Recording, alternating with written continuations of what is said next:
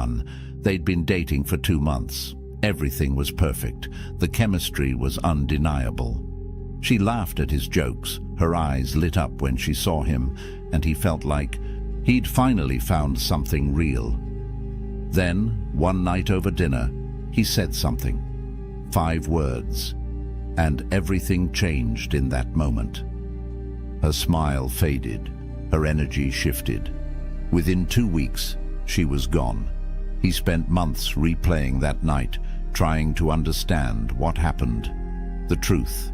He violated a fundamental law of attraction that the ancient Stoics understood thousands of years ago. Now, I'm going to share something with you that might sting a little. This isn't about being fake. This isn't about playing games or manipulating women. This is about understanding ancient masculine wisdom that modern men have completely forgotten. Marcus Aurelius, the most powerful man in Rome, never begged for anyone's approval. Epictetus, who started life as a slave, never chased validation. These men understood something profound about human nature, about power, about attraction. Today, I'm revealing 5 specific phrases that destroy attraction instantly. Not slowly, not over time, instantly. Each one breaks a fundamental principle of Stoic masculinity. Each one broadcasts weakness directly to her subconscious mind. And by the end of this video, you're going to understand exactly why these words repel women at a primal biological level. If you've ever wondered why she pulled away, why the spark died, why she suddenly seemed less interested, there's a very good chance you said one of these 5 phrases. Stay with me until the end, because the 5th one is what most men say when they're desperate, and it's the most damaging of all. But first, before I reveal what that man said at dinner that night, you need to understand something the Stoics knew about female psychology that modern dating advice completely misses. Something that will change how you see every interaction with women from this moment forward. Let's talk about control. Epictetus, one of the greatest Stoic philosophers, taught something radical. He said, there are things within your control and things outside your control. That's it. That's the line. Your thoughts, your actions, your character, within your control. Other people's opinions, their feelings, whether they choose you, completely outside your control. He called this the dichotomy of control, and it's the foundation of everything I'm about to tell you. Here's where it gets interesting. You cannot control whether she likes you.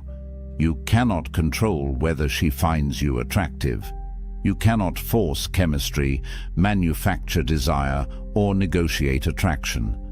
But here's what you can control: your dignity, your frame, your self-respect, and how you show up in this world. When you understand this deeply, not just intellectually but in your bones, everything changes. Now let me connect this to something most men don't understand about female psychology. Women are biologically wired to detect neediness, not as a conscious choice. This is evolutionary programming that goes back hundreds of thousands of years. In ancient times, a needy man was a survival threat. A man who couldn't stand on his own, who depended on others for his emotional stability, who collapsed without approval.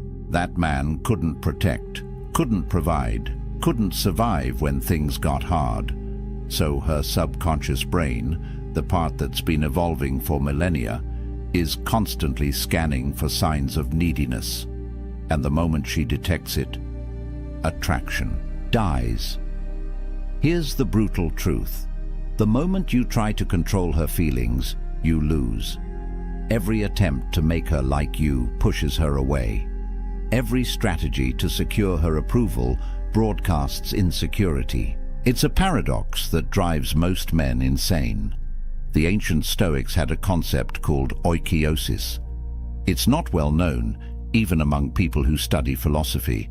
It means natural affinity, the way things are drawn together when they're aligned with their true nature. The Stoics taught that genuine connection happens naturally when you're living in accordance with your own nature, when you're authentic, grounded, self-possessed. But the second you try to force that connection, the second you manipulate or chase or need it, you destroy it. Modern application: stop chasing, start embodying. Think about a magnet. A magnet doesn't chase metal. It doesn't beg, it doesn't convince. It simply is magnetic, and metal comes to it naturally. That's the energy of a man who understands Stoic principles: self-possessed, grounded, complete within himself. And here's the paradox that changes everything. The less you need her validation, the more powerfully she's drawn to you. Not because you're playing a game, because you're genuinely whole. So when a man says the first phrase I'm about to reveal, he's violating this ancient principle in the worst possible way. He's announcing to her subconscious mind that he doesn't understand the dichotomy of control, that he's placed his happiness outside himself, that he needs her approval to feel valuable. The first phrase seems harmless. Most men say it thinking they're being honest, being vulnerable, being real. But to her subconscious mind, it's a red flag that screams one thing: this man is not enough on his own. Let me tell you what it is. The first phrase that kills attraction: confessing your feelings too early. I really like you. I'm falling for you. I think about you all the time. Said too soon, these words are poison. Let me tell you about James. He met a woman at a coffee shop. They exchanged numbers, went on a first date, then a second. The chemistry was electric. She was texting him every day, laughing at his jokes, touching his arm when they talked. He felt something he hadn't felt in years. On their third date, sitting across from her at a restaurant, he couldn't hold it in anymore. He looked into her eyes and said, "I just need you to know, I really like you. Like, I think you're amazing. I haven't felt this way in so long." He thought he was being honest, vulnerable, real. The moment those words left his mouth, he watched her face change. Her smile became polite, distant. She said something like, "Oh, that's sweet," but her energy had completely shifted. She didn't pull away immediately. She finished the date, but her texts became shorter. Plans became harder to make. Within 2 weeks, she was gone. He was confused, hurt, angry even. "I was just being honest." What's wrong with telling someone how you feel? Everything. Everything is wrong with it when you do it too soon. Here's why. When you confess feelings prematurely, you're violating Epictetus's core teaching. You're placing your happiness, your emotional state, your sense of well-being in something external, in her response, in her validation. You're essentially saying, "My emotional stability now depends on what you think of me." That's not love. That's dependency. And dependency repels. It shows outcome dependency. Your emotional state is controlled by whether she reciprocates. A Stoic man's emotional state comes from within, from his character, from living according to his values. When you say, "I really like you," after 3 dates, you're announcing, "I've already decided you're the prize, before I even know who you are." Think about what that communicates. You don't have standards. You don't have options. You're not selective. You're just grateful someone is paying attention to you. And here's something most men don't understand about female psychology. Women are attracted to mystery, to uncertainty, to the thrill of not quite knowing where they stand. That tension, that space between "does he like me" and "I think he might," that's where attraction builds. The moment you remove all doubt, the moment you hand her absolute certainty about your feelings, the game is over. There's nothing left to discover. No tension, no excitement, just the pressure of your expectations weighing on her. From a biological standpoint, women are attracted to men who are selective. High-value men don't fall for every woman who gives them attention. They're discerning. They have options. They take time to evaluate compatibility. When you confess deep feelings after barely knowing someone, her subconscious translates that as this man doesn't have options. He's decided I'm his best chance. And if I'm his best chance, what does that say about his value? Marcus Aurelius wrote, "The best revenge is not to be like your enemy." In the context of attraction, the enemy is desperation, neediness, the desperate chase for validation. Don't seek it. Don't announce your feelings, hoping she'll reciprocate and make you feel secure. That's weakness disguised as honesty. Let your actions show interest. Show up consistently. Invest time. Be present when you're together. Plan thoughtful dates. Listen.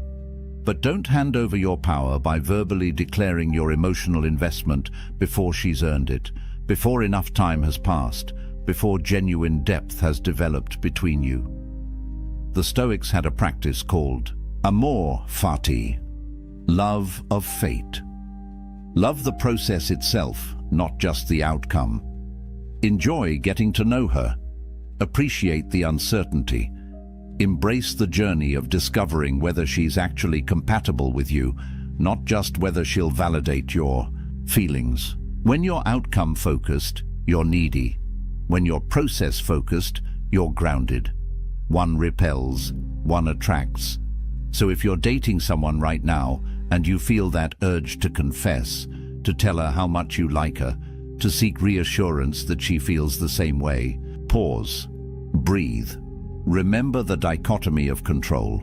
You cannot control her feelings, but you can control your dignity. Keep it.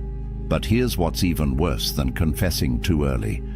The second phrase actually makes you the problem in her eyes. It makes you a burden she has to carry. And that weight? It crushes whatever attraction existed. The second phrase that destroys attraction. You make me so happy. You complete me. I need you. Any variation of making her responsible for your emotional state. David had been with his girlfriend for 6 months.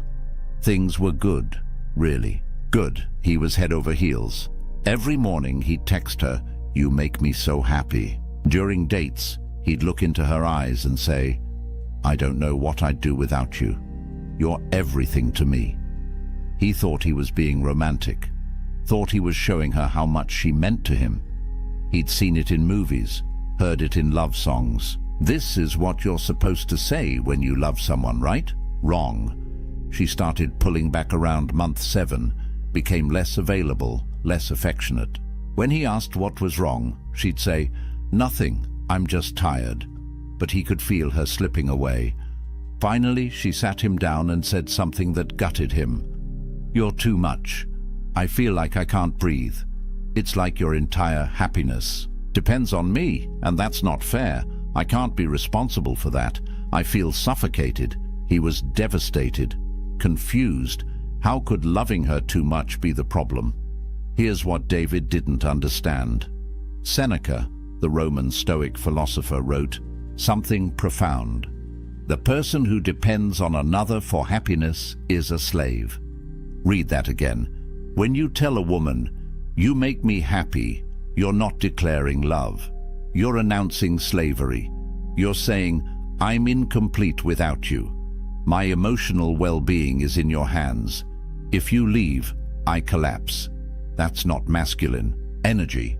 That's not strength. That's dependency. And dependency is the opposite of what creates attraction.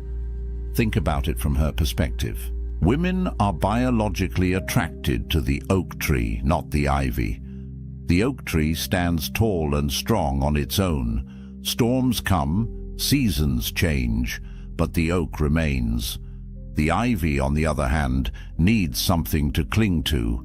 It can't stand alone. It wraps around the tree, dependent on it for structure, for support, for survival.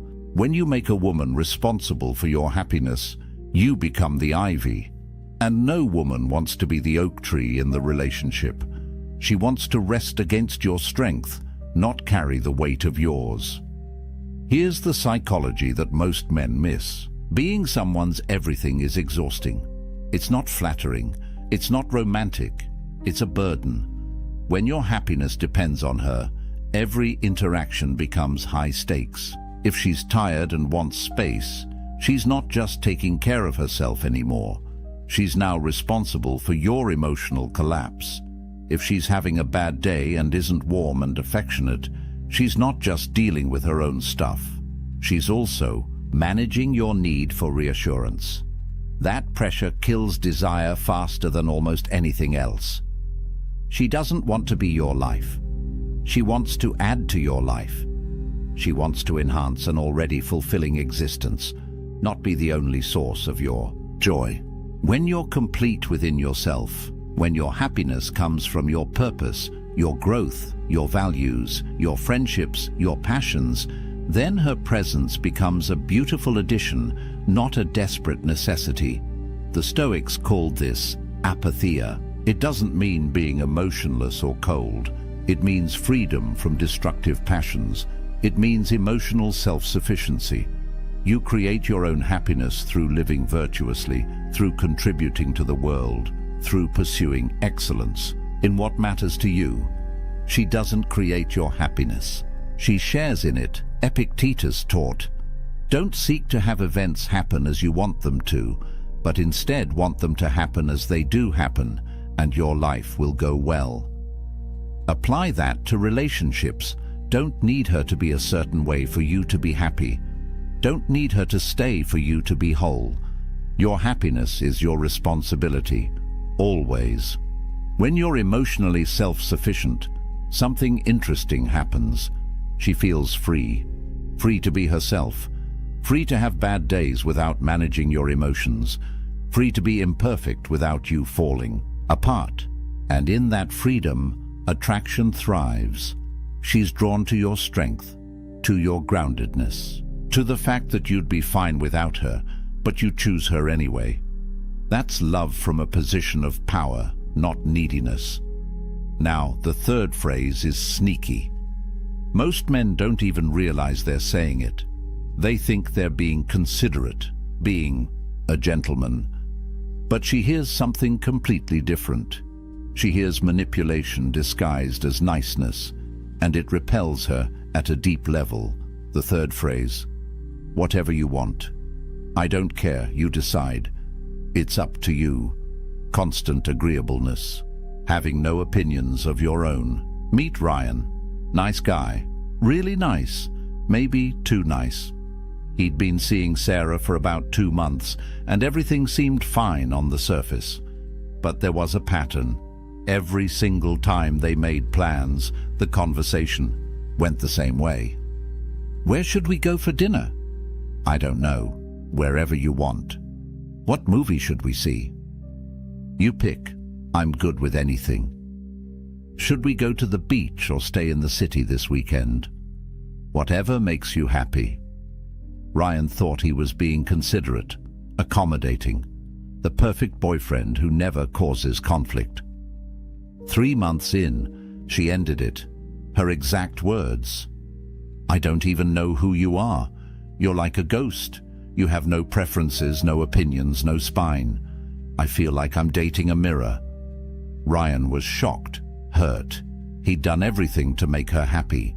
How could that be the problem? Here's what he missed. Marcus Aurelius wrote, "Waste no more time arguing what a good man should be. Be one." A man without opinions is a man without character. A man who constantly defers isn't showing respect. He's committing self-erasure. He's disappearing right in front of her. Think about attraction. Real, visceral, sexual attraction. It requires polarity. Masculine and feminine energies create spark through contrast, through difference, through tension. When you agree with everything, when you have no preferences, when you're just a mirror reflecting whatever she wants, there's no contrast, no friction, no electricity, just boring sameness. Women test for backbone, not consciously, but instinctively. When she asks, "Where should we eat?" that's not really about food. It's a test. Can you lead? Do you have conviction? Are you capable of making a decision and standing by it? Every time you say, "I don't care, you choose," you fail that test. Every single time. Here's the covert contract that nice guys operate under. They think, if I agree with everything she wants, if I never challenge her, if I'm always accommodating, she'll like me more. She'll see how easy I am to be with. But the opposite happens.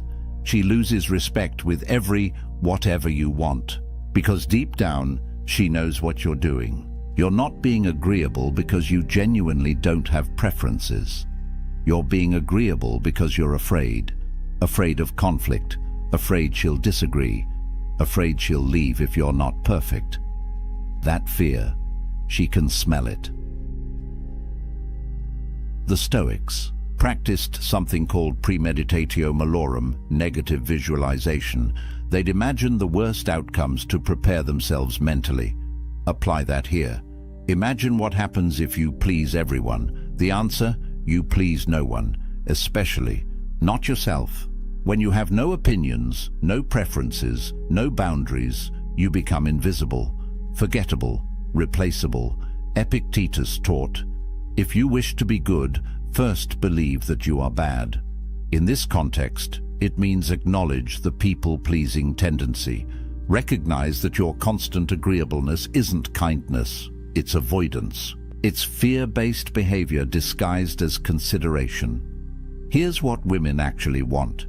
They want to feel your presence, your direction, your masculine certainty, not arrogance, not domination, just the simple confidence to say, "I'd prefer Italian tonight," or "I'm not really into action movies, let's do the thriller instead," or "I want to go to the mountains this weekend." Simple preferences, stated calmly. That's it. That's all it takes to show you're a real person with real opinions. And here's the secret. She doesn't even need to agree with your preferences. She just needs to know they exist. Disagreement is fine, healthy even. What kills attraction is the void where your personality should be. Be willing to have opinions. State them without apology. And be equally willing to hear hers and find compromise when it matters. That's partnership. That's polarity. That's attractive. The fourth phrase is what men say when they're losing her. And instead of slowing the decline, it accelerates it. If you've said this next one, you know exactly how she responded, and it wasn't good. The fourth phrase that kills attraction, seeking constant reassurance. Are we okay? Do you still like me? Are you mad at me? Did I do something wrong? Michael couldn't handle silence, couldn't handle space, couldn't handle uncertainty. He'd been dating Lisa for about 4 months when the pattern started. Anytime she seemed quiet, anytime she didn't respond to a text within an hour, anytime her tone seemed even slightly different, he'd panic. "Hey, are we good? You seem distant. Is everything okay? I feel like something's off. Did I do something?" At first, Lisa would reassure him. "No, babe, we're fine. I'm just tired. Everything's good, I promise. You didn't do anything wrong. I'm just busy at work." But the questions kept coming. Every week. Sometimes multiple times a week. Eventually, her reassurances became shorter, less convincing, until finally she stopped responding to his "Are we okay?" text altogether. 2 days later, she sent him a long message. "I can't be your therapist. This constant need for reassurance is exhausting. I feel like I'm managing your anxiety instead of being in a relationship. I'm done." Michael was crushed. He thought he was just communicating, being open about his feelings, addressing issues. Before they became problems, what he didn't realize, he was creating the very problem he feared. The Stoics taught amor fati, love of fate. It means accepting what is, exactly as it is, without resistance. Every time you ask, "Are we okay?" you're rejecting what is. You're fighting reality because you're afraid. You don't trust the present moment. You don't trust her. You don't trust yourself. You're essentially saying, "I don't believe this is stable. I don't believe I'm enough. Please convince me otherwise." And here's the brutal psychology. Every time you seek reassurance, you plant a seed of doubt in her mind. She might have been completely fine before you asked, but now she's thinking, "Why is he asking? What does he see that I don't? Is there a problem I haven't noticed?" Your insecurity becomes contagious. You're literally creating instability through your fear of instability. Women interpret constant reassurance seeking as, "He doesn't believe. He's enough." And if you don't believe it, why should she? Confidence isn't arrogance. It's not pretending everything's perfect. Confidence is trusting in your ability to handle whatever outcome unfolds. A confident man doesn't need constant validation because he knows something fundamental. If she leaves, he'll survive. He'll be okay. He'll rebuild. That certainty makes him unshakable, and that's deeply attractive. Marcus Aurelius wrote, "Today I escaped anxiety, or no, I discarded it because it was within me, in my own perceptions, not outside." Your need for reassurance isn't about her behavior. It's about your internal state, your anxiety, your fear of abandonment, your belief that you're not enough. That's your work to do, not hers to constantly soothe. Here's what happens when you keep seeking reassurance. You create a death spiral. Your insecurity makes you ask, "Are we okay?" She pulls back slightly because the neediness is unattractive. You notice her pulling back, which increases your insecurity, which makes you ask again. She pulls back more. You ask more, round and round until the relationship is dead. You kill it with the very behavior meant to save it. The Stoics practiced negative visualization. Imagine the worst outcome. She leaves. You're alone. Now really sit with that. Would you actually die? No. Would you be devastated? Probably. For a while. But would you survive? Yes. Would you eventually heal? Yes. Would you find someone else? Very likely. When you deeply internalize that you'd be okay, even in the worst-case scenario, you stop operating from fear.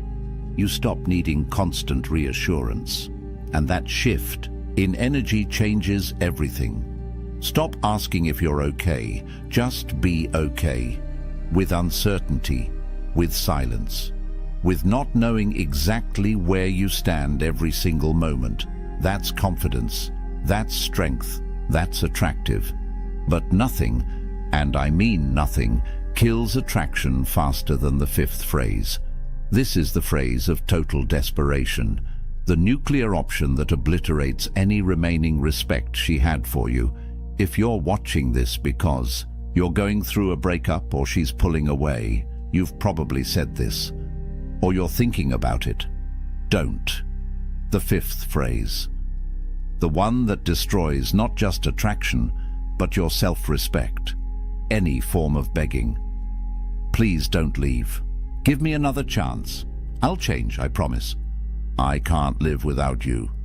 Just tell me what to do and I'll do it. This is the story of Tom. He'd been with Rachel for 8 months. Things had been rocky for a while. She'd been pulling away, becoming distant, less affectionate. He could feel her slipping through his fingers. One night, she sat him down and said the words he'd been dreading. "I don't think this is working anymore. I think we should break up." Tom's world collapsed in that moment. Panic flooded his system. He couldn't let this happen. He couldn't lose her. So he begged. He grabbed her hands and pleaded, "Please, don't do this. I love you. I'll change. Whatever you need me to do, I'll do it. Just give me one more chance. Please." tears streaming down his face, voice breaking, completely falling apart. She looked uncomfortable, sad even. But her mind was made up. She left that night. Tom spent the next 3 days blowing up her phone. Long text messages about how much he loved her. Voicemails apologizing for everything. He showed up at her apartment with flowers, wrote her a letter promising he'd be different. He thought if he just showed her how much he cared, she'd come back. Instead, she blocked him on everything. Phone, social media, email, everything. And here's the truly painful part. He didn't just lose her, he lost himself. Every time he replayed those moments in his mind, begging, pleading, falling apart, he felt a deep sense of shame. He'd betrayed himself in the worst possible way. Epictetus taught, "No person is free who is not master of himself." When you beg, you become a slave to the outcome, a slave to her decision, a slave to your fear of being alone. You hand over every ounce of power you have, your dignity, your self-respect, your very identity, and you give it all to someone who's already decided they don't want it. Here's the brutal truth about begging. It confirms every single doubt she had about you. She left because she saw weakness. Maybe you were too needy. Maybe you lacked purpose. Maybe you'd become too comfortable, too dependent. Whatever the reason, something about you made her lose attraction. And when you beg, you prove she was right. You validate every concern she had. You show her in the most dramatic way possible that you are exactly the person she thought you were. Weak, desperate, unable to handle adversity with grace. Attraction requires respect. You cannot respect someone who doesn't respect themselves. The moment you fall to pieces, the moment you plead for her to stay, the moment you promise to change everything about yourself just to keep her, she cannot respect you. And without respect, there is no attraction. There never will be again. Here's what men don't understand about second chances. If you have to beg for her to stay, she's already gone. Mentally, emotionally, she's checked out. Her body might still be there, but her heart left weeks ago. Begging doesn't change her mind. It doesn't make her suddenly see your value. It cements her decision. It makes her even more certain she needs to leave. Marcus Aurelius wrote about loss. Loss is nothing else but change, and change is nature's delight. Everything in life is temporary. Relationships end. People leave. That's not a tragedy, that's nature. When you beg someone to stay, you're fighting against the natural flow of life. You're clinging to something that's already gone, and that clinging destroys you. Here's the most counterintuitive truth about breakups. The only possibility, and I mean the only possibility, that she might ever come back is if you walk away with dignity. Not as a strategy, not as reverse psychology, but as genuine self-respect. When you accept her decision with grace, when you say something like, "I'm sad, but I understand. I wish you the best," and then you actually leave her alone, something shifts. You become a man who respects boundaries, who handles rejection with maturity, who has enough self-worth to let go of someone who doesn't want to be there. That's attractive. That's powerful. That's the man she might, maybe, possibly reconsider weeks or months down the line.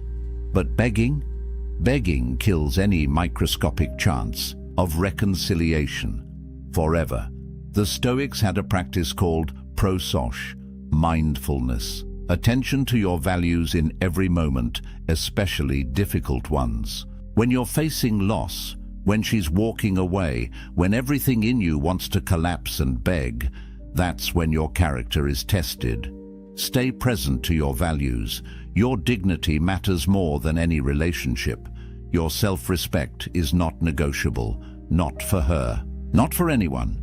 If you've already begged, if you've already fallen apart, stop right now. Stop texting, stop calling, stop showing up. Reclaim whatever dignity you have left through silence. Begin the hard work of rebuilding yourself, not for her, for you. Seneca wrote, "A gem cannot be polished without friction, nor a man perfected without trials." This pain you're feeling, it's the friction. It's polishing you into someone stronger, someone who will never beg again, someone who understands that his value doesn't come from her staying, it comes from within. So what happens when you stop saying these 5 phrases? What does life look like on the other side? Let's bring this together. 5 phrases that kill attraction. Confessing feelings too early, making her responsible for your happiness, having no opinions or preferences, constantly seeking reassurance, and begging when she pulls away. 5 phrases. One common thread running through all of them. They all violate Stoic self-possession. Every single one places your power outside yourself. They broadcast neediness directly to her subconscious mind, and they kill attraction at a biological level because they signal one thing: this man cannot stand on his own. But here's what gives me hope about all of this. These aren't personality flaws. They're not permanent character defects. They're learned behaviors, and anything learned can be unlearned. You can change this, starting today. Let me tell you about Marcus. Not Marcus Aurelius, just Marcus, a regular guy who made every mistake in this video. He'd confessed feelings too early and watched women pull away. He'd made his girlfriend responsible for his happiness until she felt suffocated. He had no opinions because he was terrified of conflict. He sought constant reassurance until she called him exhausting. And yes, when she finally left, he begged. He fell apart completely, hit rock bottom, felt like he'd never recover. But then, something shifted. He started reading Stoic philosophy, started understanding the dichotomy of control, started building a life that didn't revolve around female validation.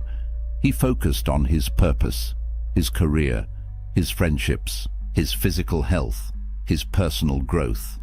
He stopped chasing, stopped trying to convince anyone of his value, started simply being valuable, living according to his principles, building genuine self-respect.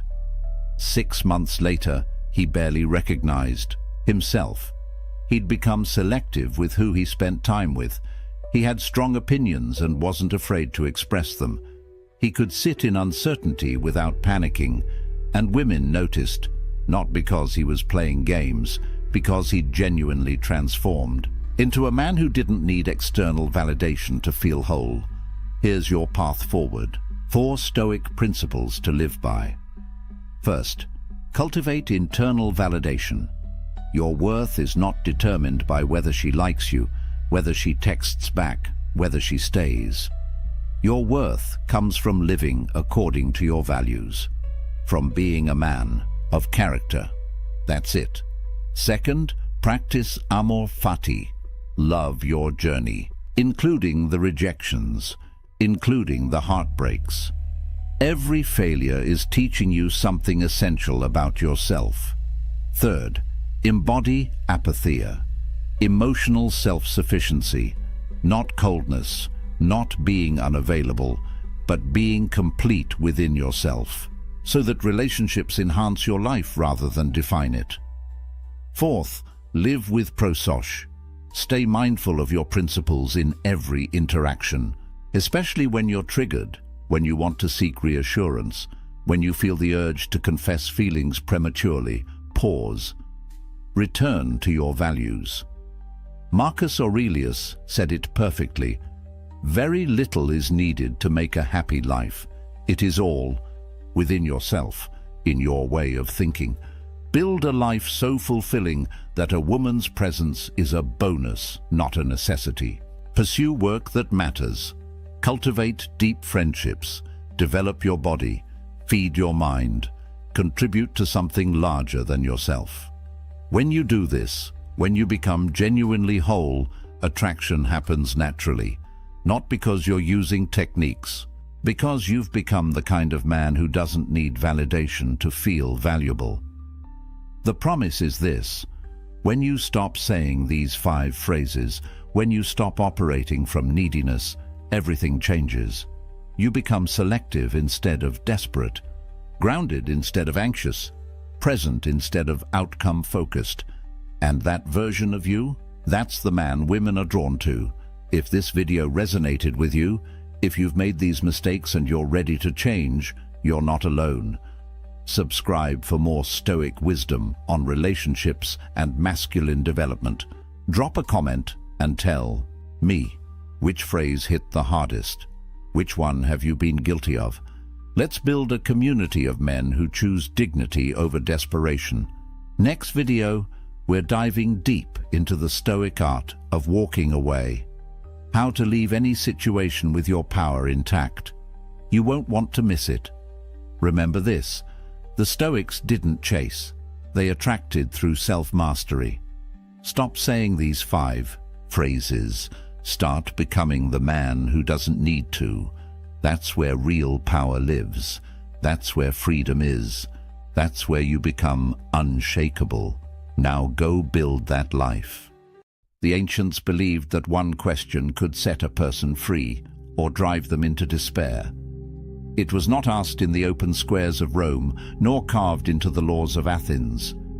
It lived quietly in the minds of philosophers, whispered in private, written in fragile lines that survived only because someone dared to copy them again and again. The question is simple, and yet it is dangerous. What if the worst thing that could happen to you has already happened in your mind? To the Stoics, this was no game. They believed that fear feeds on surprise, that pain grows sharper when it catches us unprepared. So they trained themselves to walk willingly into imagined ruin, to see their fortunes lost, their loved ones gone, their own lives ended.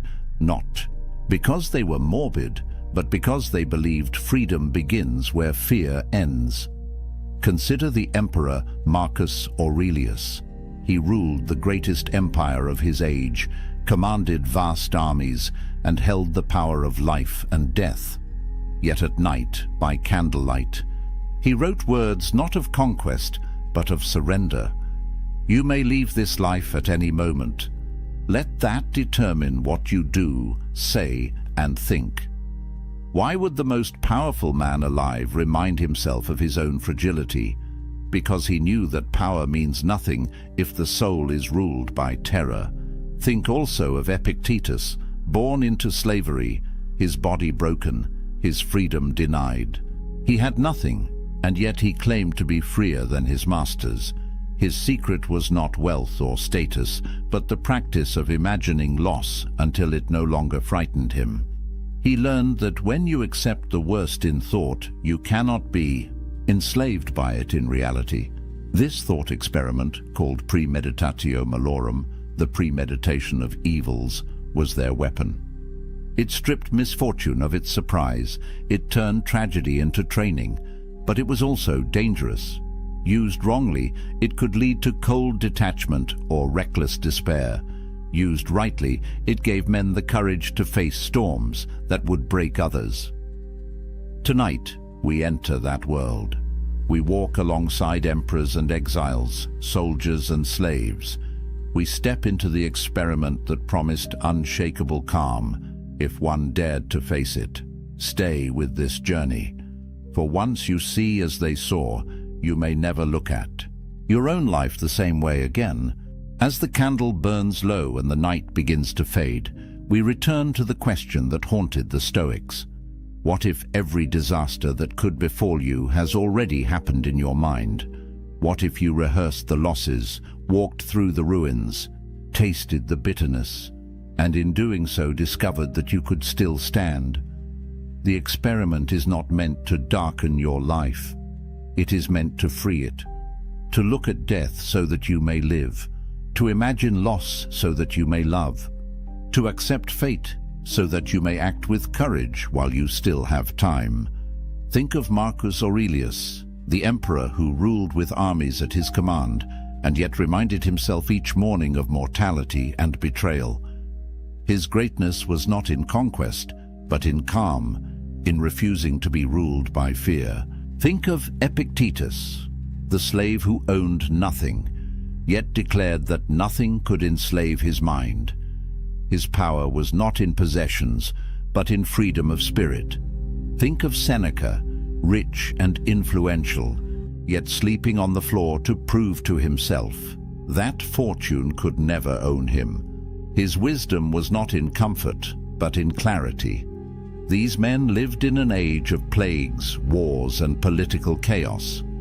We live in an age of noise, speed, and uncertainty. Their struggles were different in detail, but not in kind. Like them, we will lose. Like them, we will die. The only question is whether we will face these truths with trembling or with steadiness. The Stoic experiment offers a choice. You can avert your eyes from fear, pretending it is not there, and live in quiet dread. Or you can walk into it willingly, meet it in imagination, and rob it of its power. When you do, you discover the strange paradox the Stoics cherished. By imagining death, you begin to live. By picturing loss, you awaken gratitude. By embracing fate, you find freedom. Pause for a moment. Picture the one thing you fear losing most. The job, the fortune, the health, the person. Picture it gone. Feel the hollow space it would leave. Now open your eyes to the truth. It is still here. For now, that is the miracle. That is the gift. And because it is fragile, it deserves your full attention. This is why the thought experiment matters. Not to numb you, but to awaken you. Not to make you indifferent, but to make you urgent. When you remember that life can be stripped away in a breath, every breath becomes precious. When you recall that time is slipping past, every moment becomes an opportunity. And when you realize that nothing external is truly yours, you begin to live with the strength that comes from owning yourself.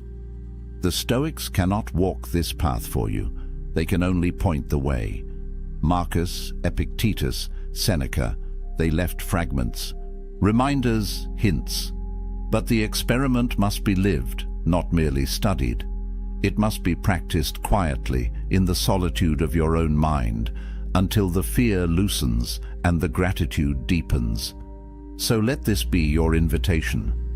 Tonight, before sleep, close your eyes and step into the exercise. Imagine the loss. Imagine the end. Let yourself feel it. And then awaken tomorrow with new eyes, seeing what remains not as ordinary, but as extraordinary. This is the gift the Stoics preserved, the ability to live unafraid, to love more deeply, to meet fate with an open heart. And so I leave you with one question, the same question that echoes across centuries, whispered in marble halls and desert cells, whispered now into your ear. If tomorrow stripped away everything you take for granted, what part of you would remain unbroken? Carry that question, let it shape you, and if these ancient voices have spoken to you tonight, do not let them fade into silence. Join this journey further. There are more lessons, more experiments, more truths buried in time that can sharpen the way you live now. Subscribe, stay with this channel, and together we will walk deeper into the wisdom of those who faced storms and discovered peace. For their stories are not finished until we live them, and your life is not finished until you dare to begin living it fully. In the language of the ancients, it was called premeditatio malorum, the premeditation of evils. The phrase sounds grim, even unsettling, yet to the Stoics, it was a practice of liberation, not despair. At its heart, the exercise was deceptively simple. Imagine the misfortunes that might strike you tomorrow and face them before they arrive. Not only the small inconveniences, a delay, an insult, a coin lost, but the great disasters as well. The death of a friend, the loss of your wealth, the collapse of your health, the end of your own life. Why would anyone do this? Why deliberately walk through horrors in the safety of your own mind? To the modern ear, it seems backwards. We are told to visualize success, to think positively, to build castles in our imagination. But the Stoics believed the opposite strategy brought greater strength. They argued that if you can stand calmly in the ruins of your own imagined life, then reality can never truly defeat you. Seneca, the Roman statesman and philosopher, put it plainly: he robs present ills of their power who has perceived their coming beforehand. When we rehearse misfortune, its arrival no longer shocks us. Pain may still visit, but its sharpest weapon, surprise, has been blunted. To understand this better, picture an archer at practice. He does not wait for the chaos of battle to test his skill. He fires arrow after arrow in quiet fields, so that when the storm of war comes, his movements are steady, automatic, unshaken. The Stoics believed the mind required the same discipline. Each night, they would draw back the bow of imagination and fire at the darkest targets they could conceive, so that when those shadows appeared in real life, they could still aim true. Marcus Aurelius, alone in his tent, did not write merely to comfort himself. His private notes, the Meditations, are filled with reminders that the world can break us at any time. Yet his tone is not fearful. Instead, it is steady, almost tender. When you kiss your child good night, he warns himself, whisper that he may not be here tomorrow. Harsh words to our ears, but to Marcus, this was not cruelty. It was clarity. Only by facing the fragile nature of life could he love more deeply in the present moment. Epictetus, born into slavery, offered the same lesson in different clothing. When you embrace your wife or child, he said, say to yourself, one day they will die. Not to make the heart cold, but to warm it. For when you remember that nothing is guaranteed, every ordinary moment becomes extraordinary. A simple meal, a shared laugh, even the act of waking to another sunrise becomes precious beyond measure. The thought experiment, then, had two purposes. First, it armed the soul against fear. By imagining loss, you stripped it of its terror. Second, it sharpened gratitude. By rehearsing absence, you learned to love presence more fiercely. This was not daydreaming, it was training. The Stoics approached it as soldiers approach drills, as athletes approach discipline. Night after night, they entered the arena of the Eua, mined and faced the worst fates they could imagine. Some whispered these visions aloud, others scratched them into wax tablets or murmured them in prayer. It was not about predicting the future, but about preparing for it. Yet even here the Stoics were cautious. They warned against letting this practice harden into despair. If you fixate only on loss, you can become bitter, withdrawn, fatalistic. The true Stoic path walked a thin line, to imagine ruin without becoming ruined by the imagination itself. The exercise was meant to polish the soul, not poison it. Think of it like walking into a cold river. At first, the shock makes you gasp. But after a moment, you adjust, you breathe, you find your strength within the chill. The water has not grown warmer, you have grown steadier. So too with premeditatio malorum. Life would not grow kinder, but you would grow stronger. This is the experiment, to step willingly into suffering before it comes, to live through loss in the theater of the mind, so that when the curtain rises on reality, you are ready. To many, it sounded bleak. To the Stoics, it was the most hopeful act of all. For when you have rehearsed the worst, you discover a strange secret. Nothing can truly take your freedom, for you have already faced the cost. At first glance, the Stoic experiment seems like madness. Why summon images of death, poverty, betrayal, exile? Why taste bitterness before it is poured? To most people, this sounds like opening the door to misery. Yet to the Stoics, it was the doorway to strength. The logic begins with a simple truth. Fear feeds on surprise. When something strikes us out of nowhere, it multiplies our suffering.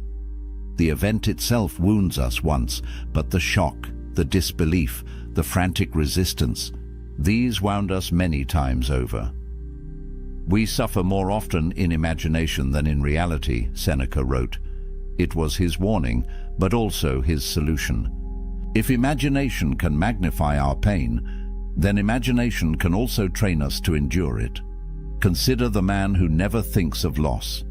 He convinces himself the roof will never leak, the market will never fall, the friends he loves will always remain. When life proves otherwise, he collapses under the weight of broken illusions. Compare him with the man who each night rehearses these possibilities. He wakes each day already at peace with their chance of arrival. To him, a cracked roof or lost coin is no ambush. It is familiar terrain. The Stoics believed this was the essence of philosophy, not endless speculation, but preparation for the blows of fate. Epictetus, whose leg was shattered by his master, said plainly, "When you are going to undertake anything, remind yourself what kind of thing it is." He meant, if you go to bathe, expect to be splashed, jostled, insulted. If you go to war, expect blood and loss. If you live, expect death. Nothing that arrives will then feel foreign to you. This practice also served a deeper function. By imagining misfortune, the Stoic learned to separate what was truly his from what was only lent. Wealth, health, reputation, even the love of others, all of these could vanish. What remained? Only the ruling center of the soul, judgment, intention, choice. In rehearsing the loss of externals, the Stoic discovered the core that no power could strip away. Modern people might call this pessimism, but to the Stoics, it was the opposite. It was optimism at the deepest level, the faith that even when stripped of everything, a person could still stand upright. To them, practicing disaster was like inoculating the mind, a small taste of poison to prevent the full sickness of despair. Imagine two sailors caught in a sudden storm. One has only sailed on calm waters, imagining endless sunshine. The other has trained in foul weather, has studied the stars in darkness, has prepared for broken masts and torn sails. Which sailor panics? Which one acts? The storm is the same, but the soul inside the storm is different, and there was more. Premeditatio malorum was not only a shield against fear, but also a lens-sharpening gratitude. For when you spend a moment imagining your child gone, your fortune stolen, your health declined, and then open your eyes to see them still present, you taste joy more vividly than before. Seneca urged his readers, "He who has anticipated the coming of troubles takes away their power when they arrive, and he who has learned to look upon what he has as if it might be lost, has learned to enjoy it truly." This dual power, resilience and gratitude, made the practice irresistible to the Stoics. By rehearsing loss, they not only grew unafraid of tomorrow, but more alive to today. Marcus Aurelius captured it when he reminded himself, "Do not act as if you were going to live 10,000 years. Death hangs over you. While you live, while it is in your power, be good." The awareness of mortality did not paralyze him. It pushed him toward kindness, urgency, presence. So why imagine the worst? Because the worst will come sooner or later in some form. To pretend otherwise is to live in fragile denial. To face it in thought is to live with a steady heart. The Stoics believed that only those who walk through the valley of loss in their minds can walk through life itself without chains. If the Stoics asked their students to imagine misfortune, it was not to dwell in gloom. The exercise was meant to unlock a set of hidden treasures, the kind of treasures that cannot be stolen by thieves or burned by fire. What then were the fruits of this strange discipline? 3 stand above the rest: freedom from fear, gratitude for the present, and resilience in the storms of life. The first and most immediate benefit was liberation. Fear has always been one of humanity's fiercest chains. It bends kings, humbles warriors, and leaves ordinary people trembling at shadows. Yet the Stoics discovered that fear depends on uncertainty. When we do not know what will come, our imagination torments us with endless possibilities. By rehearsing disaster, the Stoics removed the sting of surprise. They learned to say, "Yes, this too may happen, and if it does, I am prepared." Seneca observed that misfortune becomes lighter when anticipated. What is quite unlooked for is more crushing in its effect, and unexpectedness adds to the weight of a disaster. For him, the act of imagining stripped calamity of its mystery. And once the unknown was known, fear lost its teeth. Imagine waking each morning with the knowledge that no loss, no insult, no illness could shake the foundation of your soul. This is not cold indifference, it is strength. It is the quiet courage of someone who has already rehearsed the worst in the theater of the mind, and thus walks calmly through the world. The second treasure hidden in this exercise is gratitude. At first, this seems paradoxical. How could picturing death or poverty make life more joyful? Yet the Stoics believed the shadow of loss makes the light of presence burn brighter. Marcus Aurelius urged himself, "Think of yourself as dead. You have lived your life. Now take what's left and live it properly."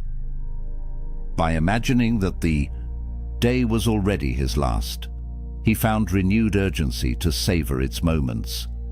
Epictetus taught his students to practice detachment, not to strip love away, but to make it purer. When you remind yourself that the friend you embrace or the child you tuck into bed may not be there tomorrow, you do not love them less. You love them more fiercely, knowing the hour is fragile. Seneca carried this practice into action. Once a month, he would strip away comfort deliberately, sleeping on the hard ground, eating coarse bread, wearing the simplest clothing. When asked why, he replied, "Is this the condition that I feared?" By practicing loss, he turned ordinary comfort into extraordinary pleasure. A warm meal, a soft bed, a friend's laughter, all glowed brighter when contrasted against their imagined absence. Gratitude then was not a luxury to the Stoics. It was a form of armor.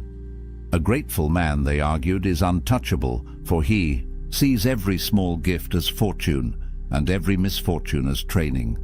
The final benefit of premeditatio malorum was resilience. Life will strike. That much the Stoics never denied. No amount of philosophy can erase pain, illness, or death. What philosophy can do is decide how we meet them. Epictetus said, "Circumstances don't make the man, they only reveal him to himself." A storm reveals whether a house is built on sand or stone. In the same way, a crisis reveals whether a soul has been prepared. By imagining hardships beforehand, Stoics built their inner foundation. When the blow finally landed, they did not crumble. Think of Marcus Aurelius, who ruled in a time of plague, war, and betrayal. He faced repeated disaster, yet his writings do not drip with despair. They show a man who had already met these enemies in thought, and thus could endure them in reality. His empire might crack, his health might fade, his friends might betray him, but his mind, trained by philosophy, remained firm. This resilience was not arrogance. The Stoics did not claim invincibility. They claimed preparedness. They taught that a blow is lighter when the soul has braced itself. And just as a soldier trains with heavy armor so that he is swift on the battlefield, so too does the philosopher train with imagined burdens so that he is light when real ones arrive. Yet the true brilliance of the practice lay in balance. Was not about endless brooding on death and ruin. That would be morbid and destructive. The goal was moderation, enough rehearsal to soften the sting, enough reflection to deepen gratitude, but never so much that one drowned in despair.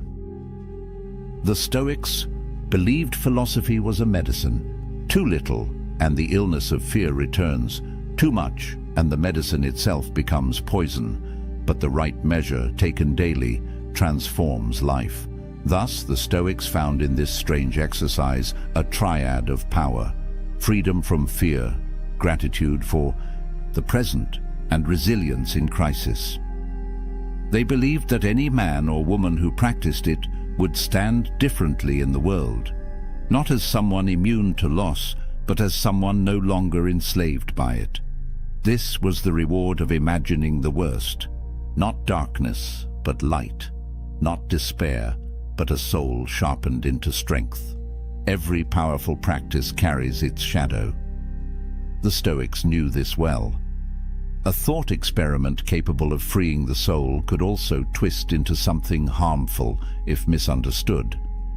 The same exercise that sharpened resilience could harden into coldness or slide into despair. This is why the Stoics insisted that premeditatio malorum, the rehearsal of misfortune, must be approached with wisdom and balance. The first danger is mistaking preparation for pessimism. Some people, hearing the Stoics speak of imagining death, ruin, or betrayal, believed the philosophers were advocating endless worry. To live in constant dread of loss is not Stoic strength, but weakness in disguise. Seneca warned against this confusion. He urged his students not to shackle themselves with anxiety masquerading as foresight. He who suffers before it is necessary suffers more than is necessary. If you imagine disasters without purpose, you bleed twice, once in fear and once in reality. Stoic practice is not about drowning in scenarios, but about tasting them briefly to build immunity. The second danger lies at the other extreme: nihilism. A careless student might hear the Stoics say, "All things are fleeting, wealth and health and life itself," and conclude, "Then nothing matters." This is the dark abyss the Stoics fought to avoid. Marcus Aurelius himself confronted this temptation. Surrounded by plague, betrayal, and endless war, he reminded himself daily that all things pass. Yet he added a crucial command: while you live, while it is in your power, be good. The awareness of mortality was not meant to drain meaning, but to intensify it.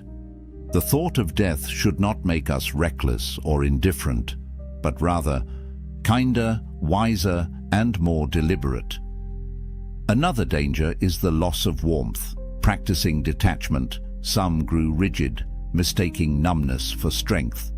Epictetus warned his followers not to become statues. "Remember that you are a man," he said, "and that what befalls a man is natural." To feel sorrow at loss or grief at death is not a failure of philosophy. It is the mark of being human.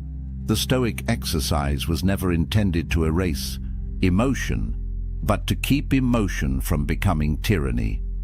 Imagine a father who, rehearsing his child's death, convinces himself never to feel attachment. He tells himself, "This is Stoic wisdom." But when the child laughs or reaches for his hand, the father feels nothing. This is not strength, it is a distortion. True Stoicism teaches us to love more fiercely because we know the bond is fragile, not to withhold love in the hope of avoiding pain. Finally, there is the danger of false courage. A soldier might say, "Since death is nothing, I will rush headlong into danger," careless of consequence. But this too betrays the philosophy. Stoic training was meant to produce calm judgment, not reckless abandon. To imagine death is to prepare for it, not to seek it without reason. Courage in the Stoic sense is rational endurance of hardship, not blind pursuit of destruction. So, how did the Stoics guard against misuse? They set boundaries, practice premeditatio malorum, but do so with intent. Imagine loss not to wallow in it, but to measure your strength against it. Picture death not to despise life, but to embrace it. Think of misfortune not to withdraw from the world, but to act wisely within it. Seneca gave his students a rhythm, a few days each month spent in poverty, eating coarse food, wearing rough clothes. Not every day, lest life become joyless, but enough to remind the soul of its power. Marcus wrote nightly of death and impermanence, but by day he ruled with justice, fought wars with patience, and tried to act for the common good. Epictetus trained his mind against loss, but also urged compassion, laughter, and friendship.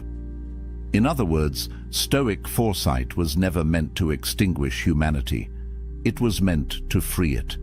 Misfortune rehearsed in thought should make us more grateful, not less. It should make us calmer, not colder. The Stoics knew the temptation to misuse their philosophy would always remain. It is easier to become numb than to remain balanced, easier to collapse into dread than to face hardship calmly. But the true Stoic way demands vigilance. The practice is a knife. In skilled hands, it carves strength. In careless hands, it wounds the one who wields it, and so they left us this warning. Do not let the experiment become your prison. Let it be your training ground. Walk through imagined ruin, not to despair of life, but to return to it with greater clarity, gratitude, and resolve. The Stoic exercise of rehearsing misfortune did not appear in isolation.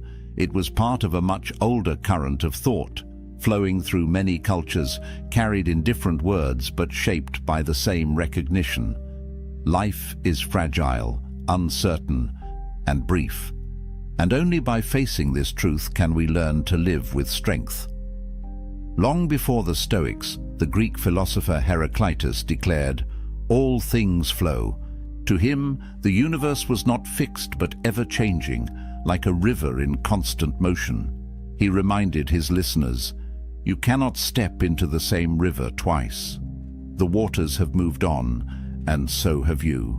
This vision of ceaseless change influenced the Stoics deeply. If all things are in flux, then clinging to stability is an illusion. Loss is not a possibility, it is a certainty. To imagine loss, then, is simply to imagine reality unfolding as it must. In this way, premeditatio malorum was not pessimism, but alignment with the nature of the cosmos. By practicing misfortune, one harmonizes with the river instead of fighting against its current. Across the world in India, Buddhist monks were practicing something strikingly similar. They meditated on impermanence and death, often contemplating their own bodies as subject to decay. Far from being morbid, this awareness produced compassion and detachment. One well-known Buddhist reflection instructs, "Of all the footprints, that of the elephant is supreme. Of all contemplations, that on death is supreme." By facing mortality daily, monks stripped away illusion and attachment, finding peace in the fleeting nature of life. The Stoic reminder to whisper to yourself, "You may die tomorrow," is a cousin to the Buddhist practice of maranasati, mindfulness of death. Both traditions sought not despair, but clarity. When death is no longer hidden, life becomes luminous. Even in early Christianity, echoes of this practice resound. The phrase memento mori, remember that you will die, became a spiritual discipline. Monks carried skulls into their cells, not to frighten themselves, but to recall the brevity of earthly existence. The goal was not coldness, but urgency, a reminder that every act mattered, Every choice carried eternal weight. Like the Stoics, these Christians saw death not as an end to dread, but as a teacher to revere. Marcus Aurelius would have recognized their spirit, even if their theology diverged. For both, mortality was a compass, orienting the soul toward what truly matters. What made Stoicism unique was its ability to weave these threads, flux, impermanence, mortality, into a practical daily exercise. While Heraclitus spoke of cosmic change and Buddhists practiced renunciation, the Stoics asked, how can an ordinary citizen, a senator, a soldier, or a slave, use this wisdom to live today? Their answer was premeditatio malorum. Unlike abstract speculation, this was a tool for daily life. Marcus used it before ruling the empire. Epictetus taught it to students struggling with anger or grief. Seneca recommended it to friends navigating wealth, power, and exile. It was not confined to monasteries or ivory towers. It was a philosophy for kitchens, marketplaces, and battlefields. The fact that so many traditions converged on this practice reveals something timeless. Wherever humans have lived, they have wrestled with uncertainty, loss, and the inevitability of death. The Stoics, Buddhists, and monks each reached the same conclusion. Only by bringing misfortune into the light can we remove its tyranny. Different words, same insight. Heraclitus, all things change. Buddha, all conditioned things are impermanent. Marcus Aurelius, you could leave life right now. To each the thought of loss was not poison, but medicine. To deny it was to live in fear. To face it was to live in freedom. Tracing these roots shows that premeditatio malorum is not just a Stoic curiosity. It is part of the wider human project of learning how to live when nothing is guaranteed. It links us to the ancients across cultures, reminding us that our struggles are not new. The fears that haunt us today, losing our jobs, our health, our loved ones, are simply modern faces of the same ancient truth. And so, when we practice the Stoic experiment, we are not alone. We stand in a long line of seekers, Greeks, watching rivers, Buddhists meditating on death, monks whispering memento mori. Together they tell us the way out of fear is not denial, but courage. And courage begins with the imagination of loss. It is easy to relegate Stoic practices to the dusty world of scrolls and emperors. Marcus Aurelius writing in a candlelit tent, Epictetus teaching in a small courtyard, Seneca writing letters to distant friends. But the power of premeditatio malorum is not confined to marble statues and Latin phrases. It is meant for us, for the modern world, with all its noise, pressures, and fragile certainties. Consider the fear of losing a job. In a culture that ties identity to career, the thought of dismissal can feel like death itself. Most people avoid even imagining it. They live in quiet dread of the unexpected email, the sudden meeting, the words, "We have to let you go." The Stoic experiment asks you to imagine this happening tonight. Picture the email, the conversation, the walk out of the building with a box in hand. Let yourself feel the sting in advance. At first, it seems unbearable. But after the storm of panic, something surprising happens. You see that life goes on. Friends remain, skills remain, the capacity to rebuild remains. You discover that while the event may be painful, it cannot take everything from you. By imagining loss, you make the prospect survivable, or think of health. We live as though the body will serve us endlessly, forgetting how fragile it is. But the Stoics urged us to remember its frailty daily. Imagine the diagnosis. Imagine the sudden weakness, the test results, the bed you cannot rise from. Again, the first wave is grief. But then comes clarity. If this body can fail, then today's walk matters more. The meal with a friend matters more. Every moment unbroken by pain becomes a treasure. This was Seneca's point in practicing poverty. By imagining the worst, he discovered how much he could live without and how rich the ordinary actually was.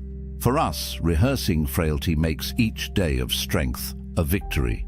The practice also reshapes how we love. Epictetus urged parents to remember that children, like all of us, are mortal. This was not meant to strip affection, but to deepen it. When we remind ourselves that those we love will not always be here, we hold them closer. A simple dinner together, a casual laugh, a brief embrace, all glow brighter when seen against the backdrop of impermanence. In modern terms, this means resisting the urge to take people for granted. Instead of rushing through conversations with friends or family, the Stoic experiment nudges us to pause, to see each encounter as fragile and precious. By imagining absence, presence becomes luminous. The Stoics often paired imagination with small acts of practice. Seneca slept on the floor to taste poverty. Marcus reminded himself that every insult, every inconvenience was part of human nature. We too can create small drills. Spend a weekend without technology to remind yourself how little is necessary. Walk instead of driving. Eat plain food instead of delicacies. Live for a moment as if stripped of luxury, or simply, at night, write down one thing you fear losing, then picture it gone. The next morning, when you find it still there, gratitude blossoms. Still, we must be careful not to misuse the exercise. The Stoics did not recommend endless brooding on catastrophe. The purpose is not to flood yourself with dread, but to inoculate yourself against it. Like a vaccine, a small dose strengthens, too much overwhelms. The rhythm of practice is key, a few moments of contemplation, then a return to action with renewed clarity. Our own age is not so different from the Roman world. They lived with plagues, so do we. They faced political instability, so do we. They feared betrayal, loss, decline, death. The costumes change, but the human condition remains. This is why premeditatio malorum still matters. It is not about dwelling in ruins, but about discovering that ruins cannot touch the core of who you are. It is about remembering, in a world of constant distraction, what is truly yours, the power to meet life with steadiness, even when everything else slips away. The greatest evidence of its power is how life looks after you practice it. The small annoyances, traffic, insults, delays, lose their bite. The larger fears, illness, financial strain, rejection, lose their grip. You still feel them, but they do not rule you. You carry within you a kind of invisible armor, forged not by denial, but by rehearsal. And in that space where fear once lived, something else enters, joy. Not shallow joy, dependent on luck or comfort, but deep joy born of clarity. The joy of realizing that today, in this fragile moment, you are alive, you are breathing, and nothing else is guaranteed. The Stoics did not stop at merely imagining misfortune. To them, endurance alone was not enough. A soldier can grit his teeth through pain. A prisoner can resign himself to chains. But philosophy sought something higher, not only to accept what fate delivered, but to love it. This deeper transformation was called amor fati, the love of fate. To love fate means more than bearing it without complaint. It means seeing even the hardest blows as threads in a larger tapestry. What others call tragedy, the Stoic calls instruction. What others call accident, the Stoic calls design. Life ceases to be a sequence of random disruptions and becomes a coherent whole, stitched together by necessity. Marcus Aurelius wrote often of this. In his private meditations he urged himself, accept the things to which fate binds you, and love the people with whom fate brings you together, but do so with all your heart.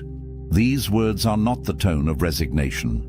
They are the words of a man who believed that the very shape of his hardships was part of a greater order, one he might not see, but one he could honor.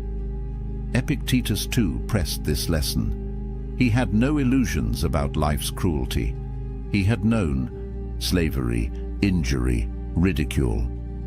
Yet his counsel was not to curse what happened, but to align himself with it. "Do not seek for things to happen the way you want them to," he said. "Rather, wish that what happens happen the way it happens, and you will be happy." The freedom he taught was not freedom from suffering, but freedom from resistance. This subtle shift marks the difference between Stoic endurance and Stoic joy. To endure is to carry a burden. To love is to transform the burden into meaning. When you love fate, even disaster becomes a teacher, even pain becomes a sculptor of the soul. The image is of a craftsman's hand. The hammer that strikes the iron may feel like violence, but in truth it is shaping the blade. So too with fate. Each blow that falls is part of the forging of character. To curse the hammer is to misunderstand the art. To accept it is wisdom. To love it is greatness. Yet the Stoics were careful not to fall into sentimentality. They did not preach blind optimism. To love fate is not to say that every event is pleasant. It is to say that every event belongs. A plague that kills thousands is not good in itself, but it belongs to the order of nature, and from its presence, new strength, new compassion, or new clarity may emerge.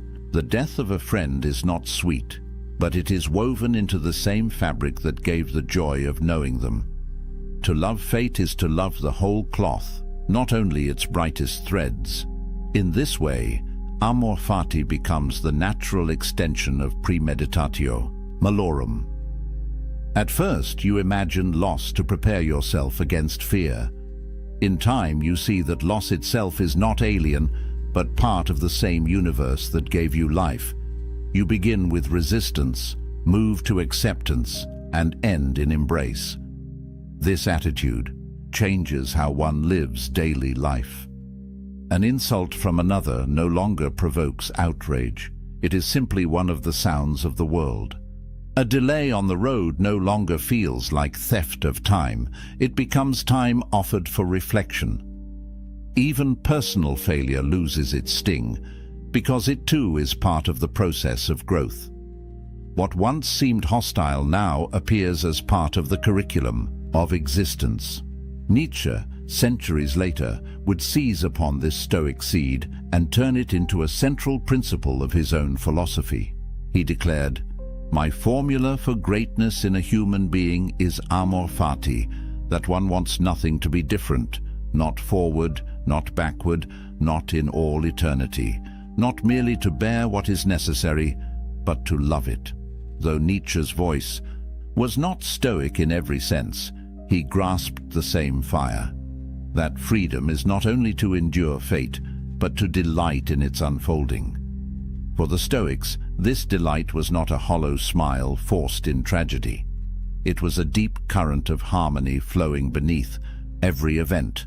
If all is nature, and if we ourselves are part of nature, then what happens to us is not an invasion, but an unfolding. To reject it is to reject reality. To embrace it is to be at one with it. Here lies the highest lesson of their thought experiment. To imagine the worst is only the beginning. To accept it is the next step. But the final step, the hardest and most transformative, is to love it. For when you can love even misfortune, you are untouchable. No exile can banish you. No poverty can degrade you. No death can frighten you. You have become aligned with the order of all things. This is amor fati. To meet each day not as a threat, but as a gift, even when wrapped in pain. To see fate not as enemy, but as companion. To say to whatever comes, Yes, this too I will love. Why does this ancient thought experiment still matter? Why should the words of men long buried beneath marble ruins concern us in a world of satellites, skyscrapers, and digital noise?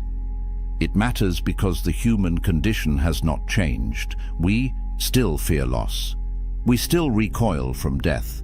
We still tremble when the future is uncertain.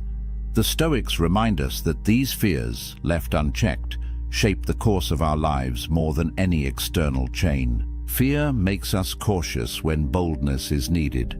It silences us when truth must be spoken. It binds us to comforts that rot us slowly, because we cannot imagine life without them. To live in fear is to live half a life. And so the Stoics taught that to free oneself from fear is to recover one's humanity. Imagine what it means to walk into each day knowing that nothing can truly take away the essence of who you are. Jobs may vanish, reputations crumble, fortunes evaporate, but your mind, your choices, your capacity to meet events with dignity, these remain untouched. That knowledge is not abstract. It changes how one breathes, how one speaks, how one acts. It replaces panic with clarity and hesitation with calm resolve. This is why Marcus Aurelius, even as emperor, did not surround himself only with soldiers and senators. He surrounded himself with reminders. He whispered to himself each morning, "You will meet with arrogance, deceit, ingratitude, treachery." He rehearsed these encounters not to grow bitter, but to remain steady. He knew that expecting betrayal made him less vulnerable to its sting, and that remembering mortality gave urgency to his duties. In a life of unimaginable pressure, it was this practice that kept him human. It matters because in our own age, we too are emperors of small realms. We govern households, careers, friendships, the fragile empire of our own days. And like Rome itself, our empires are temporary. The Stoics teach us not to cling to their permanence, but to govern them with justice while we can, and to release them when they pass. It also matters because premeditatio malorum sharpens gratitude in a world drowning in abundance. We have more possessions, more food, more comfort than the ancients could dream of, yet we often feel restless and unsatisfied. Why? Because we mistake more for enough.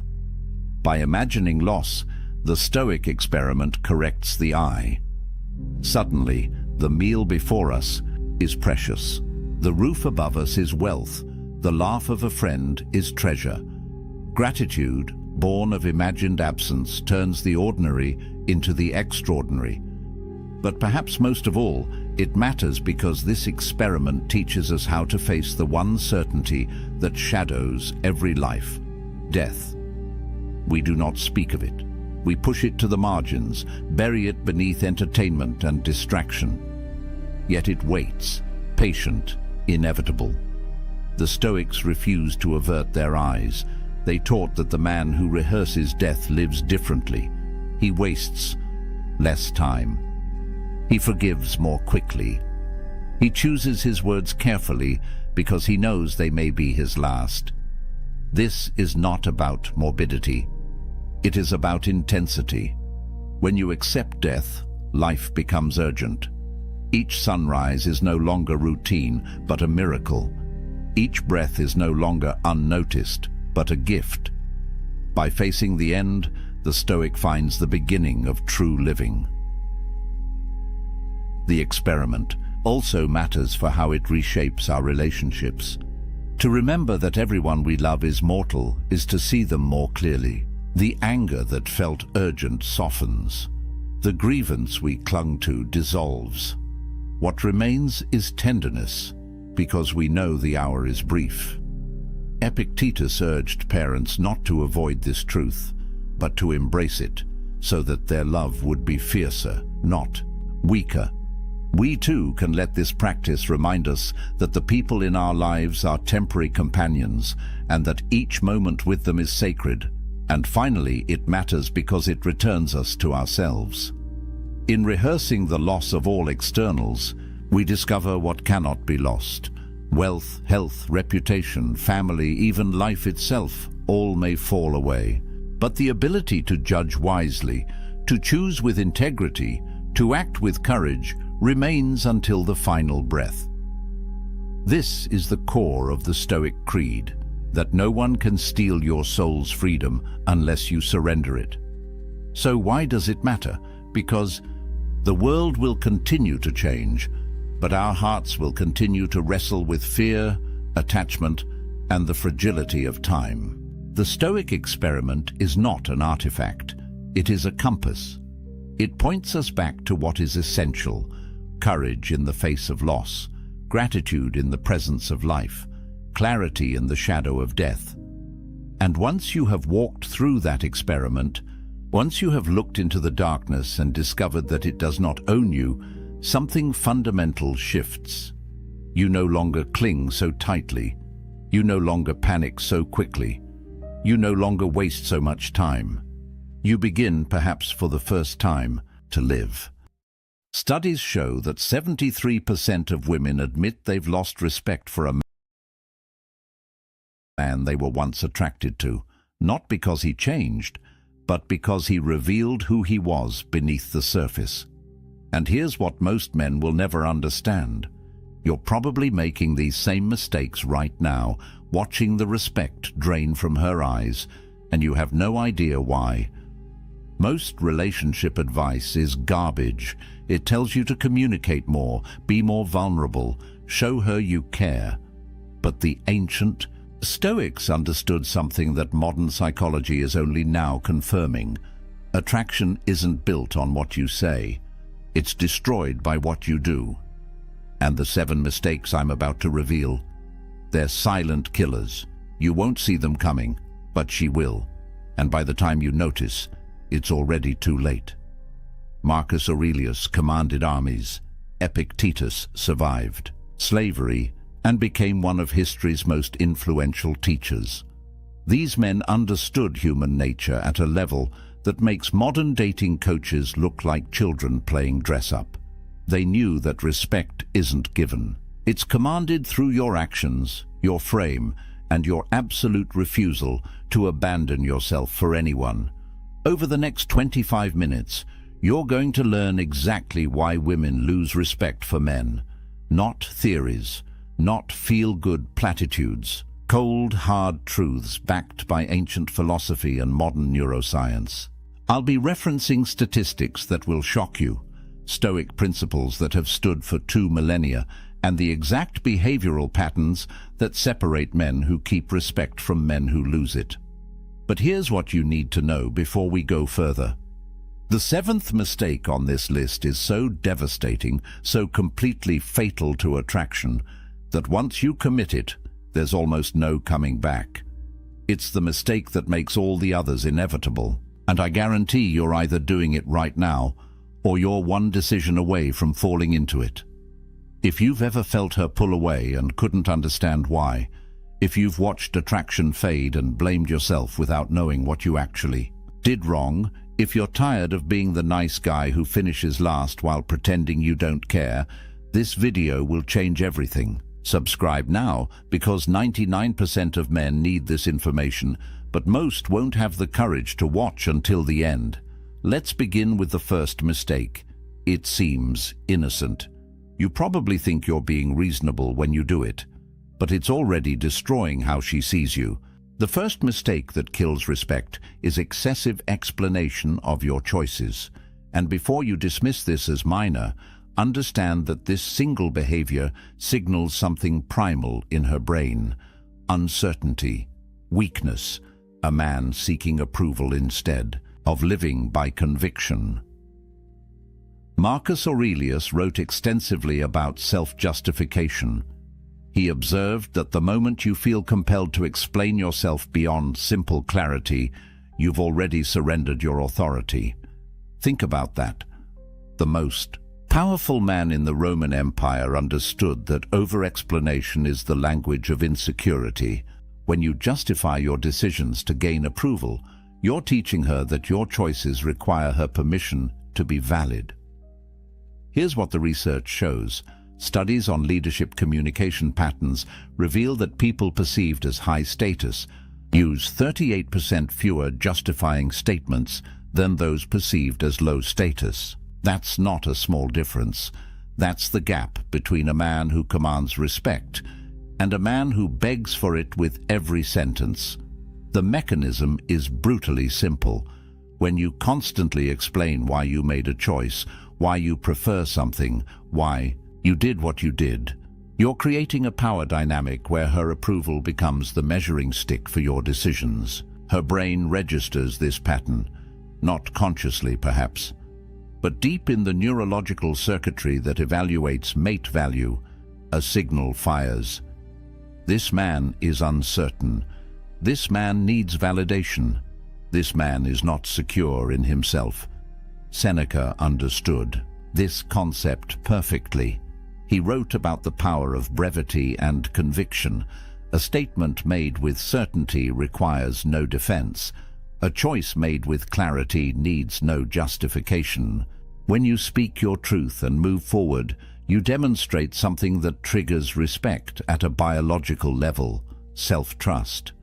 And a man who trusts himself is a man worth following. But here's where men get confused. They think explaining is being considerate, thoughtful, communicative, and there's a difference between accountability and approval seeking that most men never learn. Accountability sounds like, I chose this because it aligns with my values. Approval seeking sounds like, I chose this because I thought you'd like it, and if you don't, I can change it. I just wanted to make sure you were okay with it, and see the difference. One is a statement.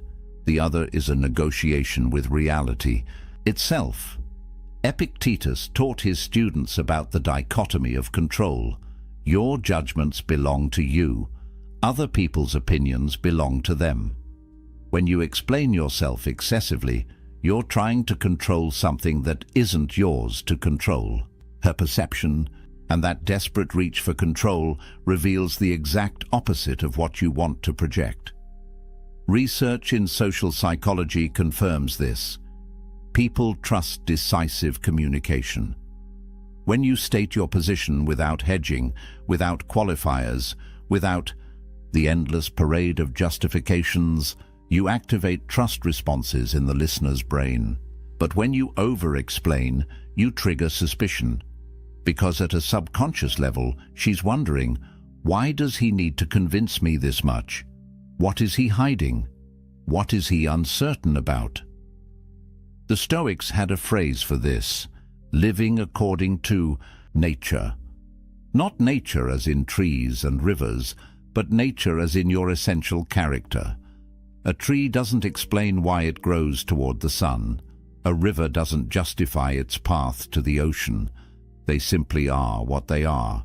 And when you live with that same unconflicted certainty, when you make choices and state them without the desperate need for approval, you embody something that respect cannot help but follow. So here's your first truth. Secure men state, insecure. Men explain. Which one are you?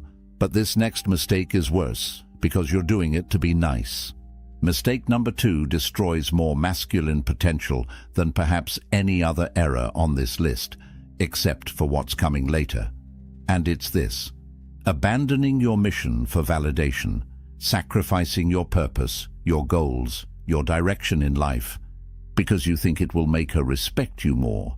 It does the exact opposite.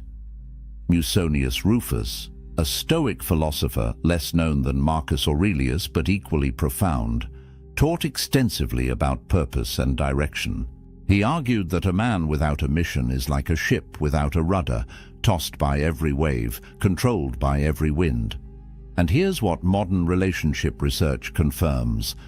Studies show that women report significantly higher satisfaction, attraction, and respect in relationships where their partner demonstrates clear life direction independent of the relationship itself. Let me break down those numbers for you. In longitudinal studies tracking relationship satisfaction, Couples where the male partner maintained strong personal goals and pursuits showed 42% higher reported respect levels from female partners compared to relationships where men primarily oriented their lives around the relationship. 42%. That's not a rounding error. That's the difference between keeping her or losing her. Marcus Aurelius wrote something that should be carved into every man's mind.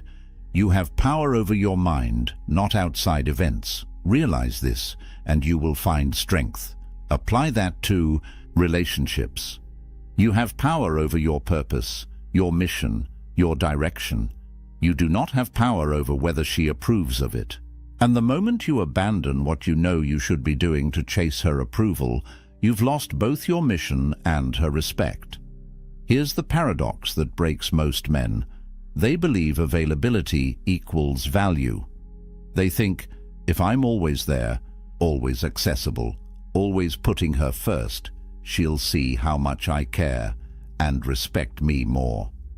But the data reveals something completely different. Research on attraction patterns shows that women consistently report higher attraction to partners who demonstrate what psychologists call high investment in personal goals. Not high investment in chasing her, high investment in building themselves. The Stoic framework explains why. External validation is inherently unstable. Today she approves of your choices. Tomorrow she doesn't. Today she wants your attention. Tomorrow she wants space. If your mission changes based on her shifting moods, you're not a man with direction. You're a weather vane spinning with every breeze, and no woman respects a weather vane.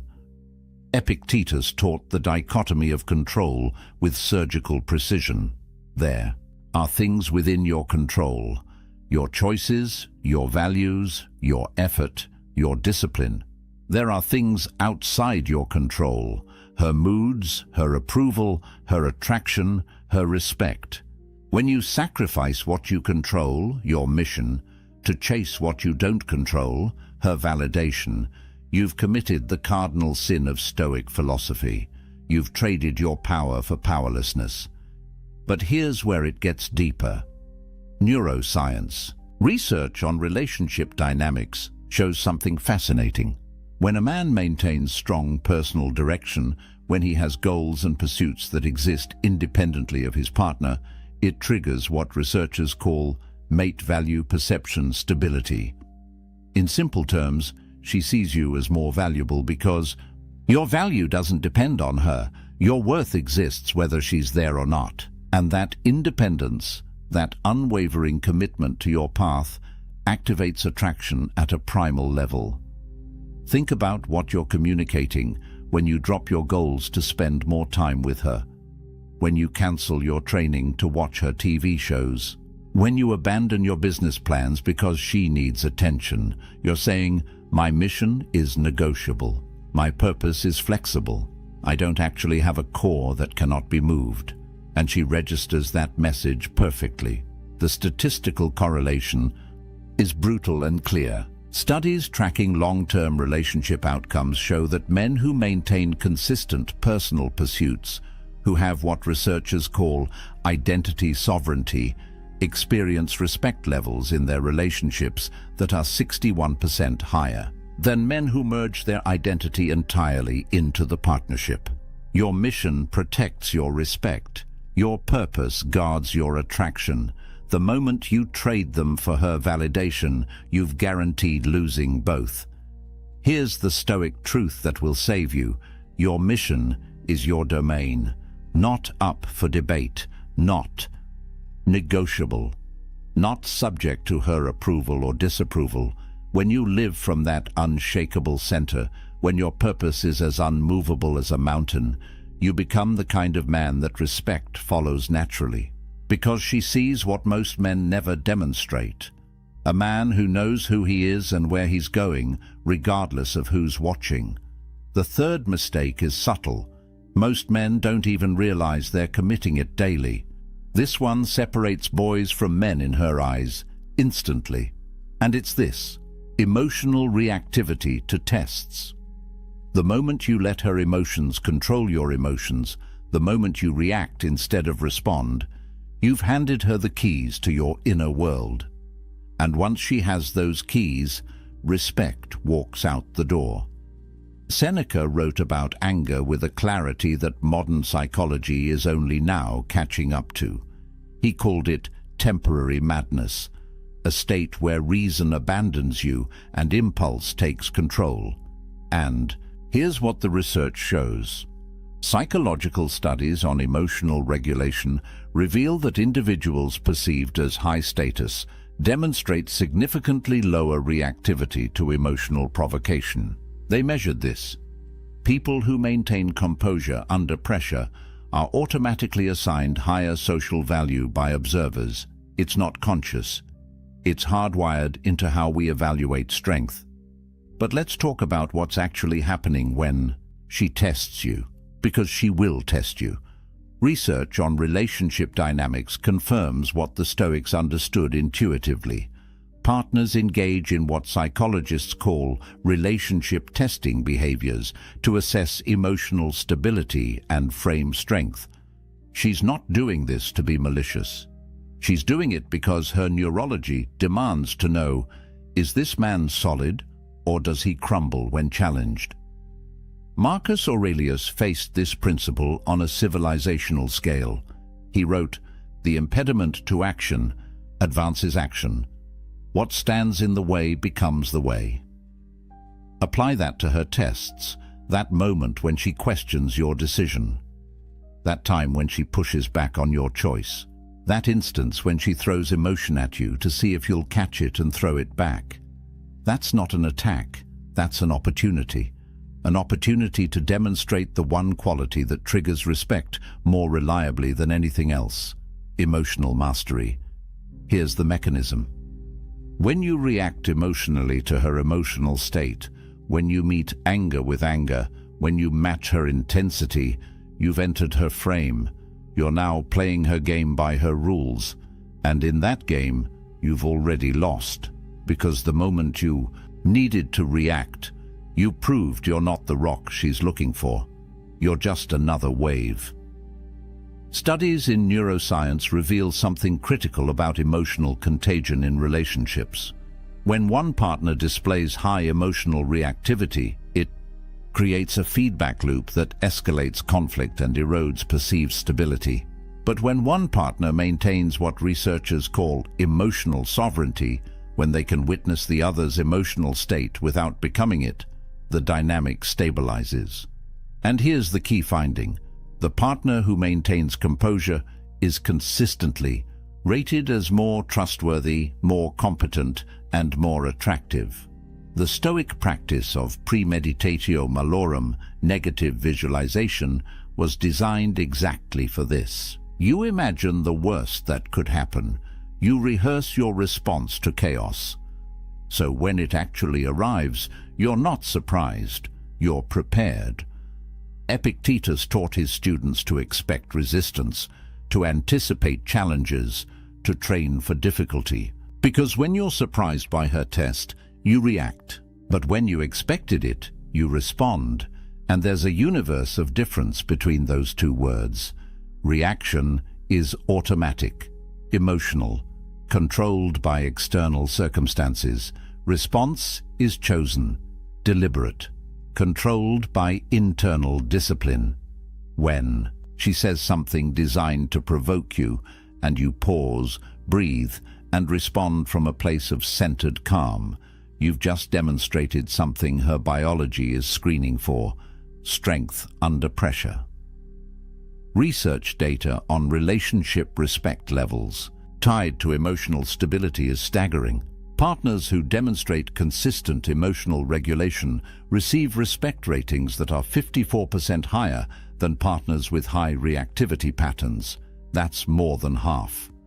Over half the difference between respect and contempt comes down to whether you can control your emotional state when tested. But here's what most men miss. They think emotional mastery means suppression, becoming stone, showing nothing. That's not stoicism, that's avoidance. Marcus Aurelius felt deeply. Seneca wrote about grief with profound emotion. The difference is they felt their emotions without being controlled by them. They experienced the wave without becoming the wave. And that's what she needs to see.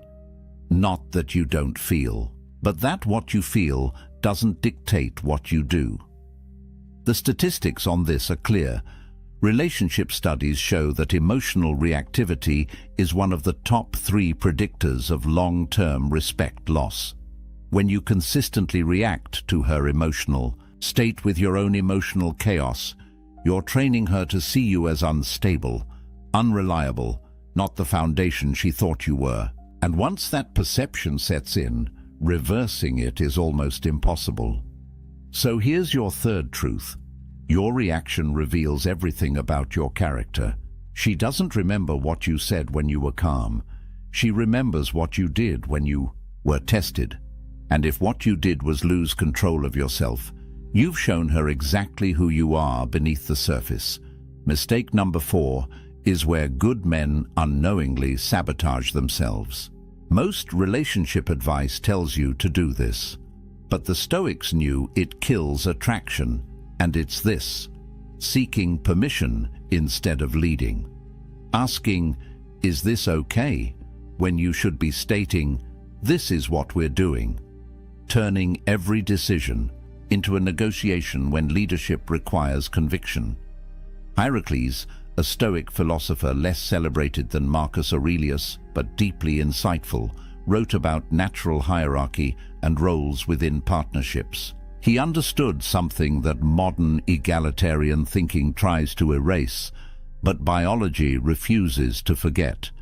Certain dynamics create attraction, and certain dynamics destroy it.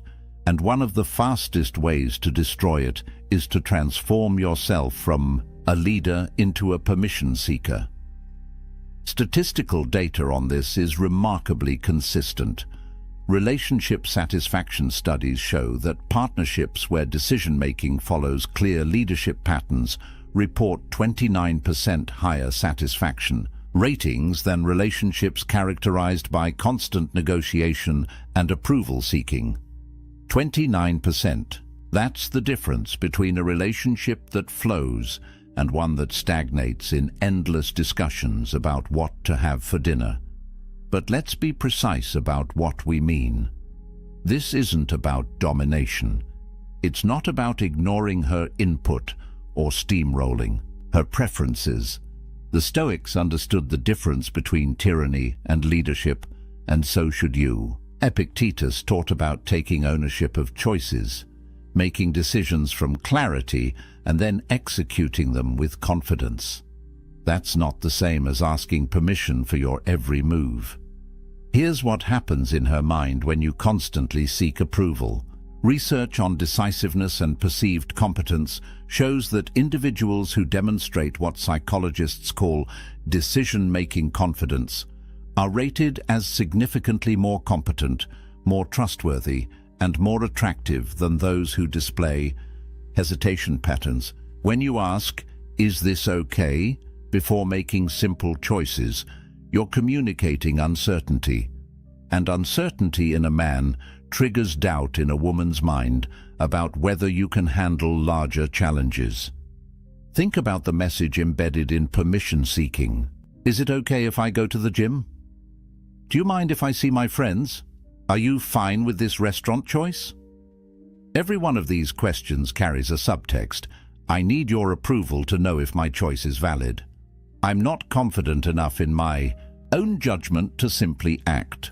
I require your permission to exist in the way I want to exist. And that subtext kills polarity.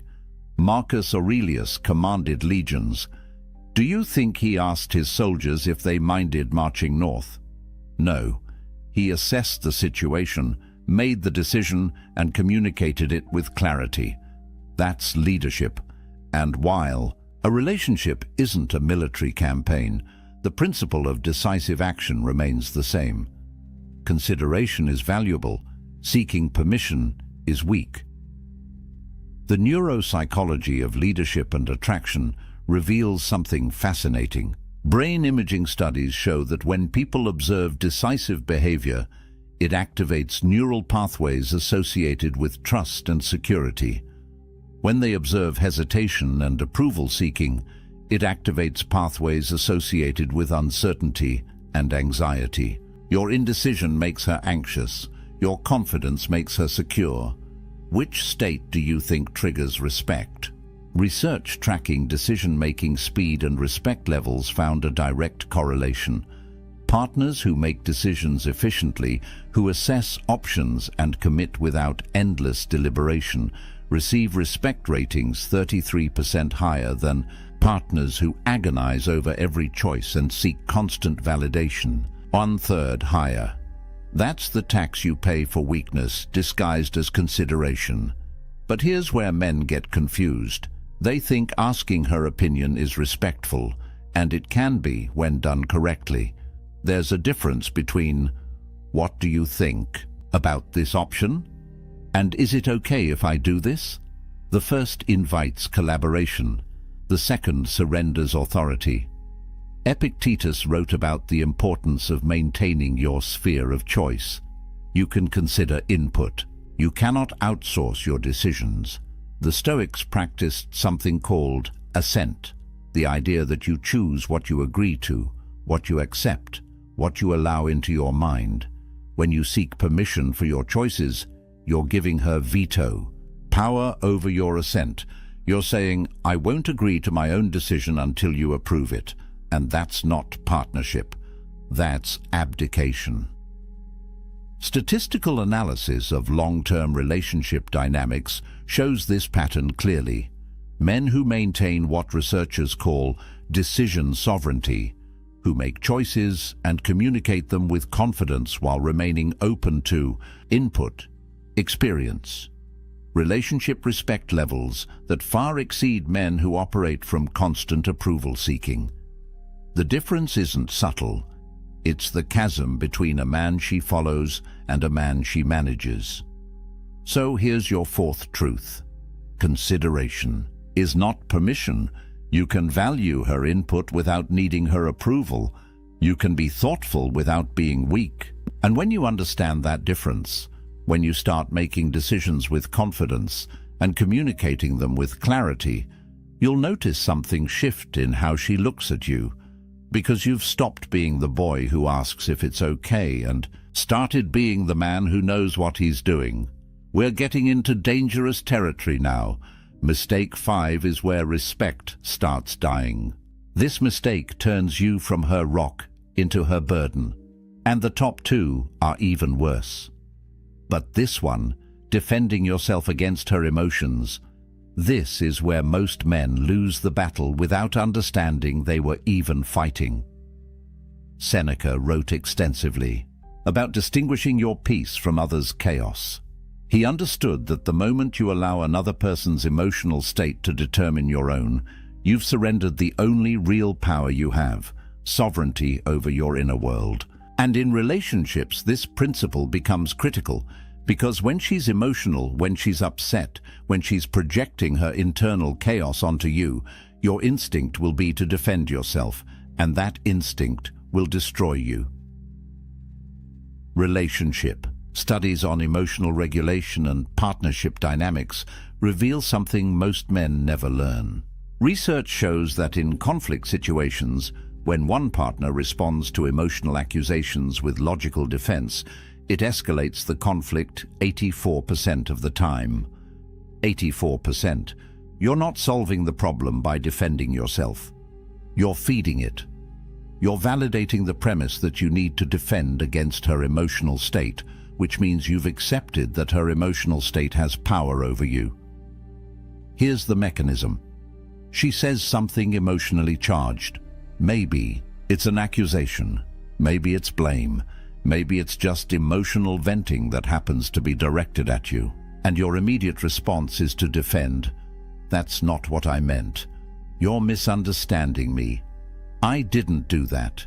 Every single one of those statements is an attempt to logically dismantle her emotional experience, and every single one of them makes it worse. Epictetus taught something revolutionary. Men are disturbed not by things, but by their opinions about things. Apply that here. She's not disturbed by what you did.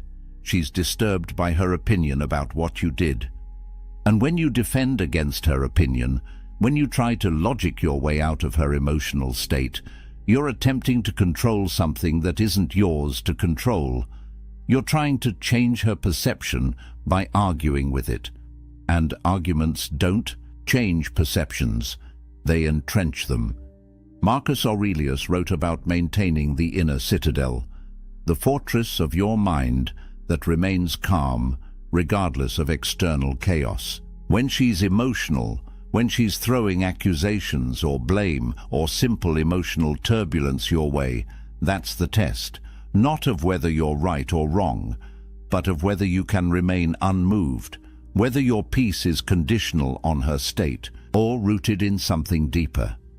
Research on conflict resolution styles and long-term respect is devastating to the defending strategy. Studies tracking couples over 5-year periods found that men who consistently engaged with emotional accusations, who defended themselves against emotional attacks, experienced respect erosion at rates 57% higher than men who maintained emotional non-reactivity.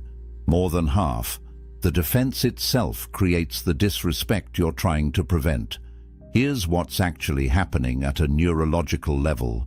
Studies in emotional projection and response show that when you defend against someone's emotional state, you're confirming that their emotional state is a valid threat. You're treating it as real, as dangerous, as something requiring defense. And that treatment validates it. Her brain registers. He's defending himself, which means my emotional accusation has merit, which means I should trust this feeling, which means he probably did what I'm accusing him of. The defense creates the conviction. But when you remain still, when you hear her emotional state without becoming it, without defending against it, without engaging with it as if it's a logical argument requiring rebuttal, something different happens. You demonstrate what Stoic philosophy calls apatheia, not apathy in the modern sense of not caring, but freedom from being controlled by passions, hers or yours.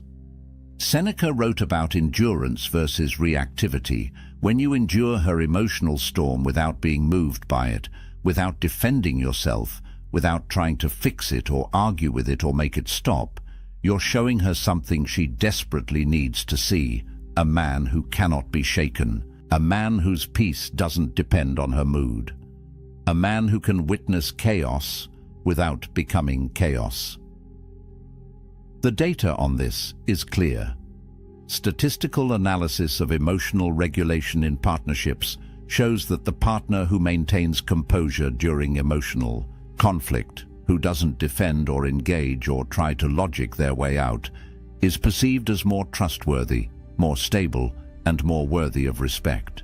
The numbers are stark. 62% higher respect ratings for non-defensive responses compared to defensive ones. But here's the principle most men never grasp. Her emotions are her domain.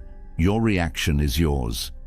Epictetus divided all of existence into two categories: things you control and things you don't. You don't control her emotions. You don't control her accusations. You don't control her mood or her perception or her interpretation of events. The only thing you control is your response, and when you defend, you've given control of your response to her emotional state. You've let what you don't control dictate what you do. Marcus Aurelius faced betrayal, criticism, and chaos on scales we can barely imagine, and his response was always the same: maintain the inner citadel. Don't let external turbulence penetrate the fortress of your peace. When she's emotional, that's not an attack on you. That's her processing her internal experience. And the moment you make it about you, the moment you defend yourself as if you're under assault, you've failed the test. Research shows that men who remain unmoved during emotional conflict, who can witness without defending, who can stay present without becoming reactive, create what psychologists call secure base dynamics. She learns that your stability isn't conditional, that your peace isn't fragile, that you're actually the rock she thought you were, and that realization doesn't come from your words. It comes from your stillness. So here's your fifth truth. Defending creates the problem you're trying to solve. Engagement with emotional accusations validates them. Your stillness is your strength. And when you understand that her emotions are her domain and your peace is yours, when you stop defending and start simply being unmoved, respect follows naturally. Because you've shown her what she's been testing for all along, a man who cannot be broken by her storms. The final two mistakes are fatal. They kill respect permanently. Number 6 happens when you think you're being strong. This is where most modern men fail completely, and they think they're doing the right thing. They think they're being strong, being mature, being the bigger person. But what they're actually doing is confusing tolerance with strength, and that confusion kills respect faster than almost anything else on this list. Marcus Aurelius wrote about boundaries as virtue, not as punishment, not as control, but as the necessary structure that allows anything good to exist. He understood that a man without boundaries is not peaceful, he's simply being eroded. And modern relationship research confirms what the Stoics knew. Boundaries aren't optional, they're the foundation of respect. Statistical data on boundary setting and relationship longevity reveals something most relationship advice ignores. Studies tracking long-term partnerships show that relationships where clear, consistent boundaries exist demonstrate 49% lower rates of contempt development, compared to relationships characterized by high tolerance of boundary violations, almost half. The difference between respect and contempt often comes down to whether you enforce your boundaries or tolerate their destruction. But here's where men get it catastrophically wrong. They've been taught that strength means endurance. That real. Men tolerate. That setting boundaries is rigid, controlling, or insecure, so they tolerate disrespect. They tolerate boundary violations. They tolerate behavior that corrodes their self-respect. And they call it strength. But it's not strength. It's cowardice dressed in philosophical clothing. Cato the Younger, a Stoic known for his unwavering principles, chose death over compromise of his values. That's not tolerance, that's the opposite. He understood that some lines cannot be crossed, some standards cannot be lowered, some violations cannot be endured without losing the core of who you are. And while your relationship isn't a political crisis in ancient Rome, the principle remains. You teach people how to treat you by what you tolerate. Psychological research on boundary enforcement and attraction reveals something that destroys the tolerance myth completely. Studies show that partners who enforce clear boundaries consistently are rated as significantly more attractive and more worthy of respect than partners who tolerate boundary violations in the name of harmony. The data is explicit. Women report higher attraction to men who maintain standards than to men who accommodate disrespect. Here's the mechanism most men miss. When she crosses a boundary and you tolerate it, you're not being strong. You're not being understanding. You're teaching her nervous system something critical. This man's boundaries are negotiable. This man will sacrifice his standards to keep me. This man values my presence more than his self-respect.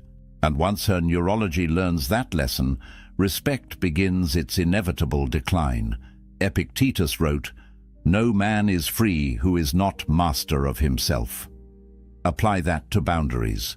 If you cannot master your own standards, if you cannot enforce your own limits, if you allow others to violate your boundaries without consequence, you're not free. You're enslaved to her approval. And slavery never generates respect. It generates contempt. Neuroscience research on respect and boundary violations shows something brutal. Brain imaging studies reveal that when people observe others tolerating mistreatment, it activates neural pathways associated with lowered status perception. Your tolerance of disrespect literally lowers your perceived value in her brain, not consciously. At the level of automatic neural processing, her biology is watching how you treat yourself, and it's downgrading your worth accordingly. Statistical correlation between self-respect and partner respect is one of the strongest findings in relationship psychology. Studies show a 0.87 correlation between enforcing personal boundaries and receiving partner respect. That's almost perfect correlation. When you respect your boundaries, she respects you. When you tolerate violations of your boundaries, she loses respect. It's not complicated. It's not mysterious, it's mathematical, but here's where the Stoic distinction becomes critical. Seneca wrote extensively about endurance versus submission. Endurance is choosing to bear difficulty for a purpose. Submission is allowing yourself to be degraded because you're afraid of the alternative. When you tolerate her disrespect because you're working toward a goal, because you're strategically choosing your battles, that's endurance. When you tolerate her disrespect because you're afraid she'll leave if you don't, that's submission, and she can tell the difference. Research data on relationship power dynamics and satisfaction is unambiguous. Partnerships where one partner consistently violates boundaries without consequence show satisfaction decline rates of 68% over 3-year periods. 2/3 of satisfaction erodes when boundaries aren't enforced. Because without boundaries, there's no respect. Without respect, there's no attraction. Without attraction, there's no relationship worth keeping. Here's what most men don't understand about boundary testing. She doesn't cross your boundaries to see if you'll tolerate it. She crosses your boundaries to see if you'll enforce them. It's a test, and every time you fail to enforce, every time you tolerate what you should correct, every time you let violations slide in the name of keeping peace, you fail the test. And she registers that failure deep in the part of her brain that evaluates mate quality. Marcus Aurelius faced constant challenges to his authority, his principles, his boundaries, and his response was never tolerance of violations. It was enforcement of standards, not through anger, not through punishment, through unwavering consistency. When a boundary was crossed, there were consequences, not because he was controlling, but because he understood that boundaries without enforcement aren't boundaries. They're suggestions, and suggestions don't command respect. The critical distinction is this. Stoic acceptance applies to things outside your control. Her actions are outside your control, but your boundaries, your standards, your requirements for how you're treated, those are entirely within your control. And when you confuse accepting what you cannot control with tolerating violations of what you can, you've misunderstood Stoicism completely.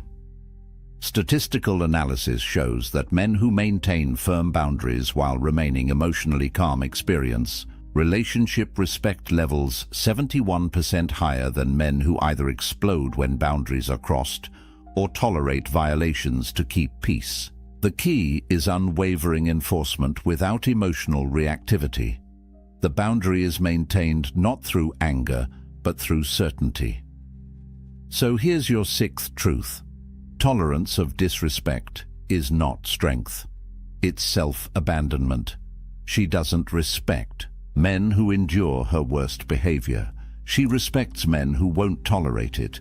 And the moment you understand that enforcing your boundaries isn't about controlling her, it's about respecting yourself, everything changes. Because you stop being the man she can walk over and start being the man she has to rise to meet. But nothing, absolutely nothing, kills respect faster than mistake number 7. This is the one that ends it all. This is the ultimate killer, the mistake that makes all the others inevitable. the one that destroys not just her respect for you, but your respect for yourself. And it's this: placing her above your self-respect, making her your priority in a way that turns you into her option. Marcus Aurelius, the most powerful man in the known world, wrote something that every man should memorize. The opinion of 10,000 men is of no value if you have no self-respect. Not the opinion of enemies, not the opinion of strangers. The opinion of 10,000 men means nothing if you don't respect yourself. Now apply that to one woman. Her opinion, her approval, her validation means absolutely nothing if achieving it requires you to abandon your self-respect. The statistics on pedestalization and relationship failure are devastating. Research tracking relationships where one partner places the other on a pedestal shows failure rates of 79% within 5 years. 79%. When you make her more important than your own self-respect, when you sacrifice your standards to keep her, when you betray yourself to maintain her approval, you've guaranteed the relationship will fail, because she cannot respect what you don't protect. And what you're not protecting is yourself. Here's the philosophical foundation that most men never understand. Epictetus taught about the hierarchy of values. At the top, above everything else, must be your character, your integrity, your self-respect. Not because you're selfish, but because without that foundation, everything else collapses. When you place her above your self-respect, you've inverted the hierarchy. You've made something outside your control, her approval, more important than something within your control, your character, and that inversion destroys everything. Research data on self-abandonment and attraction death is unambiguous. Studies show that when individuals sacrifice core values or self-respect to maintain a relationship, their partner's attraction decreases by an average of 64% over 18 months. Almost 2/3 of attraction dies when you abandon yourself for her, because at a neurological level, at a biological level, at every level that matters, she's watching how you treat yourself. And if you treat yourself as less important than her brain concludes you must be less valuable. The paradox breaks most men. They think, if I put her first, if I prioritize her needs, if I sacrifice for her, she'll see how much I care and love me more. But the mechanism works exactly opposite. When you make her your priority, you communicate that your value is contingent on her, that you need her more than she needs you, that you're willing to betray yourself to keep her. And that desperation, that willingness to abandon your self-respect, triggers the opposite of attraction. It triggers contempt. Musonius Rufus wrote about self-governance as the highest virtue, not governance of others, governance of yourself, your thoughts, your choices, your standards, your self-respect. When you can govern yourself, when you maintain your standards regardless of external pressure, you demonstrate the only kind of strength that matters. But when you cannot govern yourself, when you let her desires override your self-respect, you've proven you're ungovernable, unreliable, a ship without an anchor. Neuroscience research on value perception and scarcity reveals why this mistake is fatal. Brain imaging studies show that we assign higher value to things that are scarce, that are not easily obtained, that maintain their standards regardless of our desire for them. When you abandon your self-respect to keep her, you've made yourself abundant, available, willing to compromise anything to maintain her approval. And abundance kills value. Scarcity creates it. Statistical analysis on self-respect levels and partner respect shows the strongest correlation in relationship psychology. The data is crystal clear. Men who maintain unwavering self-respect, who refuse to compromise their core values regardless of relationship pressure, receive respect ratings 93% higher than men who sacrifice self-respect for relationship maintenance. 93%. This isn't a minor factor. This is the entire game. But here's where it gets deeper. Seneca wrote, "A man who does not respect himself cannot respect others." Think about what that means. When you abandon your self-respect for her, you're not just harming yourself, you're harming your ability to genuinely respect her. Because if you'll betray yourself for approval, what won't you betray? If your self-respect is negotiable, what standards do you actually have?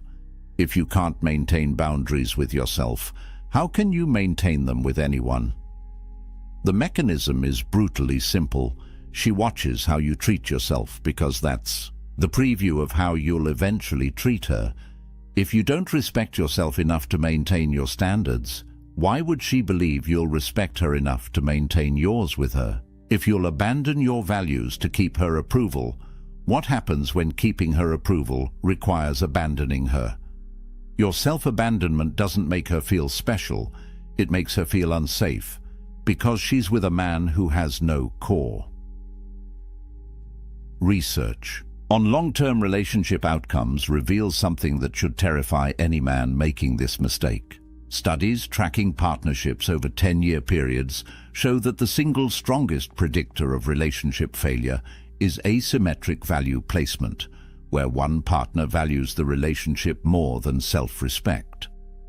When you place her above yourself, you've created an asymmetry that guarantees collapse. Because healthy relationships require two people who respect themselves enough to maintain standards, not one person chasing another's approval. Marcus Aurelius faced unimaginable pressures: political intrigue, military threats, personal betrayals, and through all of it, he maintained one unwavering standard: self-respect above all else. Not because he was arrogant, but because he understood that the moment you sacrifice your self-respect for any external goal, no matter how valuable that goal seems, you've lost the only thing that makes achieving any goal meaningful. Here's the final truth about this mistake. When you place her above your self-respect, you're not showing her love. You're showing her fear. Fear that you're not enough. Fear that she'll leave. Fear that without her approval you have no value. And fear kills attraction at a cellular level. Research confirms this. Displays of fear-based behavior in relationships correlate with attraction decline rates of 86%. When she sees you afraid of losing her enough to abandon yourself, she's already gone. The Stoic principle is absolute. Your self-respect is non-negotiable, not because you're selfish, but because without it, you have nothing of value to offer anyone. When you maintain unwavering self-respect, when you refuse to place anyone above your own character and integrity, when you demonstrate that your standards are unmovable regardless of who's watching, you become the kind of man that respect follows. Naturally, she cannot respect what you don't protect. And if you won't protect your self-respect, if you'll sacrifice it to keep her, you've shown her exactly what you are: a man without a core, a man who can be moved, a man whose value is determined by her approval. And that man, no matter how nice, how caring, how available he is, will never command her respect. Because respect isn't given to men who abandon themselves, it's given to men who remain unmovable in who they are, regardless of the cost. So there they are. 7 fatal mistakes that kill respect. Excessive explanation, abandoning your mission, emotional reactivity, seeking permission, defending against her emotions, tolerating disrespect, and the ultimate killer, placing her above your self-respect. But here's what you need to understand. All 7 of these mistakes stem from one source, one fundamental error that creates all the others. And it's this: seeking external validation instead of living from internal conviction. Every mistake on this list happens when you make her approval more important than your own standards, when you let her perception control your actions, When you abandon the Stoic principle that Marcus Aurelius lived and died by, you have power over your mind, not outside events. The ancient Stoics understood something that modern men have forgotten. Your value doesn't come from her approval. Your worth isn't determined by whether she respects you. Your strength isn't measured by whether she stays or leaves. All of that is outside your control. And when you chase what you cannot control, when you sacrifice what you can control to obtain it, you've guaranteed losing both. But here's the truth that will save you. These aren't quick fixes. This isn't a technique you apply tomorrow and everything changes. This is character reconstruction. This is rebuilding yourself from the foundation up, using principles that have stood for 2,000 years because they're based on human nature, not modern trends. Epictetus taught daily self-examination. Marcus Aurelius practiced constant reflection. Seneca wrote about measuring yourself against your own standards, not others' opinions. The statistics show that men who implement these principles, who commit to this path of self-respect and Stoic discipline, experience relationship transformations that seem impossible to those still chasing approval. But it's not impossible, it's inevitable, because when you stop seeking respect and start embodying what commands it, when you stop chasing her validation and start validating yourself through your standards, respect follows naturally. The choice is before you right now. Continue the pattern. Keep making these mistakes. Keep wondering why attraction fades and respect dies. Or break the cycle today. Commit to the Stoic path. Prioritize self-respect above all else. Maintain your mission. Control your emotions. Lead with conviction. Enforce your boundaries. And watch how everything changes when you stop being the man who needs her approval and start being the man who doesn't. Subscribe to this channel for more Stoic wisdom that actually works in the real world. No feel-good platitudes, no modern relationship nonsense, just ancient truths backed by modern science delivered directly. Comment below which mistake hit you hardest. Most men won't admit it, but the ones who do are the ones who actually change. And if you want to know what comes next, if you want to learn the 7 Stoic behaviors that make women pursue you instead of you chasing them, that video is coming next. The inverse of everything you just learned, the actions that create attraction instead of destroying it. But remember what Epictetus said about control. You control your choices, you control your discipline, you control your self-respect. Her response, her attraction, her respect, those are consequences of your choices, not your responsibility to force. When you live from that understanding, when you embody these principles not to manipulate her reaction, but to build your character, you become dangerous, not to her, to the version of yourself that accepted less than you deserved. The Stoics knew that the path to strength is simple but brutal. Stop seeking what others think. Start protecting what you know is right. Your self-respect isn't negotiable. Your mission isn't optional. Your boundaries aren't suggestions. And when you live from that unshakable foundation, respect doesn't need to be earned. It's commanded by who you are. Welcome back. Tonight we step into the hidden playbook of true power, a guide not written in titles or wealth, but in the discipline of the mind. If you've ever wondered why some people remain unshaken while the world around them burns, you're in the right place. The hall trembles with noise.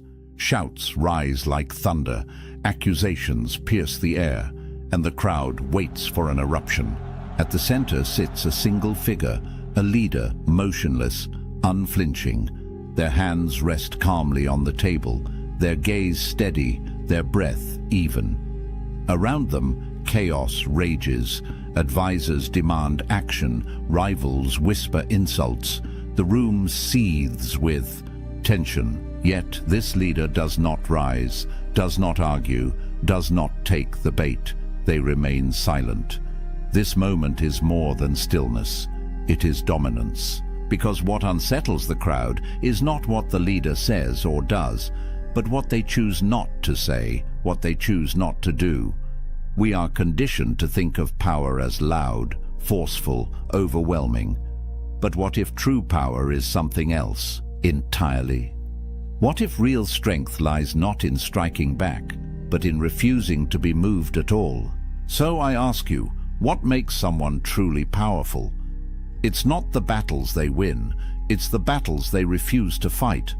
The greatest strength does not always come from the sword or the shout. It comes from the discipline to withhold reaction when every fiber of the world demands you explode.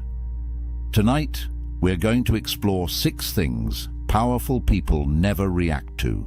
Not sometimes, not occasionally, never. 6 moments that would make the average person boil with anger, break down in despair, or lose themselves in temptation, yet the powerful stay calm, grounded, and unshaken. Each one is a test of composure, each one a crucible of strength. We'll journey through history, where Stoic philosophers like Marcus Aurelius and Seneca held their ground against ridicule and ruin.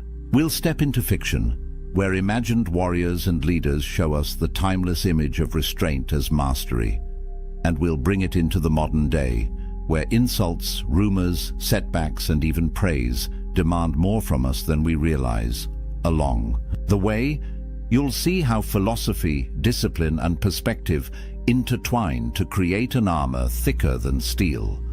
The ability to control your own mind when the world loses control around you. Because the battlefield of life isn't fought only with armies, money, or politics, it's fought within, in the split-second decision of whether you react or remain still. So as we begin, I want to ask you something. Think about your own life for a moment. What is one thing you wish you could stop reacting to? Maybe it's criticism, maybe it's gossip, maybe it's failure, or the sting of loss. Whatever it is, imagine how much freer, stronger, and calmer you would feel if it no longer had power over you. Hold on to that thought, because by the end of this journey, you may discover that the path of Stoic mastery isn't about controlling the world. It's about controlling yourself, and it all begins here, with silence in the middle of chaos. Picture this, a crowded marketplace in ancient Rome. A senator shouts across the forum, hurling insults at a rival. The crowd leans in, waiting for a fiery response, hungry for drama. Yet the rival does something unexpected. He doesn't shout back. He doesn't flinch.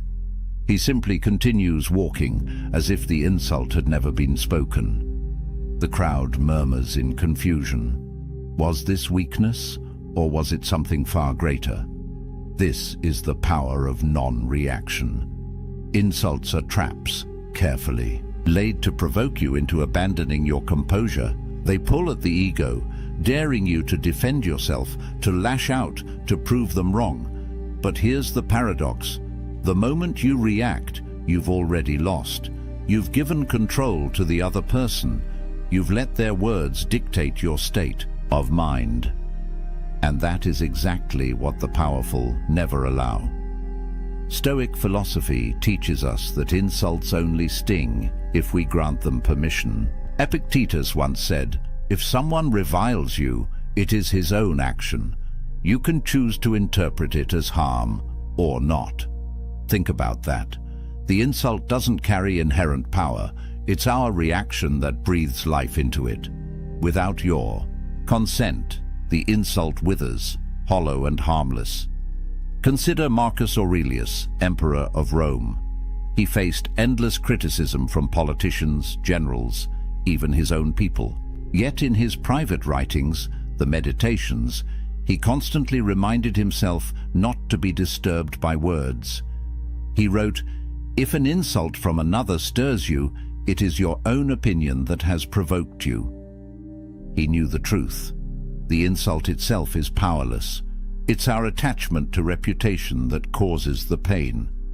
Now imagine a modern version of this scenario. You post something online and suddenly the comments flood in. Someone mocks you. Someone twists your words. You feel the heat rise in your chest, your fingers itching to strike back. But what happens if you don't? What if you simply carry on, as though their words were smoke drifting in the air? The effect is immediate. The aggressor loses their audience. The crowd sees composure, not weakness. The power shifts back to you. Fiction often mirrors this lesson. Picture a warrior in a tavern, insulted by a drunken patron eager to pick a fight. The warrior could crush him easily, but instead he turns back to his drink. The room falls silent. Everyone realizes who holds the true power. It isn't the one shouting, it's the one in control of himself. The truth is, insults say more about the giver than the receiver. They expose the speaker's insecurity, anger, or envy. By not reacting, you hold up a mirror that reflects their weakness back to them. Your silence becomes louder than any retort. So the question is, how do you master this art? The next time someone tries to provoke you, pause. Ask yourself, does this insult truly harm me, or is it just air? Remember, powerful people don't waste energy swatting at words. They save their strength for battles that matter. Now I'll turn it to you. Think of the last time someone insulted you. What if you had met it with silence instead of reaction? Wouldn't that have felt like victory? The story begins in whispers. A single voice in a crowded room suggests something unflattering. Another person repeats it.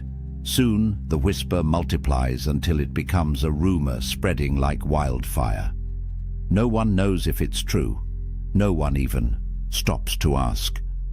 But suddenly, your reputation, your name, your very identity feels under siege.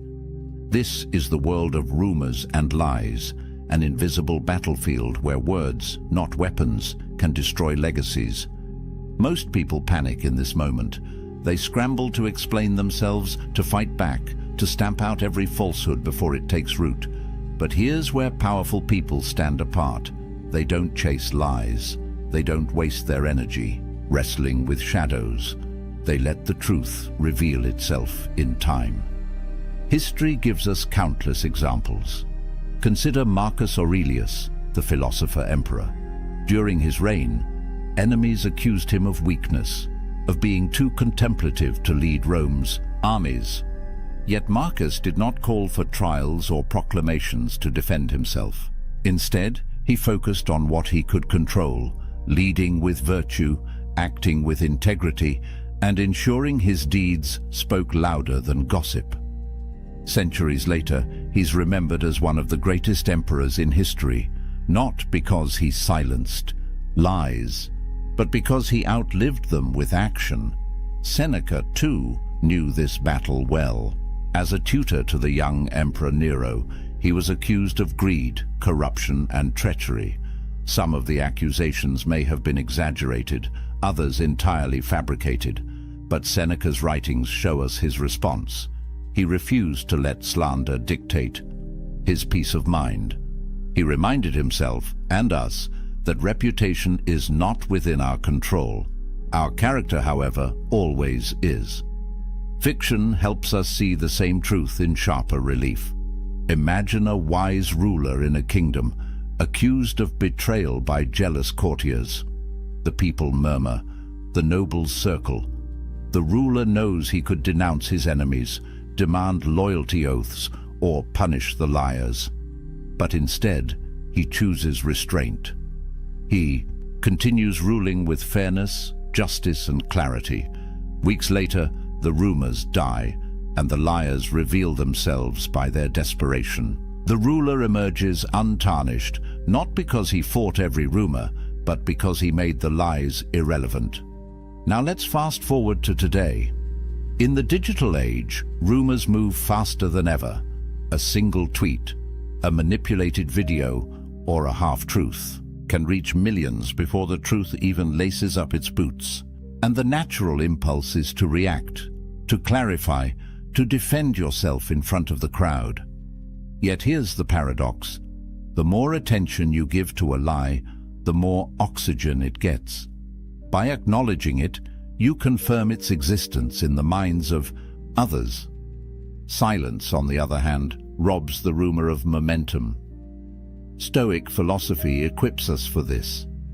Epictetus taught that we are disturbed not by events, but by our judgments about them. A rumor is only as harmful as the weight we give it. If we anchor ourselves in virtue, living with honesty, acting with fairness, staying aligned with our values, then rumors become like waves crashing against a rock, loud but ultimately powerless. There's also a deeper psychological effect at play. When you don't react to lies, you flip the script on your accusers.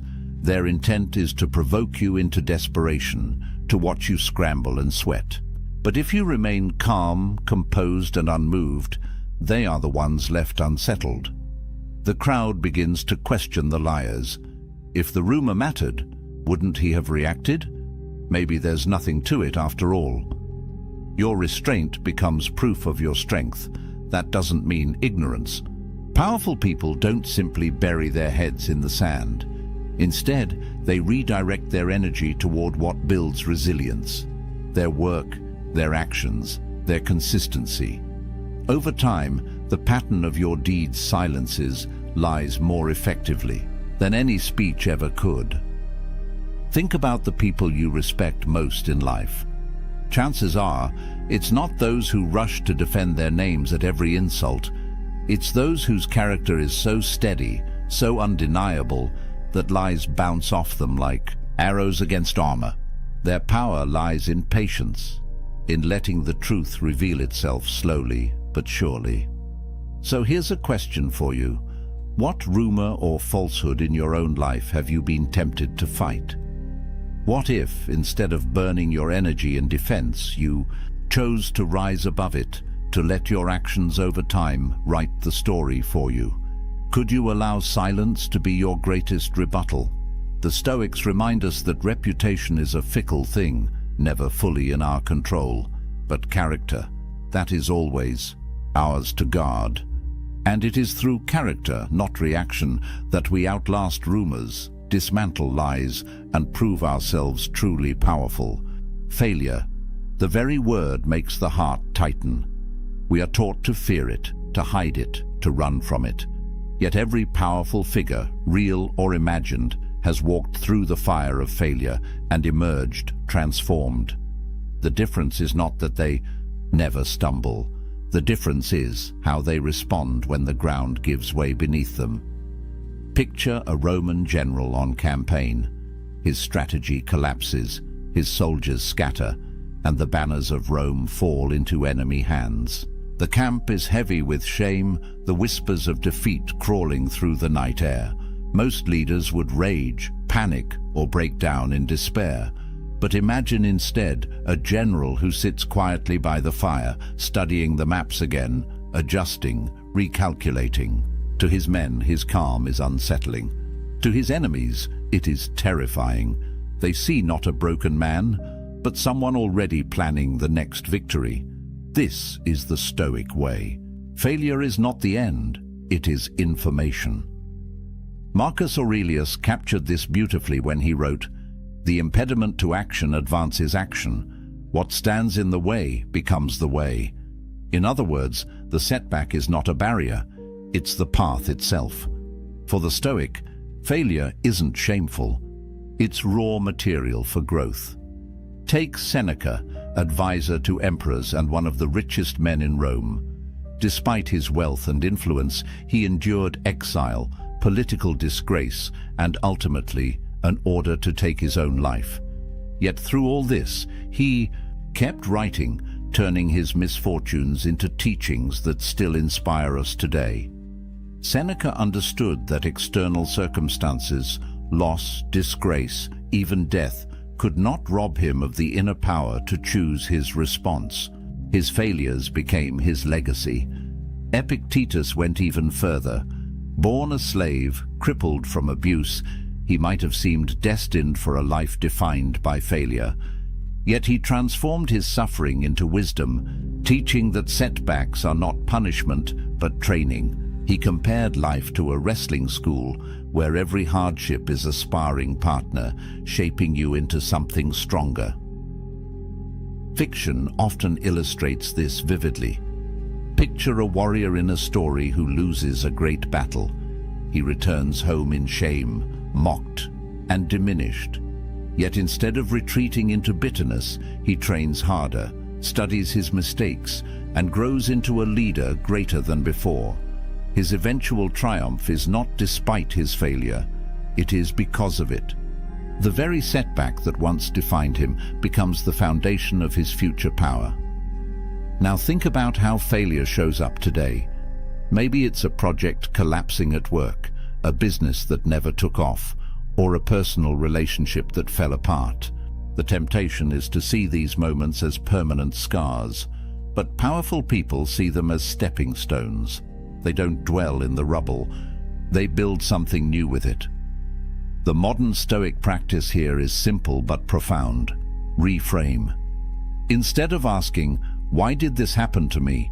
ask, "How is this useful to me?" Failure reveals blind spots. It humbles arrogance. It forces adaptation. And those who learn to reframe setbacks, not as dead ends but as detours, discover that failure is not their enemy, it is their teacher.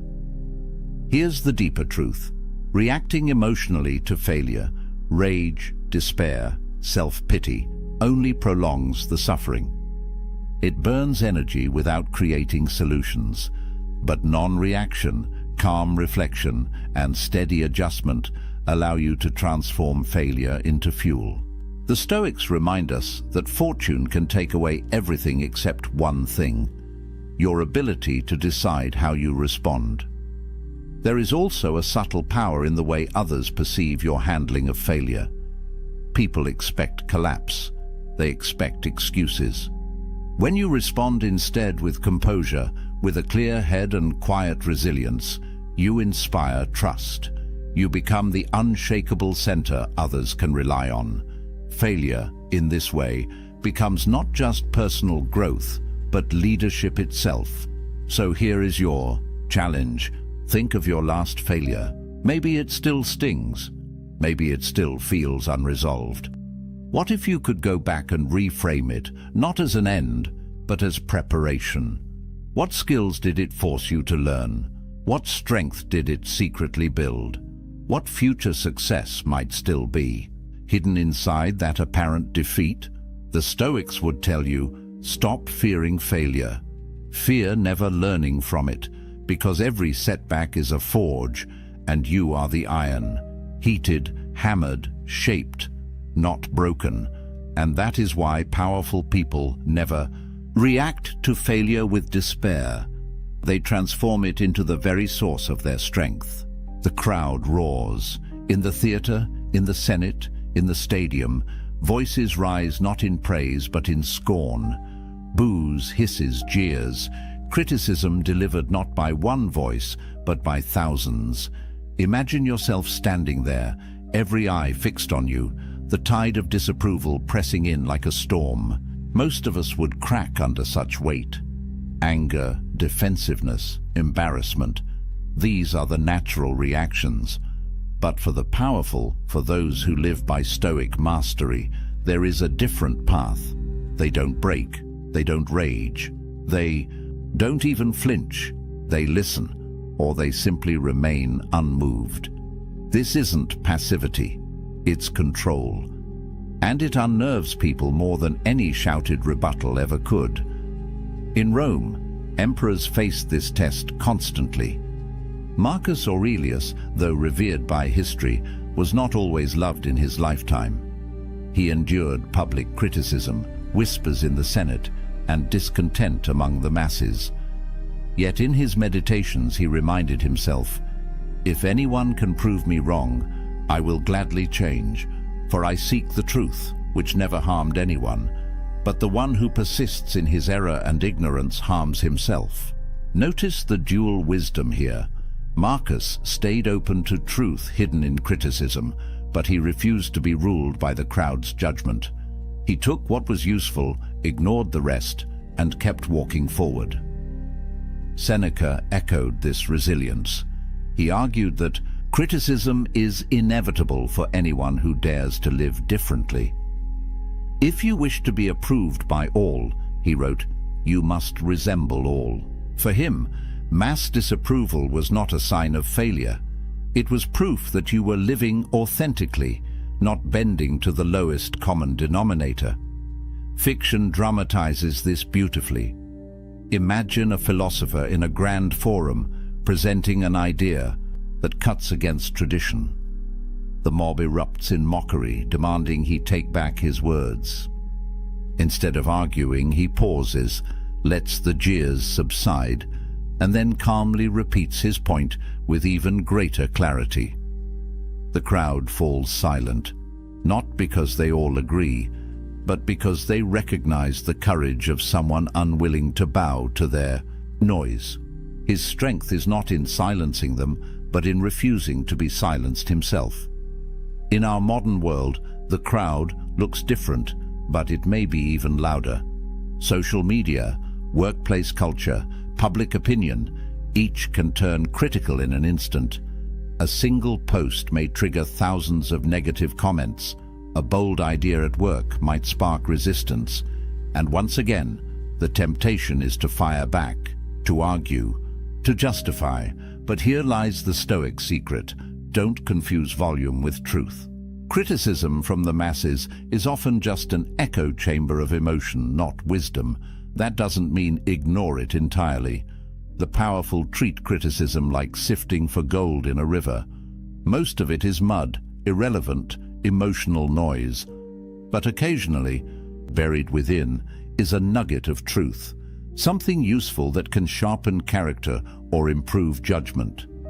The art lies in listening without being consumed, discerning without being wounded. Why is this so difficult? Because humans crave approval. We are wired to seek belonging, to win applause. So when the masses disapprove, it feels like rejection of our very existence. But the Stoics remind us, the opinions of the crowd are beyond our control. To tie our worth to them is to hand over our peace of mind. Instead, tie your worth to your virtues, your actions, your choices. Let your inner compass, not the crowd, guide your steps. There is also a quiet power in the optics of non-reaction. When a leader remains calm under criticism, it sends a message: I am larger than the noise. Followers respect this. Enemies are unsettled by it. The masses may jeer louder in the moment, but over time, they remember the composure. In fact, history shows us that criticism fades, but dignity endures. Think of figures you admire.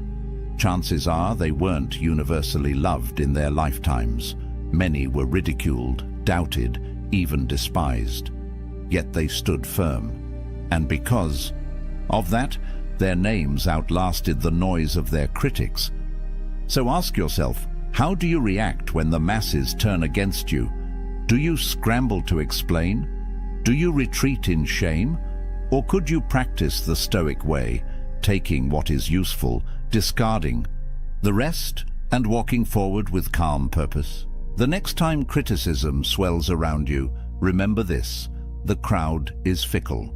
Today's boos may be tomorrow's cheers, and neither should rule your soul. The powerful don't let the masses dictate their identity. They let truth, reason, and inner strength decide who they are. That is why criticism from the masses is something powerful people never react to. Not because it doesn't exist, but because it doesn't define them. The fire spreads through the palace, devouring marble halls, priceless art, and treasures collected over a lifetime. Courtiers scream, servants scramble with buckets of water, their efforts useless against the roaring blaze. In the middle of it all, the king stands motionless, watching the flames consume what once defined his power. His voice is calm, almost chilling. You can take my walls, but not my will. This image may sound like legend, but it illustrates a truth the Stoics held above all. Loss is inevitable. Misfortune is certain. To live is to risk having everything you love stripped away. But how you meet that loss, whether with despair or with calm acceptance, determines whether you remain powerful or become broken. For most people, loss feels unbearable. We react with panic when wealth disappears, with bitterness when fortune turns, with devastation when loved ones are taken from us. Misfortune presses against our deepest fears, reminding us how little we control. Yet this is exactly where the Stoics found freedom, by learning not to react with desperation, but to accept, adapt, and endure. Take Epictetus, for example, born into slavery, crippled by his master, stripped of dignity and freedom. If anyone had the right to despair, it was him. Yet he refused to let misfortune define him. Instead, he taught that our possessions, our status, even our health, are not truly ours. They can vanish at any moment. What is ours always is our ability to respond with virtue. He wrote, "It is not what happens to you, but how you react to it that matters." His life became proof of that philosophy. Marcus Aurelius, too, endured unimaginable loss. He buried children, faced plagues that swept through his empire, and lived constantly under the shadow of war. Yet, in his meditations, he reminded himself each day that loss was part of nature. When you kiss your son, whisper to yourself, "Tomorrow he may die." This was not cold detachment, it was radical clarity. By remembering the fragility of life, Marcus trained himself to meet loss with strength, not despair. Even Seneca, often caricatured as wealthy and comfortable, understood the role of misfortune. He warned his readers to practice poverty, to strip life down to the bare minimum, so that when true loss arrived, it would not catch them unprepared. For Seneca, misfortune was not a threat, but a teacher, a reminder that what is truly valuable cannot be taken away. Fiction paints this lesson in vivid color.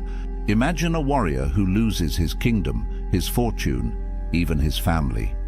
In despair, he could collapse, wandering aimlessly, broken by grief.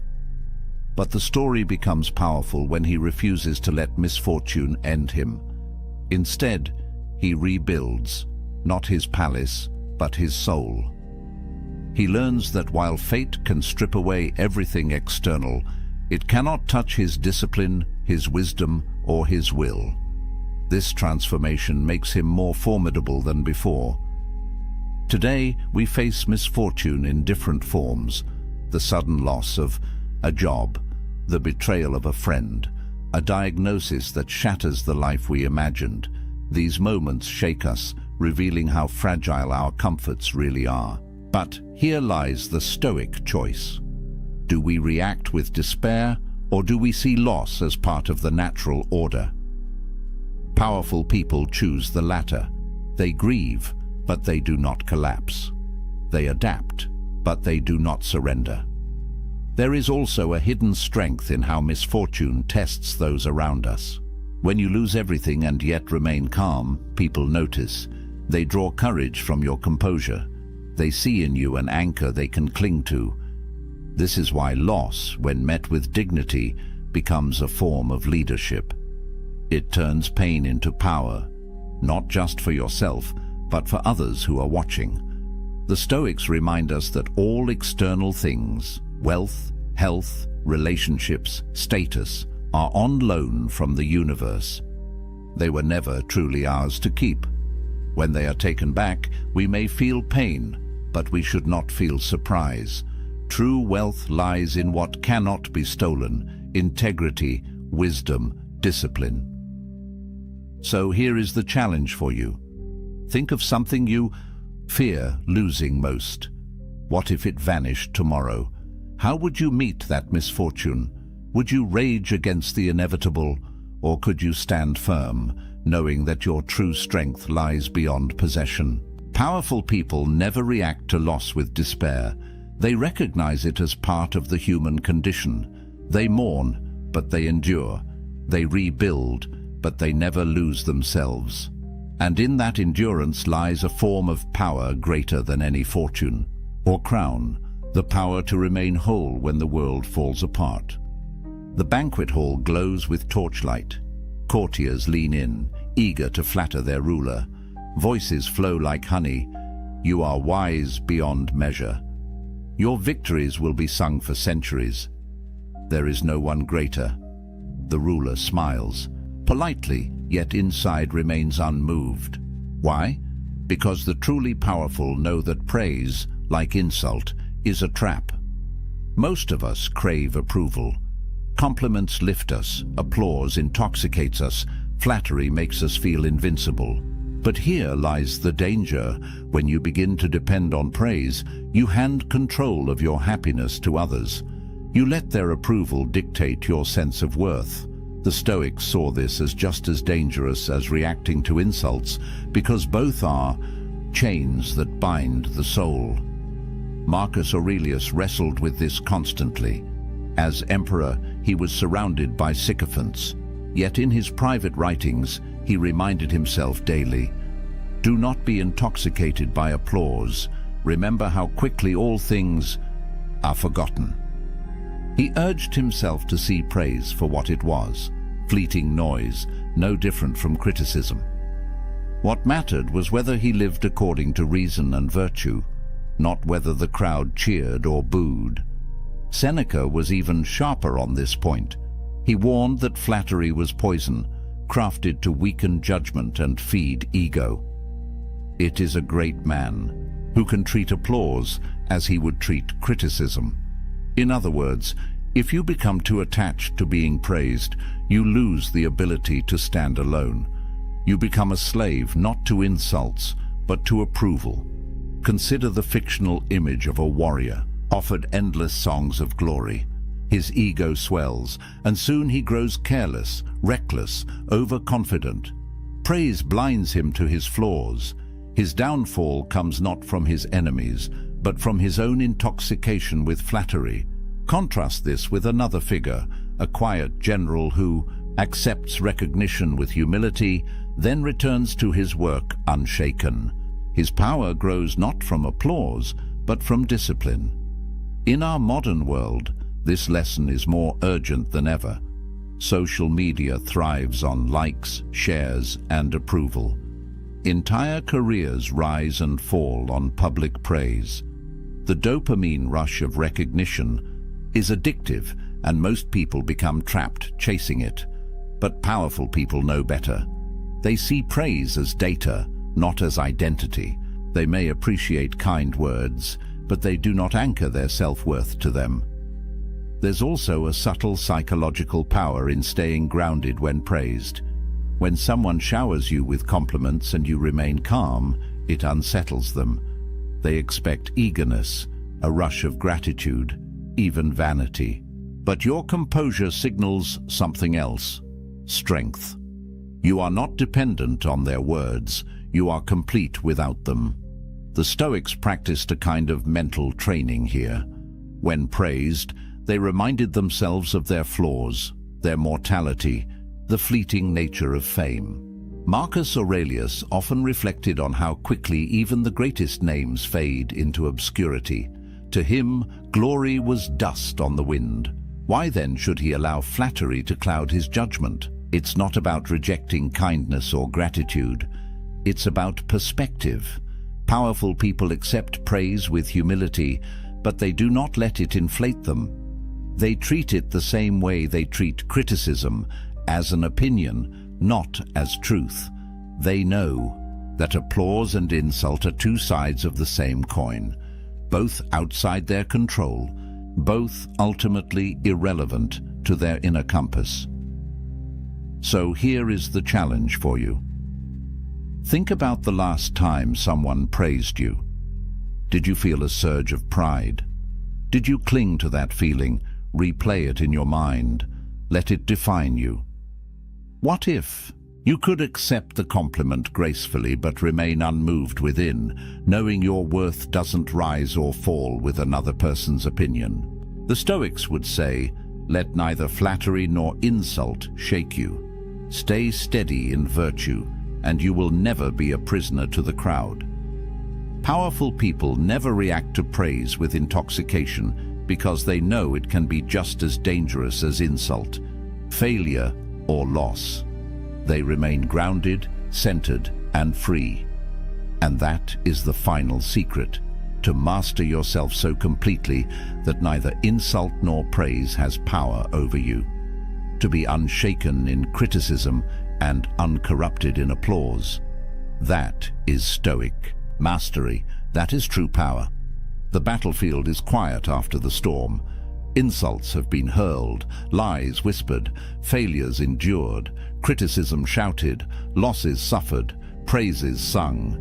And yet the powerful figure remains, still, calm, unshaken. This is the paradox of non-reaction. It looks like weakness from the outside, but in truth, it is the ultimate expression of strength. To remain unmoved in the face of attack, temptation, or loss is to wield a power greater than any army or crown. It is the power to control oneself when the world loses control. Think of it this way. When you react, you hand over your energy. Every outburst, every desperate defense, every emotional collapse feeds the forces against you. But when you choose not to react, you conserve your strength. You make your enemies look small, your critics irrelevant, your flatterers impotent. You show the world that you cannot be controlled from the outside. You only move by your own inner compass. History proves this. Marcus Aurelius ruled through plague and war, yet never allowed panic or praise to alter his steady hand. Epictetus was enslaved, abused, and maimed, yet remained freer in spirit than his masters. Seneca faced disgrace and death with the calm of a man who knew that fortune could take everything but his will. Their legacies endure not because they conquered others, but because they mastered themselves.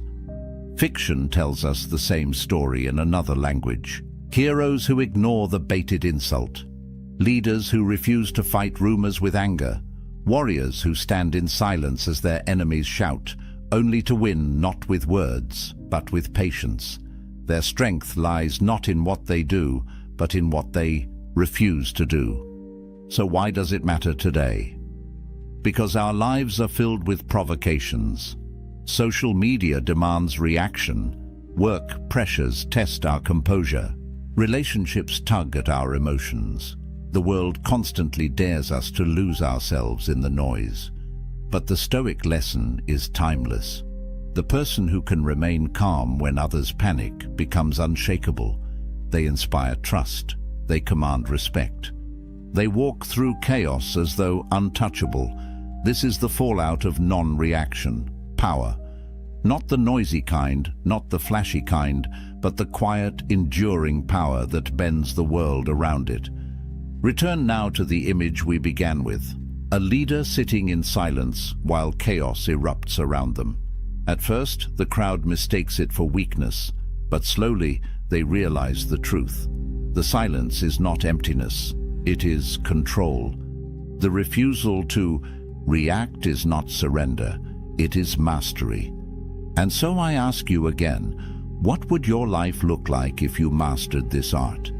If insults rolled off you like rain, if lies lost their grip, if failure became fuel, if criticism sharpened you, if loss could not break you, if praise could not corrupt you. This is the promise of Stoic philosophy. Not a life free from pain or misfortune, that is impossible, but a life where no external force can dictate your inner state. A life where you remain steady, resilient, and powerful, no matter what storms surround you. Now, I want to turn this question toward you. What's one thing you wish you could stop reacting to? Is it the sting of someone's words, the fear of failure, the hunger for approval? Share it in the comments. Your answer might inspire someone else. 3 in the morning. Your eyes snap open, and immediately it starts. The replay. That conversation from yesterday. What you said. What you should have said. What they might be thinking about you right now. Then your mind jumps to tomorrow. The presentation. The email you haven't sent. The decision you can't make. Round and round it goes. This endless, exhausting loop of thoughts that won't stop, won't slow down, won't give you a single moment of peace. You're not alone in this. Research shows that 85% of the things we worry about never actually happen. 85%. Think about that. Your mind is torturing you over futures that will never exist, conversations that will never happen, catastrophes that will never come. But here's what makes this even more painful. While you're lying there, trapped in your racing thoughts, somewhere out there is a man sleeping soundly, not because his life is easier than yours, not because he has fewer problems, but because he discovered something that emperors and slaves, warriors and philosophers have known for 2,000 years. A set of ancient techniques so powerful that they can silence the loudest mind, calm the most chaotic thoughts, and transform overthinking from your greatest weakness into your greatest strength.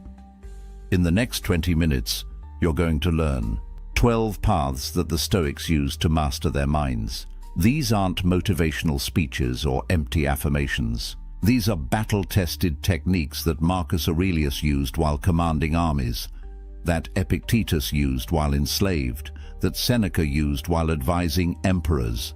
And I'm going to show you exactly how to use them, starting today, starting right now. Because by the time we're done, you'll never look at your racing thoughts the same way again. But first, you need to understand why your mind won't shut up, and why everything you've tried so far hasn't worked.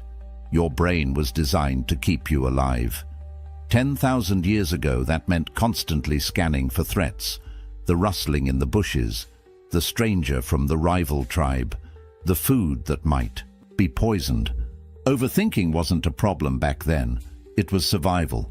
Your ancestors who worried the most, who thought through every possibility, who stayed up at night mentally preparing for danger, they were the ones who lived long enough to pass on their genes to you. But here's what changed. The threats your brain evolved to protect you from, they're mostly gone. No saber-toothed tigers, no warring tribes, no immediate danger lurking around every corner.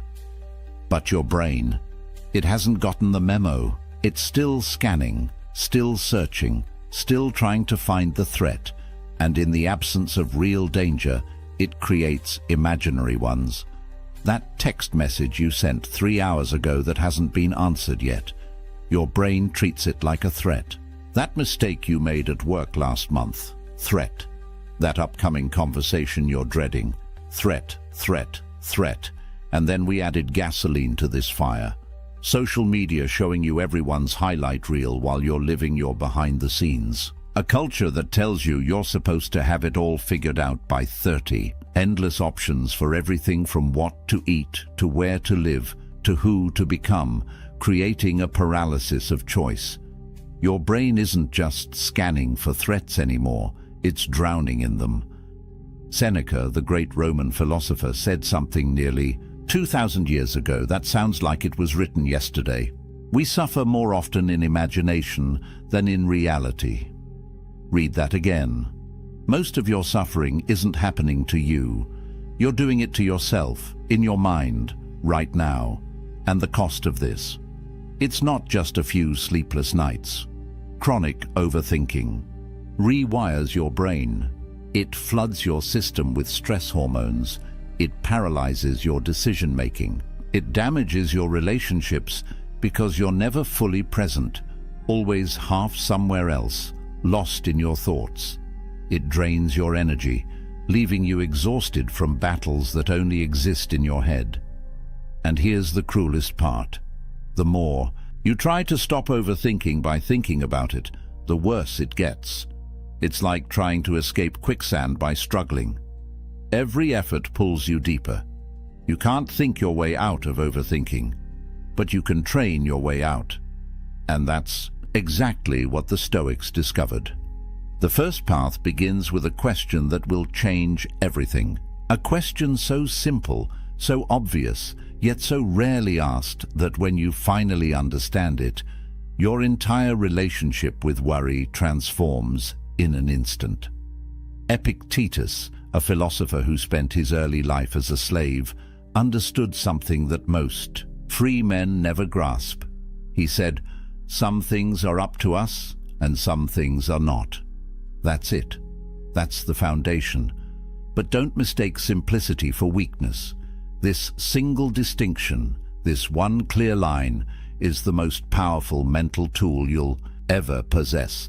Because right now, your mind is wasting enormous energy trying to control things that cannot be controlled. And that's not just futile.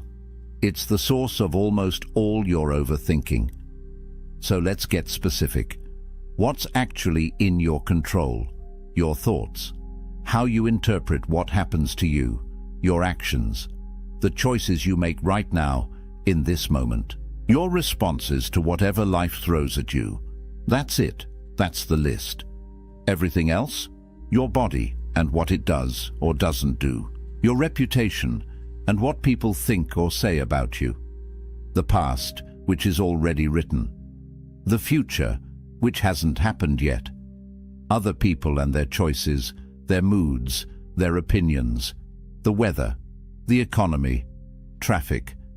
Whether that email gets a response, whether that job offer comes through, whether that relationship works out. None of it, not a single piece of it, is in your control. Imagine you have a job interview tomorrow. Right now, your mind is probably spinning through 100 scenarios. What if they ask me that question I can't answer? What if I say something stupid? What if they've already decided on someone else? What if I blow my one chance? But here's what's actually in your control. You can prepare. You can practice your answers. You can get a good night's sleep. You can show up on time. You can be honest and present during the interview. That's it. Whether they hire you, not in your control. Whether they like you, not in your control. Whether another candidate is more qualified, not in your control. Whether they even read your resume carefully, not in your control.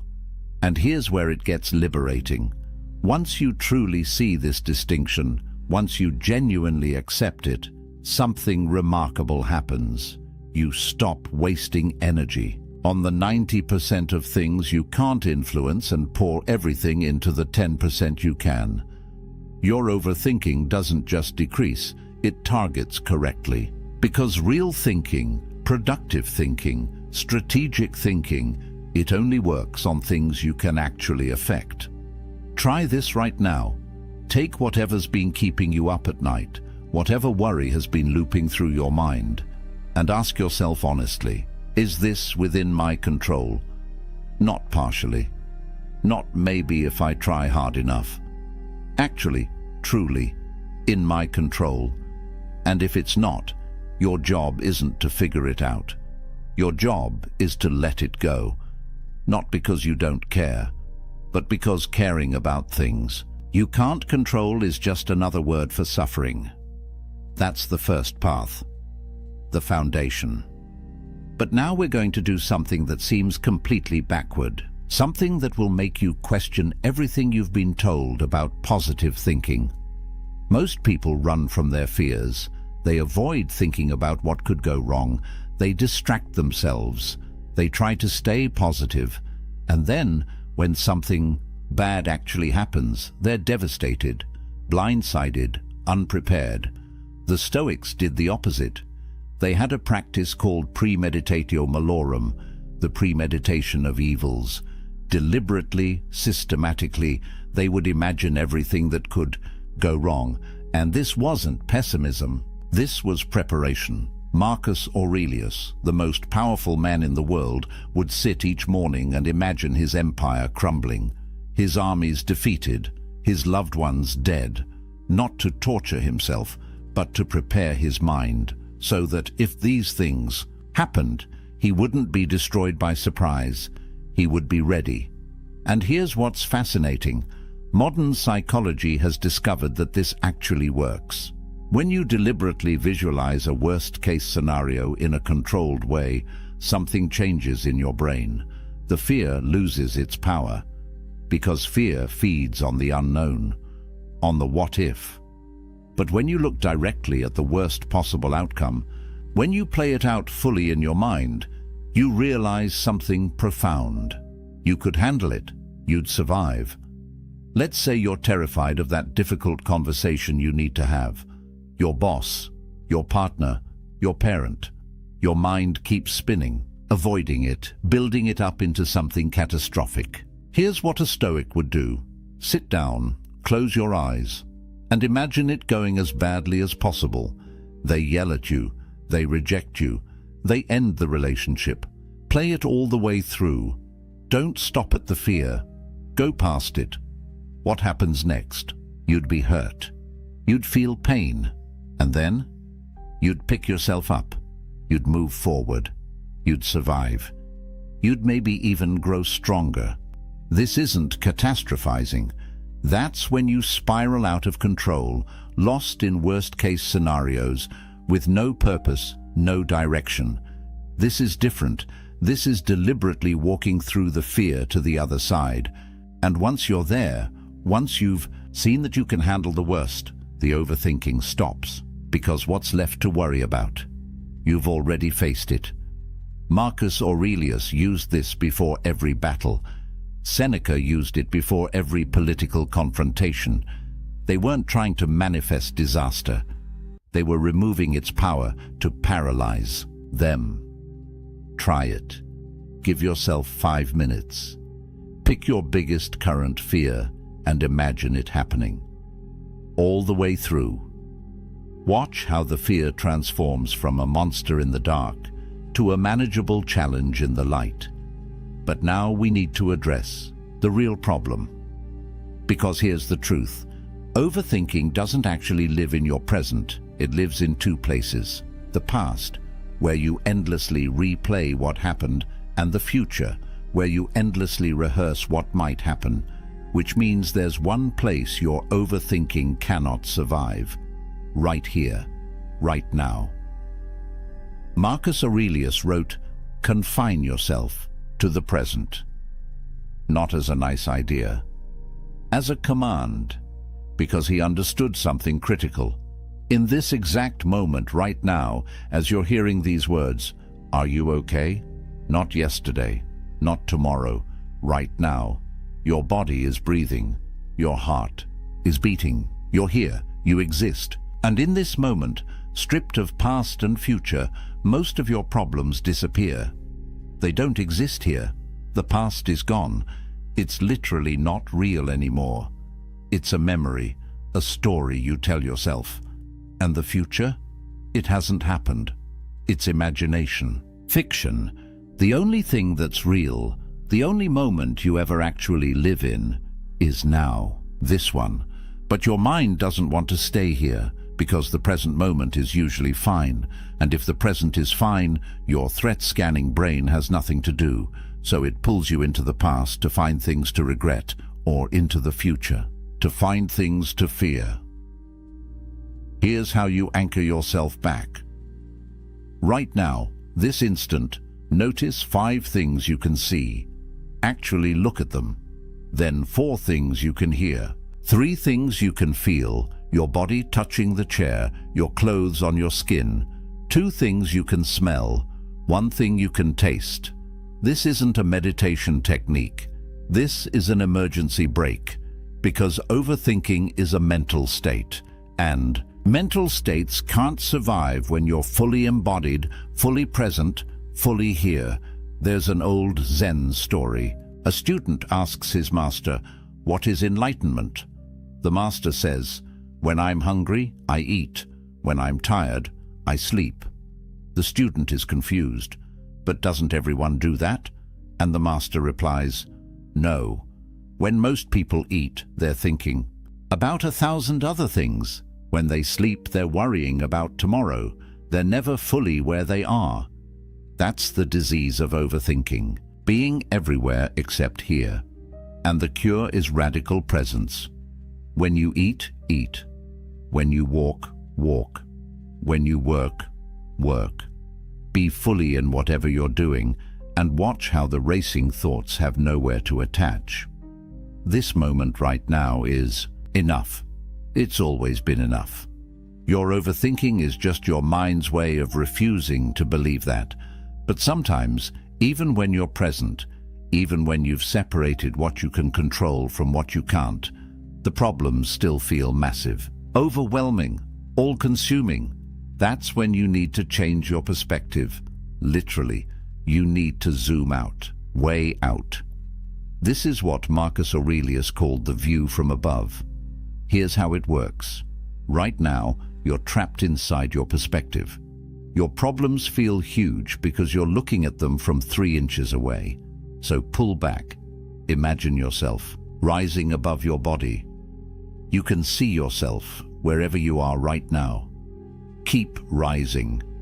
Now you see your whole building, your whole street, your whole neighborhood. Keep going. Your city, your state, your country, the whole planet spinning in space. Millions of people, all dealing with their own problems, all convinced their worries are the most important thing in the universe. Keep rising. The solar system, the galaxy, billions of stars, each with their own worlds. Keep going until the Earth is a speck, until our sun is just one light among countless lights. Now from up here, from this cosmic perspective, find your problem. Where is it? Can you even see it? And here's the question that breaks everything open. In 100 years, will anyone remember this thing you're overthinking? In 1,000 years? In 1,000,000? From this view, your problem doesn't disappear, but it becomes right-sized, manageable, appropriately small. This isn't about making you feel insignificant. It's about freeing you from the tyranny of ego, because ego is what makes you think you're the center of the universe, that your problems are cosmic events, that everyone is thinking about you, judging you, watching you. They're not. They're too busy thinking about themselves, and that's liberating. Because if you're not the center of everything, then your mistakes aren't catastrophes, your fears aren't fate, your problems are just problems, human-sized, solvable. Marcus Aurelius used this technique constantly, ruling an empire, commanding armies, making life and death decisions every day. And in his journal, he'd remind himself, Asia and Europe are but corners of the universe. The ocean is but a drop. Everything is small, everything is fleeting. Not to be depressed, to be free. Free from the weight of thinking everything matters equally when most things don't matter at all. Try it the next time you're spiraling. Zoom out. Get the cosmic perspective. Let the universe right-size your worry. But there's another technique, darker, more intense, more powerful than almost anything else the Stoics practiced. And if you can handle it, if you can actually apply it, it will cut through your overthinking. Like nothing else can. They called it memento mori. Remember death. Seneca said, you could leave life right now. Let that determine what you do and say and think. This isn't morbid. This is clarity. Because death is the ultimate perspective. It's the final filter that separates what matters from what doesn't. Think about it. On your deathbed, surrounded by people you love, or maybe alone, looking back at your life, will you care about that embarrassing thing you said 5 years ago? Will you be overthinking what people thought of you? Will you be replaying arguments, analyzing conversations, worrying about things that never happened? No, you'll be thinking about bigger things. Did you love well? Did you live fully? Did you waste your limited time on things that didn't matter? That's the gift of death. It shows you with brutal honesty what actually matters. And if you can bring that clarity into your life now, while you're still alive, you gain a superpower. The ability to instantly cut through all the noise, all the overthinking, all the trivial worries, and ask, will this matter when I'm dying? Steve Jobs had a practice. Every morning he'd look in the mirror and ask himself, if today were the last day of my life, would I want to do what I'm about to do? And if the answer was no too many days in a row, he knew something needed to change. That's the power of death as a teacher. It doesn't allow for overthinking, because overthinking is a luxury. It's what you do when you think you have infinite time. But you don't. None of us do. And the moment you really understand that, not just intellectually but in your bones, your priorities snap into place. You're not going to overthink the email on your deathbed. You're not going to worry about what strangers think of you. You're not going to replay that conversation from 3 years ago. So why are you doing it now? You have a limited number of days, a limited number of hours, a limited amount of mental energy, and you're spending it on this? Death whispers the question you need to hear. Is this worth dying over? And if it's not, maybe it's not worth overthinking over either.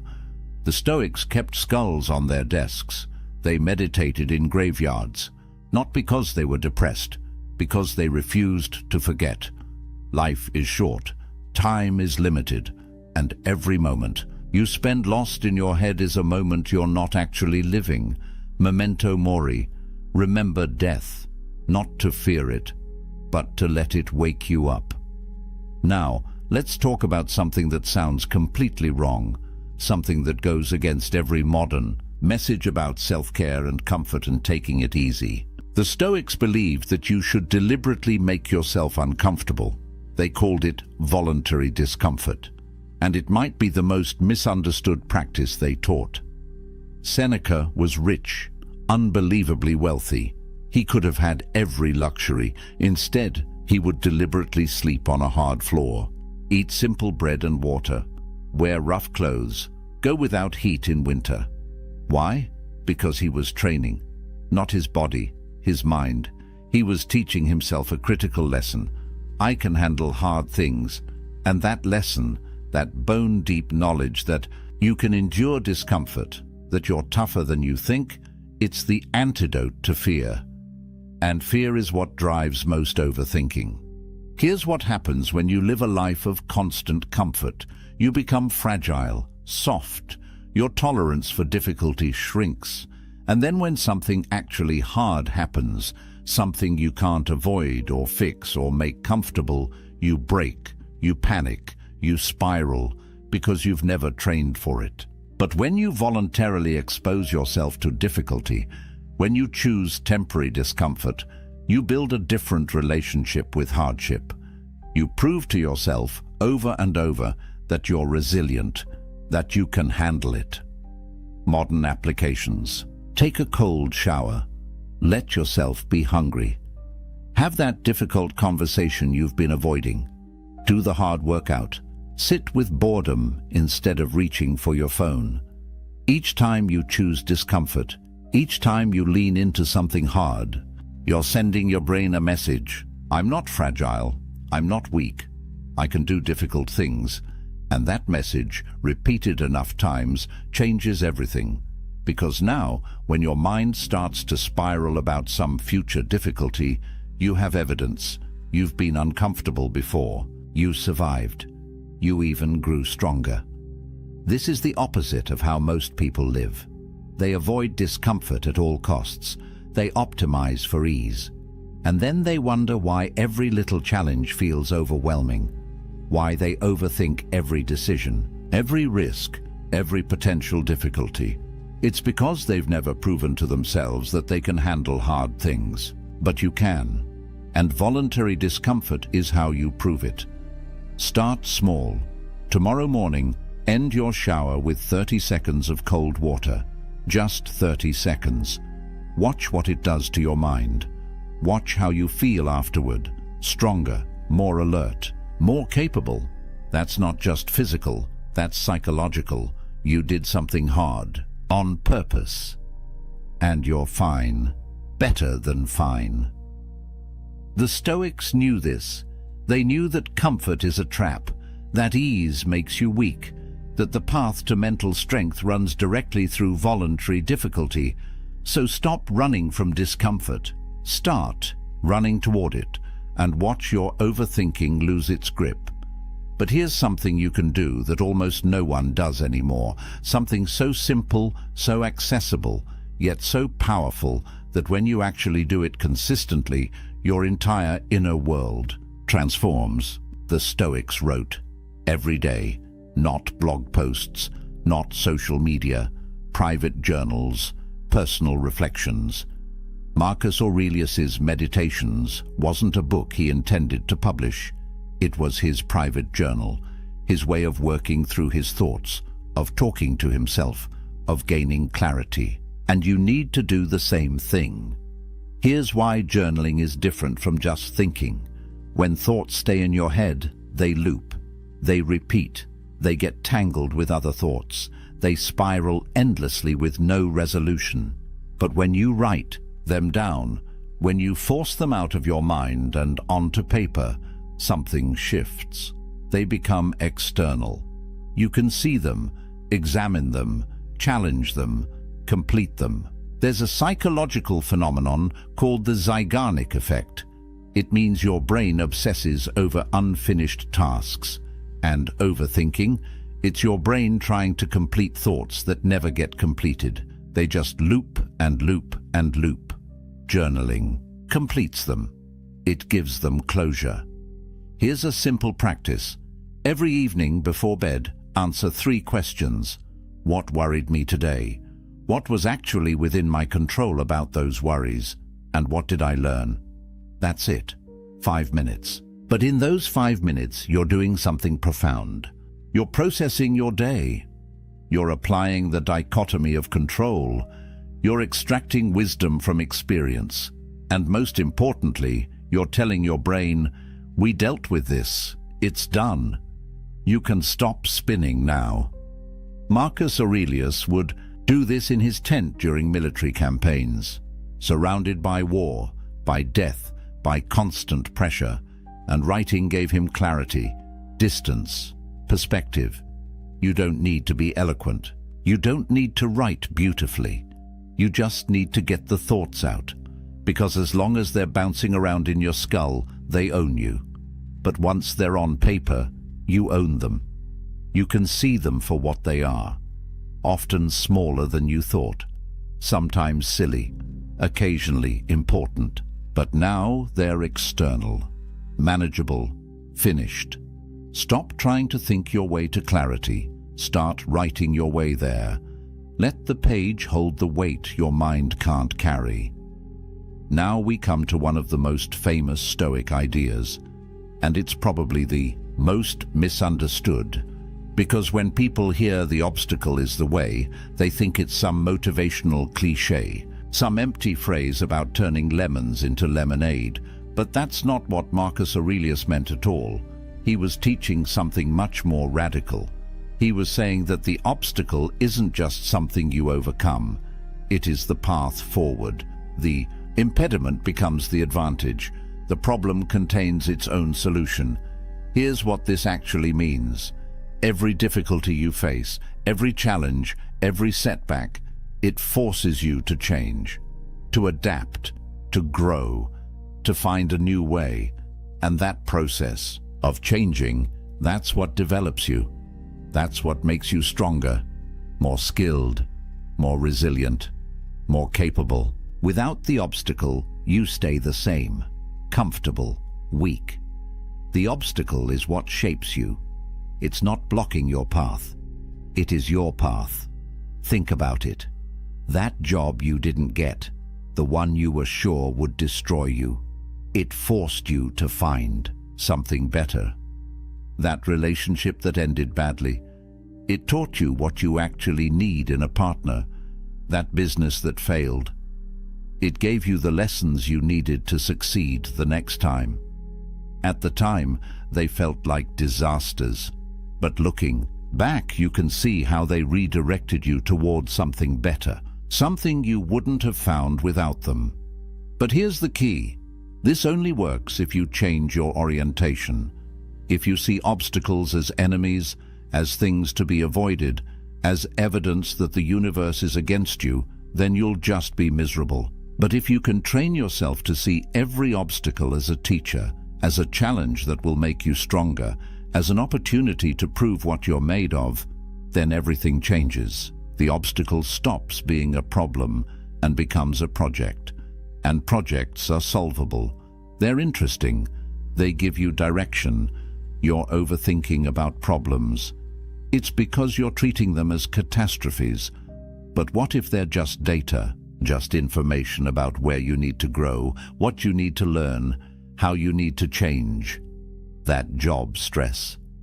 Maybe it's telling you that you've outgrown that position, that relationship conflict. Maybe it's showing you a boundary you need to set. That financial pressure. Maybe it's teaching you skills you'll need for the next level. The obstacle is the way. It's not poetic, it's practical. The thing in your path is your path. Stop trying to avoid it and start trying to use it. But even deeper than this is a concept that sounds insane at first. A concept so radical that when you first hear it, you'll probably reject it. But if you can actually embody it, if you can make it real in your life, it will end overthinking forever. The Romans called it amor fati, love of fate, not acceptance of fate, love. Most people spend their lives fighting reality. This shouldn't have happened. That person shouldn't have done that. I should be further along by now. My life should look different.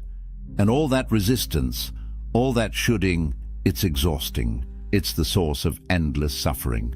Because you're at war with what is. And what is always wins. But amor fati offers a different path. What if instead of accepting what happens, you loved it?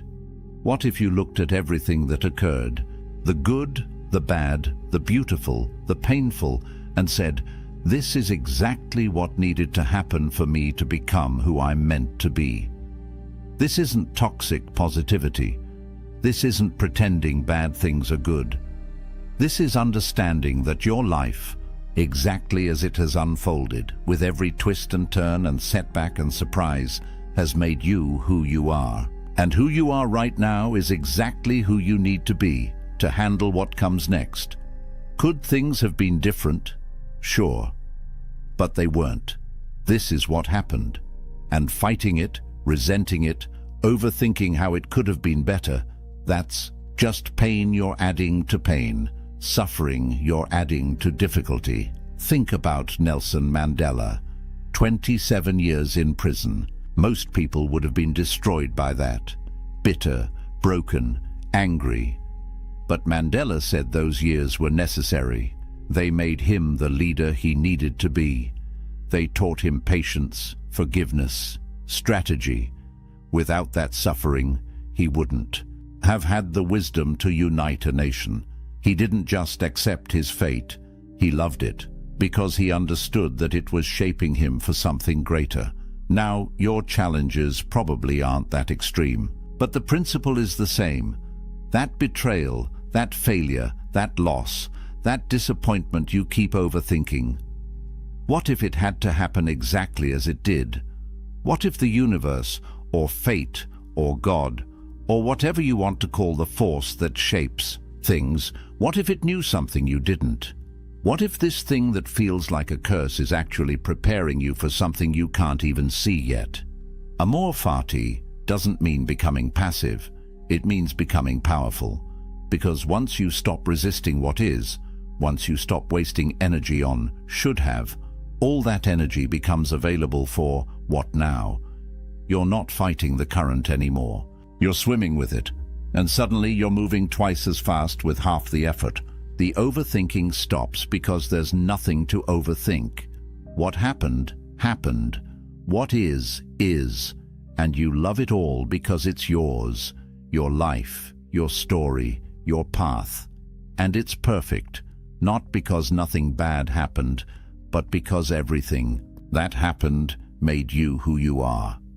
And who you are is exactly enough.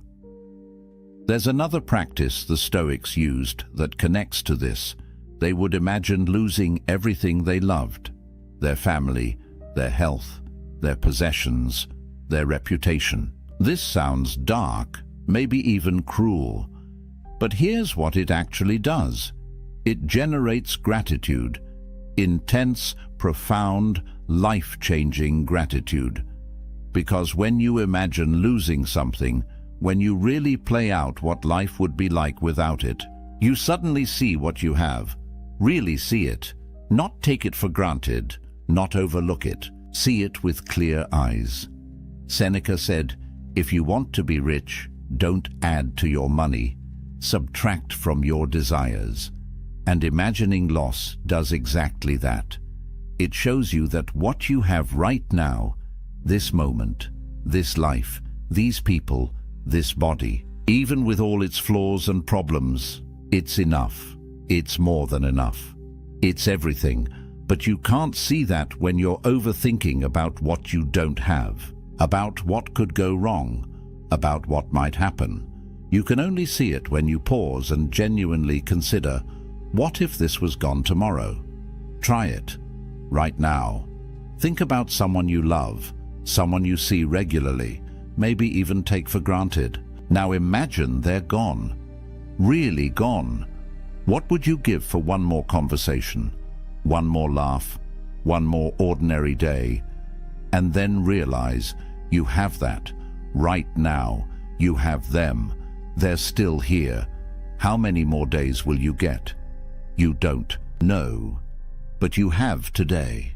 And if you spend today overthinking other things, worrying about problems that might not even be real, you're wasting something precious, something irreplaceable.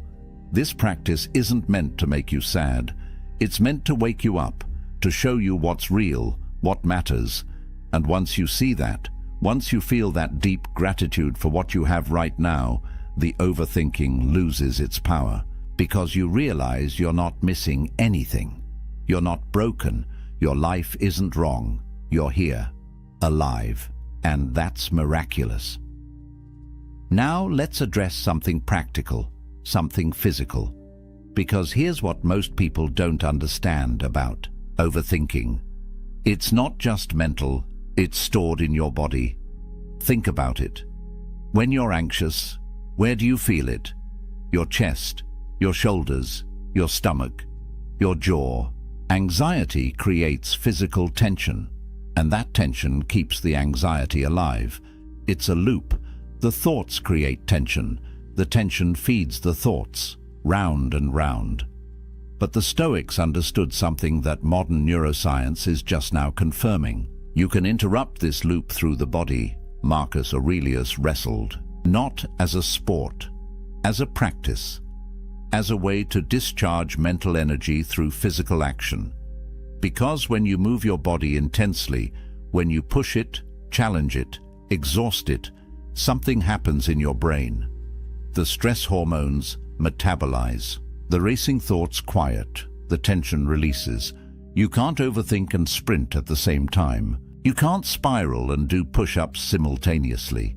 The body anchors you in the present. It forces your mind to shut up and feel. Here's what this looks like practically. Next time you feel yourself starting to spiral, starting to overthink, don't try to think your way out. Move. Do 20 push-ups. Go for a run. Lift something heavy. Do jumping jacks. Clean your house with intensity. Chop wood if you have access to it. Garden. Build something. Anything that demands your body's full attention. And watch what happens. The thoughts don't just slow down. They stop. Because your nervous system gets the message. If we're doing something physical, if we're taking action, then we're not in danger. We're handling it. This is why people who exercise regularly report less anxiety. Less overthinking. It's not just about endorphins. It's about giving your body a way to express what your mind has been holding. All that worried energy, all that tension, it needs somewhere to go. If it stays trapped in your head, it just cycles endlessly. But if you move it through your body, if you let it out through sweat and breath and muscle, it completes, it finishes, it's done. The Stoics knew this. They didn't just sit around philosophizing, they moved, they worked, they fought, they built. And that physical engagement kept their minds clear. So stop treating overthinking as purely a mental problem. Your body holds the key. When the thoughts start racing, move. Push yourself physically. Let your body do what your mind can't, and watch the silence return. But there's one more technique, one final path that ties everything together, and it's the one that makes all the others sustainable. Because knowing these practices is one thing. Actually using them when your mind is racing, when you're stressed, when you're triggered, that's different. That requires preparation. The Stoics called this the morning ritual, setting your philosophy in place before the chaos of the day begins. Epictetus taught his students to mentally prepare each morning, to rehearse their principles before they needed them, because if you wait until you're emotional to remember your philosophy, you'll forget. Emotions override reason, but if you've already set your framework, if you've already decided who you're going to be and how you're going to respond, then when the challenges come, you're ready. You don't have to think. You don't have to overthink. You just act according to your preset principles. Here's what this looks like. Every morning, before you check your phone, before you start your day, spend 5 minutes. Just 5. Review your principles. Today, I will focus only on what's in my control. Today, I will see obstacles as opportunities. Today, I will be present. Today, I will remember that I'm mortal and will act accordingly. Today, I will be grateful for what I have. Pick your principles, the ones that matter most to you, and remind yourself, this is how I'm going to show up. This is who I'm going to be. This is my standard. And when something goes wrong, when someone disappoints you, when you're tempted to spiral, you won't. Because you already decided this morning, before it happened, you set your philosophy in place. Cato was famous for this. No matter what happened, no matter the pressure, the temptation, the threat, he responded according to his principles. People said you always knew what Cato would do, because he'd already decided years before. He didn't need to think about it in the moment. He'd already thought about it. He'd already chosen. And that's the power of the morning ritual. It removes the need to overthink. You're not making 100 small decisions throughout the day. You made one big decision this morning, and you're just following it. Try it tomorrow. Wake up. Don't grab your phone. Just sit for 5 minutes. Set your mind. Decide who you're going to be. And then watch how much easier the day becomes. Because you're not overthinking anymore.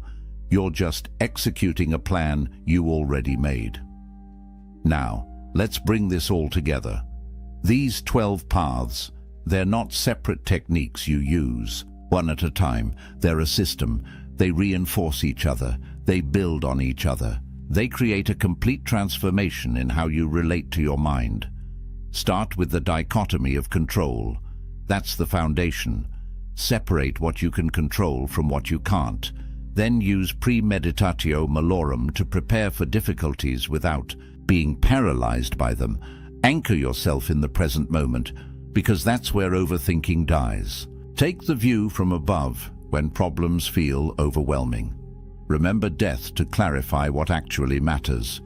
Embrace voluntary discomfort to prove your resilience. Journal to complete your thoughts. See obstacles as the path. Love your fate. Practice imagining loss to generate gratitude. Move your body to discharge mental energy. And set your philosophy each morning so you're prepared before challenges arise. This isn't theory. This is practice. And if you practice, if you actually do these things, not just once but consistently, you'll notice something. The racing thoughts slow down, the anxiety lessens, the paralysis breaks. You start to feel like you're in control of your mind instead of your mind controlling you. And that feeling, that sense of internal mastery, it changes everything. Because a man who masters his mind can master his life. Let me give you a real example. There's a guy named James, 32 years old, spent most of his 20s crippled by overthinking, couldn't make decisions, couldn't sleep, constantly worried about what people thought of him, what could go wrong, what he should do. It affected his career, his relationships, his health. Then he discovered Stoicism, and he started with just one practice: the dichotomy of control. Every time he caught himself worrying, he'd ask, "Is this in my control?" If it wasn't, he'd consciously let it go. Just that one practice, repeated daily, started to change things. Then he added journaling, then the morning ritual, then voluntary discomfort, one practice at a time. And over the course of a year, he completely transformed. Not because his life got easier, it didn't, but because he learned to respond differently. His mind quieted. He stopped overthinking. He started living. And now, 3 years later, he describes himself as unrecognizable from who he was. Same life challenges, different mental state, all because he trained his mind using Stoic principles. That can be your story. But it requires commitment. These aren't quick fixes. They're a new way of living, a daily practice. But if you do the work, if you actually apply these techniques, your overthinking won't just decrease. It will transform into something useful, into actual thinking. Strategic, focused, productive thinking. The kind that solves problems instead of creating them. Here's your action step. Don't try to do all 12 at once. Pick one. Start with the dichotomy of control. For the next week, every single time you catch yourself worrying or overthinking, ask yourself, is this in my control? And if it's not, practice letting it go. Just that one practice. Master it. Then add another, then another. Build this system, one piece at a time, and watch what happens to your mind. Now here's what I want from you. Comment below and tell me which of these 12 paths resonates most with you. Which one are you going to start with? Let's build a community of men who refuse to be controlled by their racing thoughts. Men who choose to master their minds instead. And if this video gave you clarity, if it showed you a way forward, hit that subscribe button. Because every week, we're diving deep into Stoic wisdom, practical philosophy for modern men who want to live with strength, purpose, and clarity. This isn't motivational content. This is transformation content, and you're going to want to be here for what's coming next. Remember what Seneca said, "We learn not for school, but for life." These techniques aren't academic exercises. They're tools for living, for thinking clearly, for sleeping peacefully, for showing up powerfully. Your mind is the most important tool you'll ever own, and the Stoics spent 2,000 years figuring out how to sharpen it, how to calm it, how to use it instead of being used by it. The racing thoughts, the endless loops, the 3 a.m. spirals, they don't have to be your reality. There's another way, a clearer way, a stronger way, and it starts right now with one decision. You're going to take control of your mind. Not because you need to be perfect, not because overthinking makes you weak, but because you refuse to waste your limited time trapped inside your own head when there's a whole life waiting for you out here. The Stoics proved it's possible. Marcus Aurelius ruled an empire with a calm mind. Epictetus found peace while enslaved. Seneca maintained clarity while advising a madman. If they could do it in their circumstances, you can do it in yours. You have everything you need, the techniques, the the knowledge, the path. All that's left is the decision to walk it. So here's my final question for you. A year from now, when you look back at this moment, at this video, at this day, what do you want to have changed? Do you want to still be overthinking, still lying awake at 3 a.m., still paralyzed by thoughts that don't serve you? Or do you want to be the man who mastered his mind, who walks through life with clarity, confidence, and calm? The choice is yours, but the time to make it is now. Welcome to the path. Let's walk it together. The more you chase her, the faster she runs. The less you care, the more she craves you. This isn't some modern dating hack. This is ancient wisdom discovered over 2,000 years ago by the most powerful men who ever lived. Men who had empires at their feet, yet understood attraction better than any pickup artist ever will. Marcus Aurelius, the most powerful man alive, Emperor of Rome. He could have had any woman he wanted with a snap of his fingers. But here's what's fascinating. He wrote obsessively about self-control, about mastering his own mind, about caring less about what others thought. And women were drawn to him like a force of nature. There's a secret here, a paradox that most men will never understand. By the end of this video, you'll know exactly why everything you've been doing to attract women has been pushing them away. And more importantly, you'll discover what to do instead.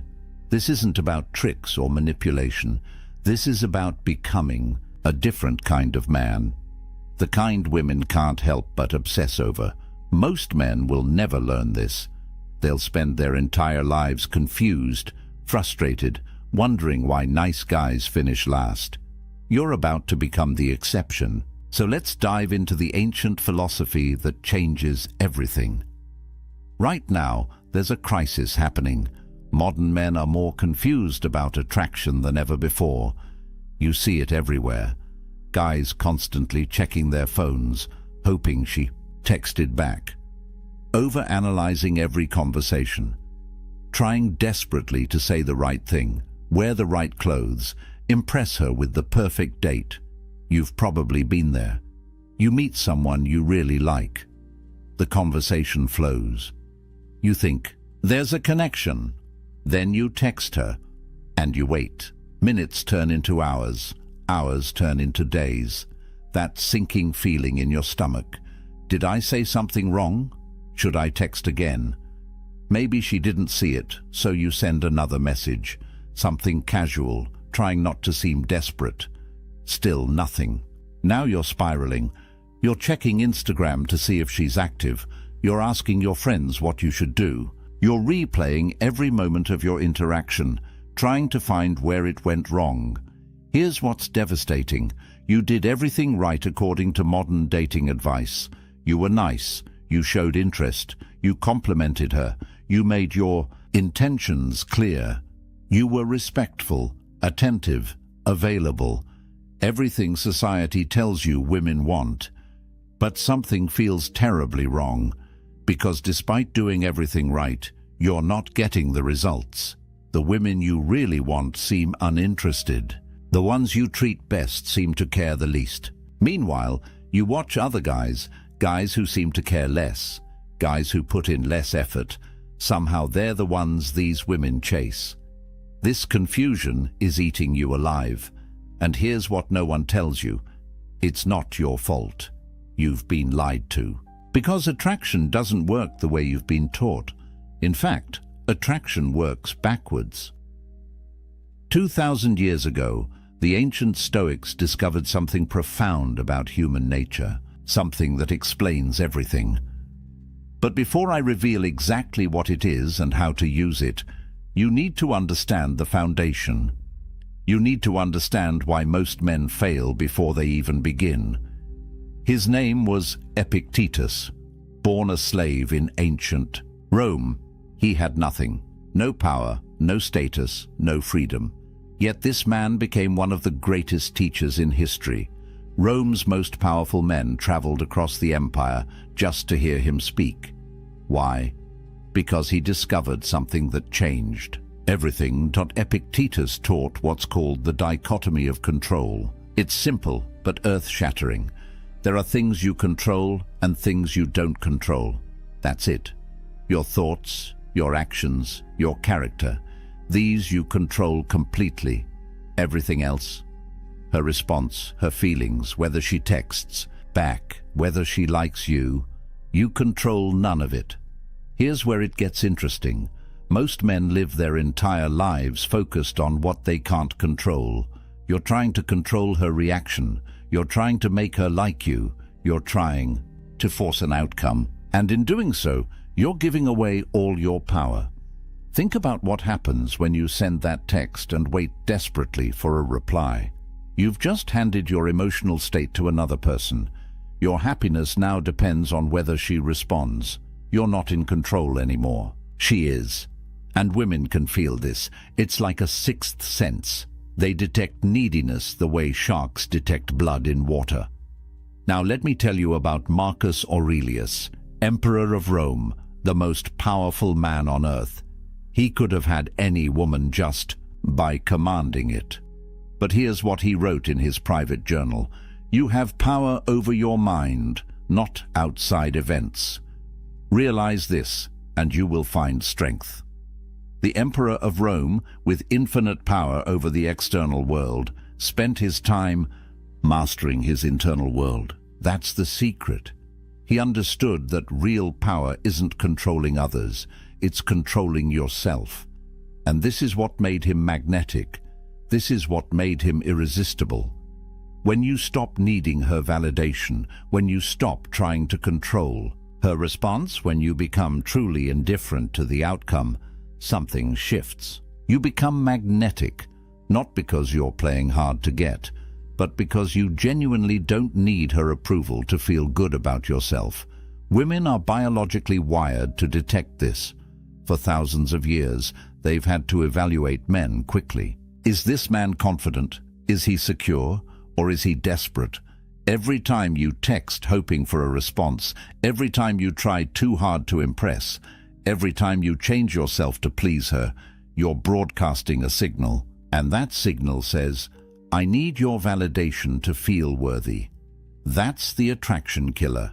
Not your looks, not your money, your need, your desperation, your inability to be okay without her approval. And this is where the transformation begins. Master your emotions first. Everything else follows. Now let me show you how this actually works. The first law of Stoic attraction: become indifferent to outcome. This sounds counterintuitive. How can not caring make her care more? But this is the genius of it. Seneca, another great Stoic philosopher, wrote extensively about attachment and loss. He said the wise man prepares for loss before it happens, not because he's pessimistic, but because he's free. When you're not attached to an outcome, you can't be hurt by it, and that freedom is intoxicating to watch. Picture this. You meet an attractive woman. The old you would immediately start calculating. How do I get her number? What do I say to impress her? How do I make her like me? Your entire focus is on an outcome you can't control. You're already desperate before you even speak. The Stoic approach is completely different. You talk to her because the conversation itself is interesting, not because you need something from her. If she's into it, great. If not, also great. Either way, your value doesn't change. You're outcome independent. Here's what happens in her mind. She's used to men who want something from her, men whose entire demeanor changes based on her responses, men who are performing for her approval. Then she meets you, and you're different. You're present, engaged, interesting, but you're not auditioning. You're not trying to win her over, you're just being. This creates a question in her mind. Why isn't he trying to impress me? Most men she meets are so eager to please, but you're not. This makes you rare. This makes you interesting. This makes her want to know more. The mistake most men make is Investing too early. You have one good conversation and you're already planning the wedding. You create an imaginary relationship in your head. Then when reality doesn't match your fantasy, you're devastated. You feel rejected, hurt, angry. The Stoic fix is simple. Treat every interaction as complete in itself. That conversation was good, because the conversation was good, not because of where it might lead, not because of what you might get from it. The interaction had value in itself. When you adopt this mindset, the power dynamic shifts completely. She goes from being your goal to being your guest. You're not trying to win her. You're evaluating whether she adds value to your already complete life. You're the prize being pursued, not the pursuer hoping to be chosen. And women feel this shift. It's magnetic. Seneca said, "He who is brave is free, brave enough to not need her, free from the outcome." And that freedom is what makes you irresistible. But here's where most men still get it wrong. Even when they understand not being needy, they're still making a critical error. They make the woman their purpose.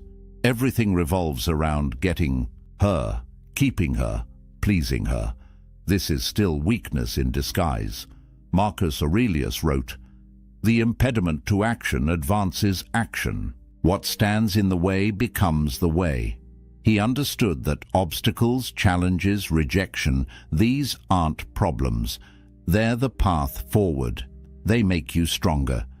Here's the reframe that changes everything. Your life purpose comes first.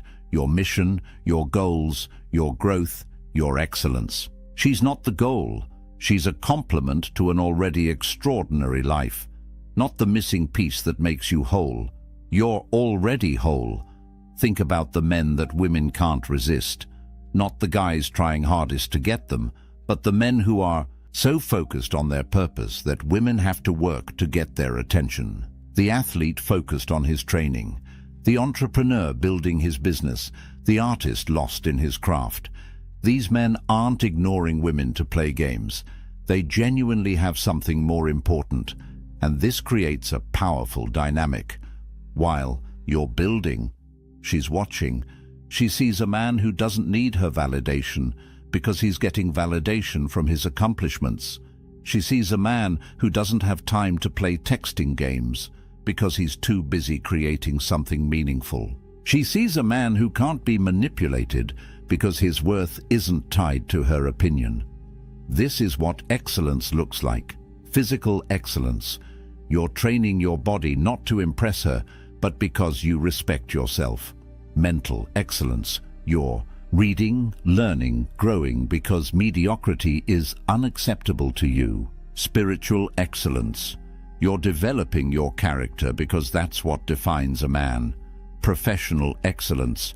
You're building something meaningful because that's your contribution to the world. Stop performing for her. Start performing for yourself. The paradox is this. Self-focus creates other attraction. When you become obsessed with your own growth, others become obsessed with you. Marcus Aurelius said it perfectly. Waste no more time arguing what a good man should be. Be one. Stop theorizing about attraction. Stop reading advice on what women want. Become the man who is so excellent that the question answers itself. Become undeniable. Now let me clear up a massive misconception. Stoic doesn't mean emotionless. This is where most men get confused and end up looking like robots. The Stoics weren't advocating for suppressing emotions. They were teaching controlled emotion. And there's a world of difference. Marcus Aurelius loved his wife deeply. Seneca wrote beautiful letters about affection and care. Epictetus taught his students about proper love and attachment. These weren't cold men. They were men who chose when and how to express emotion. They weren't controlled by their feelings. They controlled their feelings. Here's the distinction that matters. Reactive emotions versus intentional presence. Reactive is when she doesn't text back. and you spiral into anxiety. When she talks to another guy, and you become jealous. When things don't go your way, and you become angry or bitter. These are emotions controlling you. Intentional presence is completely different. You feel emotions, you acknowledge them, but you choose your response. She doesn't text back. You notice disappointment, but you don't let it dictate your actions. You go back to your purpose. She talks to another guy.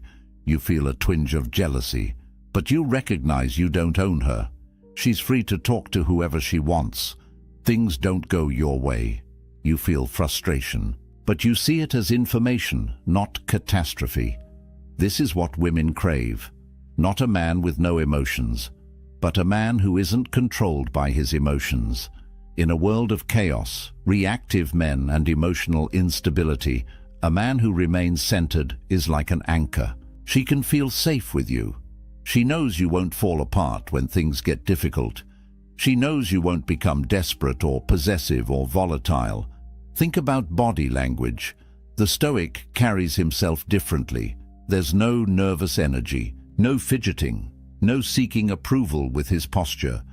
He stands tall not because he's trying to appear confident, but because he is confident. His movements are deliberate. His eye contact is steady. His presence commands respect without demanding it, and when he speaks, he says less but means more. No rambling to fill silence, no over-explaining to justify himself, no supplicating to win approval. He speaks with intention. Every word carries weight. He doesn't need to convince you of anything. He's stating reality. Marcus Aurelius gave us the framework. The best revenge is not to be like your enemy. Applied to attraction, don't mirror desperate behavior. Don't become reactive because someone else is. Don't lose your center because the world around you is chaotic. Maintain your stoic presence. That's your power. Now comes the ultimate test, the moment that separates stoic men from everyone else. How you handle rejection. Because rejection will come. It comes for everyone. The question is, what do you do with it? Epictetus taught something profound. External events have no power over your character. Only your response has power. She can reject you. She can ignore you. She can choose someone else. None of that changes who you are. None of that diminishes your value. Only you can do that with your reaction. Here's where most men reveal their desperation. She says no, and they crumble, or they get angry, or they try to convince her, or they ask what's wrong with them. All of these responses communicate the same thing. My worth was dependent on your acceptance, and now I'm destroyed. The Stoic response is radically different. Complete indifference, not fake indifference, where you're seething inside, real indifference. She said no. Okay, that's information. That's her preference. It has nothing to do with your value. You smile, you wish her well, you move on with your life exactly as you would have anyway. This creates something fascinating in her psychology. She expected an emotional reaction. All men react. They get sad or angry or try to change her mind. But you didn't. You were completely unfazed. This doesn't compute for her. Who is this guy? Why didn't my rejection hurt him? Why doesn't he seem to care? Now she's thinking about you. Not because you played a game, but because you revealed something rare. You're a man whose value isn't determined by her opinion. You're a man who can't be hurt by her choices. You're a man who is genuinely outcome independent, and this is magnetic. Epictetus said it perfectly. It's not what happens to you, but how you react to it that matters. She rejects you. That's what happened. How you react determines everything. React with neediness, you confirm her decision. React with anger, you prove you were never worthy. React with indifference, you make her question her decision. But here's the most important part. This isn't a strategy to win her back. This is who you actually become. You genuinely don't need her acceptance because your worth comes from within. You're not pretending not to care. You actually don't care in a healthy way, because you know your value is inherent, not assigned by others. This is Stoic confidence, unshakable, not because nothing bad can happen, but because you know you'll be fine regardless of what happens. This is the foundation of real attraction. So what does all this look like in real life? Let me paint you a picture. You meet a woman, you have a great conversation, you're present, engaged, genuinely interested in what she's saying. But you're not performing, you're not trying to impress her, you're just being the excellent man you've become. You get her number, you text her once, something simple, direct, no games. If she responds, great. If not, also great. You don't check your phone every 5 minutes. You don't analyze her response. Time. You're too busy with your purpose to obsess. You ask her out. One time. Clear, confident, specific. Let's grab coffee Thursday at 7. If she says yes, perfect. If she says no or gives a maybe, you wish her well and move on. No convincing, no negotiating, no rescheduling 3 times. You made an offer. She can accept or decline. Her choice doesn't affect your life trajectory. On the date, you're not interviewing her for the position of girlfriend. You're evaluating if she adds value to your already complete life. You're not trying to win her over. She's trying to win you over. The power dynamic is reversed. If she likes you, excellent. If she doesn't, also excellent. Either way, you go back to your life, back to your purpose, back to your excellence. She's a potential addition, not the foundation. If a relationship develops, it's built on something solid, not neediness, not desperation, not fear of being alone, but genuine appreciation between 2 whole people. You don't need her. You choose her. And she doesn't need you. She chooses you. Partnership of equals. Not 2 incomplete halves trying to make a whole. This is what Stoic relationships look like. Built on virtue, not validation. Built on respect, not neediness. Built on choice, not desperation. The transformation is complete. You're not the chaser anymore. You're the chooser. You're not the man hoping to be picked. You're the man doing the picking. And women feel this shift. It's undeniable. You're not learning tricks. You're becoming the man she can't resist. Not because you're manipulating her, but because you've become genuinely excellent, genuinely centered, genuinely outcome independent. This is real attraction. This is Stoic attraction. Here's the truth. This isn't easy. Stoicism is practice, not perfection. Marcus Aurelius was the emperor of Rome, and he still struggled with these principles daily. That's why he wrote Meditations. It was his private journal to remind himself of these truths. You're not going to master this overnight, but starting today you can practice one principle, just one. Maybe it's outcome independence.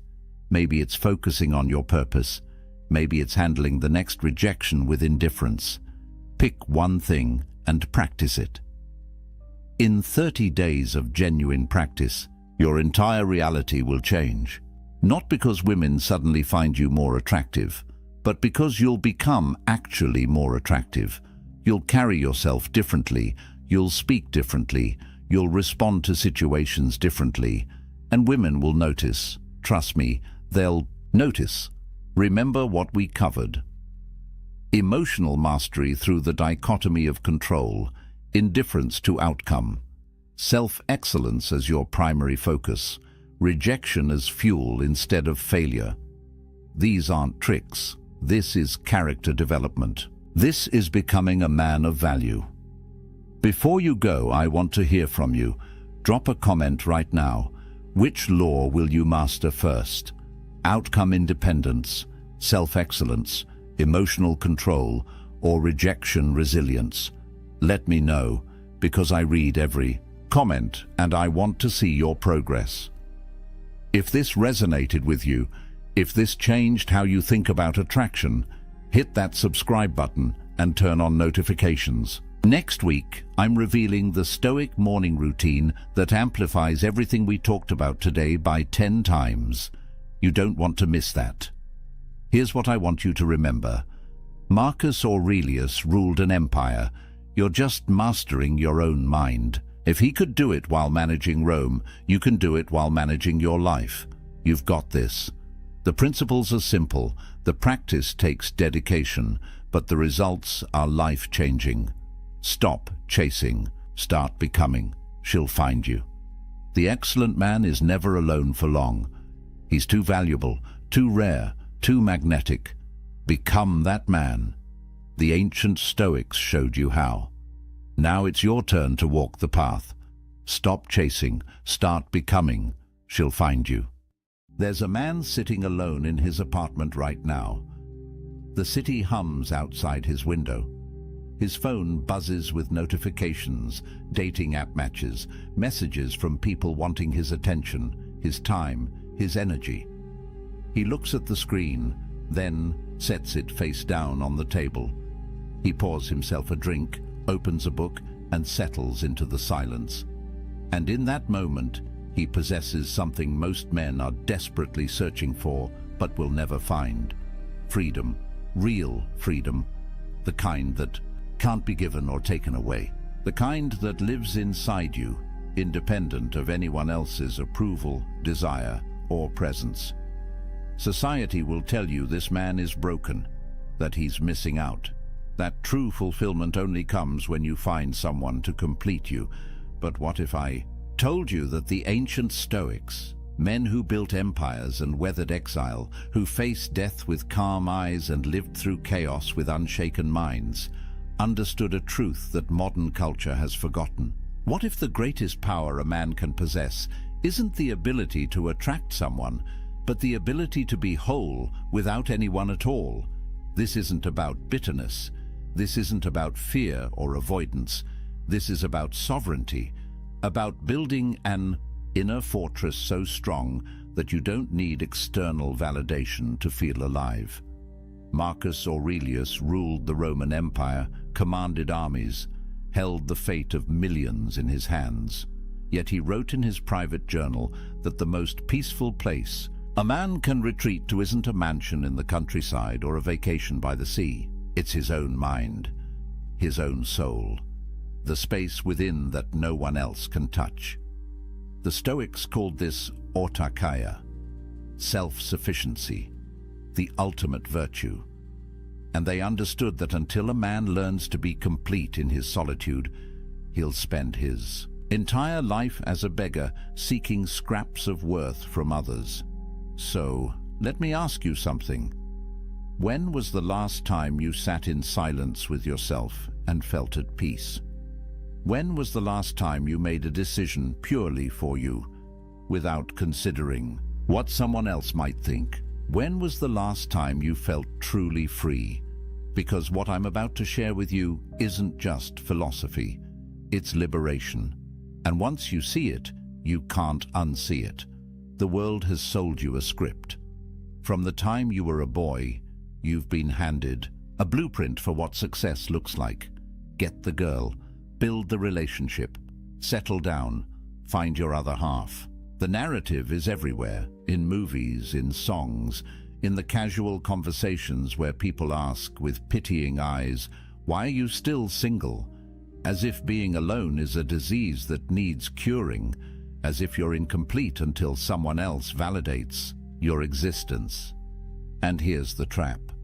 Most men spend their entire lives chasing this script without ever questioning whether it's true. They measure their worth by their relationship status.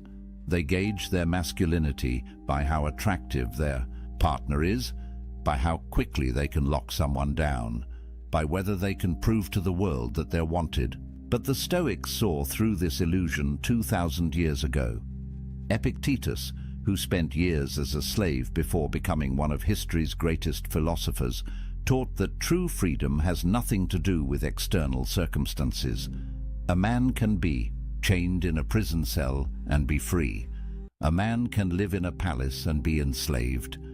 The difference isn't what surrounds you, it's what lives within you. He wrote that when you attach your happiness to anything outside your control, you become a slave to that thing. The weather, your reputation, other people's opinions, and yes, whether or not you're in a relationship. Think about that for a moment. Every time you check your dating app, hoping for a match, you're giving away your power. Every time you change who you are to be more appealing to someone else, you're surrendering your sovereignty. Every time you measure your day by whether she texted back, you're living as a prisoner. And the cruelest part is that society applauds this slavery. It calls it love. It calls it devotion. It calls it being a good partner. But here's what nobody tells you. 63% of men between 18 and 29 are single right now. That's not a statistic from ancient Rome. That's from 2025. And it's rising. Meanwhile, only 34% of women in that same age group are single. What does that tell you? It tells you that the dating landscape has fundamentally shifted. It tells you that the old rules don't work anymore. And it tells you something even more important. You're not alone in feeling like the game is rigged. But here's where most men make their fatal mistake. They look at these numbers and feel inadequate. They internalize the message that something is wrong with them, that they're not good enough, attractive enough, successful enough. They double down on the chase, working harder to prove their value in a marketplace that treats them as disposable. And with every rejection, every ghosting, every situation where they compromise their values just to keep someone interested, they lose a little more of themselves. The Stoics would look at this and see madness. They'd ask, why are you seeking your worth in the opinions of others? Why are you measuring your happiness by whether someone else chooses you? Why are you giving away the one thing that truly belongs to you, your inner peace, in exchange for scraps of external validation? Marcus Aurelius wrote, "You have power over your mind, not outside events. Realize this, and you will find strength." Read that again. You have power over your mind, not over whether she likes you back, not over whether your relationship works out, not over whether you end up alone. You have power over how you interpret these things, over what meaning you assign to them, over whether they disturb your peace or leave you untouched. And that, brother, is everything, because here's the truth that will set you free. Being single isn't a problem to solve, it's a power to harness. And the moment you understand that, the moment you stop seeing solitude as something to escape and start seeing it as something to embrace, everything changes. You stop being a man who needs someone. You become a man who chooses connection from a place of fullness, not emptiness. You stop being the beggar at the table. You become the king who decides if and when he shares his throne. But society doesn't want you to know this, because a man who is complete on his own is dangerous. He can't be controlled. He can't be manipulated. He doesn't need the validation that keeps the whole system running. He's free, and free men change the world. So let me show you what that freedom looks like. The ancient Stoics had a word that most people have never heard: autarkia. It's Greek, and it means self-sufficiency. Not in the sense that you live in the woods, chopping your own wood and filtering your own water, but in the deeper sense that your well-being, your peace, your sense of worth comes from within. It's the understanding that you need nothing outside yourself to be complete. That happiness isn't something you find in another person. It's something you cultivate in the fortress of your own mind. Marcus Aurelius understood this at the deepest level. Here was a man who had everything society says should make you happy. Emperor of Rome, immense wealth, beautiful family, power that stretched across the known world. Yet he wrote in his meditations, Nowhere can man find a quieter or more untroubled retreat than in his own soul, not his palace, not his empire, his own soul. And he added, "It is in your power to retire into yourself whenever you choose." Think about what he's saying. The greatest sanctuary you'll ever know isn't a place. It's a practice. It's the ability to withdraw into your own mind, to find peace there regardless of what's happening around you, whether you're surrounded by chaos or sitting in silence, whether you're with someone or alone. The peace isn't circumstantial, it's constitutional. It's built into who you are. And once you develop this capacity, you become unstoppable. Epictetus, who went from slavery to philosophical mastery, taught his students that the key to this self-sufficiency is understanding what you control and what you don't. You don't control whether people love you. You don't control whether relationships last. You don't control the economic factors that make dating harder, the cultural shifts that change the rules, or the fact that modern technology has turned human connection into a swipe-based marketplace. None of that is in your control, but you do control your character, your response, your inner state, your decision about what kind of man you're going to be regardless of circumstance. And this is where it gets powerful. When Musonius Rufus, another Stoic philosopher, was exiled from Rome, sent away from his home, his friends, everything familiar, he didn't collapse into despair. He didn't spend his days mourning what he'd lost. Instead, he used his solitude to deepen his practice. He worked on his virtue. He refined his character. He became more himself, not less. And when people came from far away to learn from him, even in exile, they found a man who radiated peace, a man who proved that external circumstances have no power over an internally complete person. There's a story about Zeus, the king of the gods in Greek mythology, that the Stoics loved. During the cosmic conflagrations, when the universe would reset and everything would be destroyed, Zeus would sit alone. No other gods, no creation, just emptiness. And yet, he remained content, at peace, because his completeness didn't depend on what existed outside him. The Stoics used this image to teach that true self-sufficiency means you could lose everything, everyone, and still have yourself. And if you've built that self well, if you've made it a fortress of virtue and reason, then you have everything you need. Now, I know what you might be thinking. This sounds lonely. This sounds like isolation.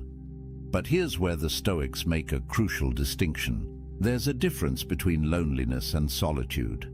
Loneliness is the pain of being disconnected. It's what happens when you're surrounded by people but feel empty inside. It's what happens when you're in a relationship but realize you don't actually know yourself anymore.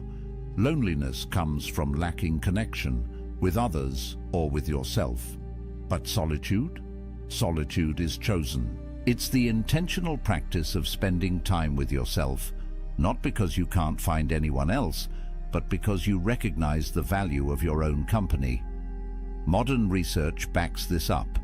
Studies show that when people choose to be alone, when they see solitude as an opportunity rather than a punishment, their stress levels drop. Their sense of autonomy increases.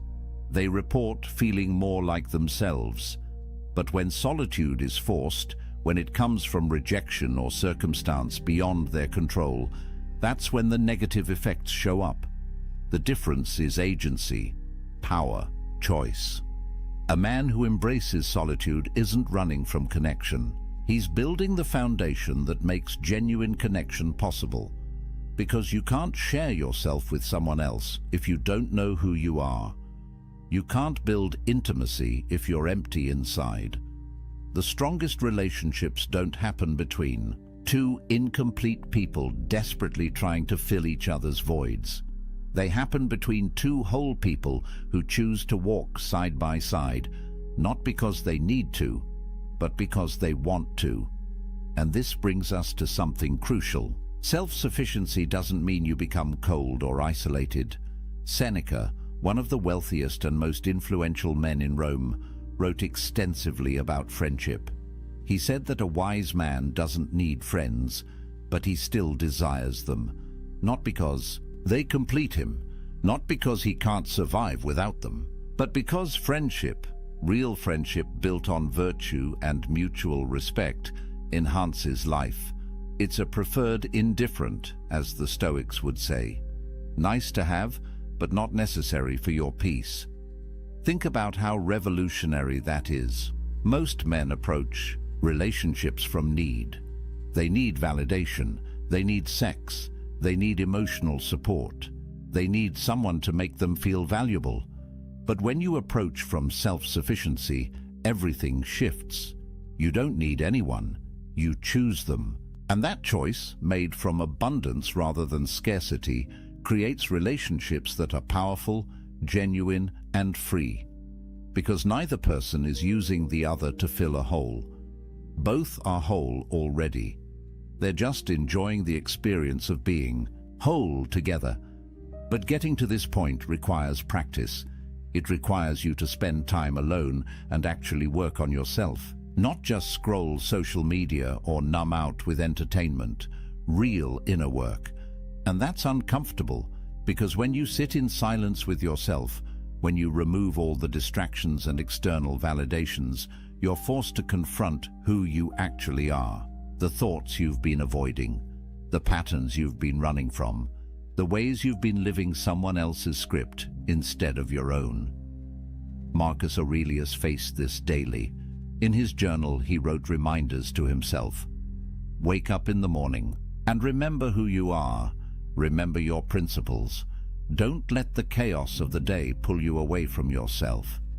He understood that the greatest battle isn't against external enemies. It's against the internal tendency to lose yourself in the noise, to give away your power piece by piece until you wake up one day and realize you don't recognize the person you've become. But when you build self-sufficiency, when you develop autarkia, something remarkable happens. You stop being reactive. You stop living at the mercy of circumstance. Whether someone texts you back or doesn't, whether people approve of your choices or judge them, whether you spend Friday night with someone or alone with a good book, none of it disturbs your peace. You're grounded, centered, free. And that freedom, brother, is more valuable than any relationship could ever be. Because here's the paradox. The man who needs no one is the man everyone wants to be around. Strength attracts. Completeness attracts. When you're not grasping, not needy, not performing for validation, people feel it. They sense that you're different, that you operate from a different place. And the connections you do form, when you're ready, if you choose them, will be deeper and more real than anything you could build from a place of need. So what does this actually give you? What changes when you embrace solitude instead of running from it? The Stoics believed that external goods come in two categories: things that are genuinely good, like virtue and wisdom and character, and things that are preferred indifference, wealth, health, relationships. Nice to have, but not essential to your well-being, not determinative of your worth. The moment you internalize this distinction, a weight lifts, because you stop attaching your happiness to things you can't control. Let's get practical. When you're single and you embrace it, you have financial sovereignty. No expensive dates where you're performing, trying to impress someone. No shared expenses where you have to negotiate every purchase. No compromise on how you spend your money. Every dollar you earn is yours to allocate as you see fit. You can invest in yourself, build your skills, travel, save, create, and you don't have to justify these choices to anyone. Modern research shows that single men, particularly those who embrace their status rather than fighting it, report lower financial stress. They have more control over their economic futures. They're not tied to another person's spending habits, debt, or financial crises. And in a world where economic pressure is one of the leading causes of relationship breakdown, that's not a small thing. You eliminate an entire category of stress simply by being financially sovereign. Then there's time sovereignty. Think about the hours you get back when you're not texting constantly, planning dates, negotiating weekend plans, attending social functions for someone else's sake. Time is the only truly non-renewable resource. Once it's gone, it's gone. And most men give away enormous chunks of their time without even realizing it, not because they want to, but because they feel obligated, because they're afraid of what will happen if they don't, because they're trying to keep someone happy, keep the relationship going, prove they're committed. But when you're single, every hour belongs to you. Want to wake up early and work on that business idea? Do it. Want to spend Saturday learning a new skill? You can. Want to sit in complete silence for an afternoon and just think? Nobody's going to text you asking where you are or why you're being distant. This isn't selfishness, it's self-ownership. And the Stoics believed that a man who doesn't own his time doesn't own his life. Marcus Aurelius, again, the busiest man in the empire, wrote about guarding his time like a fortress. He knew that every hour given to someone else's priorities was an hour stolen from his own development, his own contemplation, his own practice of virtue. He wasn't antisocial, he fulfilled his duties, but he was ruthless about protecting the time he needed to be alone with his own mind, because he understood that without that time, he'd lose himself in the chaos of external demands. Then there's mental sovereignty. This might be the most important one. When you're in a relationship, especially one built on neediness rather than choice, you carry enormous emotional labor. You're managing someone else's feelings, anticipating their needs, walking on eggshells to avoid conflict, constantly adjusting yourself to maintain harmony. And over time, this erodes you.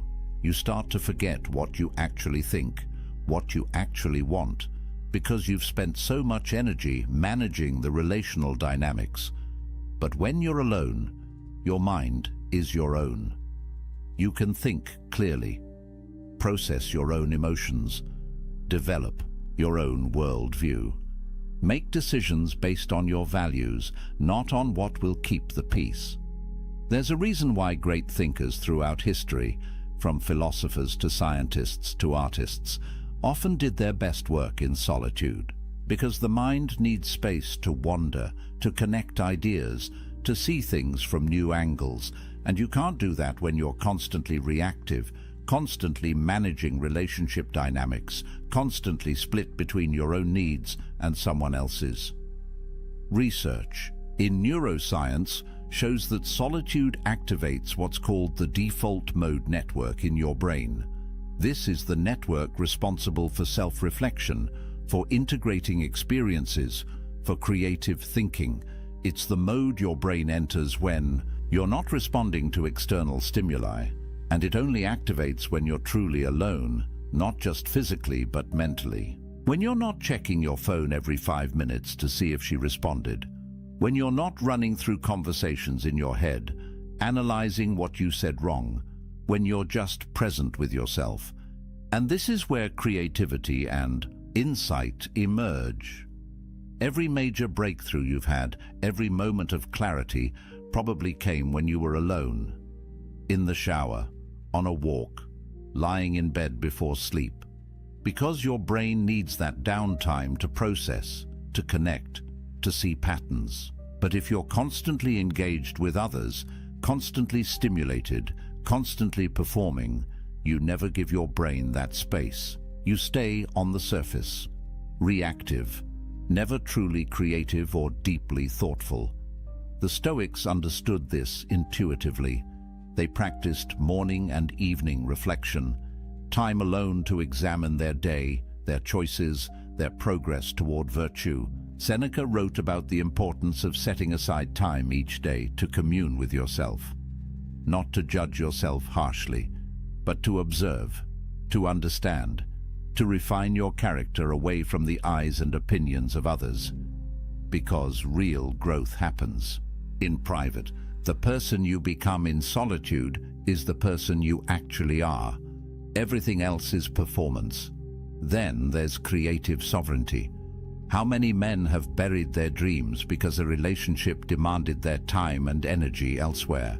How many businesses never started, books never written, skills never mastered, because there was always someone else's needs taking priority? This isn't about blaming relationships. It's about recognizing that everything has a cost, and the cost of relationship, especially one you're not fully choosing, is often paid in abandoned potential. When you're alone, you can be selfish with your ambition. You can pour yourself into your craft, your mission, your vision for who you want to become. No negotiations, no guilt, no compromise. Just pure focused energy on building the life you actually want. And here's what's interesting.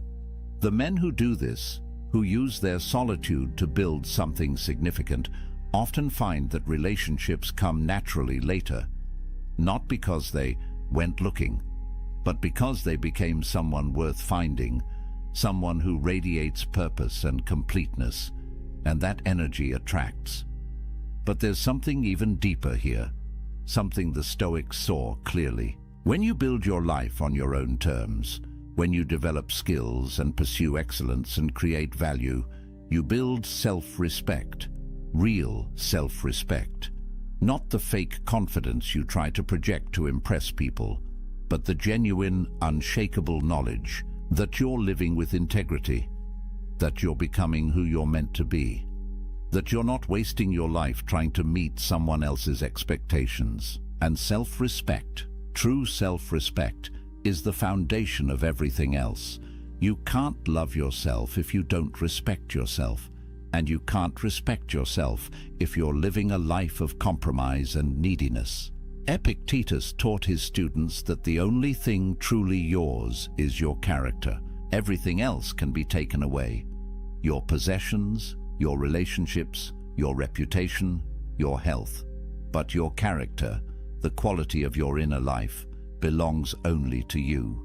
And it's built in solitude, in the choices you make when nobody's watching, in the discipline you maintain when there's no external reward, in the integrity you hold when it would be easier to compromise.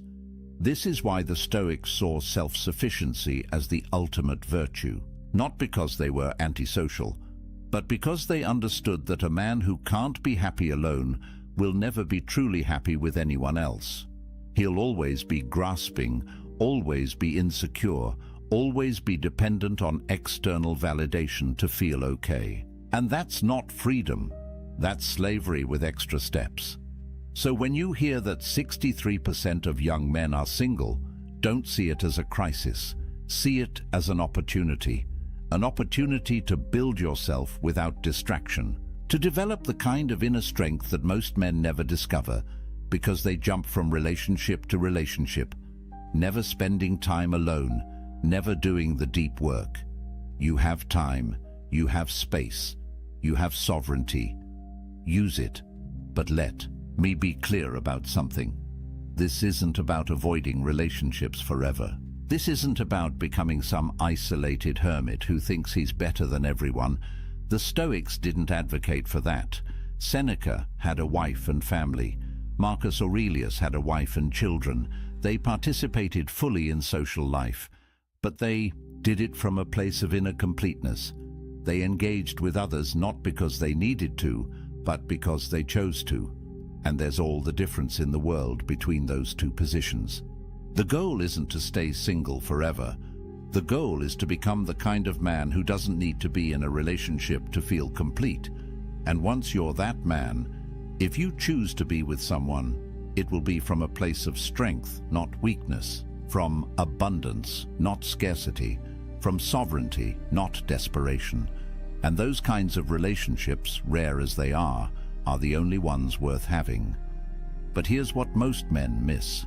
They think being single means they're incomplete. They've internalized the message that they're only half a person until they find their other half. And this belief, more than anything else, keeps them trapped. Because when you believe you're incomplete, you'll do anything to feel whole. You'll compromise your values. You'll tolerate disrespect. You'll lose yourself piece by piece trying to hold on to someone, anyone, who makes you feel less empty.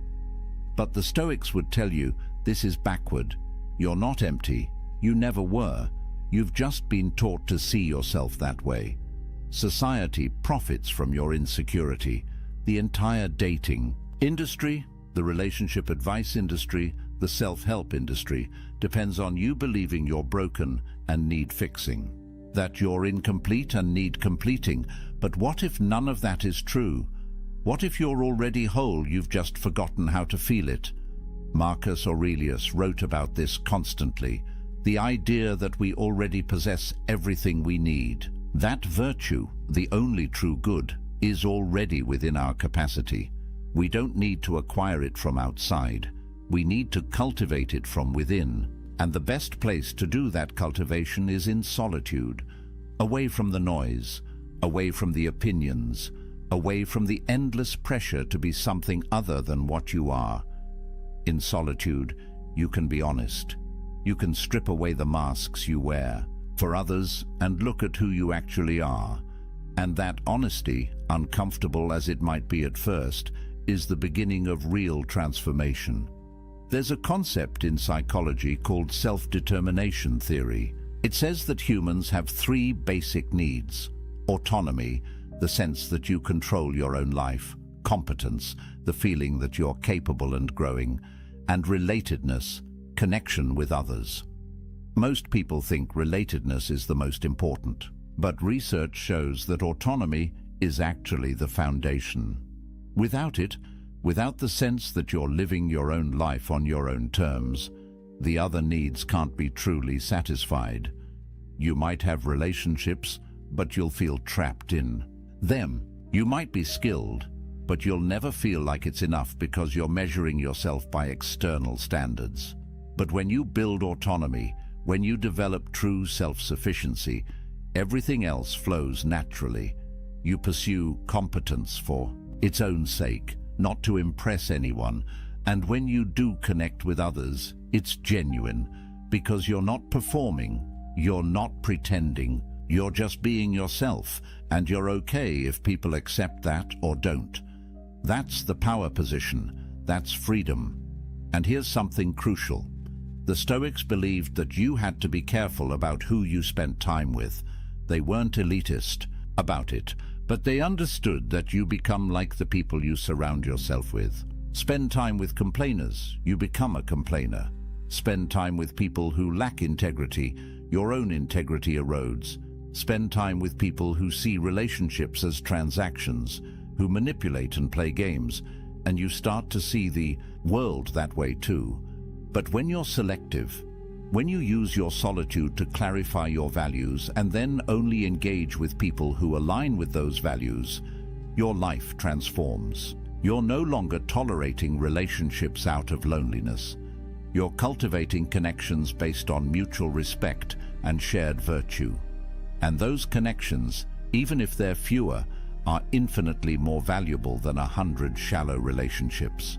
Built on convenience or need, Seneca wrote extensively about this. He said that you should associate with people who will improve you and avoid people who will corrupt you. And he added that you should also be someone worth associating with, someone who adds value, someone who embodies the virtues you want to see in the world. That's the work of solitude. Becoming that person, not for anyone else, for yourself, because you want to look in the mirror and respect who you see. And this brings us to perhaps the most important point: the validation trap. Traditional masculinity, at least the toxic version of it, measures a man's worth by his romantic and sexual success. Can he get girls? Is he a player? Is his girlfriend hot? These are the metrics by which many men, consciously or unconsciously, judge themselves and each other. And it's poison, because it makes your self-worth dependent on factors largely outside your control. Physical attractiveness, which is mostly genetic, social status, which is often circumstantial, the approval of others, which is fickle and unpredictable. But the Stoics would say this is insane. Why would you tie your sense of value to things you can't control? Why would you give others that much power over your inner state? Epictetus taught that the only thing you truly control is your will, your capacity to choose your response, your commitment to virtue. That's it. Everything else is fortune, and fortune is unreliable. So when you measure yourself by relationship status, you're basically saying that your worth depends on luck, on being born with certain features, on meeting the right person at the right time, on 1,000 variables you have no control over. And that's a recipe for lifelong insecurity, because even if you do get into a relationship, you'll never feel secure. You'll always wonder if you're good enough. You'll always fear losing what you've tied your identity to. You'll be jealous, controlling, needy, because deep down, you know your worth isn't real. It's contingent on her staying. But when you build your worth on virtue, on character, on the man you're becoming, nobody can take that from you. Relationships come and go, circumstances change, but who you are, the integrity you've built, the self-respect you've earned through right action, that's permanent. That's unshakable. And paradoxically, when you stop seeking validation from relationships, when you develop genuine self-worth, you become more attractive, because people can sense desperation, they can feel neediness, and it repels them, but they can also sense strength, completeness, self-possession, and that draws them in. The Stoics weren't advocating for pride or arrogance. Marcus Aurelius constantly reminded himself that he was just a human, fallible and temporary. But he also knew that his worth came from his character, not from his circumstances. He could be emperor or exile, and his value as a person wouldn't change. Because value, true value, is internal. It's the quality of your thoughts, your choices, your virtue. And that's entirely within your control to develop. So here's what I want you to hear. If you're single right now, you're not broken, you're not incomplete, you're not less than. You have something precious: time, space, sovereignty. Use it. Build yourself. Develop your skills. Clarify your values. Strengthen your character. Read the books that expand your mind. Pursue the projects that ignite your passion. Train your body. Master your emotions. Become so complete in yourself that you don't need anyone else's validation to feel whole. And when you do that, one of two things will happen. Either you'll discover that you actually prefer solitude, that you've built a life so rich and meaningful on your own that adding a relationship would be a downgrade, and that's fine. That's a valid choice. The Stoics would respect it. Or you'll eventually meet someone and choose to build something with them, but it will be from a place of strength, from wholeness, from sovereignty, and that relationship, if it happens, will be powerful because it's not built on need. It's built on choice, on two complete people deciding to walk together, not because they have to, but because they want to. But either way, you win, because you'll have done the work. You'll have built the inner fortress. You'll have developed self-sufficiency, and nobody can take that from you. Not rejection, not loneliness, not societal pressure. You'll be free. And freedom, brother, is everything. Marcus Aurelius wrote late in his life, "Very little is needed to make a happy life. It is all within yourself, in your way of thinking." Read that again. Very little is needed. It's all within yourself, not in finding the right person, not in changing your circumstances, not in achieving some external milestone. Within yourself, in your way of thinking, in your capacity to find peace regardless of what's happening around you. That's the promise of Stoicism. That's the gift of solitude. Complete independence from external validation. Total sovereignty over your inner state. The ability to be happy, genuinely happy, in any circumstance, alone or with someone, wealthy or poor, praised or criticized. None of it touches you, because you're grounded in something deeper than circumstance. You're grounded in virtue, in character, in the kind of strength that can only be built in the forge of solitude. So use this time. Don't waste it wishing you were somewhere else, with someone else. Don't spend your days scrolling dating apps or feeling sorry for yourself. The Stoics would tell you that's a form of suicide. Killing time, killing potential, killing the opportunity to become something greater. Instead, wake up every morning and ask yourself, what kind of man do I want to be? And then become that man, not for anyone else, for yourself, because you respect yourself enough to live with integrity.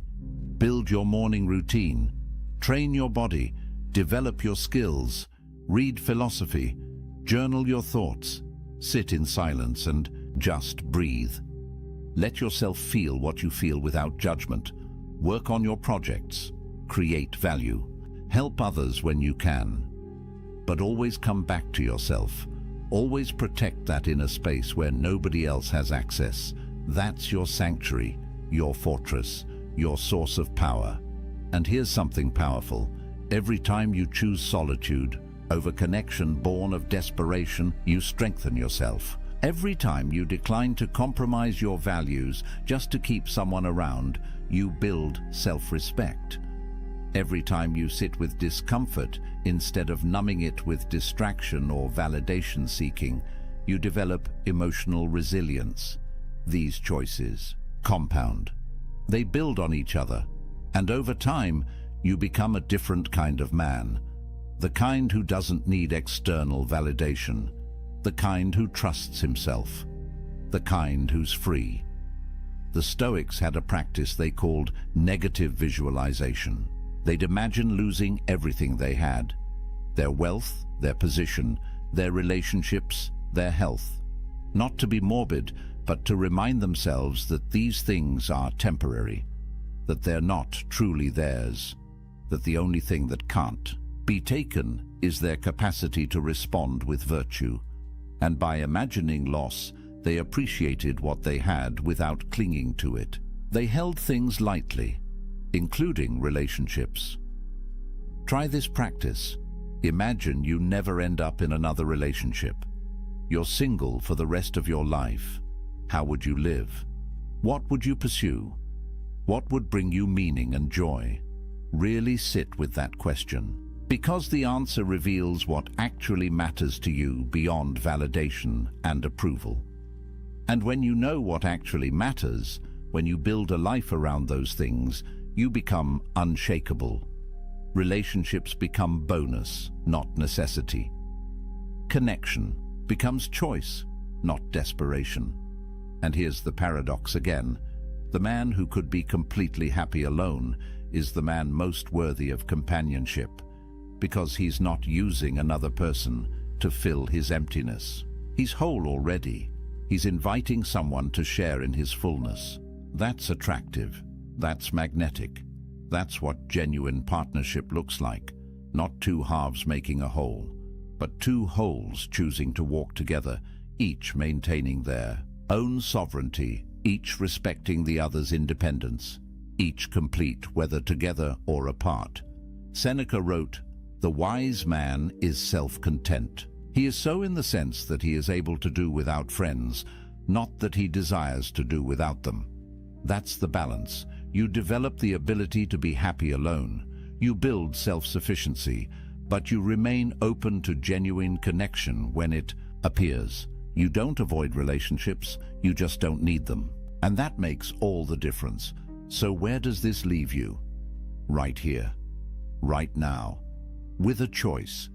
You can keep buying into the narrative that you're incomplete without someone, that your value depends on relationship status, that being single is something to escape as quickly as possible, and if you choose that path, you'll spend your life chasing, compromising, losing yourself piece by piece in the pursuit of external validation. Or you can embrace what the Stoics knew 2,000 years ago, that true power comes from within, that self-sufficiency is the highest virtue, that a man complete in solitude is free in every circumstance. And if you choose that path, if you do the work, you'll build something that nobody can take from you, an inner fortress, a sovereignty that transcends circumstance, a peace that doesn't depend on anyone else's approval or presence. Marcus Aurelius ruled an empire. He had wealth, power, family, everything society says should make you happy. Yet he spent his evenings writing in his journal, reminding himself of what actually mattered: virtue, character, inner peace. He knew that everything else was temporary, that the only lasting value was the kind of person he was becoming, and he did that work in solitude, away from the crowds, away from the demands, in the quiet space of his own mind. You don't need an empire to do this. You don't need perfect circumstances. You just need to make the choice, to use your solitude as a gift, not a curse, to see being single not as a deficit, but as an opportunity, to build yourself so completely that you don't need validation from anyone. And when you do that, you become dangerous, not to others, but to the systems that profit from your insecurity. You become a man who can't be controlled, can't be manipulated, can't be sold something he doesn't need. You become free. And freedom is what the Stoics were teaching all along. Not freedom from circumstances, those will always change, but freedom within circumstances. The ability to maintain your peace, your integrity, your sense of self, regardless of what's happening around you, alone or with someone, successful or struggling, praised or criticized. None of it touches your core, because you've built something unshakable inside. And that, brother, is power. Real power. The kind that transforms not just your life, but the lives of everyone you touch. Because strength is contagious. Completeness inspires. Freedom spreads. So let me leave you with this. A man who needs no one is free to choose everyone. A man who needs someone is slave to his need. Which man do you want to be? The choice is yours. It's always been yours. And it starts right now, in this moment, with this decision, to stop seeking yourself in others and start building yourself in solitude, to stop measuring your worth by external validation and start grounding it in internal virtue, to stop running from being alone and start embracing it as the ultimate gift, the space where you become who you're meant to be. The Stoics are waiting for you, Marcus Aurelius, Epictetus, Seneca. They walked this path. They proved it works. They left you a blueprint. All you have to do is follow it. Build your inner fortress. Cultivate self-sufficiency. Embrace solitude not as a punishment, but as a privilege. And watch what happens. Watch how your life transforms when you stop living for others and start living for yourself. Not in a selfish way, but in the way that honors your potential, your values, your unique path. That's what the Stoics called living according to nature, being fully yourself, and there's nothing more powerful than that. So if you found value in this, if these ideas resonate with something deep inside you, if you feel that pull toward building a different kind of life, do me a favor. Hit that like button. It tells me this message matters. It helps this reach other men who need to hear it. Subscribe to the channel because we're building something here. A community of men who refuse to live by society's script, who are doing the work, who understand that real strength comes from within. Drop a comment and tell me, what's one thing you're going to do this week to build your inner empire? One practice, one choice, one step towards self-sufficiency. And remember, this isn't the end. It's the beginning. Every journey toward freedom starts with a single step, a single decision. The decision to stop seeking worth in external validation and start building it through internal virtue. You've taken that step by being here, by listening, by opening your mind to a different way. Now keep walking, keep building, keep becoming. The man you're meant to be is waiting in the silence. Go find him. Until next time, stay strong, stay sovereign, stay free. There's a man in every room who never raises his voice, never competes for attention, never performs. He stands still while others fidget. He speaks last while others rush to fill the silence. And somehow, without trying, without effort, without the desperate energy that radiates from men who are starving for validation, he becomes the center of gravity. The room bends toward him. Conversations pause when he speaks. Eyes find him when he moves. Women notice him not because he's chasing their attention, but because his presence whispers something most men have forgotten how to communicate. I don't need you to complete me. I'm already whole. This isn't charisma. This isn't charm. This is something deeper, something the ancient Stoics understood 23 centuries ago, and something modern men have traded for Instagram likes and desperate text messages at 2 in the morning. The truth is brutal and liberating in equal measure. The moment you stop trying to be attractive, you become it. The second you release your grip on outcomes, they fall into your hands. When you embrace the discipline of silence, stillness, and self-mastery, you don't just change how others see you. You transform who you actually are. And that transformation, brother, that's what makes you unforgettable. Most men are taught the opposite. They're told to be loud, to take up space, to dominate conversations, to prove their worth through constant performance. They talk about their achievements, their plans, their opinions. They fill every silence with noise because silence feels like failure.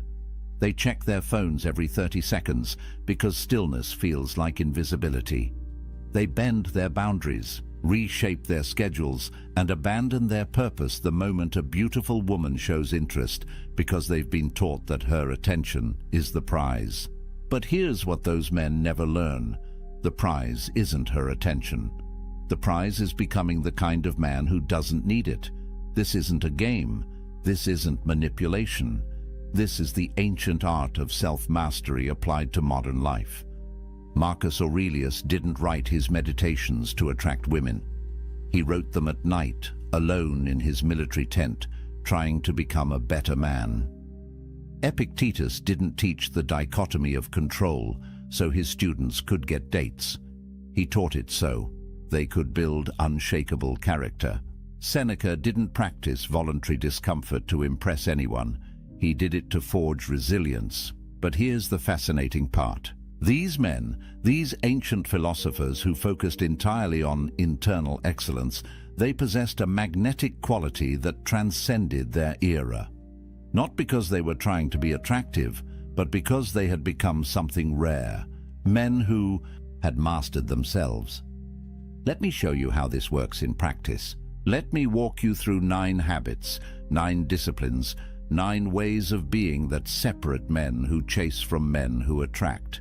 These aren't tricks you perform, they're transformations you embody. And once you integrate them, once they become part of who you are rather than things you do, everything changes. The first habit might surprise you because it goes against everything modern dating culture preaches. It's the discipline of strategic silence. Not the awkward silence of someone who doesn't know what to say. Not the cold silence of someone playing games. The intentional silence of someone who understands that words lose power when you waste them. Most men are terrified of pauses. They fill every gap in conversation with nervous chatter, with jokes, with stories designed to prove how interesting they are. They think silence is failure, that if they're not talking, they're losing. But silence is a weapon, and most men have no idea how to wield it. When you ask a woman a question and she answers, "What do you do?" most men immediately respond. They're already thinking about what they'll say before she finishes talking. They're performing, not listening. But a man who understands strategic silence does something different. He waits. 2 seconds, 3 seconds. He holds her gaze. He processes what she actually said, and he lets that pause create weight. In those seconds, something profound happens. Her mind begins to work. She wonders what you're thinking. She replays her words. She becomes aware of your attention in a way she never is when someone rushes to fill the space. That pause creates cognitive tension, and cognitive tension creates fascination. The neuroscience backs this up. When you create a pause, you're forcing her brain to complete a loop. Humans are pattern recognition machines. We need closure. An unanswered question, an unfilled silence, it gnaws at us. And the person who creates that tension, who can sit comfortably in that space, they become magnetic. Because silence signals something most men can't fake: self-sufficiency. A man who needs her validation can't tolerate silence. A man who's complete within himself can let it breathe. Epictetus taught that we have 2 ears and 1 mouth, so we can listen twice as much as we speak. This wasn't just about being polite. It was about power. The man who speaks less controls more, not through manipulation, but through presence. When your words are rare, they carry weight. When you're comfortable in silence, you communicate something that transcends language. I don't need to fill this space because I'm not afraid of it. And fear, brother, fear is the scent that kills attraction faster than anything else. But silence alone isn't enough. You can be quiet and still radiate anxiety through every muscle in your body. This brings us to the second discipline, the one that most men violate every single day without realizing it. Physical stillness. Watch men in any social situation. They're constantly moving, shifting their weight, adjusting their clothes, checking their phones, playing with their hair, fidgeting with their drinks. Their bodies are screaming a message their mouths never say: I'm nervous, I'm uncomfortable, I need something to do with this energy because I can't just be here.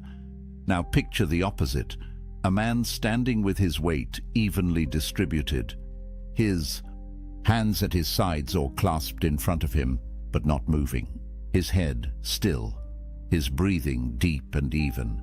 He's not rigid, not tense, he's relaxed but contained. When he moves, it's deliberate. When he reaches for his drink, it's a complete action. One movement, no adjustments, no fidgets, no nervous energy leaking through his fingers. That man commands attention without saying a word. The psychology here is profound. We have mirror neurons in our brains. When we observe someone, our nervous system begins to sync with theirs. If you're anxious, she feels anxious. If you're fidgety, she feels unsettled. If you're calm, centered, still, she begins to feel that too. Your physical state becomes her emotional state. This is why women talk about feeling safe around certain men. It's not just about physical protection. It's about nervous system regulation. She can relax because you're relaxed. She can be still because you're still. Marcus Aurelius wrote that you have power over your mind, not outside events. Physical stillness is the practice of that principle. You're not reactive. You're not controlled by impulses. You don't need to move just because there's empty space. You don't need to check your phone just because 5 minutes have passed. You're present, grounded, here. And that presence, that groundedness, it's magnetic in a world where everyone is scattered. This is where most men start to understand that attraction isn't about doing more. It's about being more intentional with everything you do, which leads us directly into the third discipline, one that modern social media has nearly destroyed: the practice of strategic mystery. In an age where people broadcast their entire lives, where every thought becomes a tweet and every meal becomes a photo, where vulnerability has been weaponized into a performance, the man who guards his inner world becomes fascinating by default. Mystery isn't about being secretive for the sake of games. It's about understanding that not everything needs to be shared. Not every thought needs to be vocalized. Not every experience needs to be explained.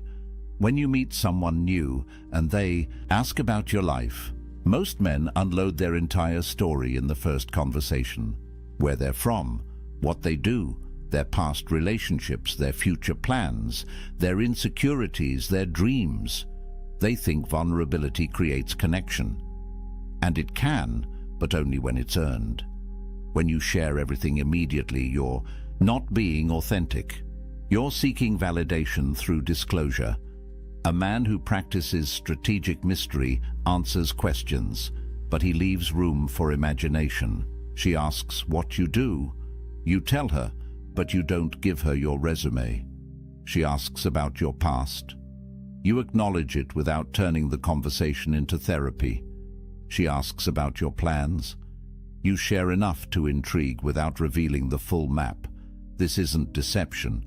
This is discretion. It's understanding that the human mind is drawn to what it doesn't fully understand and repelled by what's been completely explained.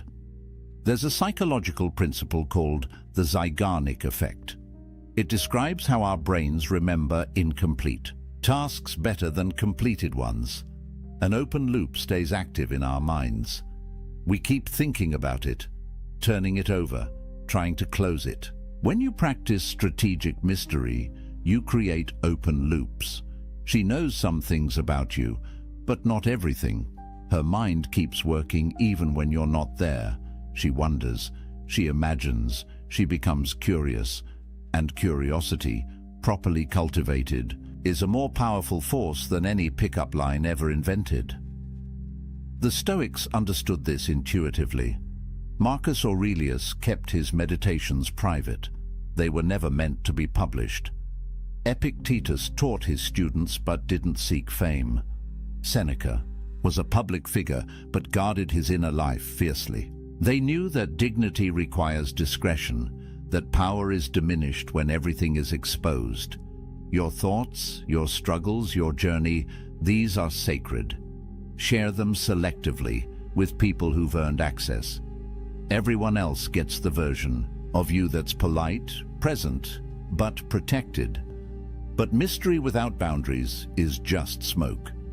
This is where the fourth discipline becomes critical. The practice of maintaining unwavering boundaries. This is where most men fail spectacularly. They meet a woman they're attracted to, and suddenly every boundary they claim to have dissolves. She texts at midnight. They respond immediately, abandoning their sleep schedule. She cancels plans last minute. They immediately offer alternatives, communicating that their time has no value. She disrespects them subtly. They laugh it off, afraid that standing up for themselves will cost them her attention. Here's the truth that will set you free. Boundaries aren't walls. They're not rejection. They're standards. They're the lines that define who you are and what you accept. When you hold boundaries, you're not being difficult. You're being self-respecting. And self-respect, properly embodied, is the foundation of every form of attraction that actually lasts. The ancient Stoics were obsessed with this principle. Epictetus built his entire philosophy around the dichotomy of control, understanding what's yours to protect and what isn't. Your time is yours. Your energy is yours. Your peace is yours. These things are within your control, and protecting them isn't selfish. It's essential. When you maintain boundaries, something shifts in how others perceive you. The scarcity principle kicks in. What's easily obtained is undervalued. What requires effort to access is treasured. When your time isn't available at any moment, it becomes valuable. When your attention isn't given freely to anyone who demands it, it becomes a gift. This isn't manipulation. This is natural human psychology. We respect what respects itself. Practically, this looks like simple but powerful actions. She texts you at midnight. You're asleep. You respond when you wake up naturally, not when your phone buzzes. She cancels plans with short notice. You acknowledge it, but you don't immediately rearrange your life to accommodate her. You had plans. You keep them. She tests your frame with a comment designed to make you defensive. You don't react. You stay centered. Your boundaries aren't negotiable, but they're also not aggressive. They're just there, quietly communicating, I value myself and I expect you to value me too. This discipline flows directly into the fifth habit, the one that underlies all the others. Outcome independence. This is the core Stoic principle applied to modern attraction, and it's the one that most men find impossible to embody because it requires you to genuinely not need the result, not pretend, not fake it, actually release your attachment to whether she likes you, whether she texts back, whether this interaction leads anywhere. You engage fully, you're present completely, but you're not invested in controlling the outcome. The paradox is brutal and beautiful. The less you need it to happen, the more likely it happens. The more you release your grip, the more naturally things flow to you. But you can't fake this. You can't perform outcome independence. She'll smell the neediness underneath whatever game you're playing. Outcome independence has to be real, which means you have to genuinely be fulfilled without her. Your life has to actually be complete. Your purpose has to actually sustain you. Your identity has to actually be stable. Otherwise, every interaction becomes a test of your worth, and tests create anxiety, and anxiety creates the desperate energy that repels everyone around you. Marcus Aurelius spent his life practicing detachment from outcomes. He wrote about accepting what happens with equanimity, about understanding that you control your actions but not their results.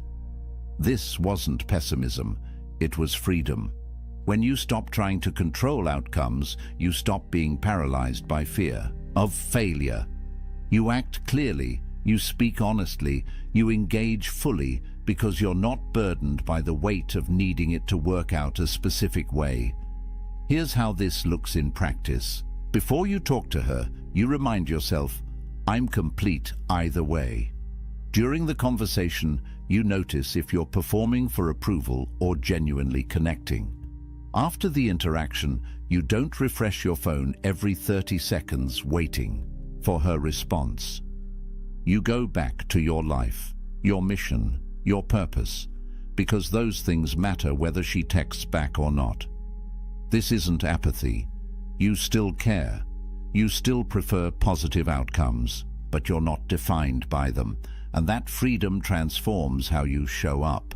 Which brings us to the sixth discipline, the one that separates you from 99% of modern men who have forgotten how to do this.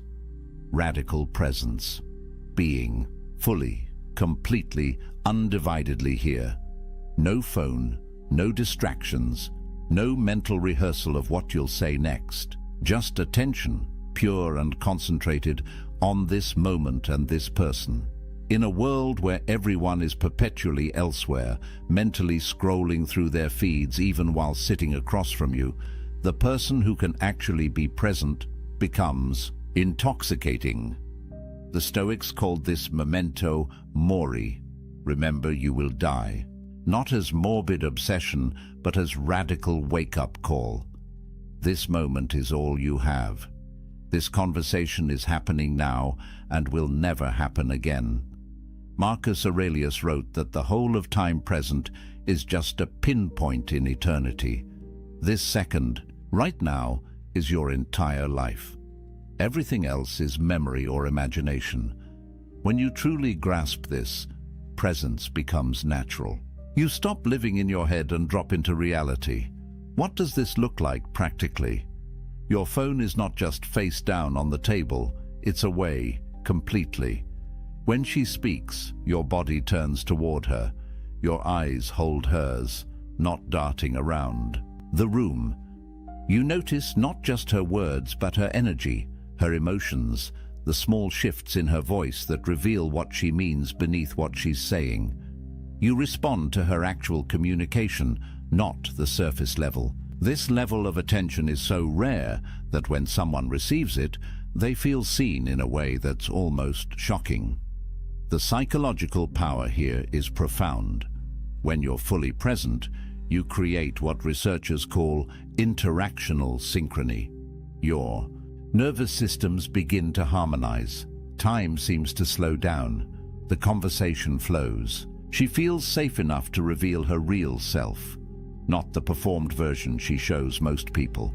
And when someone feels that level of safety and being seen, they don't forget you.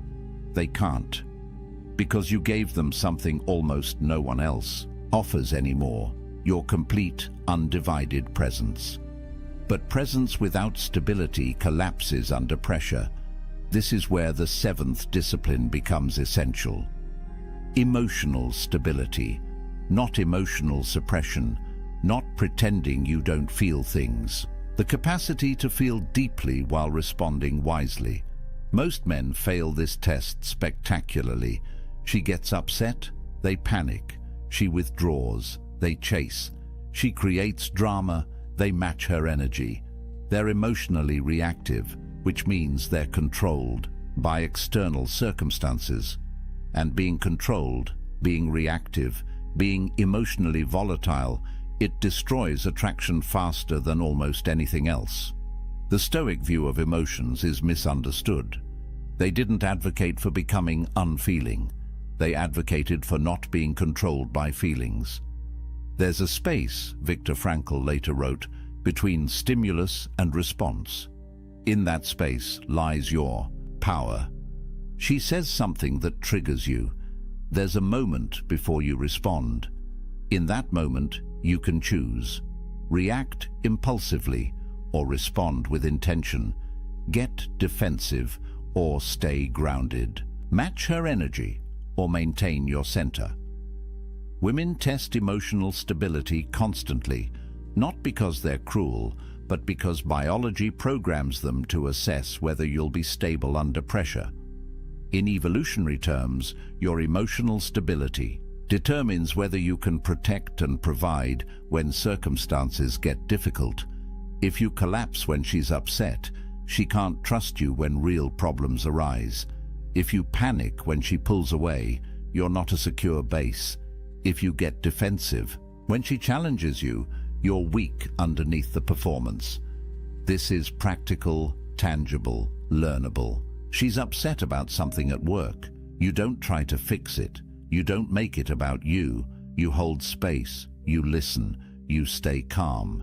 She tests you with emotional withdrawal. You don't panic. You don't chase. You give her space, remaining centered in yourself. Conflict arises in conversation. You don't escalate. You don't match her intensity. You speak calmly. You acknowledge her perspective. You hold your boundary without aggression. This is emotional mastery, not control over her emotions, but complete authority over your own. But emotional stability without growth becomes stagnation. This is where the eighth discipline comes in, the one that makes everything else sustainable long-term. Relentless self-improvement. Not improving to get her, not changing yourself to match what you think she wants. The commitment to becoming excellent because that's who you've decided to be. Marcus Aurelius wrote, "Be tolerant with others and strict with yourself. This is the standard.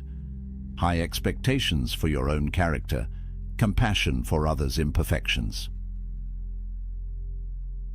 Women are attracted to trajectory, to momentum, to men who are becoming something, not because they want a project to fix, because growth signals potential, and potential is exciting. A man who's stagnant, who's been the same person doing the same things for years, he's safe but boring. A man who's actively developing, who's Reading, training, learning, building, he represents a future worth being part of. But here's the critical distinction. You improve because your standards demand it, not because her approval requires it. This looks like discipline across every domain. Physically, you train not for aesthetics, but for strength, resilience, capability. Mentally, you read widely, think deeply, expand your understanding of the world. Emotionally, you do the work, therapy if needed, meditation, journaling, facing your shadows instead of projecting them onto others. Professionally, you build competence, you contribute value, you become someone who solves problems rather than creates them. Spiritually or philosophically, you clarify your values and live by them, even when it's difficult. This compounds over time. The man who commits to improvement for 1 year is interesting. The man who commits for 5 years is formidable. The man who makes it a lifelong practice becomes rare, valuable, magnetic. Not because he's perfect, but because he's dedicated to excellence. And that dedication, that standard, it's visible in everything he does. She feels it. Everyone feels it. But all of this, every single discipline we've discussed, collapses without the 9th and final habit. The foundation that makes everything else possible. Operating from authentic purpose. Having a reason to exist that transcends pleasure, comfort, or validation.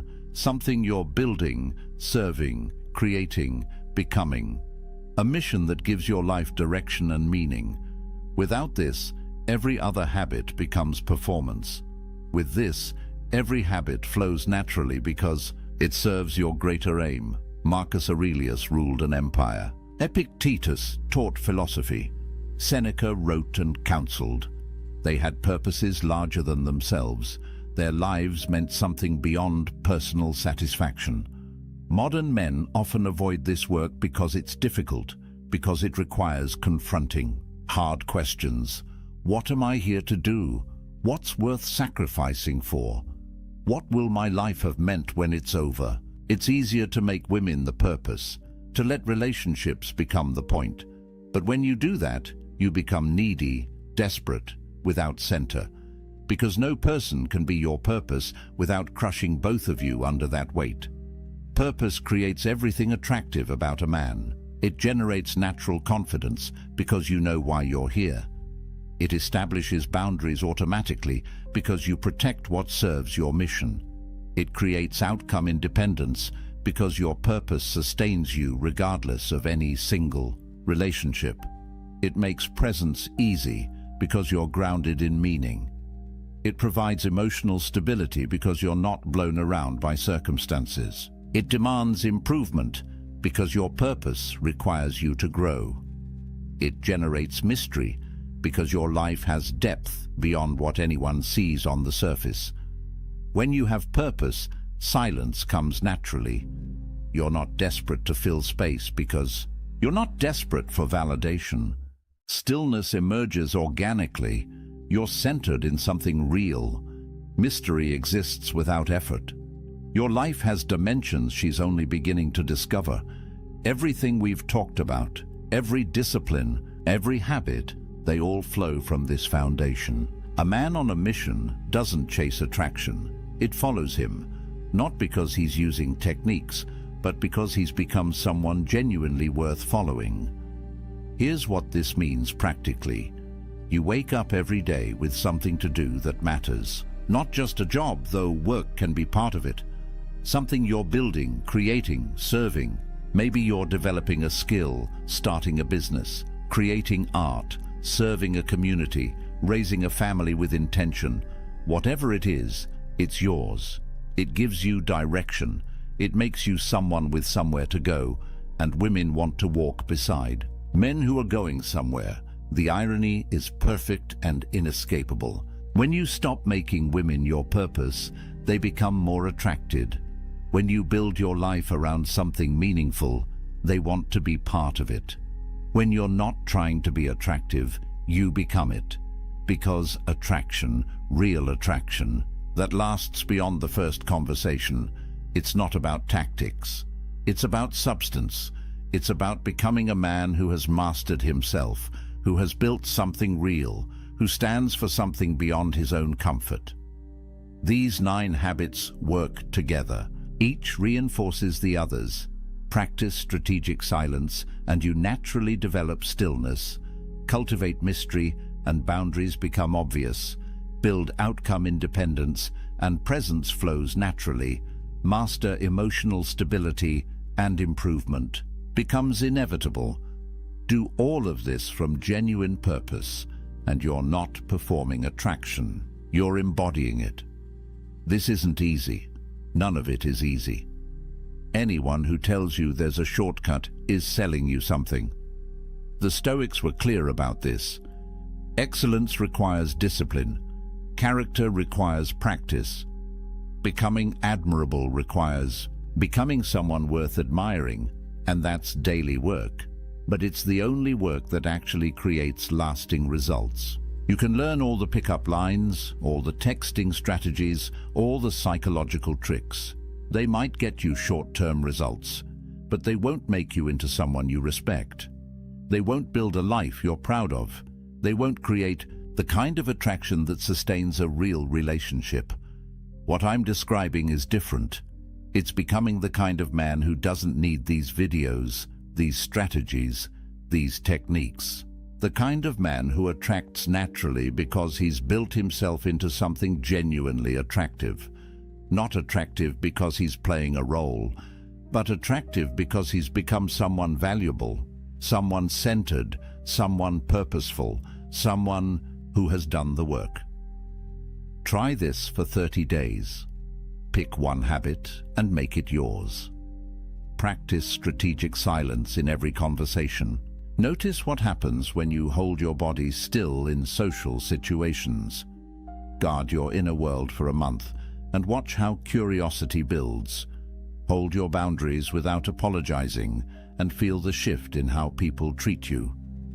Release your attachment to outcomes and notice how much lighter everything becomes. Give your complete presence to every interaction. Stay emotionally stable when everyone around you is reactive. Commit to genuine improvement in one specific area. Clarify your purpose and let it guide your decisions. One habit. 30 days. See what changes. Because I promise you, when you stop performing and start becoming, when you stop chasing and start building, when you release the desperate energy of needing validation and step into the quiet power of being complete, everything shifts. Not just with women, with everyone, with yourself. You become the kind of man you actually respect. And that respect, that self-possession, that groundedness, it's magnetic in a way that no technique ever could be. The most attractive man in any room isn't the one trying to be. He's the one who's forgotten to care because he's too busy being excellent, too focused on his purpose, too grounded in his values to waste energy on performance. Be that man. Do the work. Build the life. Master yourself. The attraction will follow, not because you chased it, but because you became worth chasing. If this resonated with you, if you felt something shift in how you understand attraction and masculinity, hit that like button. Subscribe to this channel because we're building a community of men who are committed to excellence, who understand that the ancient wisdom still works, who are willing to do the difficult work of becoming someone genuinely valuable. Drop a comment below and tell me which of these 9 habits you're starting with today. Which one challenges you most? Which one are you ready to master? Remember, the Stoics have been waiting 23 centuries to teach you this. Marcus Aurelius faced battles, plagues, betrayals, and he never lost his center. Epictetus was born into slavery and died free in every way that matters. Seneca counseled emperors and faced death with equanimity. These weren't men who had easy lives. They were men who built unshakable character. You have the same capacity, the same potential, the same choice every single day to become stronger, wiser, more centered. The most attractive man in the room isn't the one trying to be. Be that man. There's a man sitting alone in his apartment right now. The city hums outside his window. His phone buzzes with notifications, dating app matches, messages from people wanting his attention, his time, his energy. He looks at the screen, then sets it face down on the table. He pours himself a drink, opens a book, and settles into the silence. And in that moment, he possesses something most men are desperately searching for, but will never find. Freedom. Real freedom. The kind that can't be given or taken away. The kind that lives inside you, independent of anyone else's approval, desire, or presence. Society will tell you this man is broken, that he's missing out. That true fulfillment only comes when you find someone to complete you.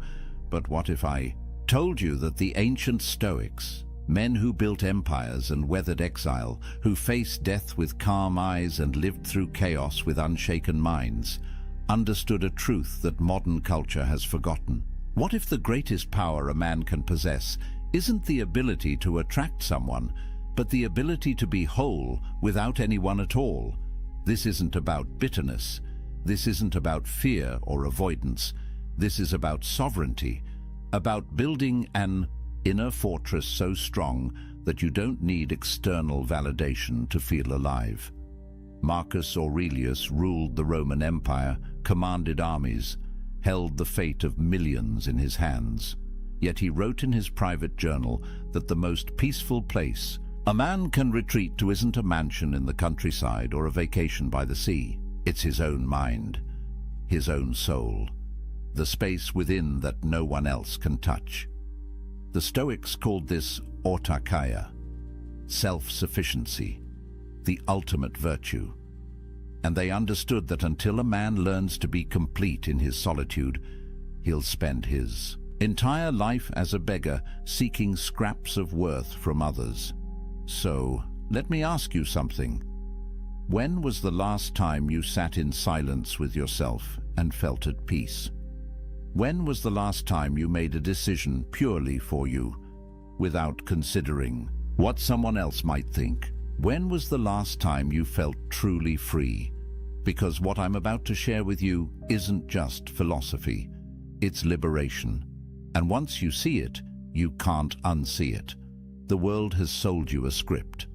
From the time you were a boy, you've been handed a blueprint for what success looks like. Get the girl, build the relationship, settle down, find your other half. The narrative is everywhere, in movies, in songs, in the casual conversations where people ask with pitying eyes, "Why are you still single?" As if being alone is a disease that needs curing, as if you're incomplete until someone else validates your existence. And here's the trap. Most men spend their entire lives chasing this script without ever questioning whether it's true. They measure their worth by their relationship status. They gauge their masculinity by how attractive their partner is, by how quickly they can lock someone down, by whether they can prove to the world that they're wanted. But the Stoics saw through this illusion 2,000 years ago. Epictetus, who spent years as a slave before becoming one of history's greatest philosophers, taught that true freedom has nothing to do with external circumstances. A man can be chained in a prison cell and be free. A man can live in a palace and be enslaved.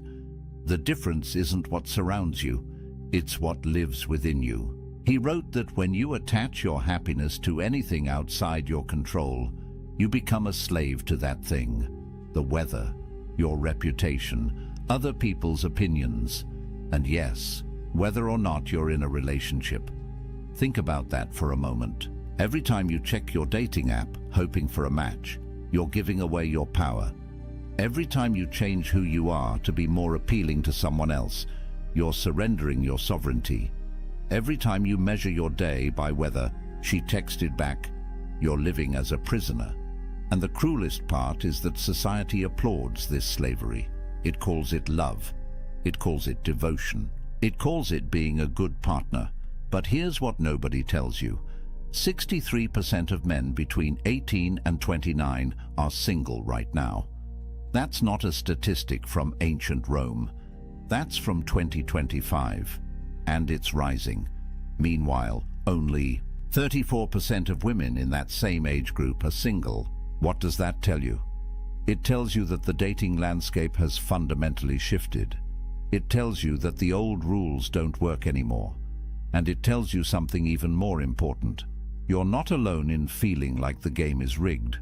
But here's where most men make their fatal mistake. They look at these numbers and feel inadequate. They internalize the message that something is wrong with them, that they're not good enough, attractive enough, successful enough. They double down on the chase, working harder to prove their value in a marketplace that treats them as disposable. And with every rejection, every ghosting, every situation where they compromise their values just to keep someone interested, they lose a little more of themselves. The Stoics would look at this and see madness. They'd ask, why are you seeking your worth in the opinions of others? Why are you measuring your happiness by whether someone else chooses you? Why are you giving away the one thing that truly belongs to you, your inner peace, in exchange for scraps of external validation? Marcus Aurelius wrote, "You have power over your mind, not outside events. Realize this, and you will find strength." Read that again. You have power over your mind, not over whether she likes you back, not over whether your relationship works out, not over whether you end up alone. You have power over how you interpret these things, over what meaning you assign to them, over whether they disturb your peace or leave you untouched. And that, brother, is everything, because here's the truth that will set you free. Being single isn't a problem to solve, it's a power to harness. And the moment you understand that, the moment you stop seeing solitude as something to escape and start seeing it as something to embrace, everything changes. You stop being a man who needs someone. You become a man who chooses connection from a place of fullness, not emptiness. You stop being the beggar at the table. You become the king who decides if and when he shares his throne. But society doesn't want you to know this, because a man who is complete on his own is dangerous. He can't be controlled. He can't be manipulated. He doesn't need the validation that keeps the whole system running. He's free, and free men change the world. So let me show you what that freedom looks like. The ancient Stoics had a word that most people have never heard: autarkia. It's Greek, and it means self-sufficiency. Not in the sense that you live in the woods, chopping your own wood and filtering your own water, but in the deeper sense that your well-being, your peace, your sense of worth comes from within. It's the understanding that you need nothing outside yourself to be complete. That happiness isn't something you find in another person. It's something you cultivate in the fortress of your own mind. Marcus Aurelius understood this at the deepest level. Here was a man who had everything society says should make you happy. Emperor of Rome, immense wealth, beautiful family, power that stretched across the known world. Yet he wrote in his meditations, "Nowhere can man find a quieter or more untroubled retreat than in his own soul, not his palace, not his empire, his own soul." And he added, "It is in your power to retire into yourself whenever you choose." Think about what he's saying. The greatest sanctuary you'll ever know isn't a place. It's a practice. It's the ability to withdraw into your own mind, to find peace there regardless of what's happening around you, whether you're surrounded by chaos or sitting in silence, whether you're with someone or alone. The peace isn't circumstantial, it's constitutional. It's built into who you are. And once you develop this capacity, you become unstoppable. Epictetus, who went from slavery to philosophical mastery, taught his students that the key to this self-sufficiency is understanding what you control and what you don't. You don't control whether people love you. You don't control whether relationships last. You don't control the economic factors that make dating harder, the cultural shifts that change the rules, or the fact that modern technology has turned human connection into a swipe-based marketplace. None of that is in your control, but you do control your character, your response, your inner state, your decision about what kind of man you're going to be regardless of circumstance, and this is where it gets powerful. When Musonius Rufus, another Stoic philosopher, was exiled from Rome, sent away from his home, his friends, everything familiar, he didn't collapse into despair. He didn't spend his days mourning what he'd lost. Instead, he used his solitude to deepen his practice. He worked on his virtue. He refined his character. He became more himself, not less. And when people came from far away to learn from him, even in exile, they found a man who radiated peace, a man who proved that external circumstances have no power over an internally complete person. There's a story about Zeus, the king of the gods in Greek mythology, that the Stoics loved. During the cosmic conflagrations, when the universe would reset and everything would be destroyed, Zeus would sit alone. No other gods, no creation, just emptiness. And yet, he remained content, at peace, because his completeness didn't depend on what existed outside him. The Stoics used this image to teach that true self-sufficiency means you could lose everything, everyone, and still have yourself. And if you've built that self well, if you've made it a fortress of virtue and reason, then you have everything you need. Now, I know what you might be thinking. This sounds lonely. This sounds like isolation. But here's where the Stoics make a crucial distinction. There's a difference between loneliness and solitude. Loneliness is the pain of being disconnected. It's what happens when you're surrounded by people but feel empty inside. It's what happens when you're in a relationship but realize you don't actually know yourself anymore. Loneliness comes from lacking connection with others or with yourself. But solitude? Solitude is chosen. It's the intentional practice of spending time with yourself, not because you can't find anyone else, but because you recognize the value of your own company. Modern research backs this up. Studies show that when people choose to be alone, when they see solitude as an opportunity rather than a punishment, their stress levels drop. Their sense of autonomy increases. They report feeling more like themselves. But when solitude is forced, when it comes from rejection or circumstance beyond their control, that's when the negative effects show up. The difference is agency, power, choice. A man who embraces solitude isn't running from connection. He's building the foundation that makes genuine connection possible. Because you can't share yourself with someone else if you don't know who you are. You can't build intimacy if you're empty inside. The strongest relationships don't happen between two incomplete people desperately trying to fill each other's voids. They happen between two whole people who choose to walk side by side, not because they need to, but because they want to. And this brings us to something crucial. Self-sufficiency doesn't mean you become cold or isolated. Seneca, one of the wealthiest and most influential men in Rome, wrote extensively about friendship.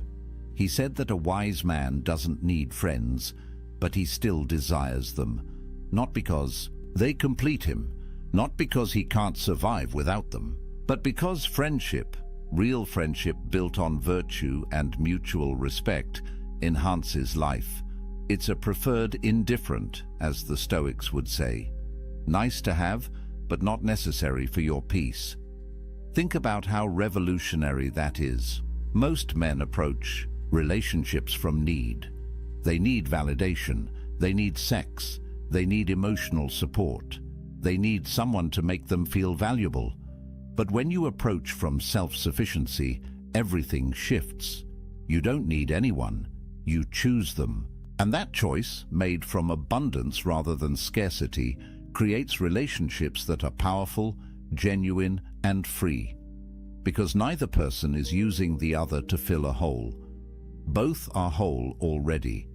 They're just enjoying the experience of being whole together. But getting to this point requires practice. It requires you to spend time alone and actually work on yourself. Not just scroll social media or numb out with entertainment. Real inner work. And that's uncomfortable, because when you sit in silence with yourself, when you remove all the distractions and external validations, you're forced to confront who you actually are. The thoughts you've been avoiding, the patterns you've been running from, the ways you've been living someone else's script instead of your own. Marcus Aurelius faced this daily. In his journal, he wrote reminders to himself. Wake up in the morning and remember who you are. Remember your principles. Don't let the chaos of the day pull you away from yourself. He understood that the greatest battle isn't against external enemies. It's against the internal tendency to lose yourself in the noise, to give away your power piece by piece until you wake up one day and realize you don't recognize the person you've become. But when you build self-sufficiency, when you develop autarkia, something remarkable happens. You stop being reactive. You stop living at the mercy of circumstance. Whether someone texts you back or doesn't, whether people approve of your choices or judge them, whether you spend Friday night with someone or alone with a good book, none of it disturbs your peace. You're grounded, centered, free. And that freedom, brother, is more valuable than any relationship could ever be. Because here's the paradox. The man who needs no one is the man everyone wants to be around. Strength attracts. Completeness attracts. When you're not grasping, not needy, not performing for validation, people feel it. They sense that you're different, that you operate from a different place. And the connections you do form, when you're ready, if you choose them, will be deeper and more real than anything you could build from a place of need. So what does this actually give you? What changes when you embrace solitude instead of running from it? The Stoics believed that external goods come in two categories: things that are genuinely good, like virtue and wisdom and character, and things that are preferred indifference, wealth, health, relationships. Nice to have, but not essential to your well-being, not determinative of your worth. The moment you internalize this distinction, a weight lifts, because you stop attaching your happiness to things you can't control. Let's get practical. When you're single and you embrace it, you have financial sovereignty. No expensive dates where you're performing, trying to impress someone. No shared expenses where you have to negotiate every purchase. No compromise on how you spend your money. Every dollar you earn is yours to allocate as you see fit. You can invest in yourself, build your skills, travel, save, create, and you don't have to justify these choices to anyone. Modern research shows that single men, particularly those who embrace their status rather than fighting it, report lower financial stress. They have more control over their economic futures. They're not tied to another person's spending habits, debt, or financial crises. And in a world where economic pressure is one of the leading causes of relationship breakdown, that's not a small thing. You eliminate an entire category of stress simply by being financially sovereign. Then there's time sovereignty. Think about the hours you get back when you're not texting constantly, planning dates, negotiating weekend plans, attending social functions for someone else's sake. Time is the only truly non-renewable resource. Once it's gone, it's gone. And most men give away enormous chunks of their time without even realizing it, not because they want to, but because they feel obligated, Because they're afraid of what will happen if they don't. Because they're trying to keep someone happy, keep the relationship going, prove they're committed. But when you're single, every hour belongs to you. Want to wake up early and work on that business idea? Do it. Want to spend Saturday learning a new skill? You can. Want to sit in complete silence for an afternoon and just think? Nobody's going to text you asking where you are or why you're being distant. This isn't selfishness, it's self-ownership. And the Stoics believed that a man who doesn't own his time doesn't own his life. Marcus Aurelius, again, the busiest man in the empire, wrote about guarding his time like a fortress. He knew that every hour given to someone else's priorities was an hour stolen from his own development, his own contemplation, his own practice of virtue. He wasn't antisocial, he fulfilled his duties, but he was ruthless about protecting the time he needed to be alone with his own mind, because he understood that without that time, he'd lose himself in the chaos of external demands. Then there's mental sovereignty. This might be the most important one. When you're in a relationship, especially one built on neediness rather than choice, you carry enormous emotional labor. You're managing someone else's feelings, anticipating their needs, walking on eggshells to avoid conflict, constantly adjusting yourself to maintain harmony. And over time, this erodes you. You start to forget what you actually think, what you actually want, because you've spent so much energy managing the relational dynamics. But when you're alone, your mind is your own. You can think clearly, process your own emotions, develop your own worldview. Make decisions based on your values, not on what will keep the peace. There's a reason why great thinkers throughout history, from philosophers to scientists to artists, often did their best work in solitude. Because the mind needs space to wander, to connect ideas, to see things from new angles, and you can't do that when you're constantly reactive, constantly managing relationship dynamics, constantly split between your own needs and someone else's. Research in neuroscience shows that solitude activates what's called the default mode network in your brain. This is the network responsible for self-reflection, for integrating experiences, for creative thinking. It's the mode your brain enters when you're not responding to external stimuli, and it only activates when you're truly alone, not just physically but mentally. When you're not checking your phone every 5 minutes to see if she responded, when you're not running through conversations in your head, analyzing what you said wrong, when you're just present with yourself. And this is where creativity and insight emerge. Every major breakthrough you've had, every moment of clarity, probably came when you were alone, in the shower, on a walk, lying in bed before sleep. Because your brain needs that downtime to process, to connect, to see patterns. But if you're constantly engaged with others, constantly stimulated, constantly performing, you never give your brain that space. You stay on the surface, reactive, never truly creative or deeply thoughtful. The Stoics understood this intuitively. They practiced morning and evening reflection, time alone to examine their day, their choices, their progress toward virtue.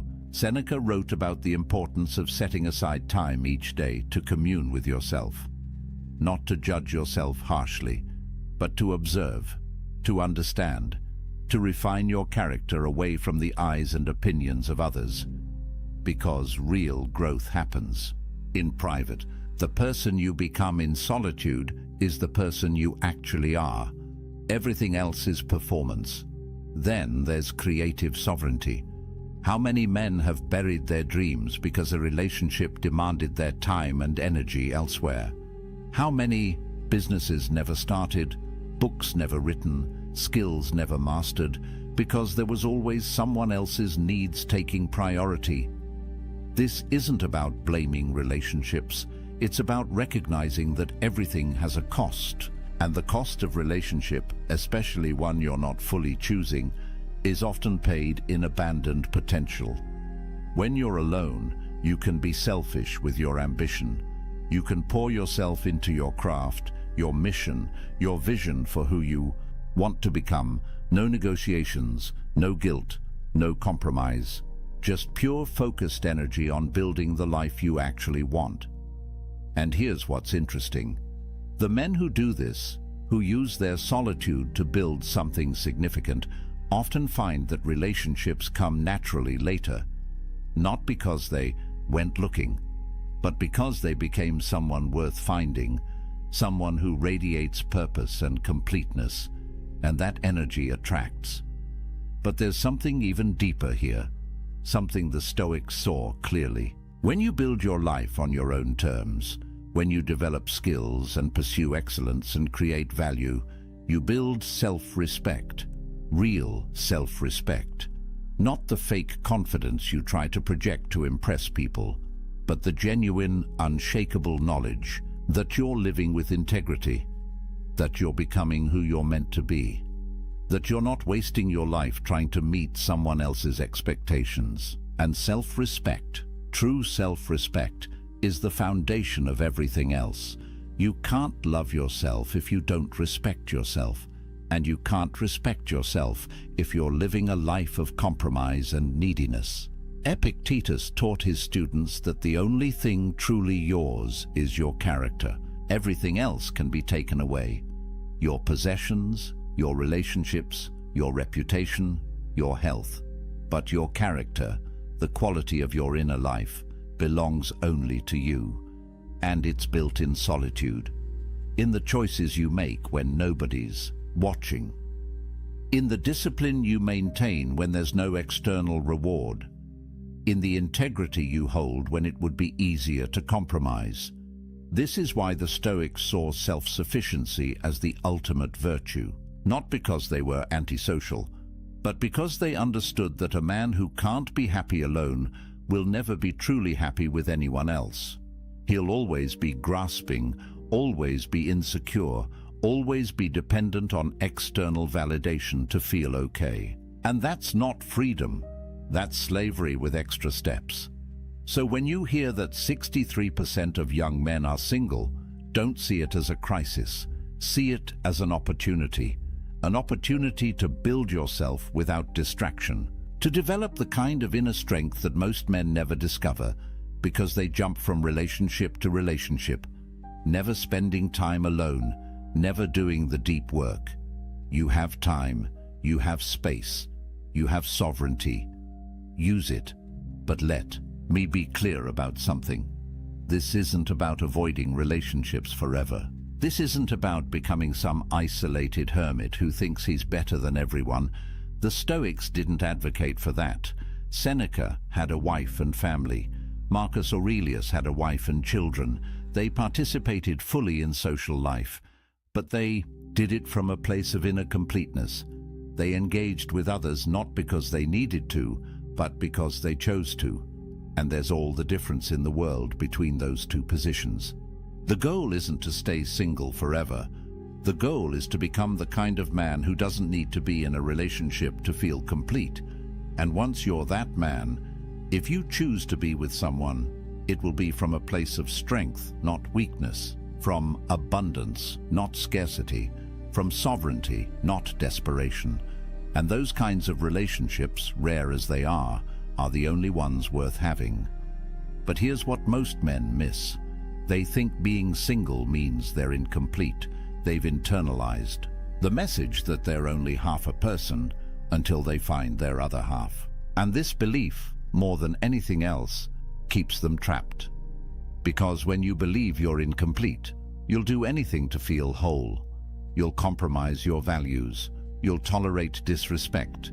You'll lose yourself piece by piece trying to hold on to someone, anyone, who makes you feel less empty. But the Stoics would tell you this is backward. You're not empty. You never were. You've just been taught to see yourself that way. Society profits from your insecurity. The entire dating industry, the relationship advice industry, the self-help industry, depends on you believing you're broken and need fixing, that you're incomplete and need completing. But what if none of that is true? What if you're already whole, you've just forgotten how to feel it? Marcus Aurelius wrote about this constantly, the idea that we already possess everything we need. That virtue, the only true good, is already within our capacity. We don't need to acquire it from outside. We need to cultivate it from within. And the best place to do that cultivation is in solitude, away from the noise, away from the opinions, away from the endless pressure to be something other than what you are. In solitude, you can be honest. You can strip away the masks you wear for others and look at who you actually are. And that honesty, uncomfortable as it might be at first, is the beginning of real transformation. There's a concept in psychology called self-determination theory. It says that humans have three basic needs: autonomy, the sense that you control your own life; competence, the feeling that you're capable and growing; and relatedness, connection with others. Most people think relatedness is the most important, but research shows that autonomy is actually the foundation. Without it, without the sense that you're living your own life on your own terms, the other needs can't be truly satisfied. You might have relationships, but you'll feel trapped in them. You might be skilled, but you'll never feel like it's enough because you're measuring yourself by external standards. But when you build autonomy, when you develop true self-sufficiency, everything else flows naturally. You pursue competence for its own sake, not to impress anyone. And when you do connect with others, it's genuine, because you're not performing, you're not pretending, you're just being yourself, and you're okay if people accept that or don't. That's the power position, that's freedom. And here's something crucial. The Stoics believed that you had to be careful about who you spent time with. They weren't elitist about it, but they understood that you become like the people you surround yourself with. Spend time with complainers, you become a complainer. Spend time with people who lack integrity, your own integrity erodes. Spend time with people who see relationships as transactions, who manipulate and play games, and you start to see the world that way too. But when you're selective, when you use your solitude to clarify your values and then only engage with people who align with those values, your life transforms. You're no longer tolerating relationships out of loneliness. You're cultivating connections based on mutual respect and shared virtue. And those connections, even if they're fewer, are infinitely more valuable than 100 shallow relationships. Built on convenience or need, Seneca wrote extensively about this. He said that you should associate with people who will improve you and avoid people who will corrupt you. And he added that you should also be someone worth associating with, someone who adds value, someone who embodies the virtues you want to see in the world. That's the work of solitude. Becoming that person, not for anyone else, for yourself, because you want to look in the mirror and respect who you see. And this brings us to perhaps the most important point: the validation trap. Traditional masculinity, at least the toxic version of it, measures a man's worth by his romantic and sexual success. Can he get girls? Is he a player? Is his girlfriend hot? These are the metrics by which many men, consciously or unconsciously, judge themselves and each other. And it's poison, because it makes your self-worth dependent on factors largely outside your control. Physical attractiveness, which is mostly genetic; social status, which is often circumstantial; the approval of others, which is fickle and unpredictable. But the Stoics would say this is insane. Why would you tie your sense of value to things you can't control? Why would you give others that much power over your inner state? Epictetus taught that the only thing you truly control is your will, your capacity to choose your response, your commitment to virtue. That's it.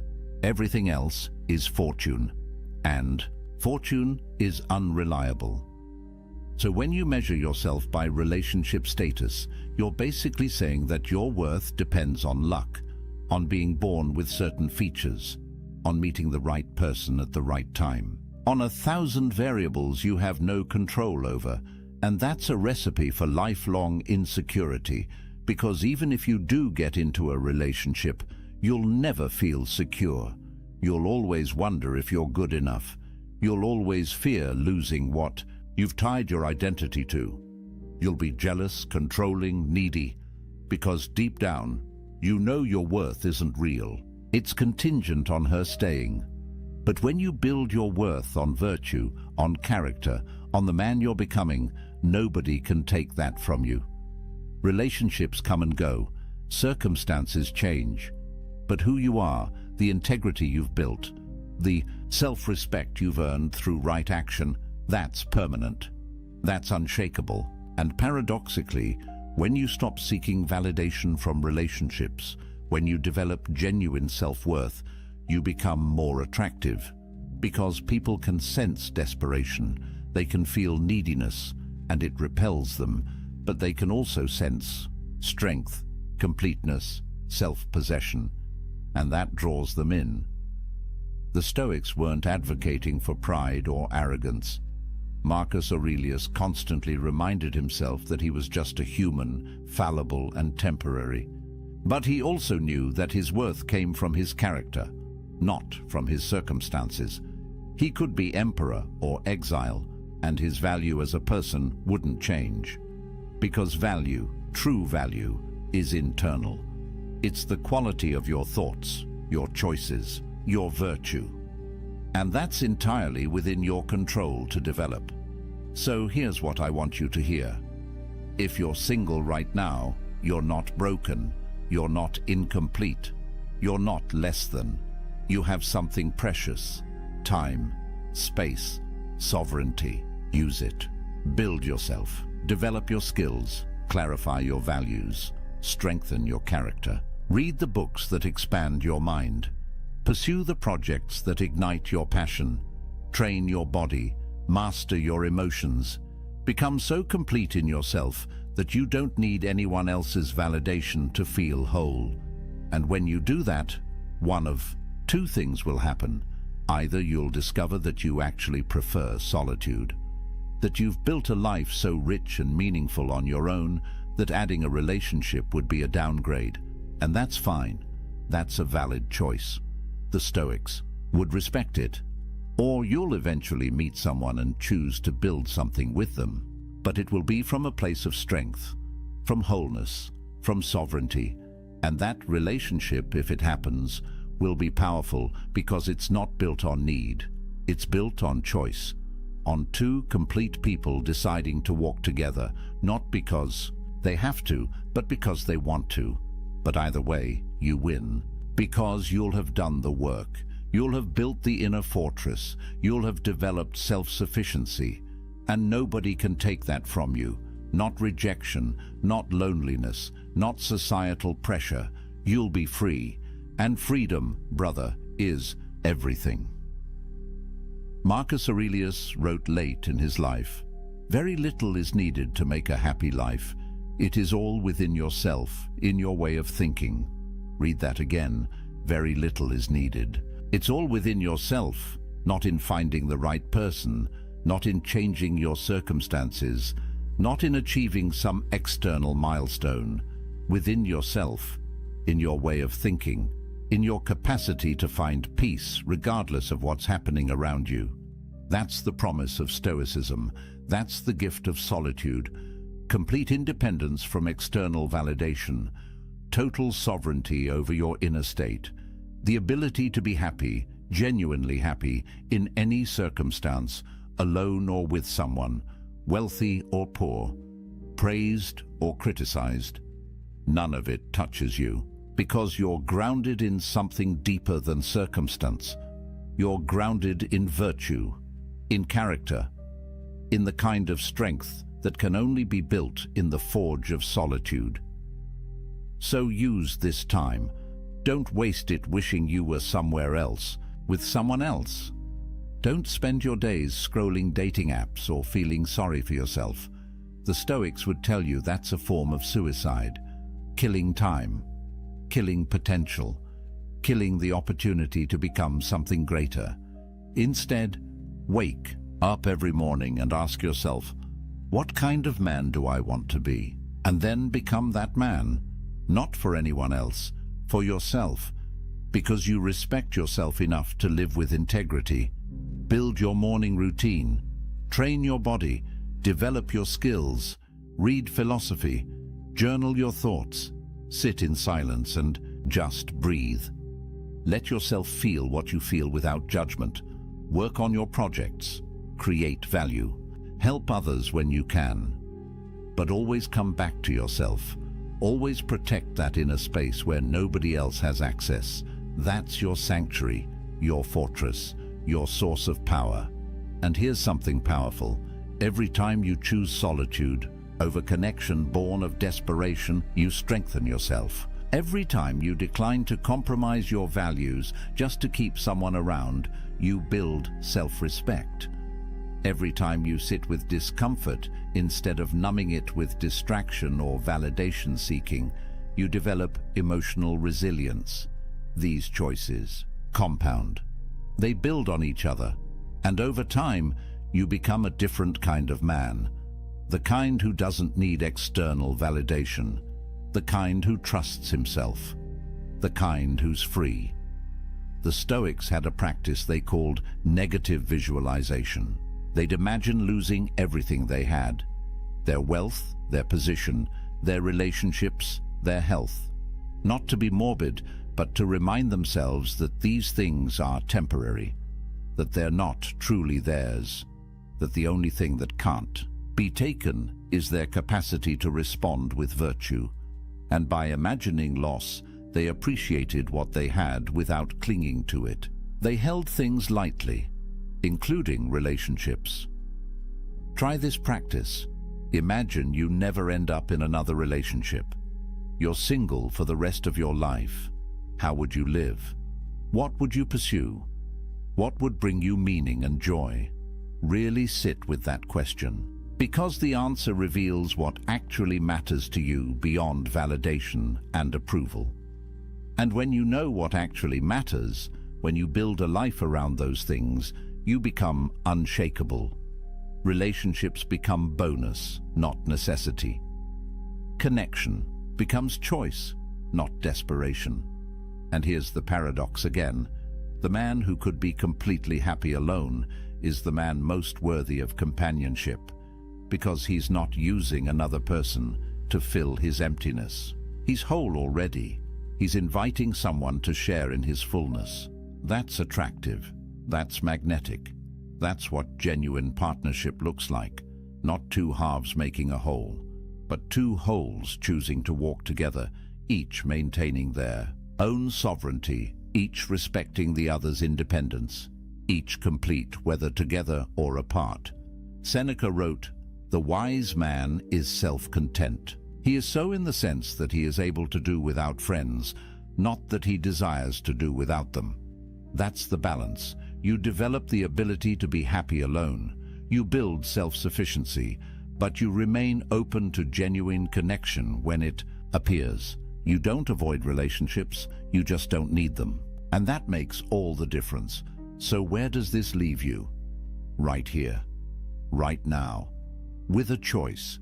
You can keep buying into the narrative that you're incomplete without someone, that your value depends on relationship status, that being single is something to escape as quickly as possible. And if you choose that path, you'll spend your life chasing, compromising, losing yourself piece by piece in the pursuit of external validation. Or you can embrace what the Stoics knew 2,000 years ago.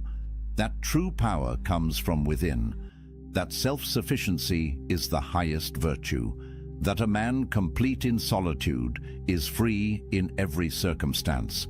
And if you choose that path, if you do the work, you'll build something that nobody can take from you. An inner fortress, a sovereignty that transcends circumstance, a peace that doesn't depend on anyone else's approval or presence.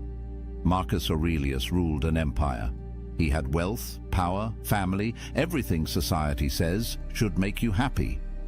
Yet he spent his evenings writing in his journal, reminding himself of what actually mattered: virtue, character, inner peace. He knew that everything else was temporary, that the only lasting value was the kind of person he was becoming, and he did that work in solitude, away from the crowds, away from the demands, in the quiet space of his own mind. You don't need an empire to do this. You don't need perfect circumstances. You just need to make the choice, to use your solitude as a gift, not a curse, to see being single not as a deficit, but as an opportunity, to build yourself so completely that you don't need validation from anyone. And when you do that, you become dangerous, not to others, but to the systems that profit from your insecurity. You become a man who can't be controlled, can't be manipulated, can't be sold something he doesn't need. You become free. And freedom is what the Stoics were teaching all along. Not freedom from circumstances, those will always change, but freedom within circumstances.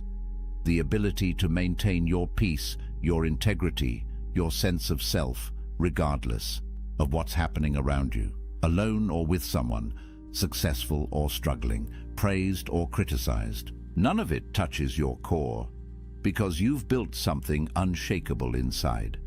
And that, brother, is power. Real power.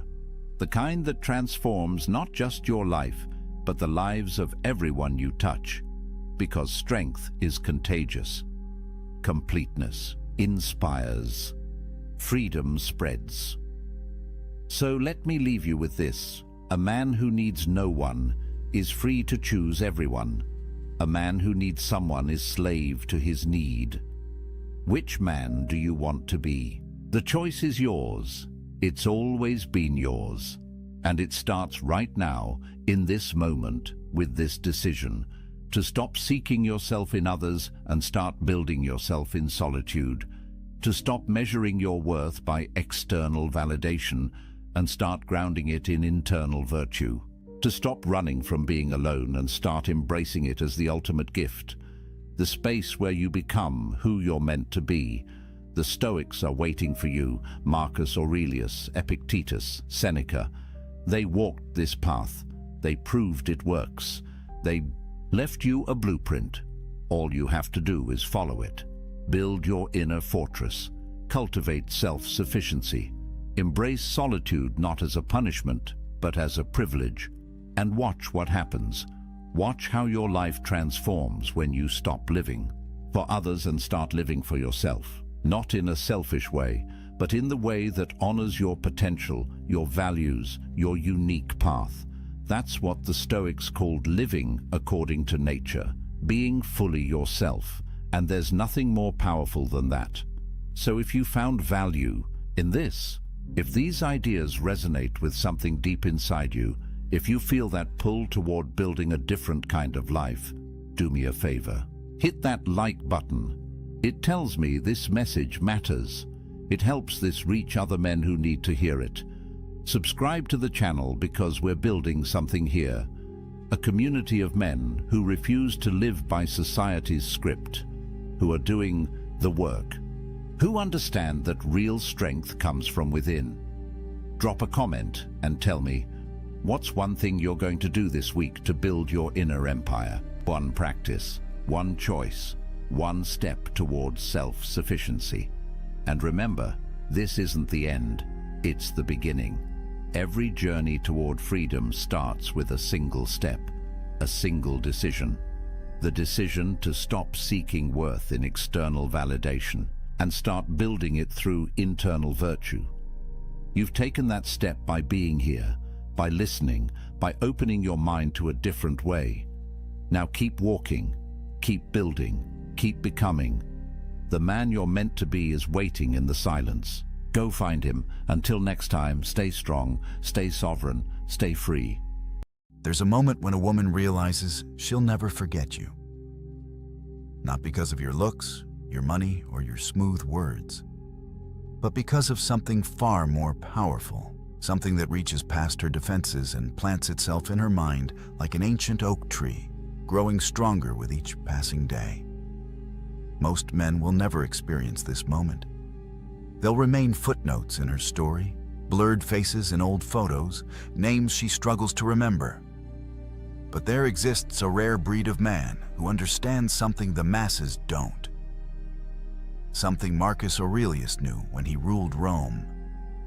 Something Seneca whispered to his students in the dead of night. These men don't chase. They don't beg. They don't perform. Yet women can't stop thinking about them. Years later, decades later, their presence still echoes. Today, I'm revealing 6 Stoic behaviors that create this permanent psychological imprint. Not manipulation, not games, but ancient masculine wisdom that modern men have forgotten. The kind of wisdom that makes you unforgettable not just to women, but to everyone who crosses your path.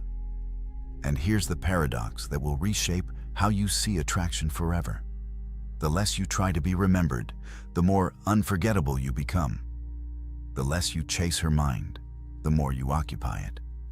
Because these 6 behaviors don't make you interesting, they make you irreplaceable. Let me tell you about 2 men in a coffee shop. Both successful, both attractive, both interested in the same woman. The first man's phone buzzed during their conversation. Bad news from work. A client pulling out of a major deal. His face flushed red, his jaw clenched. He apologized, excused himself, and spent 10 minutes outside, pacing, making angry calls, letting everyone see his frustration. The second man faced something similar a week later. Same coffee shop, same woman. His phone lit up with news that his business partner had betrayed him, taking half their clients. But watch what happened next. He glanced at the message, took a deep breath that seemed to pull calmness from the air itself, and simply turned his phone face down. When she asked if everything was okay, he said with genuine calm, "It's something I'll handle. Right now, I'm here with you." 3 years later, she's married to the second man, not because he was richer or more successful, but because in that moment, she saw something rare. A man who could hold the storm inside without letting it spill onto everyone around him. Marcus Aurelius once wrote, while plague ravaged Rome and Germanic tribes attacked his borders, "You have power over your mind, not outside events. Realize this, and you will find strength." This isn't about suppressing emotion like some robot. Seneca himself wrote that we should feel deeply, but choose our response wisely. The difference between a boy and a man isn't the absence of emotional storms. It's the ability to be the calm eye within them. When you master this, something profound happens in her psychology. She stops seeing you as another reactive male driven by every impulse and trigger. She sees you as the rock, the anchor, the safe harbor her nervous system has been searching for since birth. Here's what neuroscience tells us. Emotional contagion is real. When you panic, her mirror neurons make her panic. When you rage, her body floods with stress hormones. But when you remain centered while chaos swirls, her entire being recognizes something primal: safety. Not the fake bravado of a man pretending nothing affects him, but the genuine groundedness of someone who feels the earthquake, but doesn't become it. I know an executive whose business partner didn't just betray him, but seduced his wife. Most men would have exploded, sought revenge, made scenes. But he did something that shocked everyone. He sat alone for 3 days, processing the pain without unleashing it on others. When he finally spoke, his words carried weight, not heat. He handled the divorce and the business dissolution with such dignified composure that his ex-wife later said, His response to my betrayal made me realize what I'd lost. She thinks about him still, not with guilt, but with a respect that borders on awe, because she witnessed something most never see: a man who could be wounded without becoming weak, hurt without becoming hostile. This is the first unforgettable trait, not the absence of emotional storms, but mastery over them. Now let me tell you about an experiment that will change how you see every interaction. A restaurant, candles flickering, two people on a date. The woman is telling a story about her childhood, something vulnerable about her father's absence. The first man she dated would nod while scrolling his phone under the table, offering hollow responses. That's crazy. Wow, really? His body was there, but his presence was scattered across emails, texts, sports scores. The second man did something different. He turned his phone completely off. Not silent. Off. When she spoke, he leaned in slightly, his eyes never wandering to other tables, the TV at the bar, or the waitress walking by. He asked questions that showed he wasn't just hearing, but absorbing. How did that shape how you see trust? Do you still feel that way? Time seemed to slow. The restaurant noise faded. For those 2 hours, she felt like the only person in his universe. Epictetus taught that attention is the highest form of generosity we can offer another human. Think about that. In an age where everyone's mind is fragmented across 15 different screens, pure presence has become the rarest gift. When she's with you and feels your complete attention, not the leftover scraps after you've fed your distractions, her psychology shifts. The female brain, wired for emotional and social connection, recognizes something extraordinary. You're not trying to be somewhere else. You're not performing presence while mentally rehearsing your next meeting. You're actually there, fully, completely. This creates what psychologists call limbic resonance. Two nervous systems syncing, creating a bubble of connection that she'll remember long after you're gone. Because here's what most men don't understand. Women don't remember what you said. They remember how present you were when you said it. Presence beats presence every single time. Watch what happens when you master this. She starts opening up in ways that surprise even her, sharing things she's never told anyone.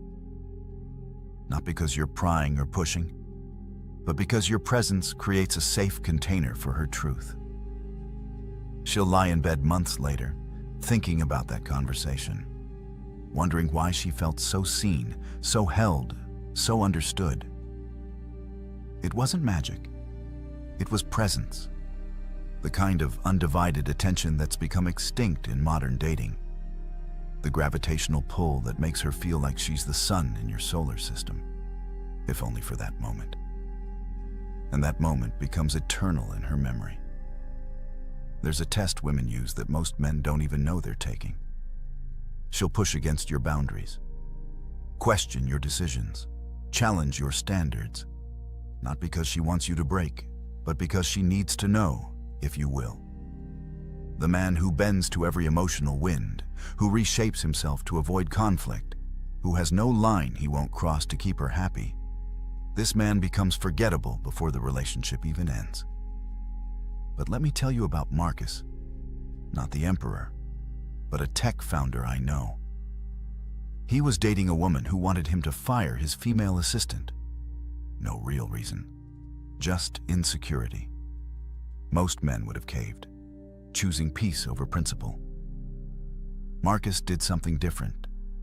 He looked her in the eye with complete calm and said, "I don't abandon people who've been loyal to me based on someone else's insecurity. That's not who I am." She left him, but here's the twist. 2 years later, she called him crying, saying leaving him was the biggest mistake of her life. Why? Because every man after him folded like paper at her slightest displeasure. Seneca wrote about being like a rock in the ocean. Waves crash against it, storms batter it, but it remains unmoved, not from stubbornness, but from knowing what it is. This is what women actually test for. Not your willingness to fight, but your unwillingness to compromise your core. When you have values that don't shift based on her moods, something profound happens in her psychology. The testing decreases, the respect increases, and most importantly, she feels safe. Not the safety of weakness that says yes to everything, but the safety of strength that can say no with love. The biological truth no one wants to admit is that attraction isn't built on agreement. It's built on polarity. When you become whatever she wants moment to moment, you cease to be a distinct entity. You become an extension of her, and nobody is attracted to themselves. Your values, your unshakable principles, your lines in the sand, these create the masculine frame she can dance within. I watched a man walk away from $10 million because the deal required him to betray a partner who trusted him. His girlfriend watched him make this choice. She saw him choose integrity over wealth, character over comfort. 5 years later, married with children, she still tells that story. Not about the money he lost, but about the man he proved himself to be. That moment of principled decision became the foundation of her permanent respect. This is what modern men miss. They think being understanding means having no standards. They think love means infinite flexibility. But watch what happens when you stand firm in your values while remaining kind in your delivery. She might resist in the moment, but she'll respect you forever. Create your code, not rules for her, but standards for yourself. Lines you won't cross regardless of who's asking or what's offered. This isn't about being rigid or unreasonable. It's about being a man whose word means something, whose principles aren't negotiable, whose character doesn't fluctuate with circumstances.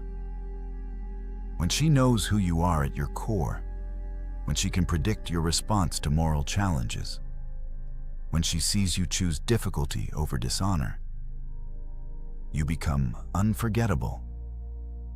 Because in a world of shapeshifters and people-pleasers, the man who knows himself and stands by it becomes a landmark in her life.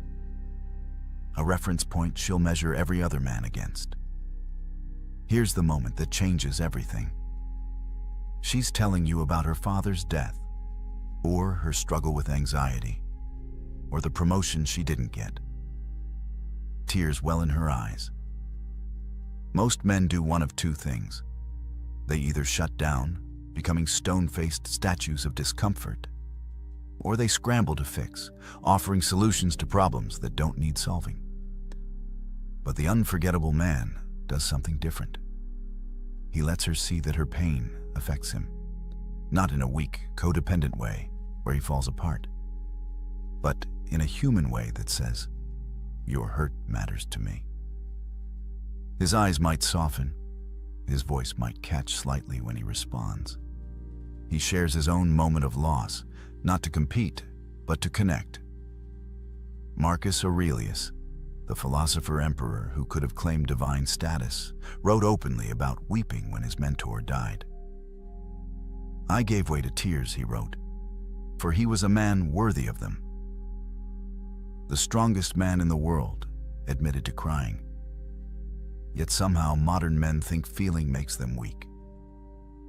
But here's the psychological truth that changes everything.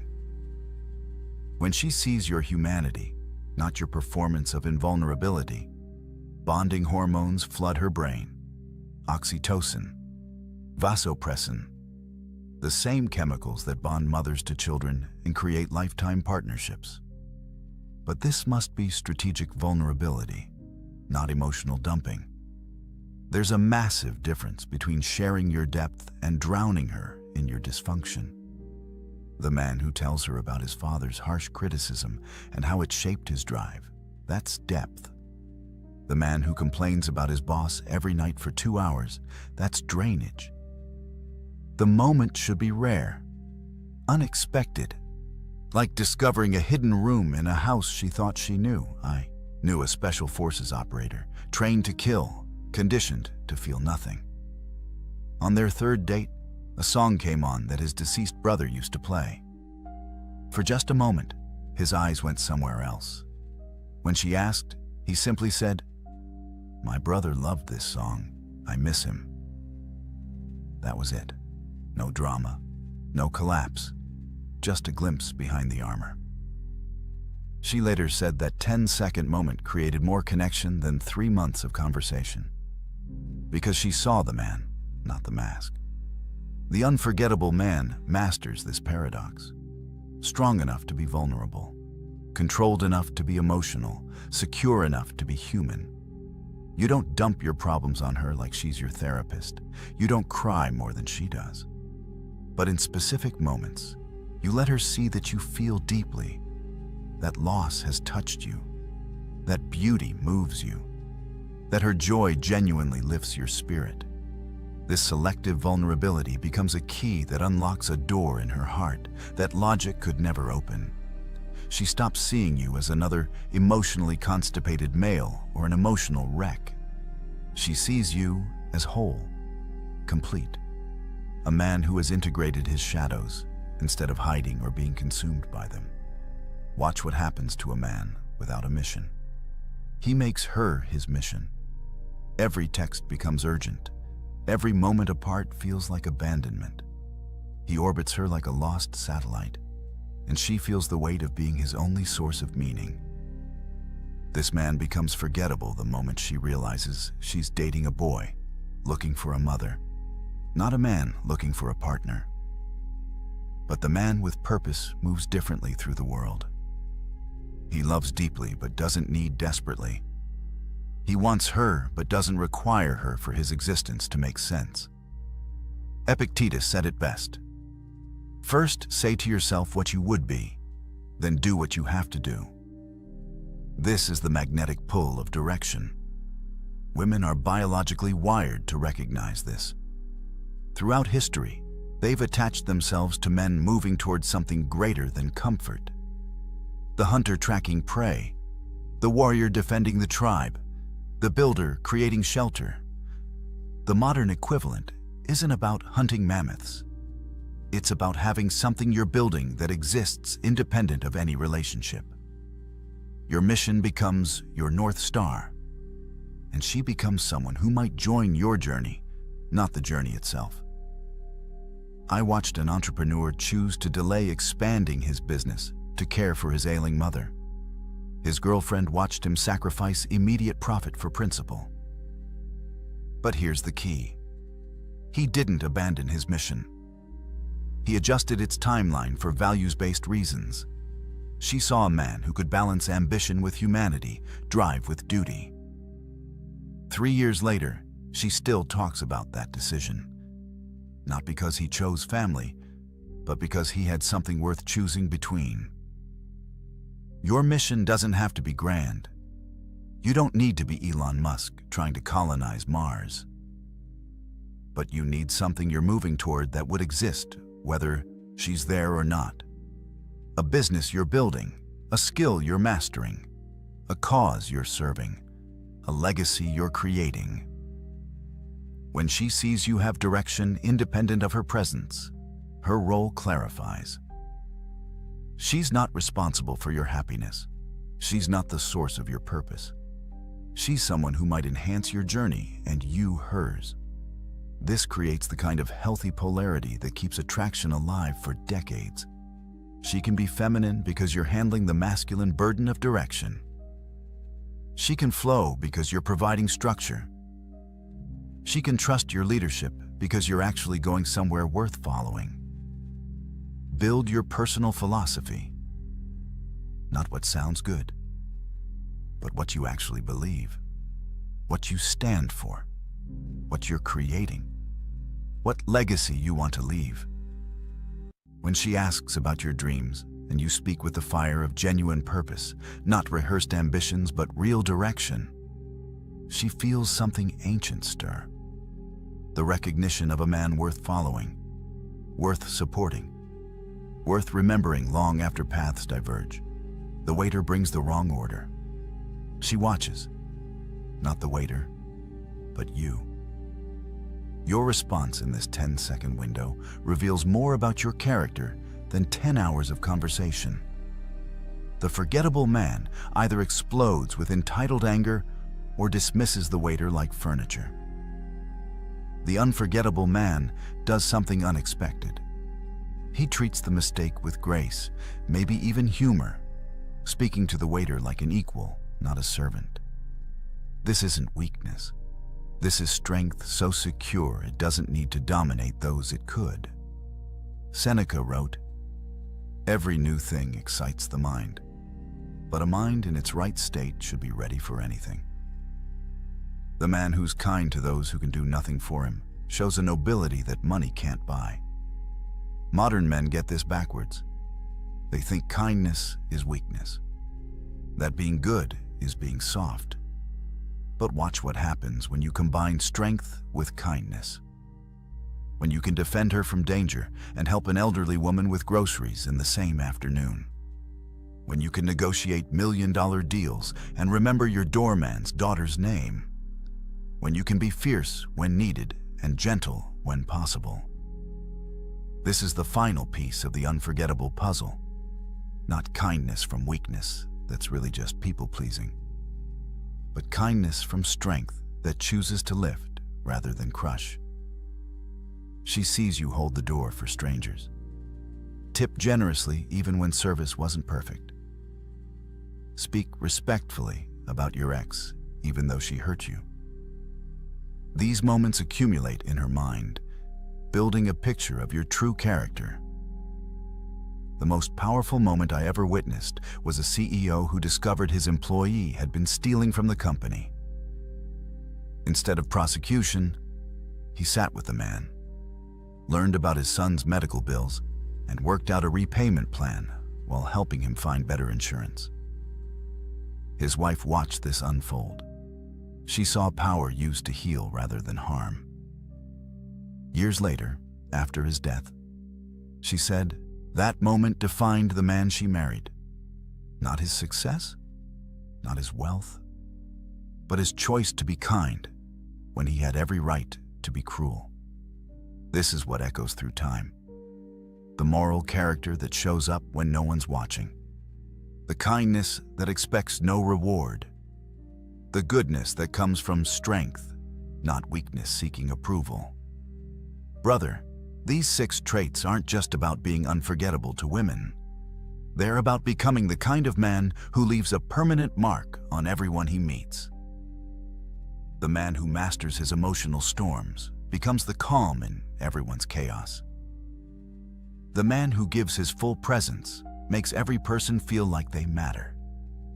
The man with unshakable values becomes a landmark in a world of shifting sands. The man who balances strength with vulnerability shows others what wholeness looks like. The man with a mission inspires others to find their own. The man who combines power with kindness demonstrates true nobility. This isn't about perfection. It's about direction, about becoming more of who you're meant to be and less of what others expect you to be. Start with one trait. Master your emotional responses this week. Or give someone your complete presence, or define one unshakable value. The transformation doesn't happen overnight, but each step moves you closer to becoming unforgettable, not just to her, but to yourself. Because in the end, the man you become while pursuing these traits matters more than who remembers you. Subscribe now and join a brotherhood of men who refuse to be forgotten. Who choose depth over surface, character over comfort, legacy over likes. The world has enough forgettable men. It's time to be remembered. Your move, brother. There's a weapon more dangerous than any sharp tongue, more powerful than the loudest voice in the room. It's the one thing weak men fear most and strong men wield without effort: silence. not the silence of a coward who has nothing to say, but the calculated, deliberate silence of a man who knows exactly when to speak and when to let his presence do the talking. In a world drowning in noise, where every fool with a phone thinks their opinion matters, where grown men argue like children over things they can't control, true power has become rare, and that power lives in the space between words. The ancient Stoics understood something that modern men have forgotten. Marcus Aurelius, the most powerful man in Rome, could have commanded legions with a word, could have silenced any critic with his authority. Yet his journals reveal a man obsessed not with what he should say, but with what he should leave unsaid. Epictetus, who went from slave to one of history's most respected philosophers, built his entire teaching on the foundation of restraint. And Seneca, advisor to emperors, wrote more about the dangers of loose lips than he did about the power of persuasion. These weren't weak men. These weren't cowards. They were warriors, leaders, philosophers who shaped the world, and they all knew one undeniable truth. A man who masters his mouth masters his life. Today, I'm going to show you 6 situations where silence isn't just golden, it's absolutely lethal. These moments will separate you from 99% of men who talk themselves into weakness every single day. One of these situations involves a trap so subtle that even smart men fall into it, destroying their reputation without realizing it. By the end of this video, you'll never look at conversation the same way again. You'll understand why the quietest man in the room is often the most dangerous. And you'll learn how to wield silence like the ancient philosophers did, as a weapon that cuts without ever being drawn. So, if you're ready to stop being just another voice in the crowd and start becoming the man everyone remembers, the man people respect even when he says nothing, then pay attention. Because what I'm about to share isn't theory, it's battle-tested wisdom that's been proving itself for over 2,000 years. Let's start with the first situation, and this one hits home for every man who's ever been confronted by someone who's lost control. Picture this. You're in a meeting, or maybe at a family gathering, or just having a conversation. Suddenly, someone comes at you with pure rage. Their face is red, their voice is raised, they're attacking your character, your decisions, your very existence. Everything in your body screams at you to fight back, to defend yourself, to match their energy and put them in their place. And that's exactly what weak men do. They take the bait, they raise their voice, they defend, explain, justify. They step into the ring thinking they're showing strength, when really they're revealing the exact opposite. Here's what the Stoics knew that most men never learn. Anger is temporary insanity. Seneca wrote extensively about this. When someone is angry, they're not thinking, they're reacting. Their rational mind has been hijacked by emotion, and in that state, they're essentially having a conversation with themselves. They're not actually hearing you. They're hearing their own narrative, their own story, their own pain. So when you respond with words, with explanations, with counter-arguments, you're feeding the beast. You're giving their insanity something to latch onto, something to justify itself against. But when you go silent, everything changes. Silence in the face of anger is like throwing water on fire. The angry person expects resistance. They're geared up for a fight. Their entire emotional system is primed for your reaction. And when you give them nothing, when you simply stand there with calm eyes and a closed mouth, something extraordinary happens. They're forced to confront their own reflection. Without your words to bounce off, their anger has nowhere to go but back into themselves. And in that moment, they begin to hear how they sound. They begin to see how they look. The mirror you're holding up through your silence is far more devastating than any comeback you could deliver. Marcus Aurelius faced opposition constantly. The Roman Senate was filled with men who questioned his decisions, challenged his authority, spoke against him in public forums. And his response? Documented in his own writings, he would often sit in complete silence as senators railed against him. He understood something profound. The best answer to anger is silence, not because he was afraid, not because he couldn't defend himself, but because he recognized that angry men defeat themselves if you simply give them enough rope.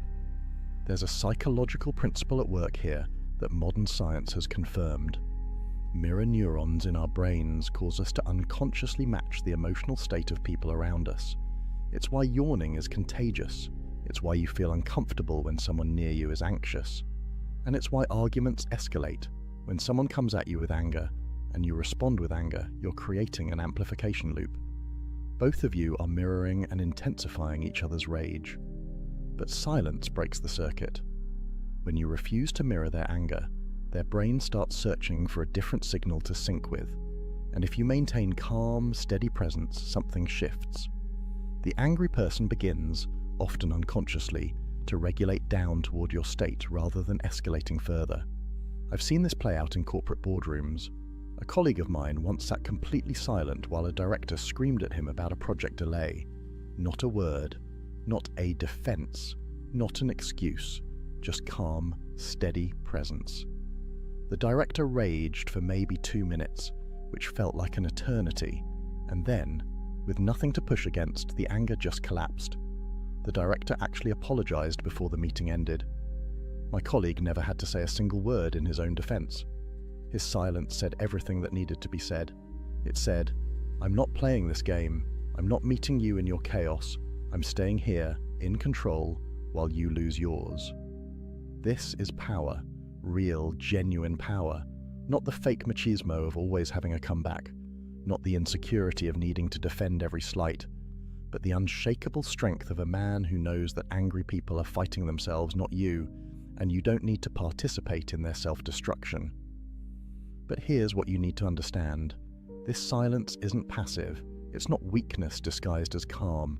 It's active, intentional presence. You're not hiding, you're not cowering, you're standing there, fully present, fully aware, choosing not to add fuel to someone else's fire. That choice, that discipline, that restraint, that's what makes you dangerous.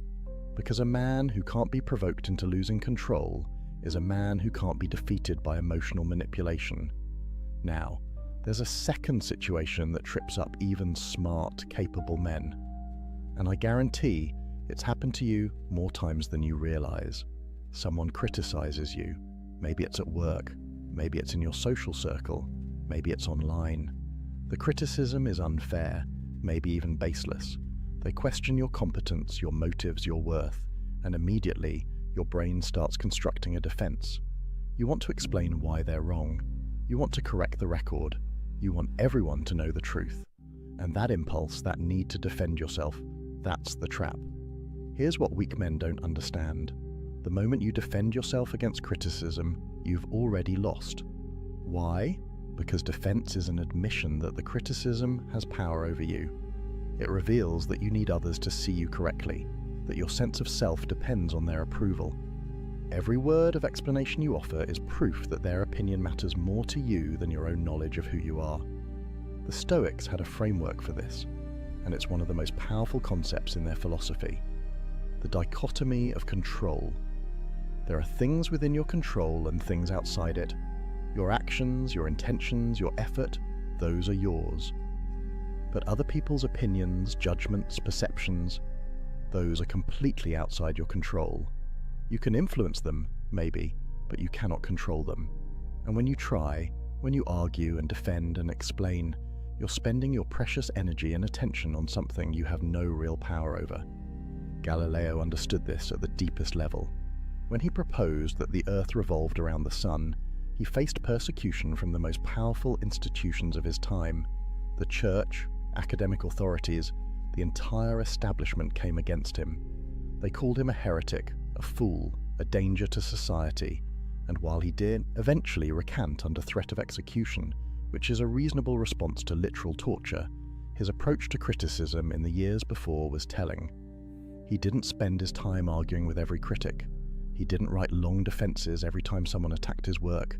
He did his research, he made his observations, he documented his findings, and then he let his work speak. That's the power move. Silence in the face of criticism forces critics to confront their own lack of substance. When you don't engage, when you don't defend, their criticism has nothing to bounce off. It just hangs there in the air, naked and exposed. And if the criticism was baseless, as unfair criticism usually is, it reveals itself as such without you having to say a word. Think about the last time someone criticized you unfairly at work.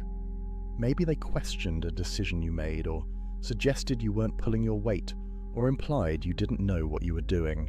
If you're like most people, you probably immediately started explaining, "Here's why I did it this way. Here's all the work you didn't see. Here's the context you're missing." And with every explanation, what were you really doing? You were trying to convince them, which means you were putting your sense of competence in their hands. You were saying, without realizing it, "Your opinion of me matters more than my own knowledge of my work." But imagine instead you had simply nodded, said, "I hear you," and gone back to your work. No defense, no explanation, no justification, just acknowledgement and a return to producing results. What happens? The critic is left holding their criticism with nothing to do with it. And if your work is actually good, if your decisions were actually sound, the results will prove it. The criticism dissolves on its own. Your work becomes your defense, and work is always more convincing than words. There's a deeper truth here that goes beyond just protecting yourself from critics. When you develop the strength to let criticism exist without defending against it, you free yourself from the exhausting need for approval. You build an inner fortress that no outside opinion can penetrate. Marcus Aurelius wrote, "It never ceases to amaze me. We all love ourselves more than other people, but care more about their opinion than our own." Read that again. We claim to love ourselves, but we give other people's judgments more weight than our own self-knowledge. That's insanity, and defending yourself constantly is how you perpetuate that insanity. The man who stays silent in the face of criticism is telling himself a crucial truth. I know who I am, I know what I've done, I know my intentions, and I don't need you to see me correctly for any of that to remain true. That's freedom. That's power. That's the difference between a man who's controlled by others' opinions and a man who's governed by his own inner compass. Your work will speak. Your results will speak. Your character, demonstrated over time, will speak louder than any defense you could mount in a moment of criticism. So, save your energy. Save your words. Let the critics talk. Let them question. Let them judge. And you just keep building, keep improving, keep producing. Let them wonder why their criticism didn't get a reaction. Let them realize slowly that you're operating on a level they don't have access to, a level where their approval was never required in the first place. Now, the third situation is something that happens every single day, and it's one of the most tempting traps a man can fall into. Gossip, rumors, people talking about you behind your back, spreading stories that aren't true, questioning your character to others. And somewhere, somehow, you hear about it. Someone tells you what so-and-so said about you. Someone forwards you a message. Someone gives you the heads up that people are talking. And your immediate instinct is to set the record straight, to correct the narrative, to defend your name. Don't. Here's what you need to understand about gossip and rumors. They're like fire. They need fuel to survive. And every time you respond, every time you address them, every time you try to correct them, you're throwing fuel on the flames. You're giving the rumor legitimacy by treating it as something worth responding to.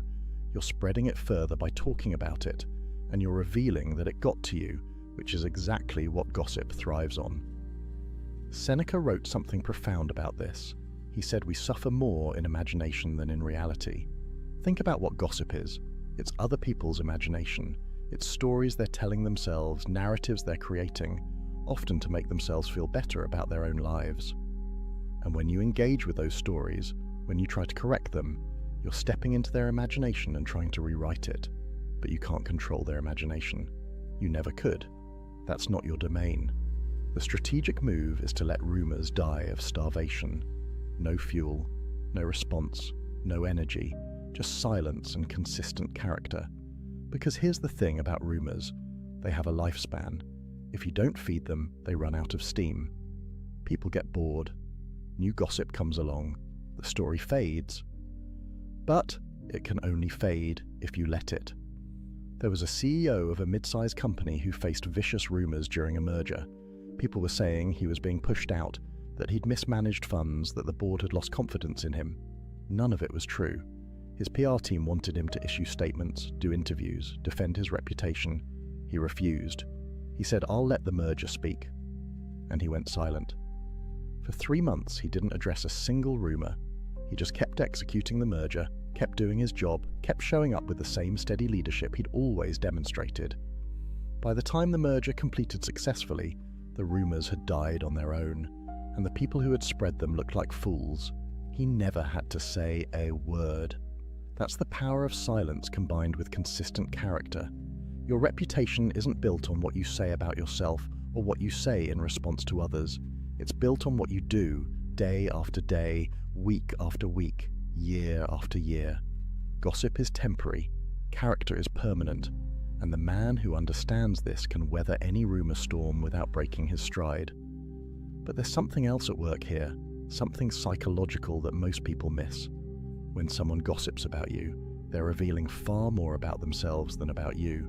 They're showing their insecurities, their fears, their need to elevate themselves by diminishing others. And when you respond, when you engage, you're essentially saying you take their opinions seriously. You're validating their behavior by giving it attention. Silence, on the other hand, sends a different message. It says, "Your opinion of me is so insignificant that I'm not even going to acknowledge it exists." It says I'm operating at a level where your gossip can't reach me. It says I have more important things to focus on than correcting every false story that circulates about me. That's not arrogance. That's priority. That's understanding where your energy is best spent. And it's definitely not spent on defending yourself to people who've already decided to believe something false. The Stoics believed that your character is like a fortress. Marcus Aurelius called it the inner citadel. It's a place inside you that external events can't touch, can't damage, can't penetrate. Gossip is an external event. It's happening out there, in other people's mouths and minds. But your character, your truth, your knowledge of who you are, that's in here, in the citadel. And a strong fortress doesn't send soldiers running out every time someone shouts insults from outside the walls. It simply stands, unshaken, unmoved, confident in its own strength. Over time, this approach does something remarkable. It builds such a strong reputation for integrity that rumors can't stick to you. People who know you, people who've seen your consistent character, they don't believe the gossip, and people who don't know you, their opinions don't matter anyway. You end up with a kind of immunity, not because you fought every rumor, but because you ignored them all and let your life be your testimony. So, when you hear that people are talking, when you discover a rumor circulating, when someone tells you what so-and-so said, take a breath. Recognize it for what it is: other people's imagination, other people's insecurity, other people's entertainment, and then go back to being who you are. Let them talk, let them wonder why you're not reacting. Let them eventually realize that while they were gossiping, you were building. While they were talking, you were doing. While they were imagining, you were living in reality. The fourth situation is subtle, but it's one of the most revealing tests of a man's character, and most men fail it without even realizing they're being tested. You're in a meeting, a social gathering, a group conversation. Someone else is getting praised. Maybe they accomplished something impressive. Maybe they're being recognized for their work. Maybe everyone's attention is on them, celebrating their success. And as you sit there listening, a thought creeps in. But I did something just as good. But I worked just as hard. But no one's acknowledging what I've done. And you feel this almost irresistible urge to interject, to mention your own accomplishments, to make sure people know you're successful too. Stop right there, because what you're feeling is your ego screaming for validation. And if you listen to it, if you speak up, you're about to reveal something you don't want to reveal: insecurity. Here's what weak men don't understand. When you feel the need to mention your own accomplishments while someone else is being praised, you're announcing to everyone in the room that your sense of worth depends on external recognition. You're showing that you're keeping score. You're revealing that you measure yourself against others. And all of that, every bit of it, is the opposite of strength. A truly confident man, a stoically grounded man, can sit in a room while someone else receives all the praise and feel nothing but genuine appreciation for that person's success. Why? Because his sense of worth isn't tied to who's getting attention. His identity isn't dependent on being recognized. He knows what he's accomplished, he knows his own value, and he doesn't need the room to validate it. Marcus Aurelius, literally the Emperor of Rome, could have demanded praise constantly. He could have made sure every achievement was publicly celebrated. He could have ensured that his name was spoken with reverence at every opportunity, but read his meditations. You know what you find? A man constantly reminding himself that praise means nothing. Ambition means tying your well-being to what other people say or do, he wrote. Self-indulgence means tying it to the things that happen to you. Sanity means tying it to your own actions. Read that again. Your well-being, your sense of self, your inner peace, it should be tied to your own actions, not to how others respond to those actions. When you need praise, when you need recognition, when you need others to acknowledge what you've done, you've tied your well-being to something outside your control. And that's a prison. That's weakness disguised as ambition. The power move when someone else is being praised is radical silence. Not bitter silence, not jealous silence, but genuine, grounded, appreciative silence. You listen, you acknowledge their success. You might even congratulate them, but you don't make it about you. You don't redirect attention. You don't say, "That's great, and by the way, I just did this thing too." You let them have their moment, fully, completely. And here's what happens. Here's the subtle magic of this kind of silence. People notice. They notice that you're secure enough to let someone else shine without dimming their light. They notice that you're not competing for scraps of attention. They notice that you operate from abundance, not scarcity. And paradoxically, your status rises. Not because you sought it, but because you demonstrated something rare. The confidence to be content in silence while others are celebrated. Think about social media for a moment. The entire platform is built on people broadcasting their achievements, seeking validation, competing for attention, constant updates about promotions, accomplishments, vacations, possessions, and underlying all of it is a desperate need to be seen, to be acknowledged, to be praised. The Stoic approach is the opposite. Do great work, accomplish meaningful things, and then, largely, keep quiet about it. Let your life speak louder than your posts. I'm not saying never share your achievements. I'm saying your first instinct, your driving motivation, should never be the need for others to acknowledge them. There's a massive difference between sharing from a place of abundance and sharing from a place of need. One is generous, an offering to inspire or inform. The other is begging, a plea for validation disguised as an update. The man who masters this fourth form of silence develops something priceless, internal validation. He becomes his own source of acknowledgement. He pats himself on the back. He tells himself he did well. He recognizes his own growth and effort. And that self-recognition becomes stronger and more sustaining than any external praise ever could be, because it's always available. It can never be taken away, and it doesn't depend on anyone else's mood, attention, or opinion. Seneca wrote, "Until we have begun to go without them, we fail to realize how unnecessary many things are.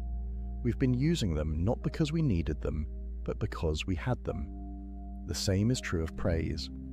Once you begin to go without seeking it, once you develop the discipline to let others shine while you remain quiet, you realize how unnecessary that external validation was. You were seeking it not because you needed it, but because the opportunity to seek it was always there. The confident man lets others be praised. The insecure man makes sure he's praised too. Which one are you? The next time you're in a room and someone else is getting recognition, watch your internal reaction. Notice if you feel that urge to redirect attention to yourself. And if you do, breathe. Let it pass. Stay silent. Let them have their moment. And notice how strong you feel when you do. That feeling, that quiet strength of not needing the spotlight, that's real power. That's the kind of power that can't be shaken because it doesn't depend on anything outside yourself. The fifth situation is one that destroys more potential than almost anything else. And it's so common, so normalized, that most men don't even recognize they're sabotaging themselves when they do it. You get excited about a new goal. Maybe it's a business idea. Maybe it's a fitness transformation. Maybe it's learning a new skill. Whatever it is, the excitement is real. The vision is clear. And your immediate instinct is to tell people about it. You want to share your plans. You want to announce your intentions. You want people to know what you're about to accomplish, and the moment you do that, the moment you broadcast your plans before you've executed them, you've just dramatically reduced your chances of success. There's actual science behind this, and it perfectly validates what the Stoics knew 2,000 years ago. When you tell people about your goals, your brain gets a hit of dopamine. It feels good. It feels like you've accomplished something just by sharing the intention. And that feeling, that premature sense of accomplishment, it actually reduces your motivation to do the work. Studies have shown that when people announce their goals publicly, they're less likely to achieve them because the announcement scratches the itch that the accomplishment was supposed to scratch. But beyond the psychology, there's strategy. When you share your plans too early, you invite doubt, negativity, and sabotage, often from people who don't even mean to derail you. They'll question your idea. They'll point out obstacles you haven't considered. They'll share stories of others who tried and failed. And even if their intentions are good, even if they think they're being helpful, they're planting seeds of doubt in your mind during the crucial early stage when your belief needs to be strongest. The Stoic principle here is simple. Actions speak louder than announcements. Marcus Aurelius wrote, "Waste no more time arguing what a good man should be one." The same applies to your goals. Waste no more time announcing what you're going to do it. Let your results announce themselves. Let your transformation be the reveal. Let your success be the notification. Think about the entrepreneurs who talk endlessly about the business they're going to start versus the ones who quietly build until they have something real to show. Think about the guys who announce they're getting in shape, post about their new gym membership, tell everyone about their meal prep, versus the guys who just start training and let their physical transformation do the talking 6 months later. Which approach commands more respect? Which one actually gets results? There's power in moving in silence. When you keep your plans to yourself, you maintain strategic advantage. Competitors don't know what you're working on. Doubters can't plant seeds of uncertainty. Negative people can't drain your energy with their skepticism. You're operating in stealth mode, building momentum without interference, accumulating small wins without the pressure of public accountability to people who don't actually matter. And there's something deeper happening too. When you keep your plans silent, you're developing internal accountability. You're proving to yourself that you don't need external pressure or validation to follow through. You're building the muscle of self-discipline, the capacity to commit to something and execute it without needing cheerleaders or witnesses. That's real strength. That's the difference between someone who needs accountability partners to do anything and someone who's accountable to themselves. I know a guy who wanted to write a book. For 2 years, he told everyone he was working on it. He talked about the premise at parties. He discussed his progress on social media. He sent update emails to friends, and 2 years later, he had maybe 50 pages written. Then he met someone else who had published 3 books. When he asked this person how they did it, the answer was simple. I stopped talking about writing and started writing. I told no one. I just wrote every day. And when the first draft was done, then I mentioned it. That's the difference. One person needed the validation of others knowing he was a writer. The other just quietly became one. The man who announces his plans is creating accountability to the wrong people. He's making himself answerable to friends, family, social media followers, people who have no real stake in his success and no authority to judge his progress. The man who keeps his plans silent is accountable only to himself and to reality. Either he does the work or he doesn't. Either the results materialize or they don't. No one to make excuses to, no one to explain himself to, just him and his commitment. Seneca advised, let your progress become your proof. Not your promises, not your announcements, your actual, tangible, undeniable progress. That's what earns respect. That's what can't be argued with. Anyone can talk about what they're going to do. The man who keeps quiet and then shows up with results, that man is rare. That man is dangerous, because he's demonstrated that his word to himself is stronger than his need for external validation. So the next time you feel excited about a goal, about a plan, about a vision, feel that excitement fully. Let it fuel you, but keep it to yourself. Guard it like a secret. Protect it from the energy vampires, the doubters, the well-meaning but ultimately unhelpful opinions of people who aren't in the arena with you. Work in silence.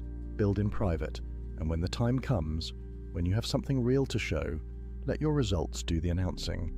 Let people be surprised. Let them wonder when you found the time, how you developed the discipline, why they didn't see it coming. That surprise, that gap between their perception and your reality, that's the signature of a man who knows how to move with power. Talk less, do more. Let the world catch up to what you've already become. Now, the sixth and final situation is perhaps the most difficult. It requires a level of wisdom that most men spend their entire lives developing, and yet, it's one of the most common scenarios you'll face. You know you're right, you have the facts, you have the truth, you have the logical high ground, but the person you're talking to, they're not listening, they're not open, they're dug into their position, and no amount of evidence, reasoning, or explanation is going to change their mind, and you face a choice. Do you keep trying to convince them? Do you keep presenting your case? Do you keep fighting to be acknowledged as correct? Or do you let it go? This is where most men stumble, because there's something in us, something deep and primal that needs to be recognized as right when we know we are.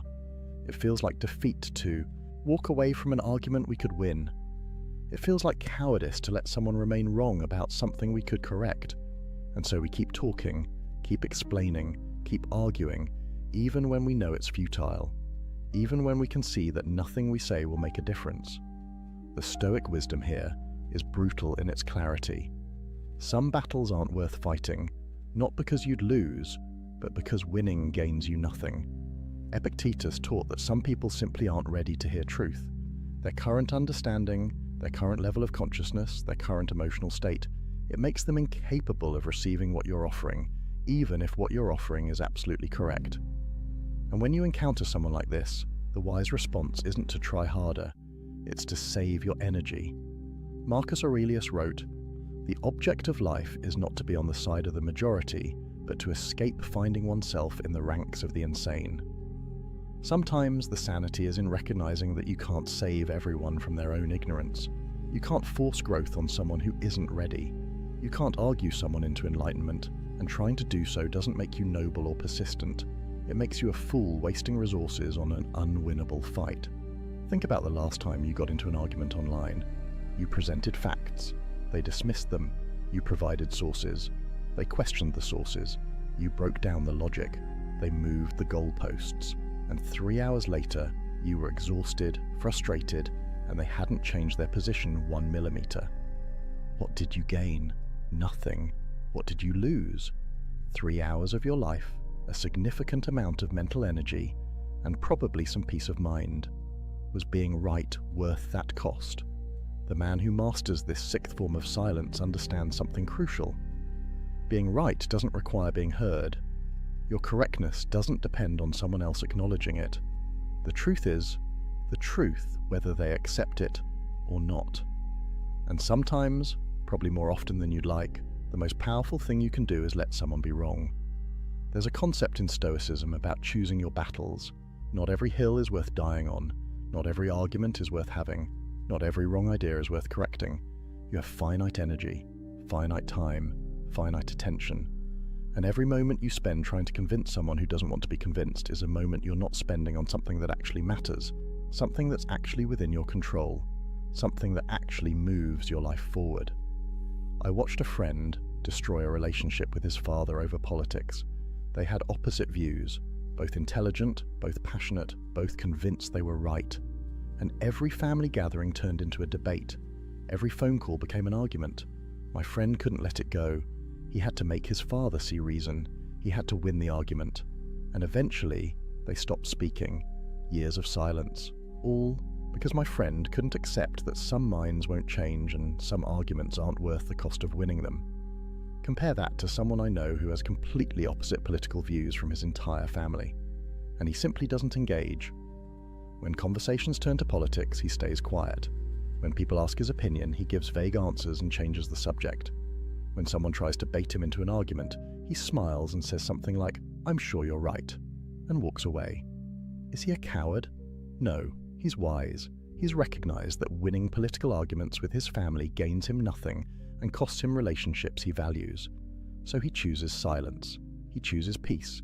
He chooses to let them be wrong about whatever they want to be wrong about because his relationship with them matters more than being acknowledged as correct. That's the mark of maturity. That's the difference between a man governed by ego and a man governed by wisdom. The ego says you must be right and you must be recognized as right. Wisdom says, sometimes being at peace is more valuable than being proven correct.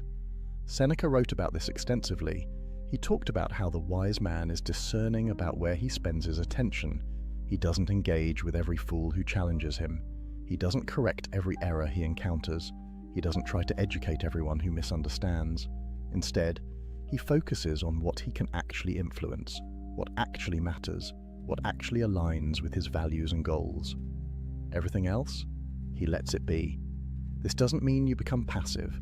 This doesn't mean you never stand up for truth. There are absolutely times when speaking up is necessary, when silence would be complicity, when the stakes are high enough that you must engage regardless of whether you'll win. But those situations are rarer than you think. Most of the time, most of the arguments you're tempted to have, they're not about justice or truth or principle. They're about ego. They're about being seen as smart, as right, as superior, and that's not worth your energy. The liberation that comes from letting people be wrong is profound. You stop carrying the weight of other people's ignorance. You stop feeling responsible for educating everyone who doesn't get it. You stop exhausting yourself trying to change minds that don't want to change. Instead, you invest that energy in yourself, in your growth, in your goals, in the people who actually want to learn from you, in the battles that actually matter. Being right doesn't require being heard. Your truth doesn't need someone else's validation to remain true. And sometimes the most powerful statement you can make is complete silence in the face of determined ignorance. It says your opinion of reality doesn't change reality. It says I'm not going to waste my energy trying to convince you of what I already know. It says I have better things to do than argue with someone who isn't listening. So the next time you find yourself in an argument with someone who clearly won't change their mind, take a breath. Recognize what's happening. You're about to spend energy on something that will produce no return. You're about to sacrifice peace for the temporary satisfaction of explaining why you're right to someone who doesn't care. And then make a different choice. Let them be wrong. Wish them well, even if only silently in your own mind. And walk away, not in defeat, not in frustration, but in wisdom. In the knowledge that your time, your energy, your peace, they're too valuable to waste on battles that can't be won. Save your strength for fights that matter, and let silence be your answer to those that don't. So here we are, 6 situations where silence is your ultimate weapon. When someone attacks you with anger, when critics try to provoke you, when gossip and rumors circulate, when someone else receives praise, when you're tempted to announce your plans, and when you're right, but speaking won't change anything. 6 moments where weak men talk themselves into defeat and strong men stay silent and maintain power. But let's be clear about something. This isn't about never speaking. This isn't about being a doormat. This isn't about passive acceptance of everything. The Stoics weren't silent because they were weak. They were silent because they were strong. Strong enough to choose when to speak and when to stay quiet. Disciplined enough to resist the pull of ego, emotion, and social pressure. Wise enough to recognize that not every moment requires a response. The transformation from reactive to strategic, from emotional to grounded, from weak to powerful, it all starts with one realization. You don't have to respond to everything. You don't have to defend everything. You don't have to explain everything. You don't have to correct everything. You don't have to announce everything. You don't have to win everything. And the moment you accept that, the moment you internalize it, you become dangerous in the best possible way. Because a man who can't be provoked is a man who can't be controlled. A man who doesn't need validation can't be manipulated through praise or criticism. A man who moves in silence can't be stopped by people who never saw him coming. And a man who chooses his battles wisely has energy for the wars that actually matter. Marcus Aurelius spent his life fighting wars, running an empire, dealing with senators, generals, enemies both foreign and domestic. And yet, what did he write in his journals? The best revenge is to be unlike him who performed the injury. Not to strike back, not to defend endlessly, but to rise above, to remain true to yourself, to let your character be your answer. That's what these 6 situations are teaching you. How to rise above, how to remain true, how to let your life be your answer when words would only weaken your position. This week, I want you to do something. Pick one of these 6 situations, just one, and commit to practicing silence when it shows up. When someone gets angry, don't defend. When someone criticizes unfairly, don't explain. When gossip circulates, don't address it. When someone else gets praised, don't interject. When you get excited about a goal, don't announce it. When you're right but it won't matter, don't argue. Pick one and practice, because this isn't theory, this is training. This is how you build the muscle of restraint, the discipline of silence, the power of knowing when to speak and when to let your presence speak for you. Silence isn't the absence of power, it's the accumulation of it. Every time you choose not to react, you're storing energy. Every time you choose not to defend, you're building confidence in yourself that doesn't need external validation.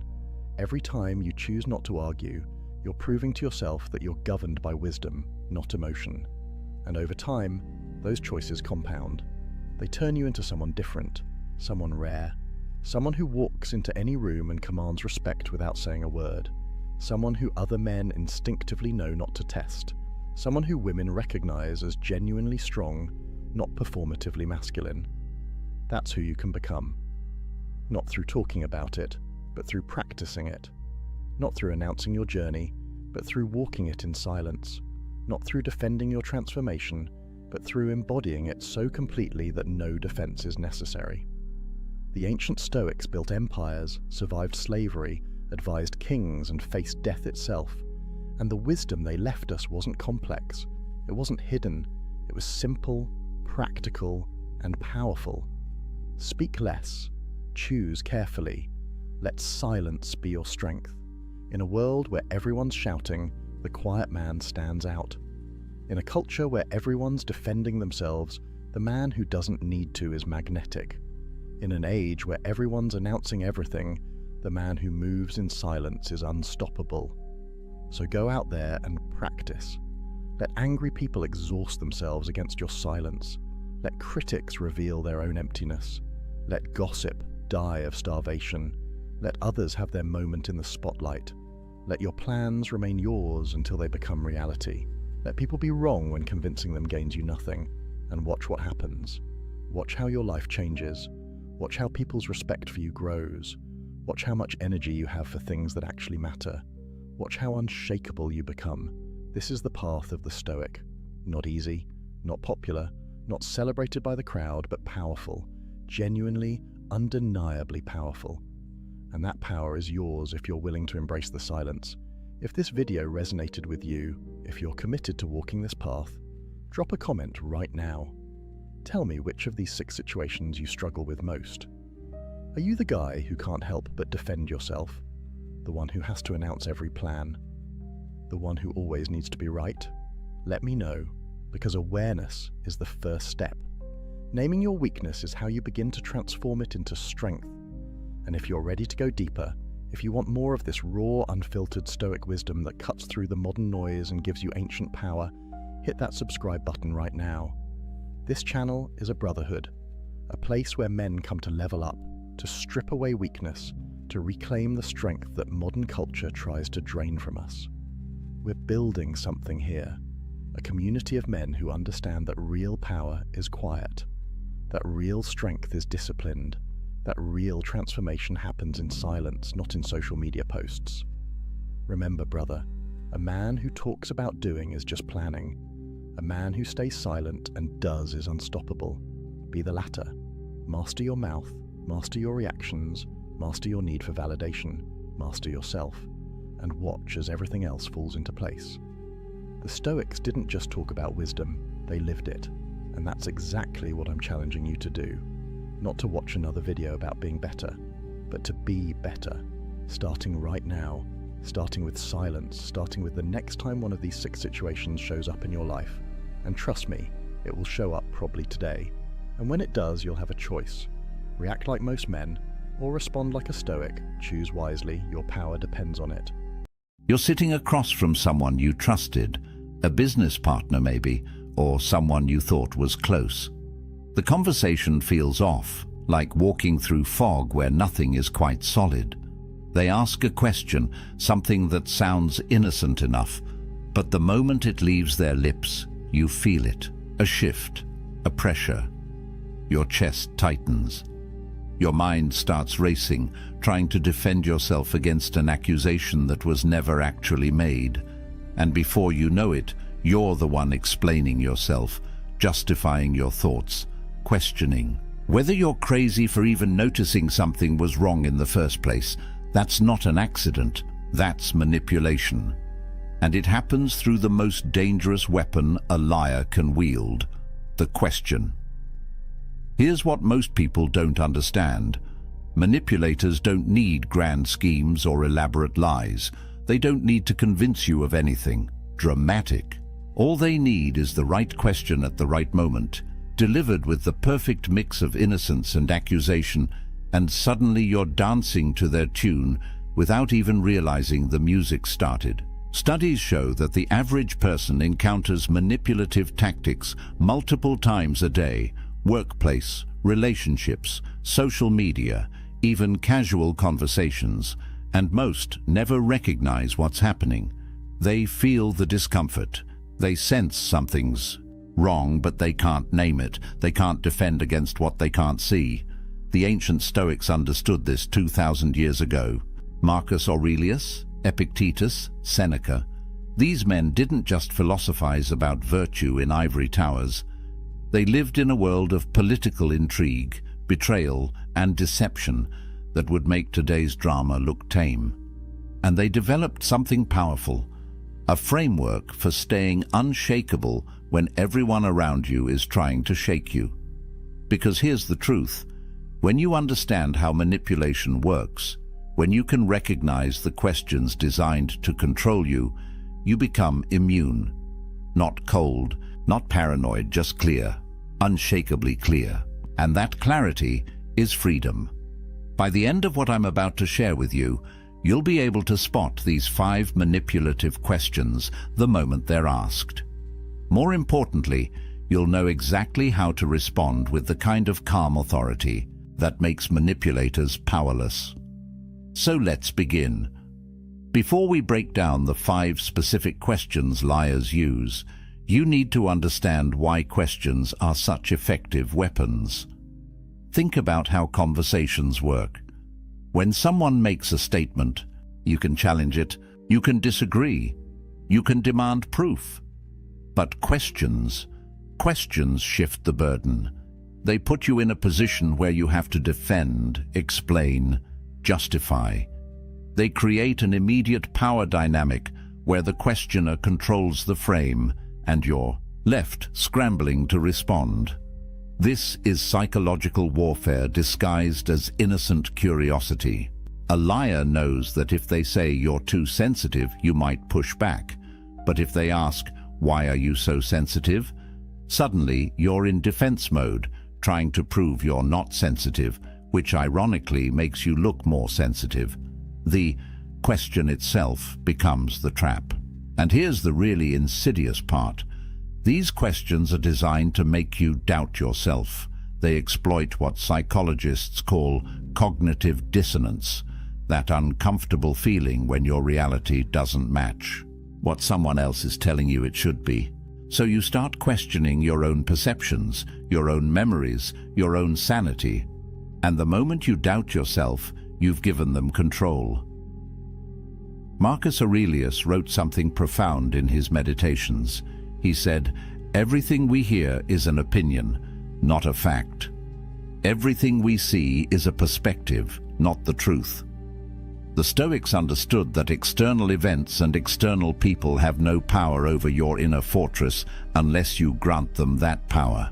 And manipulation only works when you forget this fundamental truth. The manipulator's question isn't reality. It's their attempt to shape your reality, but you get to choose whether to accept that frame or stand in your own.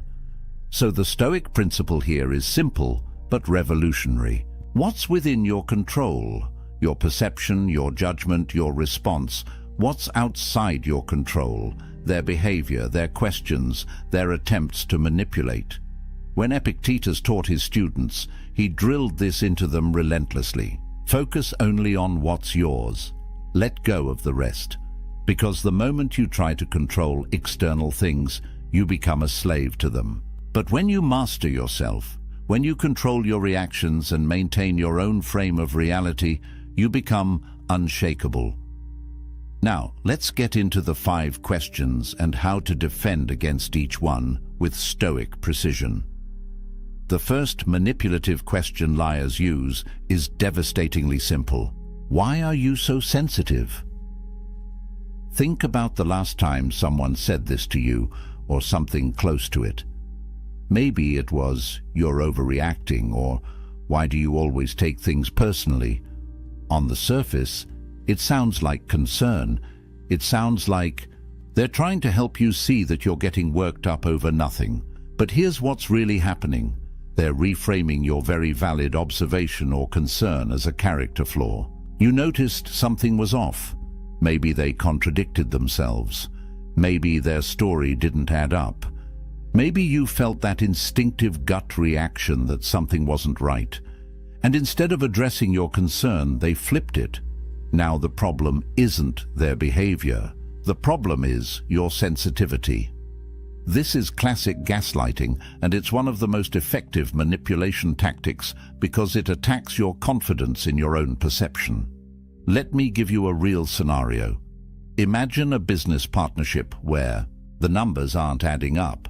You notice discrepancies in the accounts, small ones at first, then bigger. You bring it up casually saying, "Hey, I noticed these expenses don't match what we discussed." And instead of addressing it, your partner leans back, gives you that look and says, "Why are you so suspicious? Why can't you just trust the process? You're being paranoid."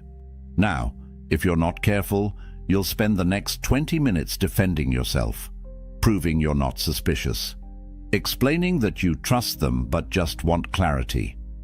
And while you're doing that, the actual issue, those discrepancies in the accounts, gets buried. The question itself derailed the entire conversation. That's the power of this manipulation. So what's really happening psychologically? The manipulator is making you responsible for their wrongdoing. They're shifting the emotional burden. You came with a legitimate concern about their behavior. They've now made it about your emotional state. And if you accept that frame, if you start explaining why you're not too sensitive, you've already lost. You've validated the premise of their question. But here's where the Stoics give us something powerful. Epictetus taught that we should be indifferent to external judgments, not cold but grounded. He said, if someone succeeds in provoking you, realize that your mind is complicit in the provocation. In other words, their question only has power if you give it power, if you accept their frame. So what's the Stoic response? Calm, direct, and anchored in your own perception. When someone asks, "Why are you so sensitive?" you don't defend, you don't explain. You simply respond with clarity. I notice what I notice. Should I not trust my own observations? See what that does? It doesn't accept their frame. It doesn't engage with whether you're sensitive or not. It redirects back to the actual issue, your observation, and it puts a question back to them. Are they suggesting you should ignore what you see? This works because it maintains your frame. You're not defensive. You're not emotional. You're simply stating a fact. You observed something. That observation stands. And now they have to deal with that, rather than you having to defend your emotional state. This is the power of Stoic composure. When you refuse to be moved by their attempts to shake you, when you stay centered in what you know to be true, the manipulation loses its grip. The second manipulative question is one you've definitely heard. Don't you trust me? This one's particularly insidious because it weaponizes relationship and emotional connection. Trust is sacred, right? It's the foundation of any meaningful relationship. So when someone demands trust, it feels like you're being the bad guy if you question them. But here's the critical distinction: earned trust versus demanded trust. Manipulators don't want to earn trust through consistent, honest behavior. That takes time and integrity. Instead, They demand trust as if it's owed to them, and they use guilt to shut down any healthy skepticism. Think about this dynamic. You notice something suspicious. Maybe they've been evasive about where they were. Maybe they've lied about small things before, and now you're starting to connect dots. So you ask a simple question, and their immediate response is, "Don't you trust me? After everything we've been through, you still doubt me." Now you're on the defensive. Because questioning them suddenly feels like betraying the relationship. And if you back down, if you say, no, of course I trust you," you've just given them permission to continue whatever they were doing without accountability. The question itself becomes a shield against scrutiny. Here's a real scenario that plays out all the time. Financial deception in relationships. One partner handles the money, and the other starts noticing withdrawals that don't make sense. They ask about it, and instead of transparency, they get, "Don't you trust me to handle our finances? Have I ever let you down?" And the person asking, who has every right to understand where shared money is going, now feels guilty for even questioning it. That guilt is the goal. Because guilt silences questions, and silence allows the deception to continue. What's happening psychologically is something called a false binary. The manipulator is presenting only two options. Either you trust them completely and blindly, or you don't trust them at all. But that's not how trust actually works in healthy relationships. Real trust isn't blind. Real trust is built on consistent, transparent behavior over time. And real trust allows for questions without feeling threatened. Seneca understood this perfectly. He wrote, "No one can be happy who has been thrust outside the pale of truth." And there are two ways that one can be removed from this realm, by lying or by being lied to. The Stoics knew that truth is the foundation of peace, not comfort, not avoiding hard questions. Truth. And trust without truth is just willful blindness. So what's the Stoic response to, "Don't you trust me"? Again, you don't. Accept the frame. You don't get defensive about whether you trust them or not. You simply state a principle. Trust is built through consistent behavior over time. I'm asking because I care about clarity, not because I doubt you. See what that does? It reframes trust as something earned through actions, not demanded through guilt. It removes the emotional manipulation and replaces it with a rational principle. And crucially, it maintains your right to ask questions without apologizing for it. If they're honest, they'll appreciate that you value truth enough to ask. If they're manipulating, they'll likely get defensive, which tells you everything you need to know. Either way, you stayed grounded. You didn't let their question control your response. That's Stoic strength in action. The third manipulative question is maybe the most aggressive. Are you calling me a liar? This one goes straight for the throat. It's a defensive reversal that puts you on trial for daring to question them. And it's incredibly effective because most people are conflict averse. They don't want to be seen as accusatory or confrontational. So when someone flips the script and makes you the aggressor, your natural instinct is to backpedal. Let's break down what's happening here. You've noticed inconsistencies. Their story changed between yesterday and today. Details don't line up. So you gently point it out, maybe saying, "I'm confused because you said something different earlier." And their response isn't to clarify, it's to attack. Are you calling me a liar? Is that what you think of me? Suddenly, you're no longer talking about their inconsistent story. You're talking about whether you're accusing them of lying, and that's a much more uncomfortable conversation to have. This works because it creates instant fear. Fear of confrontation, fear of being wrong, fear of damaging the relationship. So you scramble to soften your position. No, I'm not saying you lied. I'm just confused. Maybe I misunderstood. And in that scramble, the actual issue, the inconsistency in their story, gets completely buried. They've successfully redirected the conversation away from their behavior and onto your character. Here's a real scenario. Imagine you have a family member who borrowed money and promised to pay it back by a certain date. That date comes and goes. You bring it up and they get immediately defensive. Are you calling me a liar? You think I'm trying to steal from you? I said I'd pay you back and I will. Why are you attacking me? Now, instead of discussing when you'll get your money back, you're defending yourself against accusations of being accusatory. That's the power of this manipulation. Psychologically, this is a false equivalence. They're equating asking questions with making accusations. But these are not the same thing. Honest people don't fear questions. Honest people welcome clarity. They'll address inconsistencies by explaining them, not by attacking the person who noticed them. But liars can't afford clarity. Clarity exposes them, so they make the act of seeking clarity itself seem like an attack. Marcus Aurelius offers us wisdom here. He wrote, "If someone is able to show me that what I think or do is not right, I will gladly change, for I seek the truth by which no one was ever truly harmed." It is the person who continues in self-deception and ignorance who is harmed. The Stoics valued truth above comfort.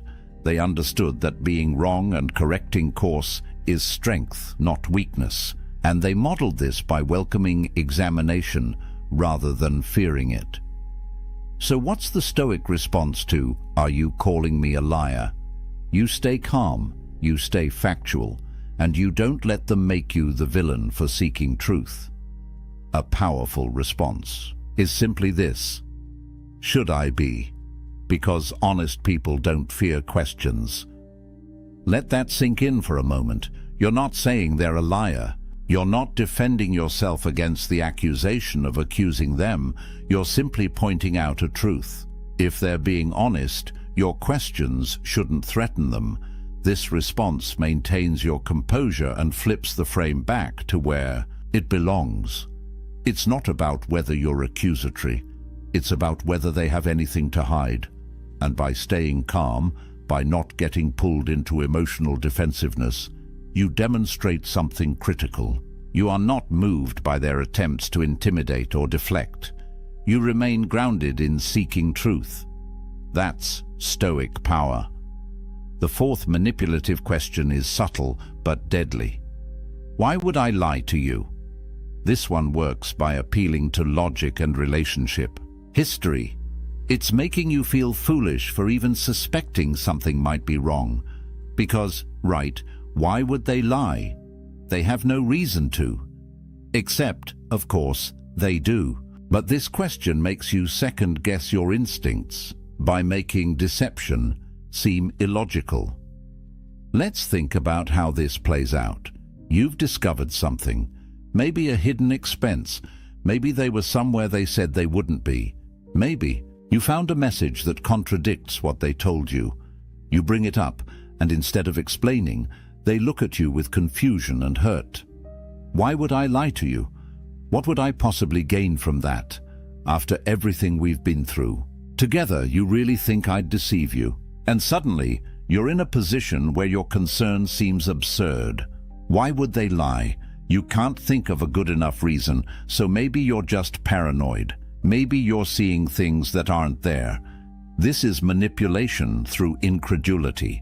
They're making the idea of them lying seem so ridiculous that you start doubting your own perception. But here's the truth. People lie for all kinds of reasons. To avoid consequences, to maintain an image, to cover other lies, to get what they want without conflict.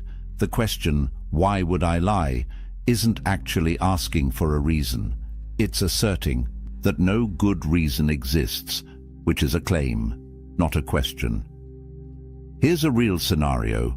You start noticing your romantic partner has been distant, working late more often, less communicative. You see messages on their phone that seem suspicious. You bring it up, trying to have an honest conversation, and they respond with, "Why would I lie to you? I love you. If something was wrong, don't you think I'd tell you?" And in that moment, it's easy to feel foolish. Maybe you're being paranoid. Maybe you're creating problems where none exist. But psychologically, what's happening is a logical fallacy wrapped in emotional appeal.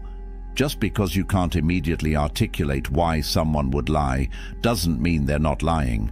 And more importantly, your observation, the thing that triggered your concern in the first place, doesn't disappear just because you can't explain their motive. The facts don't change based on whether you understand their reasoning. Epictetus taught his students to focus on what's actual, not on assumptions. About why, he said, "It is not things themselves that disturb us, but our judgments about those things." The Stoic approach is to separate what you know from what you assume. What do you know? You observed something that doesn't add up. That's a fact. What? You don't know their motivation, but you don't need to understand their motivation to trust your observation. So what's the Stoic response to, "Why would I lie to you"? You don't justify your concern. You don't try to explain their possible motives. You simply state what triggered your question. "I'm asking because something doesn't add up. Can you help me understand?" This response does something powerful. It acknowledges that you noticed a discrepancy. It invites them to provide clarity. And it doesn't accept the premise that your concern is baseless just because their motive isn't obvious. You're staying in the realm of facts, not getting lost in speculation about why. If they're being honest, they'll explain the discrepancy. If they're manipulating, they'll likely continue trying to make you feel foolish for asking. And that reaction, in itself, tells you what you need to know. The Stoic remains unmoved by attempts to confuse or shame. You stay anchored in what you observed. That's your power. The fifth and final manipulative question is perhaps the most frustrating. Can't we just move on? This is the escape hatch, the premature closure. The attempt to avoid accountability by making resolution seem like the mature thing to do. But here's the problem. You can't truly move on from something you haven't actually addressed. And that's exactly what the manipulator is counting on. This question usually comes after they've been caught in something they can't easily explain. You've confronted them. You've presented evidence. They've tried deflection, denial, maybe even some of the other questions we've already covered. And when none of that works, when you don't back down, they pivot to, "Can't we just move on? Why? Do we have to keep dwelling on this? I thought we were past this." What makes this so effective is it appeals to your desire for peace. Nobody wants to live in constant conflict. Nobody wants to be the person who won't let things go. So when someone frames moving forward as healthy and addressing the issue as dwelling, it's tempting to agree. You don't want to be difficult. You don't want to be the problem. So you agree to move on. Except you haven't resolved anything. You've just agreed to stop talking about it, and the manipulator gets exactly what they wanted: escape without consequence. Let me give you a real scenario. You discover your business partner has been taking money from the company account for personal expenses without discussing it with you. You confront them, and after some initial defensiveness, they finally admit it, but minimize it. "Okay, fine, I used some company funds for personal stuff. It wasn't that much. I'll pay it back. Can't we just move on? Why are we still talking about this?" And you're left feeling like if you push for more, a clear repayment plan, an understanding of why it happened, assurance it won't happen again, you're being unreasonable. But here's what's really happening.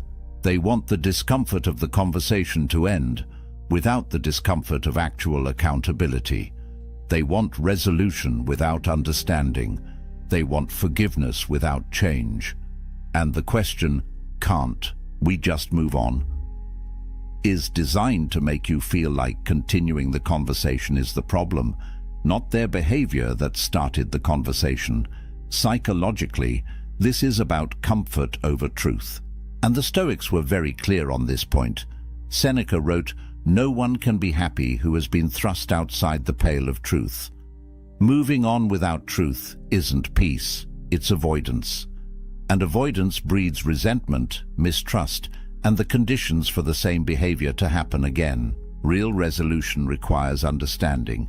It requires acknowledgement. It requires often a plan for how things will be different moving forward.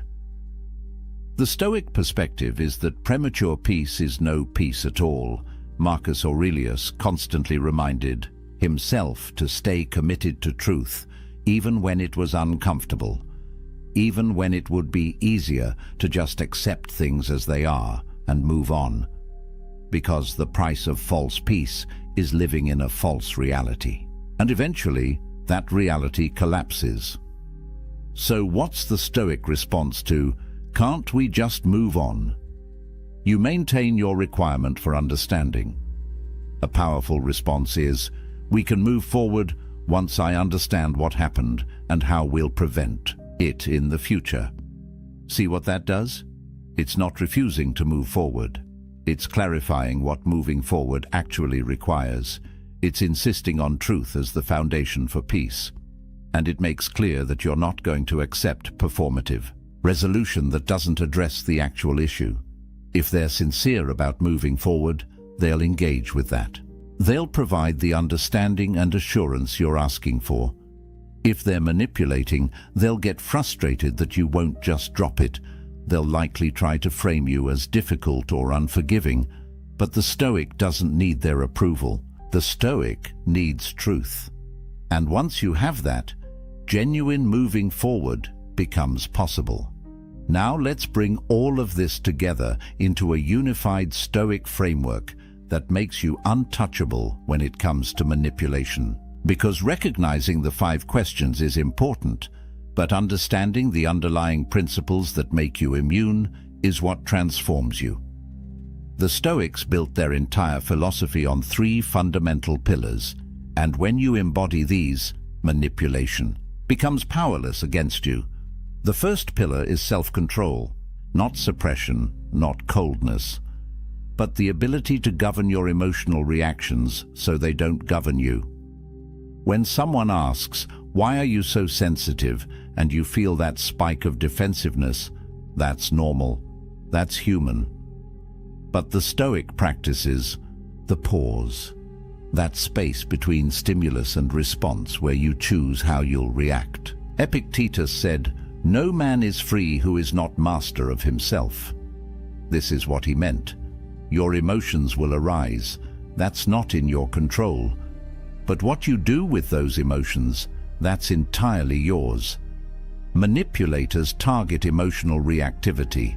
They want you flustered, defensive, confused, guilty, because in that emotional state, you're not thinking clearly, you're just reacting. But when you've trained yourself to maintain composure, when you can feel the emotion without being controlled by it, suddenly their tactics don't work. You can hear, "Don't you trust me?" and recognize it as manipulation without getting swept into guilt. You can hear, "Are you calling me a liar?"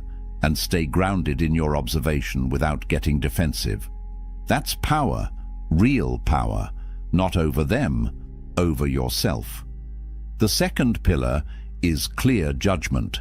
Marcus Aurelius wrote, "Everything we hear is an opinion, not a fact. Everything we see is a perspective, not the truth."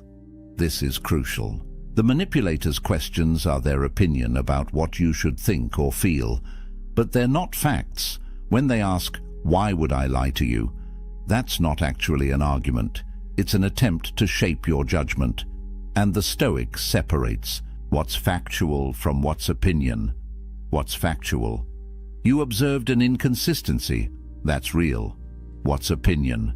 Their claim that observing inconsistencies means you're suspicious or untrusting. That's their framing. You don't have to accept it. This clarity of judgment means you stay focused on what's actual. Not what they want you to believe is actual, not what would be more comfortable to believe. What is? And when you operate from that foundation of clear judgment, their attempts to distort your reality fail. They can ask manipulative questions all day. But if you're grounded in what you know to be true, those questions lose their power to move you. The third pillar is maintaining your frame. This is about psychological sovereignty. It's about recognizing that you are the author of your internal reality. Others can offer their perspectives, their questions, their frames for how you should interpret things, but you choose whether to adopt those frames or maintain your own. When someone asks, "Can't we just move on?" they're trying to impose their frame, moving on without understanding. But you can reject that frame and maintain your own. Understanding first, then moving forward. This isn't stubbornness, it's integrity. It's refusing to let other people's manipulation of language and emotion pull you off center. Seneca understood this when he wrote, "A gem cannot be polished without friction, nor a man perfected without trials." These manipulative questions are tests, and every time you stay grounded, every time you refuse to be moved from your center, you become stronger, not harder, not more defensive. Stronger in your ability to remain yourself regardless of external pressure. Here's what this looks like in practice. You're not trying to win arguments. You're not trying to prove you're right. You're simply unmoved. When they ask their manipulative questions, you respond with calm clarity. You don't accept their frame. You don't get defensive. You simply stay anchored in what you know and maintain your requirements for truth and understanding. And that combination, self-control, clear judgment, maintaining your frame, that makes you essentially manipulation-proof. The manipulator relies on you getting emotional, accepting their distorted version of reality, and abandoning your own perception to accommodate theirs. But when you embody these Stoic principles, none of that works. You feel the emotion, but don't react from it. You see through their distortion and stay grounded in facts. You maintain your frame despite their attempts to impose theirs. And in that state, you're free. Not because they stop trying, but because their attempts no longer affect you. This is what Marcus Aurelius meant when he wrote, "You have power over your mind, not outside events. Realize this, and you will find strength." The manipulator is an outside event. Their questions are outside events. You can't control whether they ask, but you have absolute power over how you receive those questions, how you interpret them, and how you respond. That's your domain. That's your fortress. And when you build that fortress strong, nothing external can breach it. Let's be clear about something important. This isn't about being cold. It's not about being suspicious of everyone. It's not about turning into some emotionless robot who questions every interaction. The Stoics weren't advocating for isolation or cynicism. They were advocating for clear-sighted engagement with reality. Being unmanipulatable doesn't mean being unkind. It means being clear. It means trusting your observations. It means maintaining your standards for truth, even when it would be more comfortable not to. You can still be warm, open, trusting, vulnerable. In fact, the Stoics would argue you can only truly be those things when you're grounded in this kind of strength. Because vulnerability without discernment is just naivety. Trust without verification is just wishful thinking. The Stoic is both compassionate and clear, both open and discerning. It's not either or, it's both. You can love people deeply while also recognizing when they're trying to manipulate you. And recognizing it doesn't mean the relationship is over. It means you're addressing reality instead of pretending it doesn't exist. Here's the beautiful paradox. When you become unshakable in this way, when manipulative questions can't move you, you actually improve your relationships. Because you're no longer tolerating lies for the sake of peace. You're no longer accepting distorted versions of reality to avoid conflict. You're insisting on truth as the foundation, and relationships built on truth, even uncomfortable truth, are infinitely stronger than relationships built on comfortable lies. The people in your life who are honest will appreciate this about you. They'll value that you ask direct questions, that you don't accept manipulative deflection, that you maintain high standards for truth and accountability. And the people in your life who rely on manipulation, they'll either change how they interact with you, or they'll remove themselves. Either way, you win, because you're no longer carrying the weight of their deception. So where does this leave us? You now know the 5 manipulative questions liars use. Why are you so sensitive? Don't you trust me? Are you calling me a liar? Why would I lie to you? Can't we just move on? You understand what each question is designed to do, how it shifts power, how it creates doubt, how it deflects accountability, and more importantly, you have the Stoic framework for responding with unshakable clarity. You maintain self-control so you're not reactive. You exercise clear judgment so you're not confused.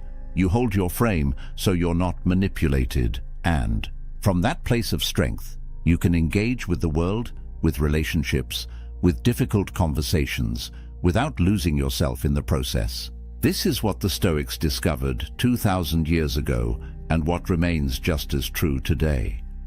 Your power doesn't come from controlling others. It comes from mastering yourself. Marcus Aurelius ruled an empire.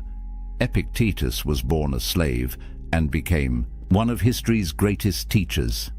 Seneca advised emperors and wrote profound philosophy.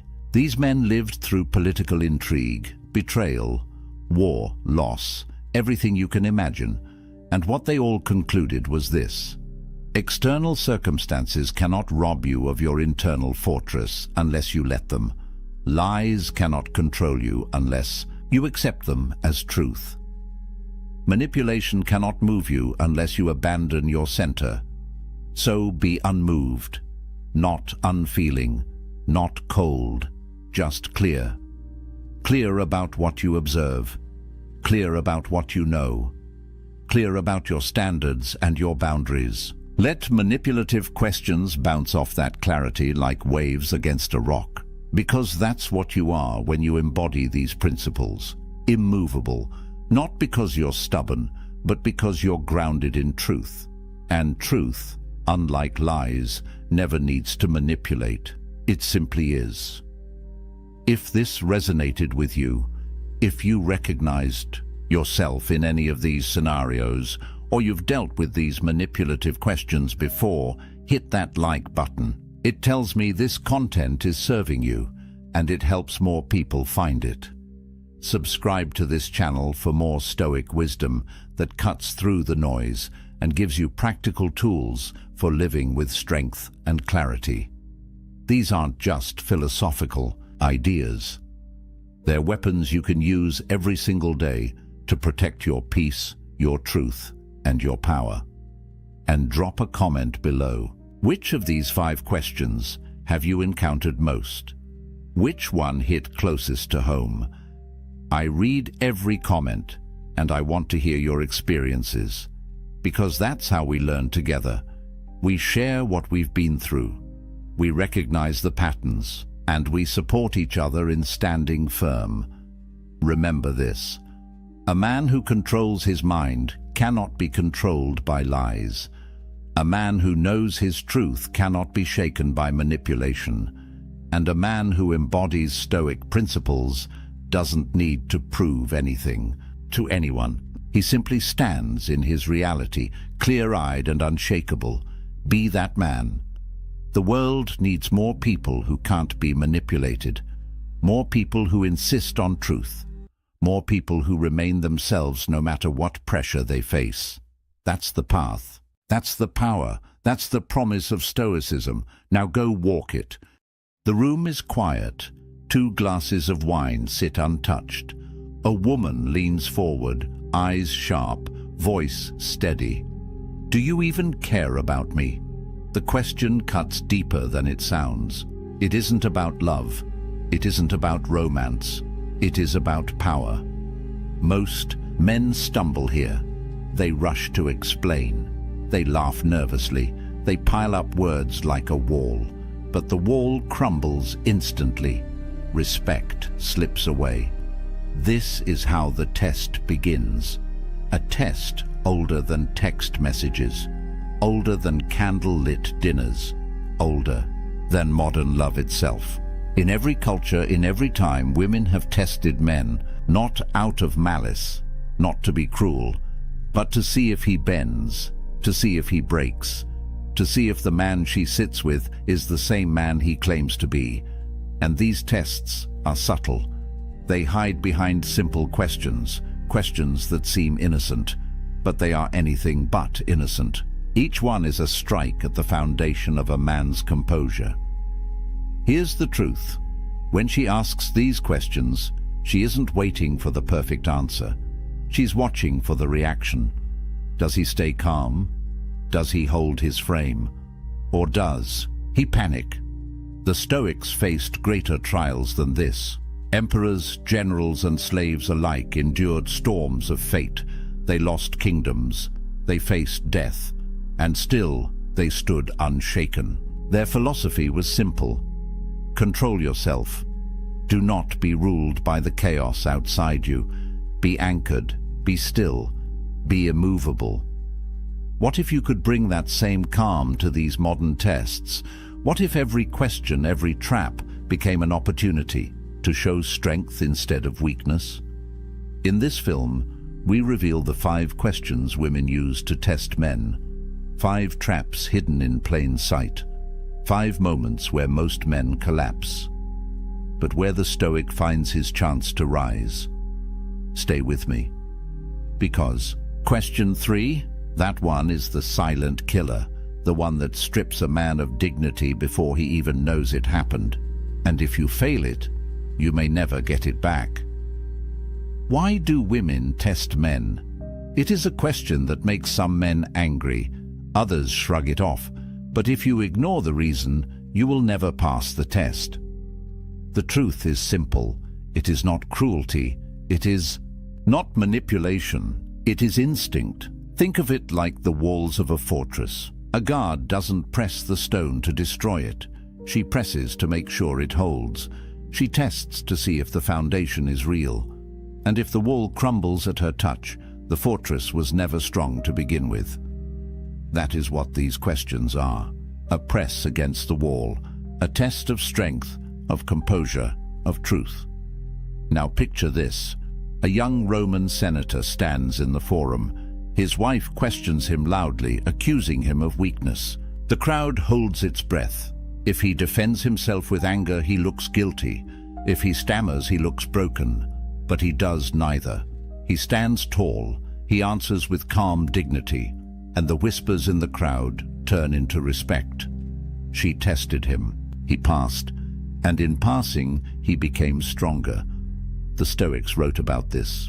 Epictetus, once a slave, taught that you cannot control the words or actions of others, but you can control your reaction. He said, it's not what happens to you, but how you react to it that matters. These tests are exactly that, a chance to show mastery, not over her, but over yourself. Modern psychology gives the same answer in different words. Women test to measure certainty. They test to see if your actions match your image. They test because deep down, they want to trust the strength of your frame. Not the mask, not the words, but the man himself. And here's the trap. Most men believe they can talk their way through. They explain, they argue, they overcompensate. But the more they talk, the weaker they look. The Stoic doesn't fall for this. The Stoic knows silence can be louder than words. A calm pause can be more powerful than a frantic defense. So what do these tests reveal? They reveal whether you are anchored or adrift. They reveal whether you bend at the first sign of pressure, and they reveal whether you are the man you claim to be.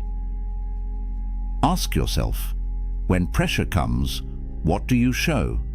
Do you reveal strength or weakness? Do you reveal calm or chaos? Every test is a mirror, and what it reflects is you. This is why these 5 questions matter. They are small moments, but they open the door to something bigger: respect, attraction, power, or the loss of all 3. The first question begins gently. It sounds like love, but it hides a storm, and most men never see it coming. The first question seems simple. It sounds like love. It sounds like a cry for affection, but beneath it hides the real test. Picture this. A man sits at dinner. The candles burn low. The air is heavy with silence, and then she asks, "Do you even care about me?" The man feels panic rise in his chest. He rushes to speak. "I care about you so much. Of course I do. Haven't I shown you? Don't you see everything I do?" The words spill out like water from a cracked jar. The more he says, the less she believes. Because the test was never about words. Here's the truth. This question is not a request for a speech. It is a measure of presence. She wants to see if you can stand steady in the face of doubt, if you can remain calm when emotion is thrown at you, if you can show her without shaking that your care is real. The Stoics faced this kind of test daily. Marcus Aurelius, emperor of Rome, wrote in his private meditations about love and duty. He reminded himself that affection is not proven by noise or by grand gestures. It is proven by action, by consistency, by living with virtue. He cared for Rome not by shouting about his love, but by leading with discipline, patience, and sacrifice. That is the answer hidden in this question. Not louder words, not frantic explanations, but composure, strength, steady truth. Imagine 2 men faced with the same test. One panics. His face tightens, his voice rises. He pleads to be believed. The other stays calm. He looks into her eyes, and he speaks simply, "Yes, I care. My actions prove it every day." The difference is night and day. One collapses under pressure. The other stands like stone. Which one keeps respect? Which one flips the power dynamic? Modern psychology explains it this way. When a woman asks if you care, she isn't only testing affection, she's testing congruence. Do your words and your actions align? Are you the same man in stress as you are in calm? If your response betrays desperation, she feels the fracture. But if your response carries steadiness, she feels safety. Here's where Stoicism shines. The Stoic doesn't need to convince. He doesn't need to perform. He lives in alignment with his principles. He knows his care is real because his actions prove it. And so, when the question comes, he has nothing to fear, nothing to prove, only the calm truth. But there is a deeper layer still. When she asks, "Do you even care about me?" she is really asking, "Will you stay steady if I push? Will you remain anchored if I doubt you?" If your frame breaks, she learns she cannot lean on you. But if you remain unshaken, she learns you are safe to trust. So what is the Stoic response? Not a script to memorize, not a trick line to copy, but a way of being, composed, grounded, aligned. Because care is not in the shouting, it is in the silence, it is in the calm, it is in the daily proof of action. This is why the first question matters so much. It seems harmless, but it is the opening move in a much larger game. And if you fail here, the next test only grows sharper. The second question does not sound emotional. It sounds logical, practical. But in truth, it is even heavier because it forces you to face the future. The second question arrives like a whisper, but it lands like a hammer. Where is this going? At first, it sounds simple, a question about direction, about future plans, but underneath, it is a test of certainty. Picture this. A couple sits in a quiet cafe. She stirs her coffee. Her eyes never leave his, and then she asks. Her tone is casual, almost soft, but he feels his chest tighten. He knows this is not casual. The man who fears this question reacts in two ways. Some rush forward. They make promises. They map out a future they aren't ready for. Others retreat. They avoid. They fumble their words and leave her more uncertain than before. Both fail. Both reveal weakness. Because both let fear dictate the answer. Here's the truth. This test isn't about the future. It's about your frame in the present. She doesn't need every detail. She needs to know if you stand steady under pressure. The Stoics understood this tension well. Marcus Aurelius ruled an empire under constant threat. He never promised his people endless years of peace. Instead, he reminded himself daily that the future is not his to control. Only his actions today were within his command. That was enough. Epictetus put it more sharply. Don't demand that things happen as you wish, but wish them to happen as they do. The Stoic does not cling to guarantees. He speaks truth about what he values now. He lives by principle, not by desperate promises. So what is the Stoic way to respond? Imagine her eyes waiting, the silence growing heavy. Instead of panicking, you breathe. You anchor yourself in the present. And you say with calm certainty, I value what we're building. I don't rush or pretend to know every step ahead. What matters is how we treat each other today. That's what I can promise. No over-promising, no retreat, just steady ground. Notice what happens here. The answer shifts the frame. You are not a boy scrambling for approval. You are a man speaking from principle. The power dynamic flips, but there's more. Modern psychology shows that women often test for stability, not for perfect plans. Stability means, does this man know himself? Does he collapse under pressure or remain composed? If he cannot stand steady in a simple question, how will he stand steady when life grows harder? That is the unspoken meaning of, where is this going? It is less about the map, and more about the anchor. Now imagine the two responses again. One man blurts out timelines, dates, grand vows. She nods, but inside she doubts. The other man is calm, centered, certain. He does not rush, but he does not run. And in his steadiness, she feels safety. This is why Stoicism matters here, because it keeps you from panic. It keeps you from overreach. It keeps you grounded in what you can control, your actions, your principles, your presence. And yet, if this question feels heavy, the third test is sharper still. It comes not at dinner, not in a cafe, but in the silence of a buzzing phone. And most men fail it before they even realize they've been tested. The third question doesn't arrive in person. It arrives through silence, through the glowing screen of a phone, through the long pause between message and reply, and then it comes. Why didn't you answer my text? It sounds harmless, it sounds small, but don't be fooled. This is one of the sharpest tests of all. Picture it. The phone buzzes on the table. You see the message. You are in a meeting, or at the gym, or simply taking a moment for yourself. You don't respond instantly. Hours pass. When you finally open your phone again, there it is. The follow-up message. The test. Why didn't you answer my text? Most men stumble here. Some rush to apologize. I'm sorry. I was busy. I didn't mean to ignore you. Their words overflow with guilt.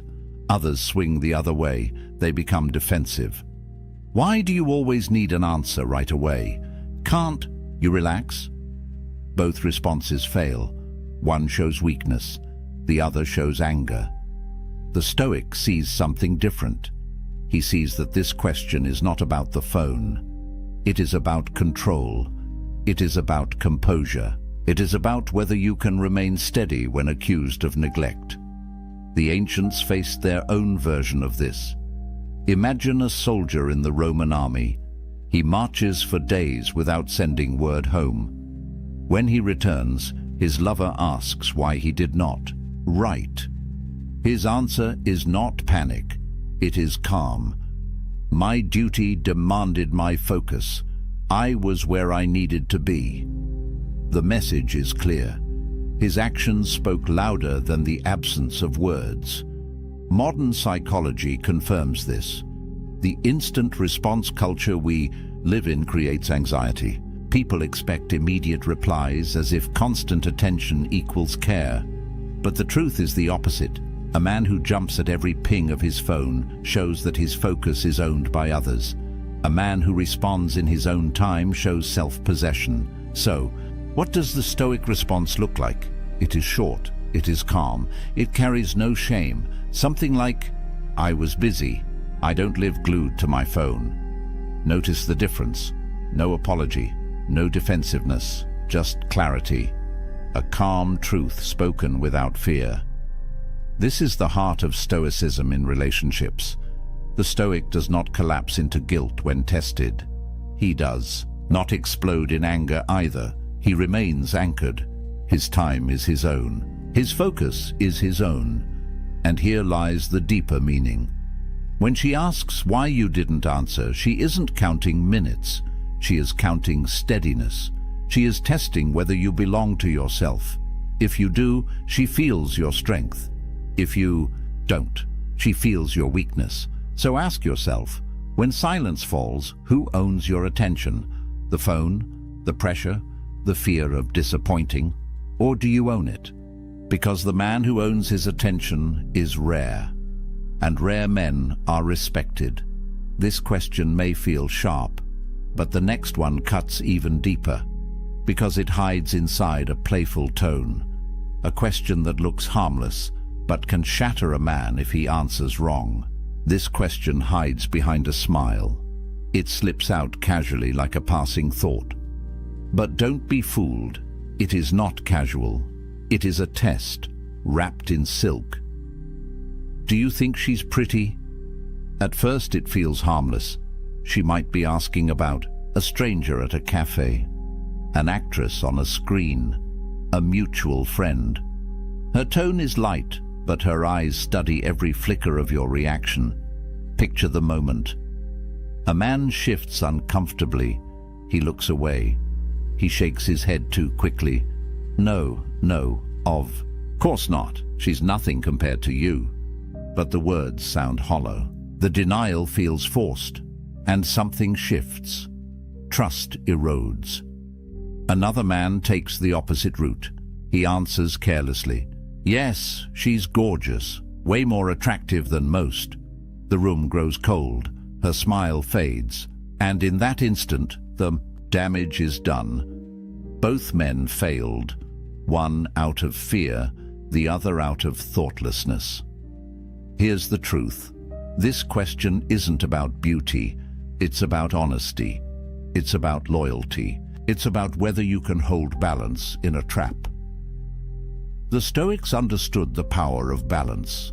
They lived in a world of extremes, luxury and poverty, glory and ruin. Marcus Aurelius warned himself not to be swept away by pleasure, nor crushed by fear.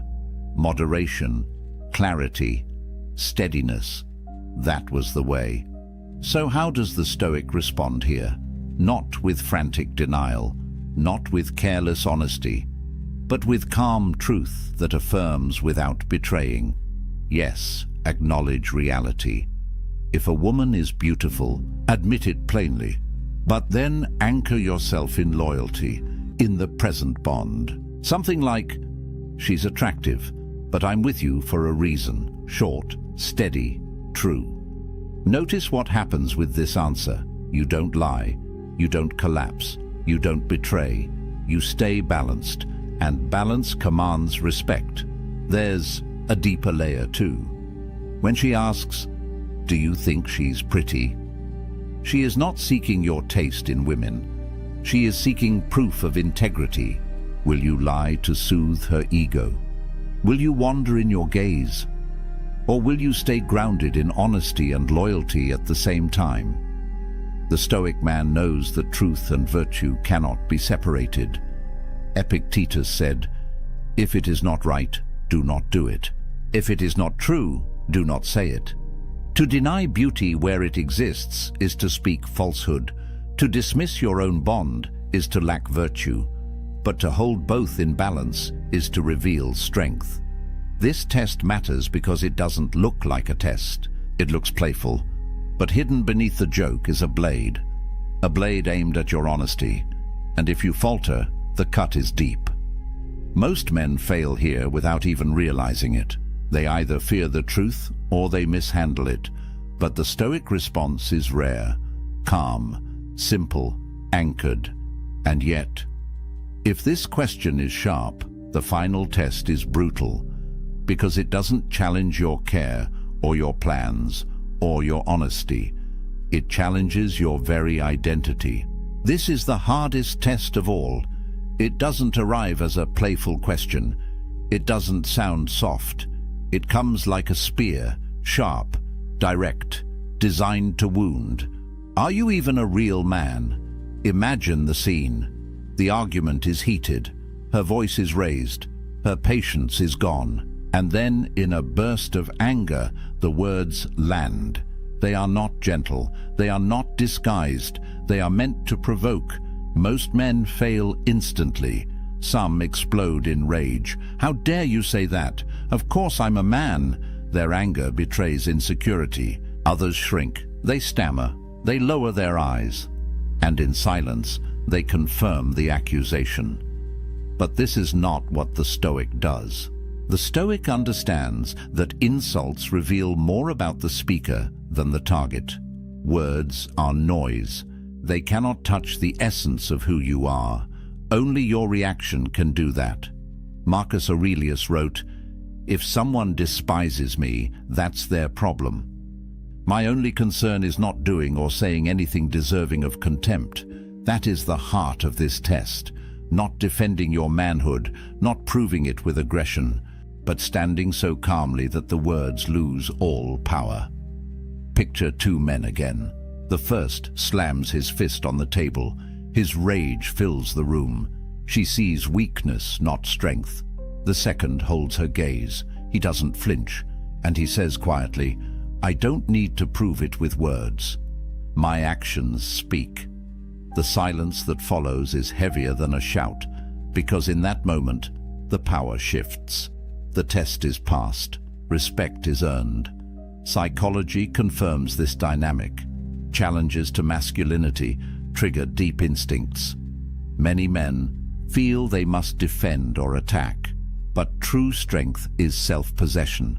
A man who knows himself doesn't need to fight for his identity. He already owns it. The Stoics lived this way. They were warriors, emperors, slaves, philosophers. Their manhood was not measured in titles or bravado. It was measured in courage, in justice, in steadiness. A real man, in their eyes, was not the loudest in the room.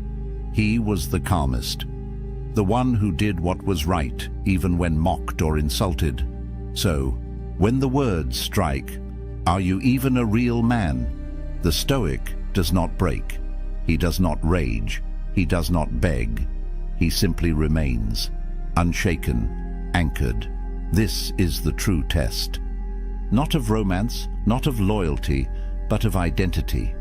And if you fail here, you lose far more than respect. You lose yourself. But if you pass, if you stand calm in the storm, you become rare. Rare men are remembered. Rare men are trusted. Rare men are respected. And that is the ultimate power flip.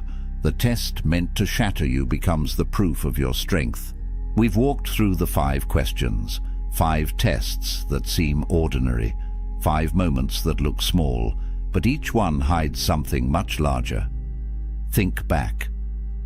Do you even care about me? Not about words, but about presence, a chance to show that your care is steady, not frantic. Where is this going? Not about maps of the future, but about your anchor in the present. A chance to prove that you don't panic under pressure. Why didn't you answer my text? Not about the phone, but about attention. A chance to show that you own your time, that you are not ruled by constant demands. Do you think she's pretty? Not about beauty, but about honesty and loyalty. A chance to reveal balance, truth without betrayal. And finally, are you even a real man? Not about insult, but about identity.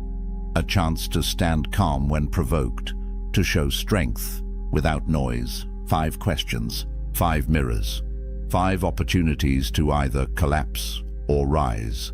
Why does this matter? Because life will test you in the same way, not always with these exact words.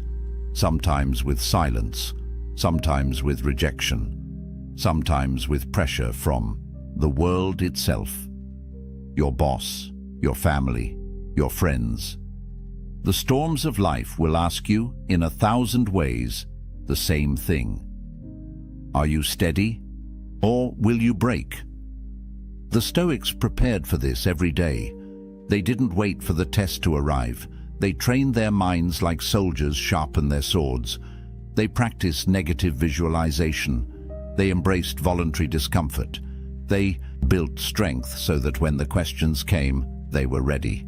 This is what you must do, because if you fail these tests, the cost is heavy, respect is lost, trust evaporates, attraction fades.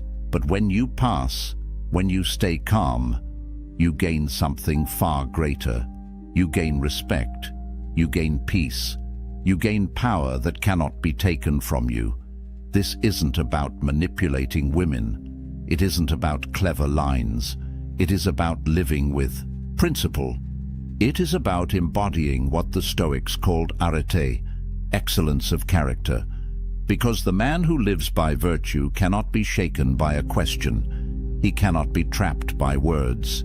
He remains who he is, always. And here is the final truth. These 5 questions are spoken, but there are others, unspoken, silent tests. The ones you don't see. The moments when she watches your actions, not your answers. When life itself throws challenges that no one names aloud. And those silent tests, they are even more dangerous because you don't know when they will strike. You don't hear them coming, and you only realize you've been tested when it's already over. That is what we'll explore next. The invisible trials, the hidden moments, the tests that define you without a single word. If you want to be ready, subscribe now. Turn on notifications so you don't miss it. And share your story in the comments. Which of these 5 questions have you faced? How did you respond? Your story may help another man prepare for his own test. Remember, life will keep asking the question. The only thing that matters is how you answer. There was a man named David who did everything right, or so he thought. He texted back within seconds, every single time. He explained his feelings in paragraphs. He shared his deepest childhood wounds on the 3rd date because someone told him, vulnerability creates connection. He was always available, always accommodating, always trying to prove his worth through words. And after 6 months of this exhausting performance, she told him something that shattered his entire understanding of relationships. You're too much. I need space. I don't think this is working. He was devastated, confused, angry even. He'd given her everything, total transparency, constant availability, emotional honesty. How could that be wrong? Here's what David didn't know. Marcus Aurelius, the most powerful man in the Roman Empire, never felt the need to over-explain himself, yet empresses, senators, and common people hung on his every word. Epictetus, who started his life as a slave, commanded rooms without raising his voice. Seneca, despite immense wealth and influence, understood that true power came from what you didn't say, not what you did. These men understood something profound about human psychology, about attraction, about respect, that our modern world has completely backwards. Today, I'm revealing 7 Stoic secrets that rewire how people respond to you, not manipulation, not games. Ancient masculine wisdom about presence, restraint, and the magnetic pull of a man who doesn't need constant validation. These aren't the secrets your dating coach told you. These are the principles that built empires and commanded respect for thousands of years. By the end of this video, you'll understand why silence is more powerful than explanation, why absence creates more attraction than presence, and why the less you need her approval, the more she'll seek yours. But here's the warning. The 7th secret is the one most men violate without even realizing it. And once you cross that line, attraction dies. Not slowly, instantly. If you've ever wondered why she pulled away after you opened up, why your honesty seemed to backfire, why the more you tried, the less she cared, stay with me. Because what the Stoics understood about women, about power, about human nature, is about to change everything. Let's start with the first secret. Jake made a simple mistake that cost him everything. He was 20 minutes late to dinner. Traffic was insane, his boss had kept him late, and his phone had died, so he couldn't text ahead. When he finally arrived, breathless and apologetic, she asked one question: "Where were you?" And then Jake did what most men do. He explained, in detail. He described the traffic pattern on the freeway. He mentioned his boss's last-minute request. He showed her his dead phone. He provided timestamps, locations, a complete reconstruction of his evening like he was testifying in court. He thought he was being honest, transparent, proving he had nothing to hide. What he didn't see was her face change, not with anger, with something worse, disinterest. By the time he finished his 5-minute explanation, she'd already checked out mentally. 3 weeks later, she ended it. Her reason: "You're exhausting. I feel like you're always trying to prove something." Here's the first secret the Stoics understood. The best men don't defend themselves. They don't need to. Marcus Aurelius wrote, "The best revenge is to be unlike your enemy." In modern terms, when chaos comes at you in the form of a question, an accusation, a test, matching it with frantic explanation drags you into her frame. You become the defendant, she becomes the judge, and you've already lost. The Stoic path is calibrated brevity. When she asked where he was, Jake could have said 7 words. "Traffic was terrible. I apologize for being late." Then stop. Complete stop. No elaboration, no justification, no desperate attempt to be understood. That silence after his statement isn't weakness. It's a declaration of self-possession. Here's what happens in her brain when you do this. Humans are wired for narrative. That intentional gap, that unexplained space, creates mystery. And mystery creates engagement. Her mind begins working, filling in blanks, wondering about your calm confidence. You transform from the man seeking her approval into the puzzle she wants to solve. This isn't about being evasive or dishonest. It's about understanding that over-explanation broadcasts insecurity. It screams, "I need you to believe me. I need your validation. I'm afraid of your judgment." That fear? She can smell it from across the table. The Stoics called this handing your peace to fortune. You're surrendering your internal calm to the opinion of another person. Epictetus taught that we should control what's within our power and accept what isn't. Your conscience is within your power. You know you didn't do anything wrong. Her interpretation, that's outside your control. The moment you start performing for her approval, you've given away your power. Strong men answer with precision, and then stop. They don't fill silence with nervous chatter. They don't justify, defend, or plead their case. They state the truth calmly and let it stand on its own merit. That restraint, that refusal to seek validation, is what separates men who command respect from men who beg for it. Think about the people in your life who truly command your attention. Do they explain themselves constantly? Do they justify every decision? Or do they speak with such quiet conviction that you simply believe them? That's the energy of the unexplained. It's not arrogance, it's self-contained strength. Jake lost. Her, because he didn't understand this principle. He thought honesty meant total transparency, complete explanation, a detailed account of every movement. What he didn't realize is that attraction isn't built on information. It's built on presence. And you cannot be present when you're drowning someone in explanations. So here's your first Stoic practice. Cut your explanations by half. When someone asks you a question, answer it in one sentence, then stop. Feel the discomfort of that silence. Resist the urge to fill it with more words, more justification, more proof. That discomfort you're feeling, that's your ego dying. Let it die. What emerges on the other side is something far more powerful.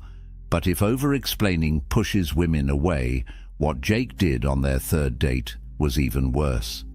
The second secret is about a specific type of honesty that destroys attraction faster than anything else. And most men think they're being vulnerable when they do it. It was a simple comment, almost throwaway. They were at a party, talking with friends, when Sarah mentioned another guy. "Oh, Jake from work. Yeah, he's hilarious. We went to lunch yesterday." Nothing scandalous, nothing inappropriate, just a casual mention. And Brian's world tilted. His chest tightened. Within seconds, he was asking questions. "Who's Jake? Why didn't you mention lunch? Is he someone I should be worried about?" His voice had that edge, that defensive, slightly accusatory tone that he tried to mask as casual curiosity. Sarah looked at him, and something in her eyes changed. Not guilt, disappointment. 2 months later, she ended it. Her reason: "You're insecure. I can't constantly reassure you that I'm not interested in other men." Brian didn't understand what happened. He thought he was protecting the relationship, setting boundaries, communicating his feelings. What he actually did was fail a test he didn't even know he was taking. Here's the third secret the Stoics understood. When a woman tests you, defending yourself is losing. These tests aren't conscious. She's not sitting there plotting ways to mess with your head, but her psychology, shaped by thousands of years of evolution, is constantly scanning for one thing: can this man handle pressure without cracking? Epictetus taught about the dichotomy of control. Some things are within your power, some things aren't. Her mentioning another man? That's outside your control. Your reaction to it? That's entirely within your control. And your reaction tells her everything she needs to know about your frame, your confidence, your emotional stability. When Brian immediately jumped to defense mode, asking questions, seeking reassurance, he broadcast loud and clear, "I'm threatened. I'm insecure. My sense of self is so fragile that a casual mention of another man's name sends me into interrogation mode." That's not masculine energy. That's fear. The Stoic response to that comment? Absolute calm. Maybe a slight smile. Maybe, "That's cool. He sounds like a good guy." And then continue the conversation like nothing significant happened. Because to a secure man, nothing significant did happen. His woman having male co-workers isn't a threat. His worth isn't dependent on her never acknowledging another man's existence. Here's what tests actually measure. They measure whether your emotional state is tied to her behavior or grounded in yourself. When you defend, you're essentially saying, "My peace of mind depends on you acting a certain way." When you remain unmoved, you're declaring, "I am my own source of strength." Marcus Aurelius ruled an empire filled with political enemies, backstabbers, and people constantly testing his authority. His response: he focused on what was within his control, his own virtue, his own actions, his own character. He didn't chase down every rumor, didn't defend against every slight, didn't justify himself to people questioning his decisions. That unshakable frame is what made him a legend. Think about the subtext of Brian's defensive questions. He's essentially asking Sarah to manage his emotions for him, to reassure him, to prove her loyalty on demand. That's exhausting, a high value. Woman doesn't want to be someone's emotional caretaker. She wants a partner who can handle uncertainty without falling apart. The paradox here is brutal but true. The more you need reassurance, the less reassuring her words become. Because you've already shown that you don't trust her, don't trust yourself, and can't handle the discomfort of not having total control and certainty. So what does the Stoic man do when tested? He notices the test. He recognizes it for what it is, a subconscious probe into his emotional stability, and he responds with calm indifference. Not cold, not distant, just unaffected. He trusts himself enough that external circumstances don't shake his internal foundation. Here's the practice.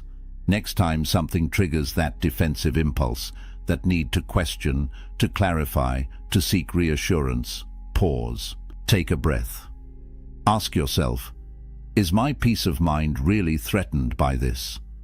Or is my ego just uncomfortable? Let the ego be uncomfortable. Respond from your center, not from your fear. But here's where it gets even more counterintuitive.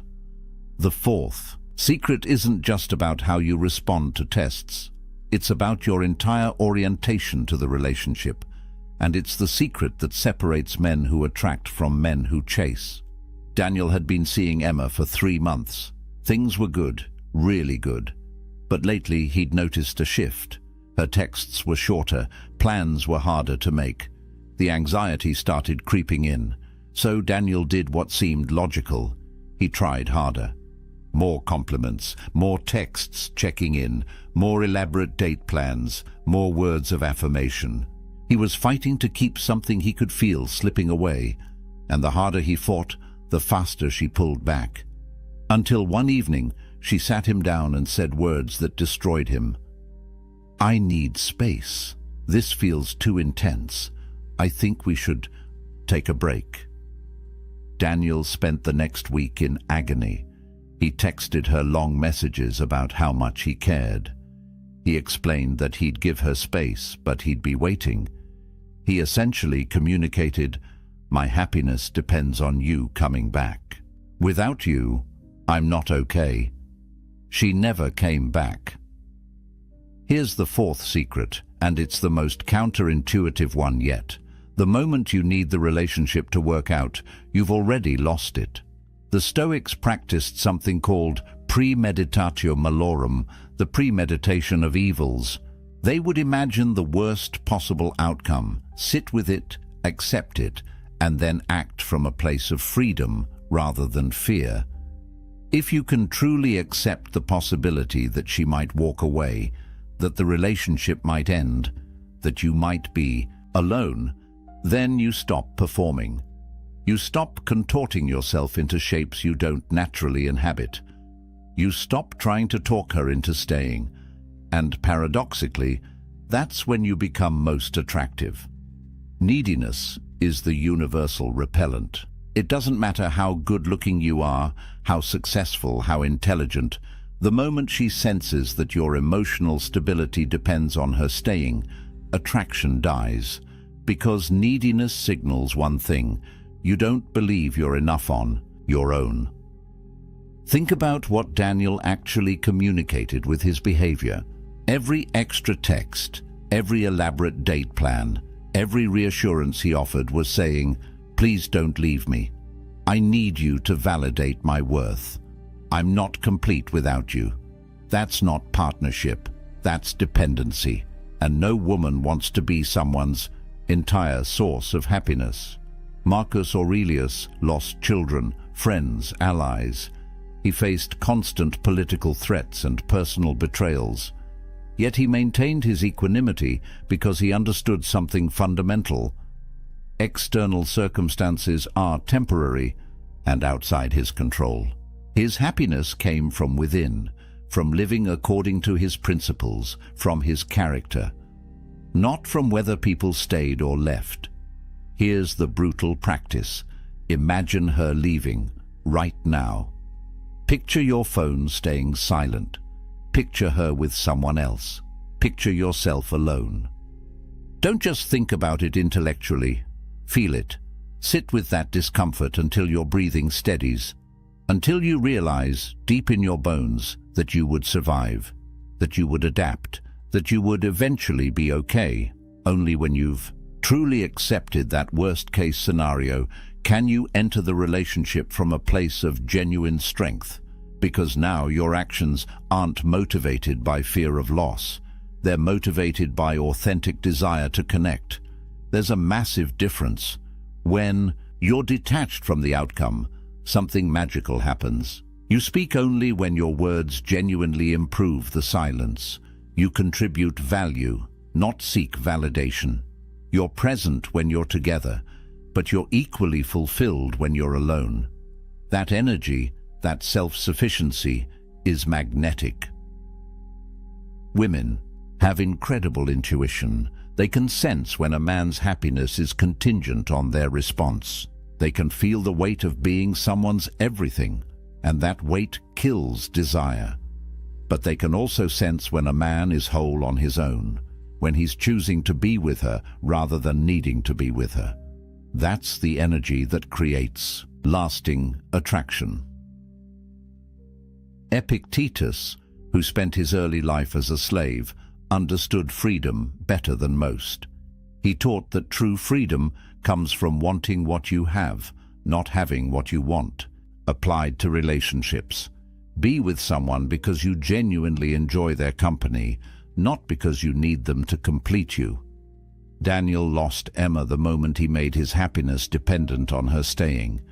If he had accepted the possibility of loss, if he had remained grounded in his own worth, if he had continued living his purpose regardless of her distance, there's a good chance she would have come back.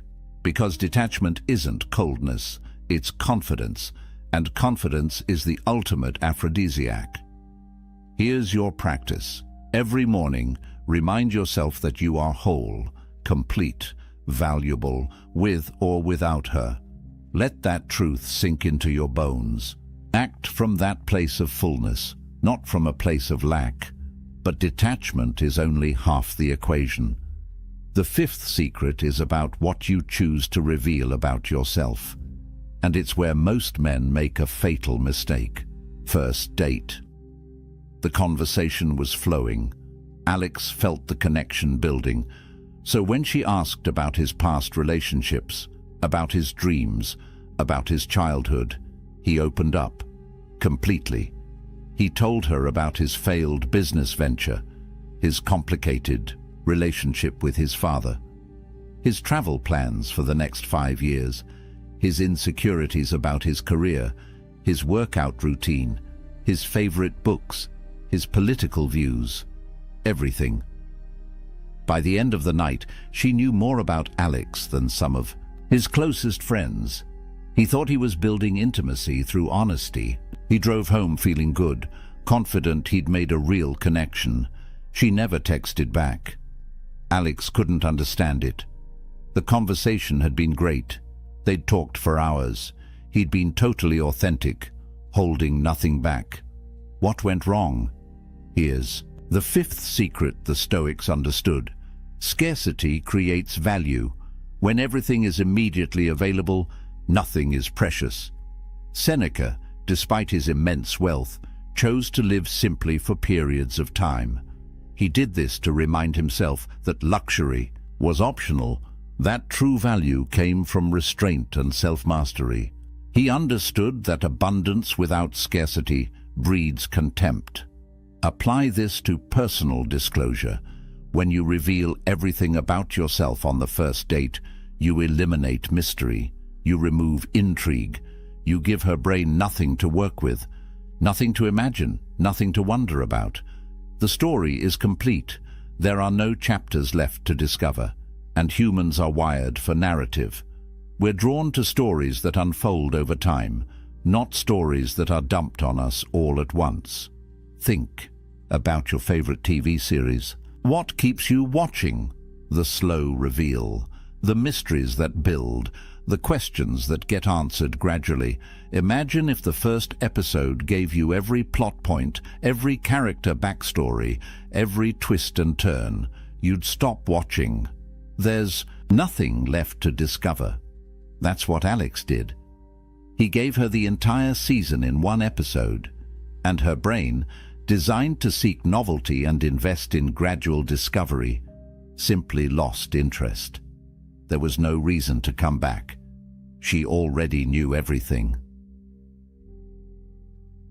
The Stoic man parcels out his story strategically, not because he's playing games, but because he understands that connection is built on gradual investment. One meaningful childhood memory per month.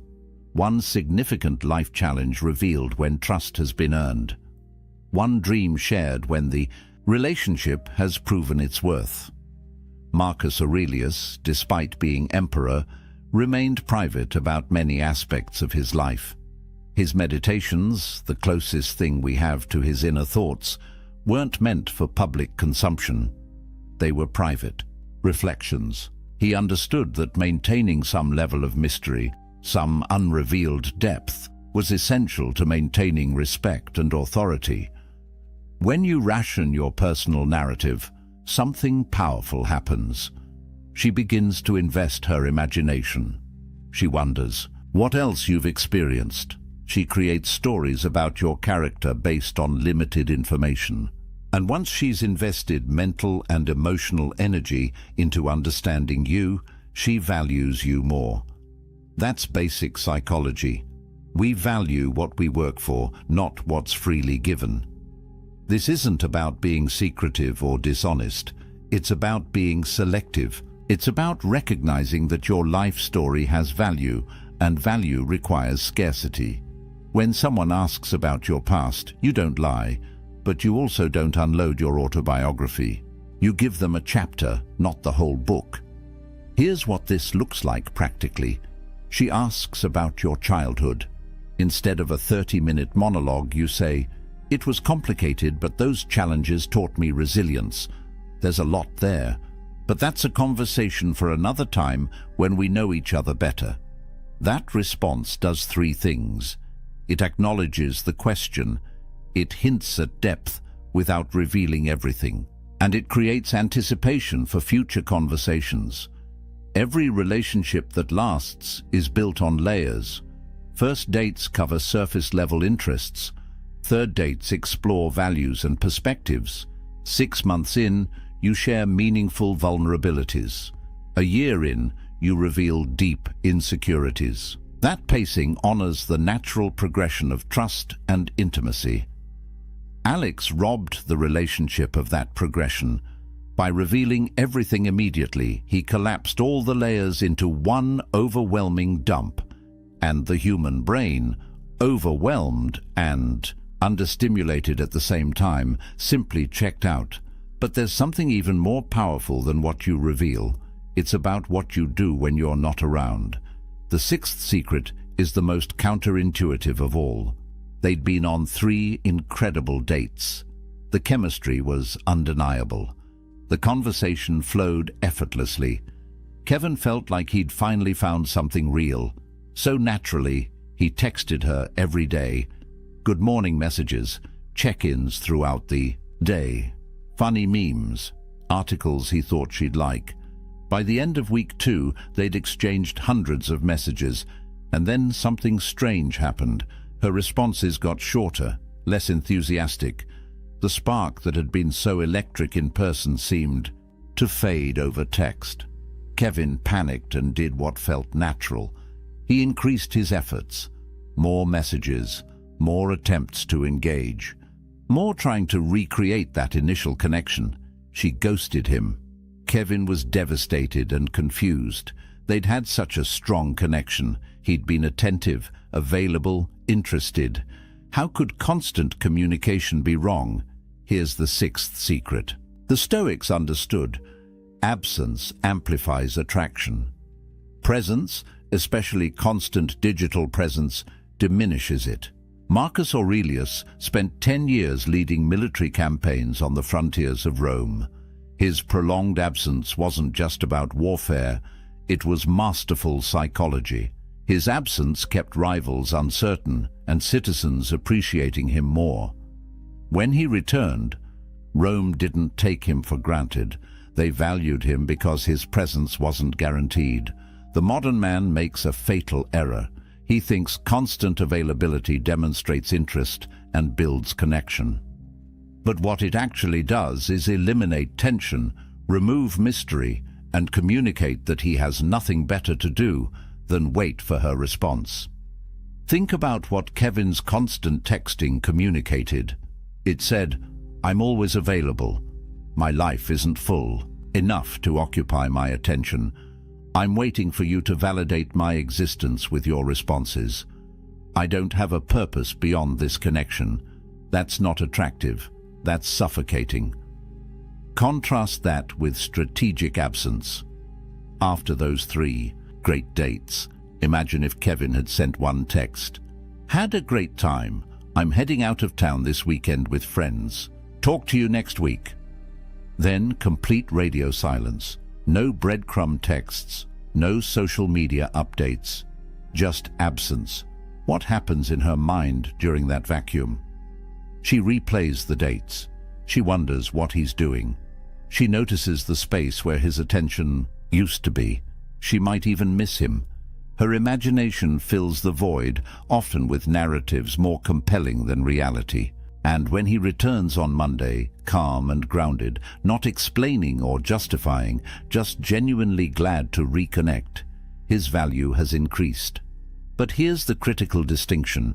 Strategic absence only works when you leave on a high note.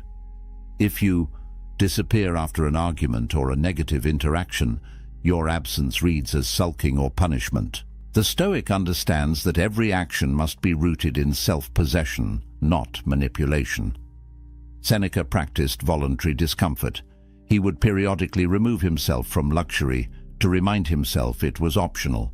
He understood that absence, and scarcity breed appreciation.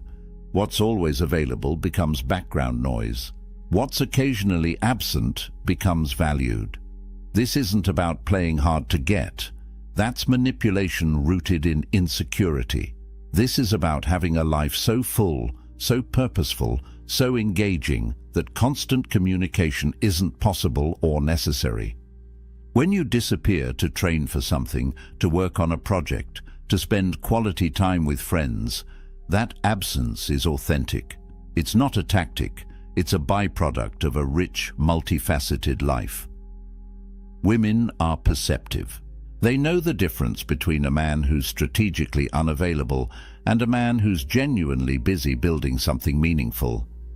The first feels manipulative, the second feels magnetic. Here's the practice.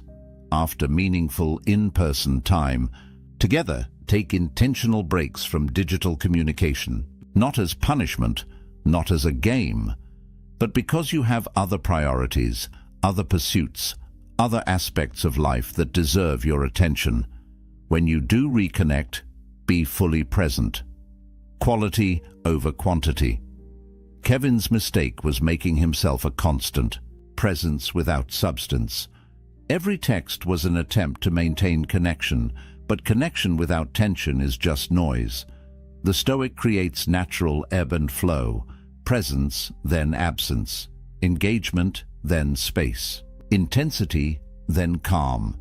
That rhythm keeps attraction alive. It prevents the relationship from becoming stale or taken for granted, and it communicates something powerful. I value you, but my life doesn't revolve around you. But all of this, all 6 secrets, collapse without the 7th. This is the secret that ties everything together, and it's the one most men violate without even realizing it. The 7th secret isn't just about women, it's about your entire existence.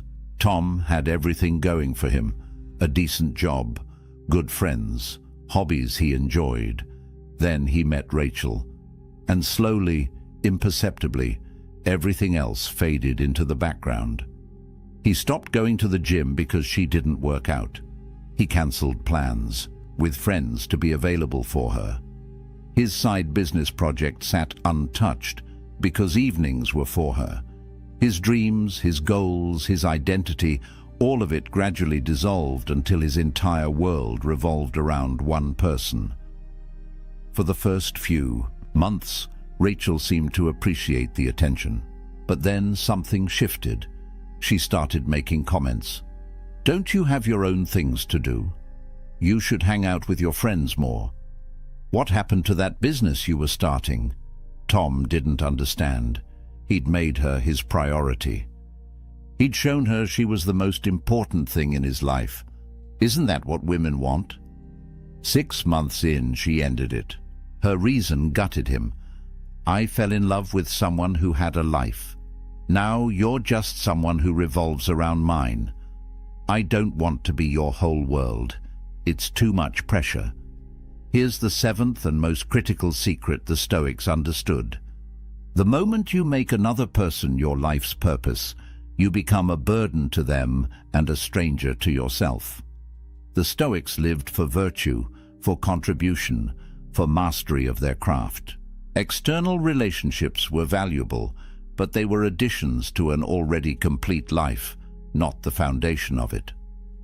Marcus Aurelius was emperor of Rome, but his purpose transcended any single relationship. He was committed to philosophy, to justice, to the well-being of the empire. His wife was important, but she wasn't his reason for existence. That independence, that self-sufficiency, that internal purpose is what made him worthy of respect and attraction. Think about what Tom communicated when he abandoned everything for Rachel. He essentially said, "I don't have anything meaningful in my life beyond you. My dreams aren't compelling enough to pursue. My friendships aren't valuable enough to maintain. My purpose isn't strong enough to command my attention. You are all I have." That's not love. That's dependency. And dependency is suffocating. When you make someone your entire world, you place an impossible burden on them. They become responsible not just for their own happiness, but for yours as well. Every time they want space, they're denying you your sole source of fulfillment. Every time they prioritize something else, they're essentially destroying your world. No person can carry that weight, and more importantly, no person wants to. Women are drawn to men who are building something. Men who have a mission that transcends the relationship. Men whose days are structured around compelling goals and meaningful pursuits. Not because these men are emotionally unavailable, but because they're fundamentally engaged with life itself. When Rachel met Tom, he was working on a business. He had friends he valued. He had a gym routine that grounded him. He was a complete person inviting her into an already vibrant life. That version of Tom was attractive because he had substance, direction, purpose. He wasn't looking for someone to complete him. He was looking for someone to complement an already fulfilling existence. But the Tom who emerged 6 months later was hollow, an empty vessel waiting to be filled by her presence, and that transformation from self-possessed to dependent killed her attraction faster than any other mistake he could have made. Epictetus taught that we should focus on what's within our control. Your purpose, your growth, your contribution to the world, these are within your control. Her feelings, her decisions, her level of investment, these are not. When you make her your purpose, you've oriented your entire life around something you cannot control. That's not just unattractive, it's psychologically devastating. Here's the brutal truth. The version of you she fell for had a life, passions, goals, friends, commitments. That version was attractive because he was already whole. The moment you abandon all of that to focus solely on her, you become someone else, someone needier, someone smaller, someone less interesting, and she didn't sign up for that person. The Stoic path is to build your life around virtue and purpose. Relationships are beautiful additions, but they're not the foundation. You train your body not to impress her, but because physical excellence is a virtue. You build your business not to provide for her, but because creation and contribution are meaningful. You maintain friendships not to show her you're social, but because deep connections with other humans enrich your life. When your life is structured this way, something powerful happens. You're not inviting her to be your everything. You're inviting her to be part of something already extraordinary. The pressure is off. She's not responsible for your happiness. She gets to add to it, not create it from nothing. And paradoxically, that's when relationships thrive, when both people are complete on their own, choosing to share their lives rather than needing to merge them. When you have a silent purpose, a mission that commands your attention and energy, her presence becomes a beautiful bonus, not a desperate necessity. Tom lost Rachel the day he made her his world. If he had maintained his business, his friendships, his gym routine, his identity, she would have felt drawn to be part of that world, not burdened by being all of it. Here's your practice. Identify your mission. What are you building? What are you mastering? What legacy are you creating? If the honest answer is nothing beyond this relationship, then you've already lost. Start today. Pick one thing that matters to you beyond any romantic connection. Commit to it. Build it. Let it occupy your time and attention. When you're busy forging yourself into something greater, silence isn't a tactic. It's your natural state. Your focus is elsewhere, and women notice. They see a man engaged with life itself, and they want to be part of that life. Not the center of it, part of it. The seventh secret is the foundation for all the others, because when you have purpose, you don't over-explain, you don't trauma dump seeking validation, you don't defend yourself against tests, you're detached from outcomes, you naturally reveal yourself slowly, your absence is genuine. All of it flows from this one truth: your life has meaning beyond any single relationship. Now let me show you what happens when you combine all 7 secrets. Now imagine this version of yourself. She asks why you were late. You answer in 7 words and stop. No defense, no justification, just calm statement and silence. She mentions another man's name. You smile slightly, completely unmoved, because your worth isn't threatened by her acknowledging other humans exist. She hasn't texted back in 6 hours. You don't panic because your emotional state isn't tied to her response time. You're busy with your purpose. When you do see her, you're fully present, engaged, interested, but you're not performing. You're not trying to prove anything. You're not seeking validation. You're simply there, grounded in yourself, offering your presence without neediness. When she asks about your past, you share one meaningful story, not your autobiography, one chapter. And then you redirect the conversation, asking about her experience, her perspective. She leaves that date wanting to know more, not overwhelmed by knowing everything. After 3 intense dates, you disappear for a weekend, not because you're playing games, but because you have friends to see, a project to work on, a life that existed before her and will continue regardless of her. You return Monday, calm and refreshed, with no over-explanation.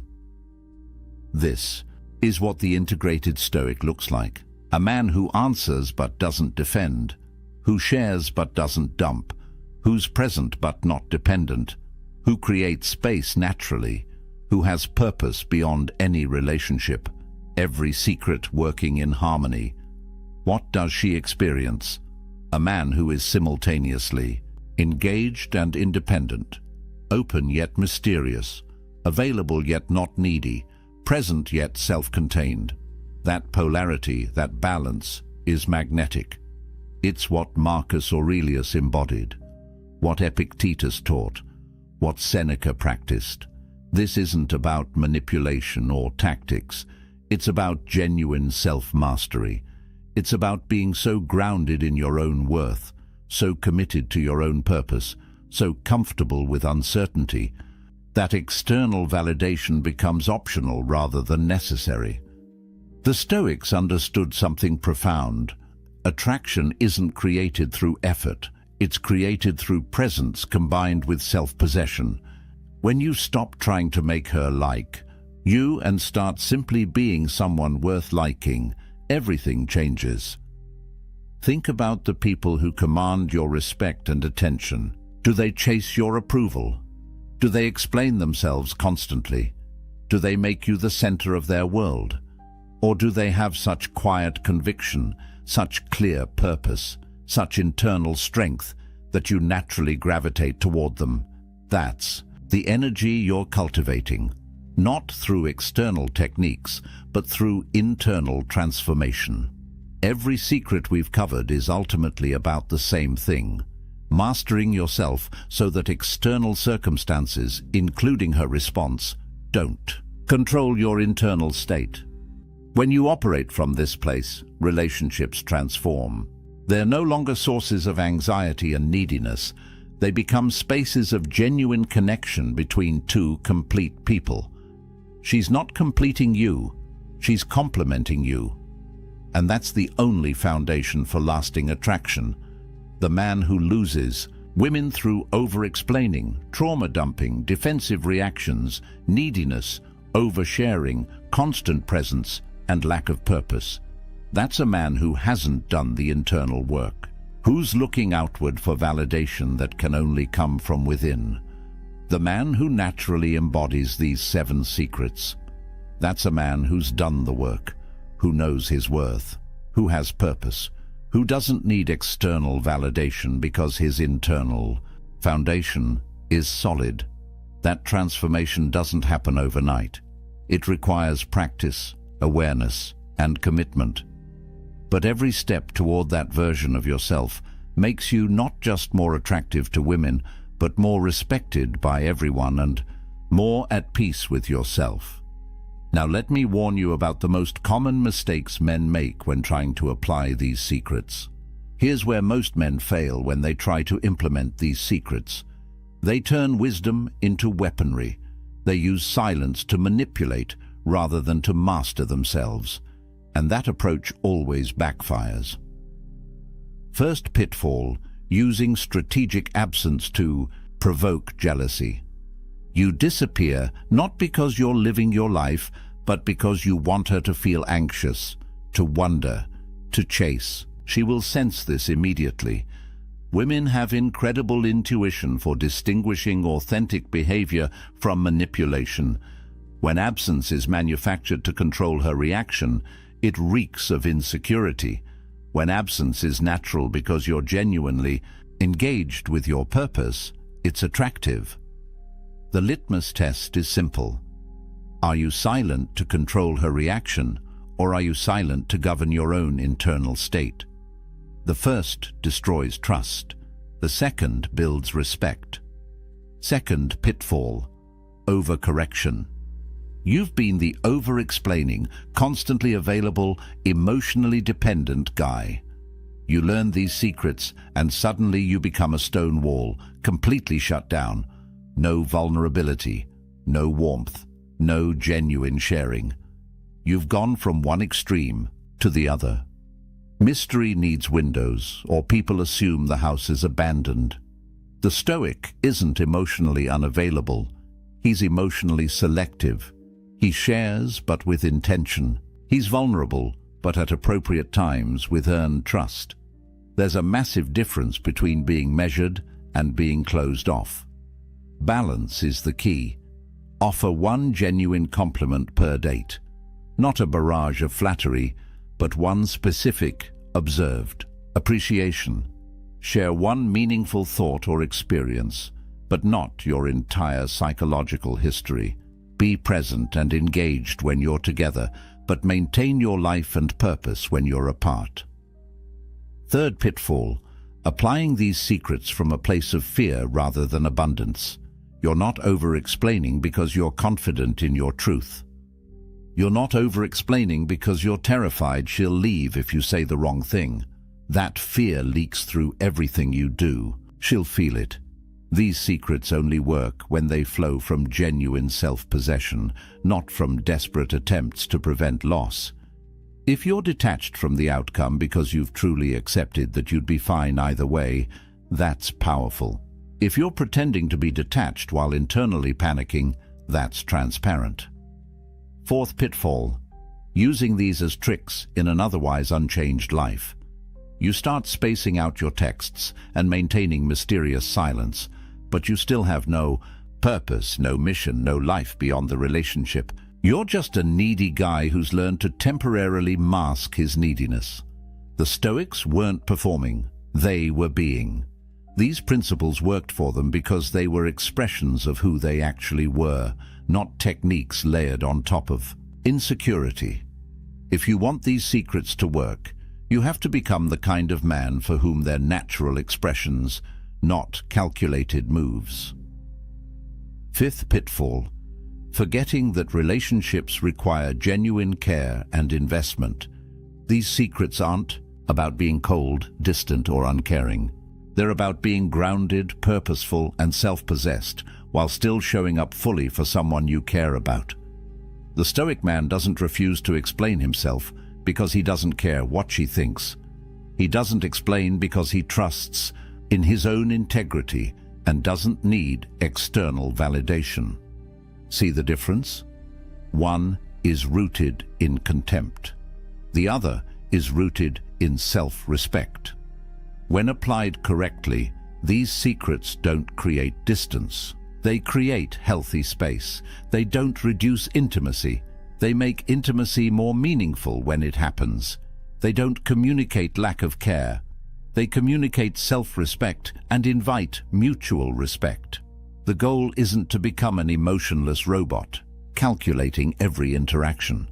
The goal is to become so grounded in your own worth and purpose that these behaviors become natural, authentic expressions of who you are. Now let me give you a practical challenge that will make these secrets automatic. Here's your challenge for the next 7 days. This single practice will transform how you communicate and how people respond to you. For the next week, log every sentence you speak to women. Whether it's a romantic interest, a colleague, a friend, doesn't matter. Track it. You can do this mentally if you're disciplined, or for maximum impact, write it down at the end of each day. Then perform an audit.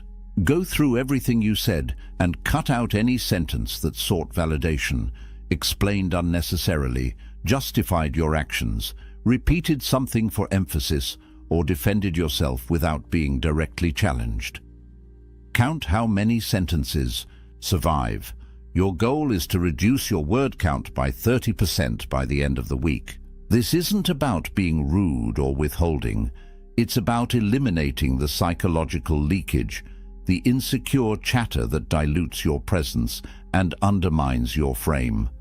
Day 1, you'll be shocked at how much you say that serves no purpose except to seek approval or manage someone else's perception. Day 3, you'll start catching yourself mid-sentence. Day 5, the silence will feel more comfortable. By day 7, you will have fundamentally rewired how you communicate. And here's what you'll notice. The space you create through intentional silence generates a different kind of energy.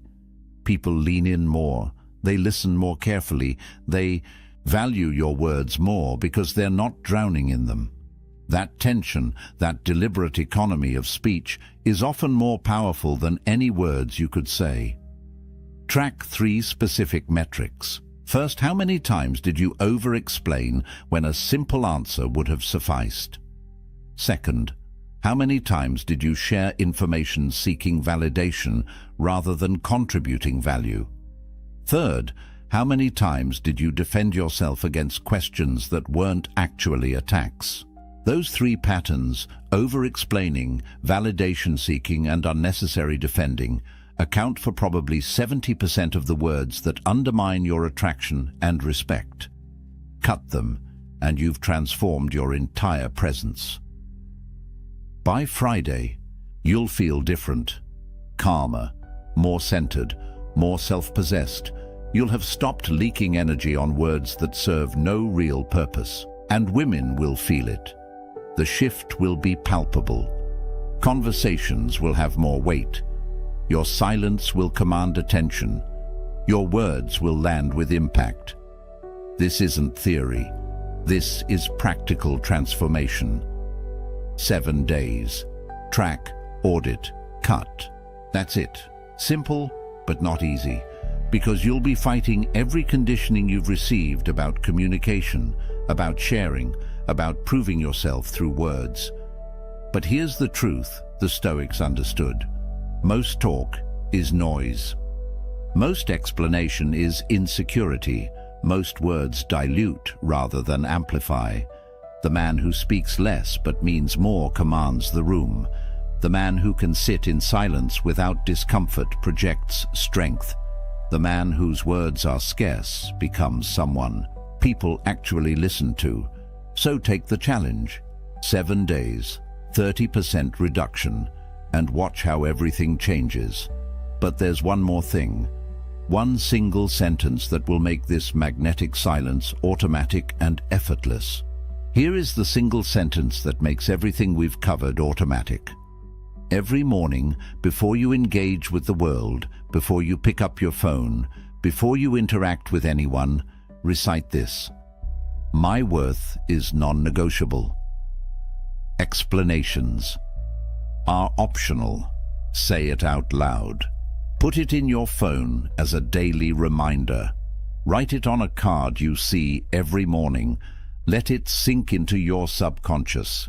Because when you truly internalize that your value is inherent, not contingent on external validation, the compulsive need to justify yourself simply quiets down. Explaining becomes a choice, a conscious decision to add clarity when it serves mutual understanding, not a desperate reflex born from fear of judgment. That single shift, that one reframe, rewires every interaction that follows. Your worth is non-negotiable. You don't have to earn it through perfect explanations.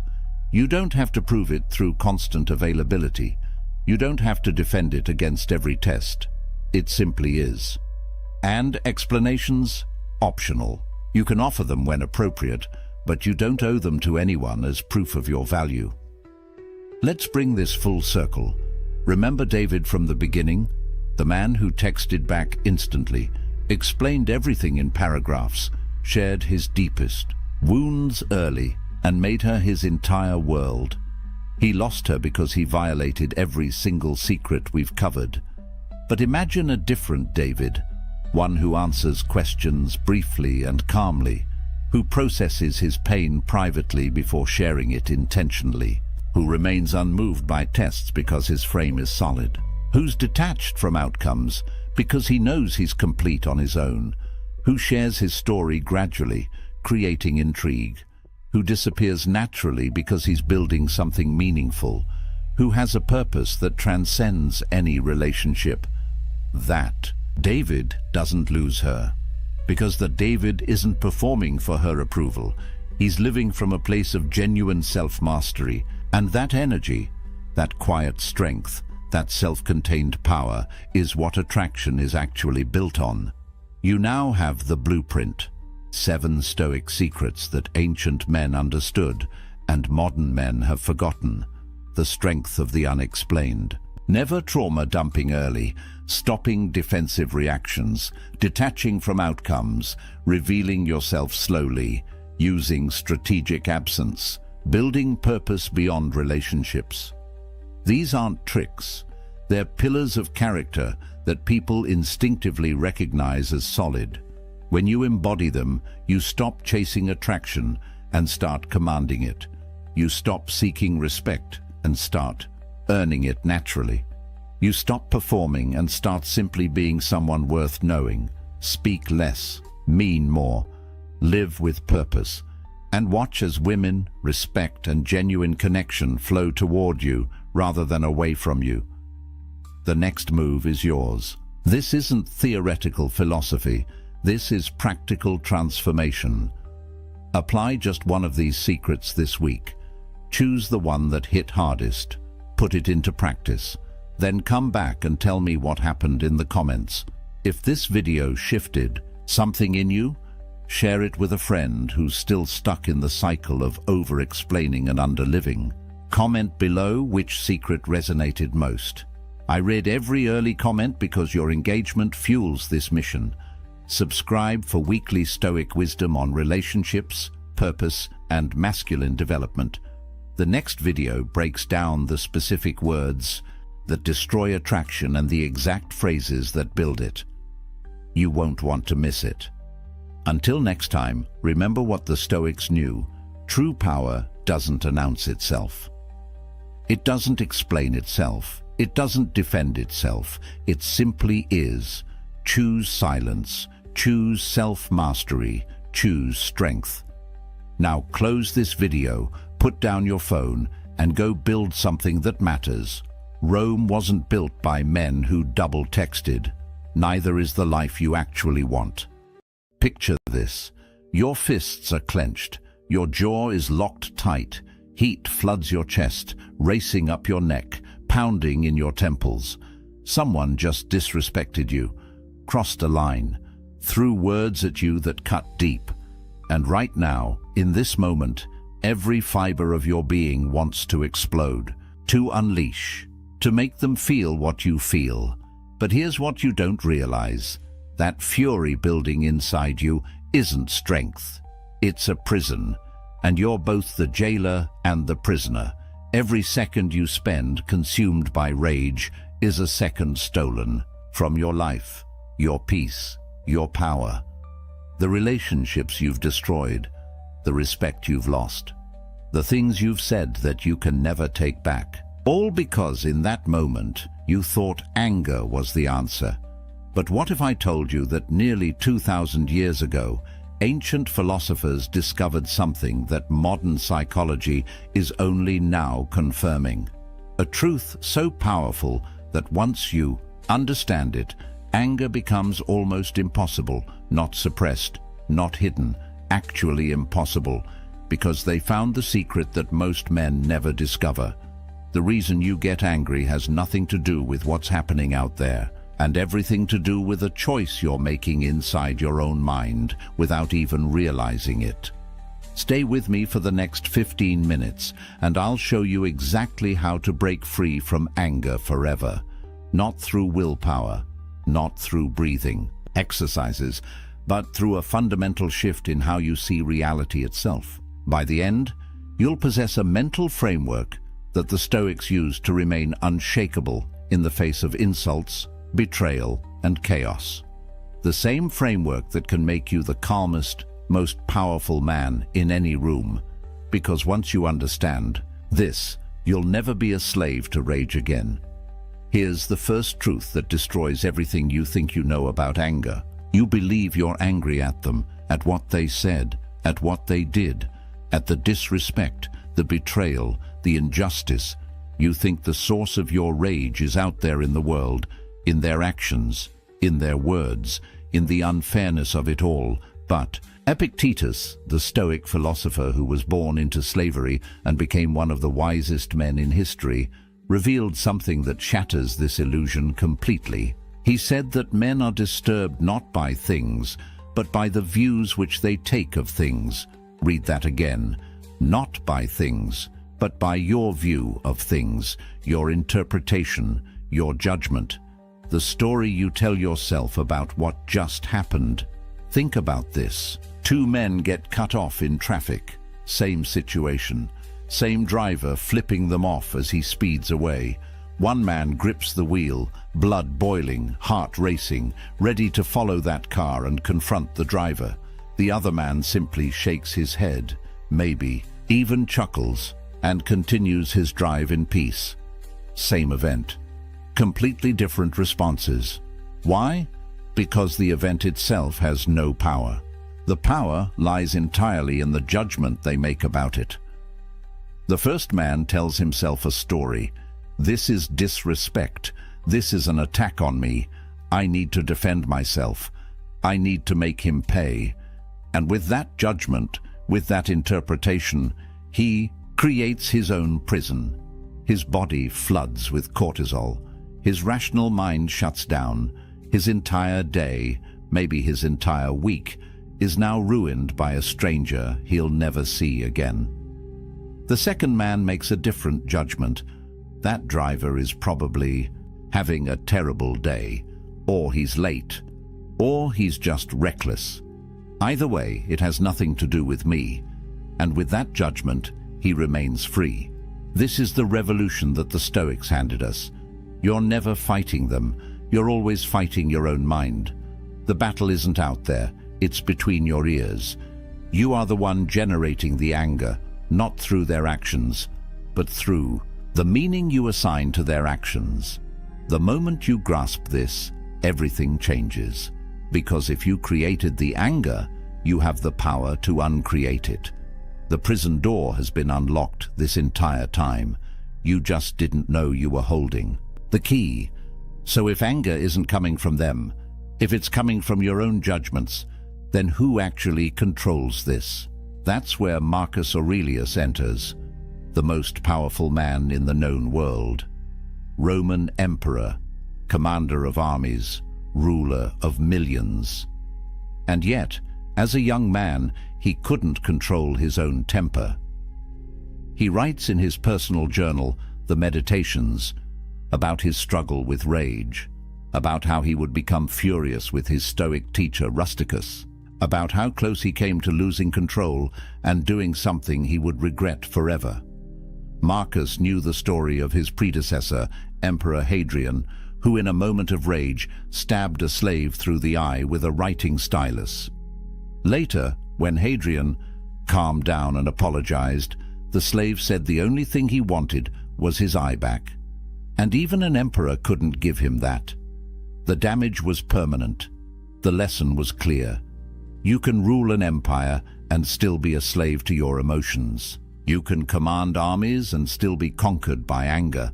But Marcus discovered something that changed everything. The Stoics called it the dichotomy of control, and it's the single most powerful framework for understanding life that has ever been created. It's brutally simple. There are things you control, and there are things you don't control. That's it. And when you truly internalize this distinction, anger becomes nearly impossible. Here's what you actually control. Only 3 things: your thoughts, your judgments, your responses. That's the entire list. Everything else, every single other thing in this universe is outside your control. Other people's actions, their words, their opinions, the past, the future, outcomes, circumstances, traffic, weather, the economy, your body's aging, other people's respect. All of it, completely outside your control. Now here's the brutal truth. Almost all of your anger comes from trying to control things you cannot control. You're angry because someone disrespected you, but you cannot control what they say or think. You're angry because something didn't go your way, but you cannot control outcomes. You're angry because the past happened, but you cannot control what already occurred. every moment spent in rage. Over these things is energy poured into a bottomless pit. It's trying to move a mountain by shouting at it. It's absolute insanity. But look what happens when you shift your focus to what you actually control. Someone insults you. You cannot control their words, but you can control your judgment about those words. You can choose to interpret them as the ravings of someone having a bad day, or the opinion of someone whose opinion doesn't matter, or the behavior of someone who simply doesn't understand. The event stays the same, but your judgment transforms your entire experience. Your project fails. You cannot control the outcome, but you can control what you do next, how you learn from it, how you adapt, how you rebuild. The failure stays the same, but your response determines whether it destroys you or strengthens you. This isn't resignation. It's not giving up. It's the opposite. It's radical empowerment. Because when you stop wasting energy on what you can't control, you suddenly have enormous power for what you can. You're no longer fighting a war on 1,000 fronts. You're focused, directed, unstoppable. The Stoics understood something profound. Accepting powerlessness over externals gives you ultimate power over yourself.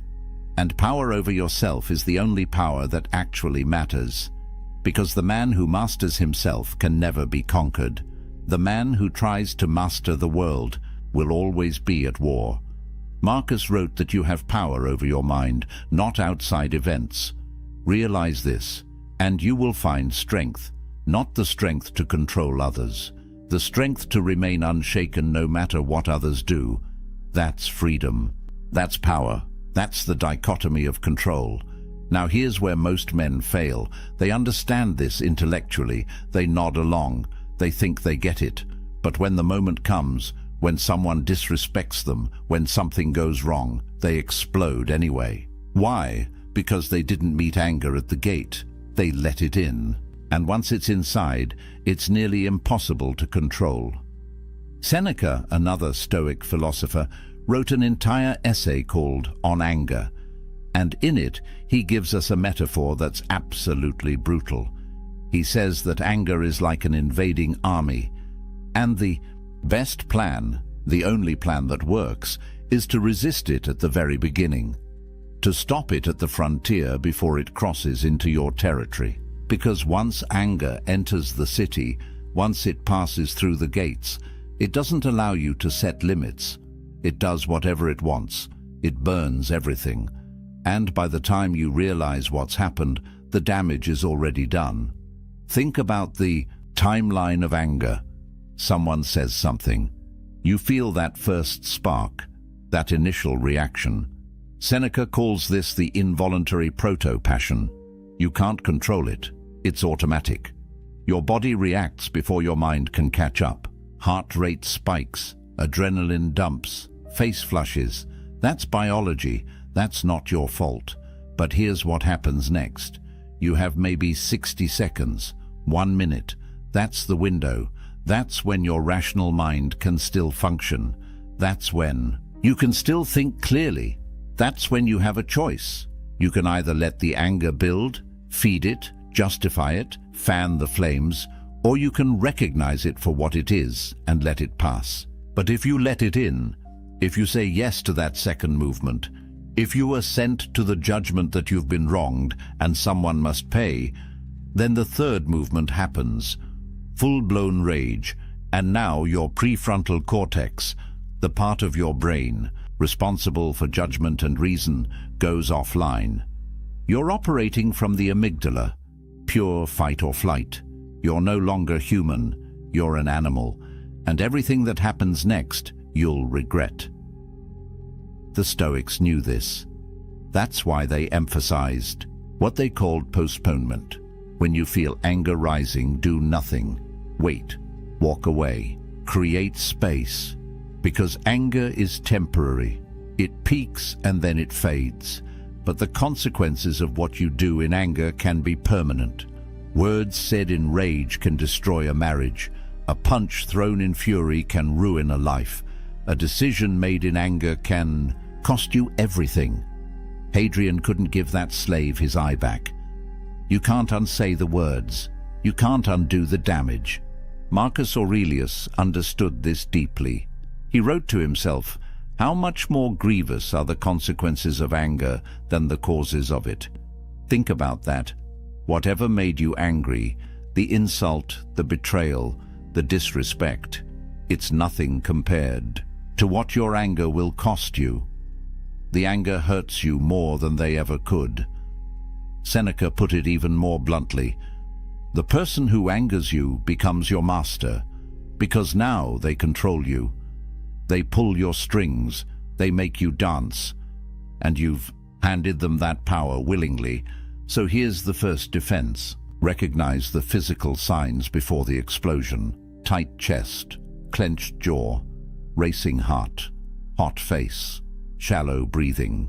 These are your warning signals. Your body is telling you that anger is at the gate. Don't ignore it. Don't push through it. Pause.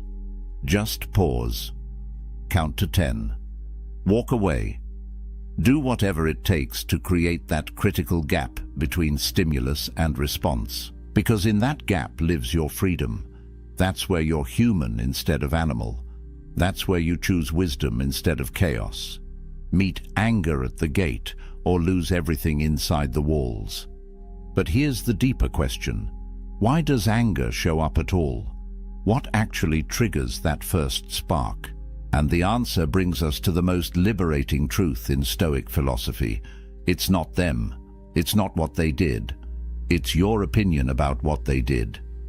Epictetus is absolutely clear on this. It's not things that disturb us, but our judgments about things. Remove the judgment and you remove the anger. It's that simple and that difficult. Think about what actually happens when someone disrespects you.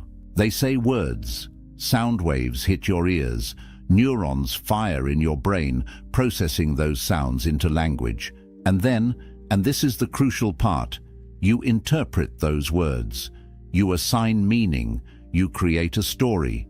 You tell yourself, this is disrespect. This diminishes me. This cannot stand. This demands a response. And with that interpretation, with that story, you create your anger. But here's what's wild. That interpretation isn't reality. It's just your opinion, your judgment, your chosen narrative. Someone else hearing the exact same words might interpret them completely differently.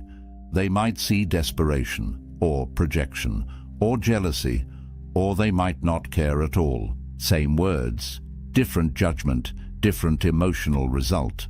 The words themselves are neutral. It's the meaning you attach that gives them power.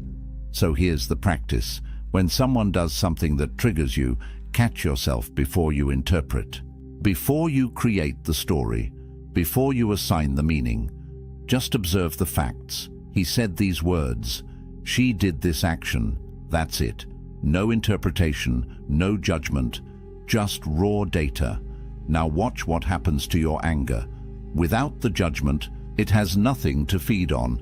It dies before it's even born. Take a scenario. Your colleague takes credit for your work in a meeting. The fact is, he spoke words attributing the project to himself. That's observable reality. Now watch the judgments you could add. Judgment 1. He disrespected me. He stole from me. He's trying to undermine my career. This is an attack. Result: rage, resentment, a desire for revenge. Judgment 2. He's insecure about his own abilities. He needs validation. This says more about his weakness than anything about me. Result: pity, maybe mild annoyance, but no real anger. Judgment 3. In the long run, truth comes out. Good work speaks for itself. My reputation will be built on consistent results, not one meeting. Result: complete calm, strategic thinking about how to address it professionally. Same event. 3 completely different emotional results, based entirely on the judgment you choose. And make no mistake, it is a choice. It doesn't feel like a choice because you make it so quickly, so automatically, that it seems like the anger just happens to you. But the Stoics are telling you that there's always a gap, always a moment where you choose the interpretation, and once you start paying attention to that gap, once you start catching yourself in the act of judging, you realize you've been the author of your own suffering this entire time. This is what the Stoics mean when they say that the obstacle is not the thing itself, but your view of the thing. Change your view, and the obstacle disappears. Someone insults you? Only if you agree that it's an insult. Someone betrays you? Only if you judge that as a betrayal worth your energy. Someone treats you unfairly? Only if you believe that your worth comes from how others treat you. Strip away your judgments, and you're left with neutral events. And neutral events can't make you angry. Only you can do that to yourself. But the Stoics have one more tool to make this even easier. When you're in the middle of it, when you're triggered, when you can feel that anger rising, Marcus Aurelius gives you a visualization that changes everything. He calls it the view from above, and it's simple but devastatingly effective. Zoom out, pull back, see yourself from outside. Imagine you're looking down at this moment from 30,000 feet, from orbit, from the perspective of the cosmos. From that height, how important is this moment? This insult, this slight, this frustration? Will it matter in a year? In 5 years? In 50? When you're on your deathbed looking back at your life, will you remember this? Will you care?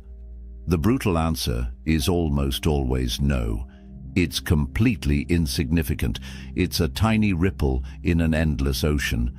And yet, you're about to sacrifice your peace, your dignity, your relationships over it. You're about to let it steal your day, your week, maybe more. Marcus would remind himself constantly about the shortness of life. He wrote, "You could leave life right now. Let that determine what you do and say and think. You have a limited number of days, a finite amount of time, and every moment you spend angry is a moment wasted. A moment you'll never get back. Stolen not by them, but by your own reaction to them." The cosmic perspective reveals the absurdity of anger. You're a brief flash of consciousness in an infinite universe. A few decades if you're lucky, and you're going to spend those precious moments raging over someone's opinion, over circumstances you can't control, over events that won't matter tomorrow. Here's another angle Marcus used: the impermanence of everything. That person who just disrespected you, they'll be dead soon. So will you, both forgotten, both dust. The Roman Empire seemed eternal. It fell. Your career, your reputation, your pride, all temporary, all fleeting, all ultimately meaningless in the grand scale. So why give them the power to disturb your inner tranquility? Why hand over your peace for something so temporary? And here's the final piece of the cosmic view. Recognize your shared humanity.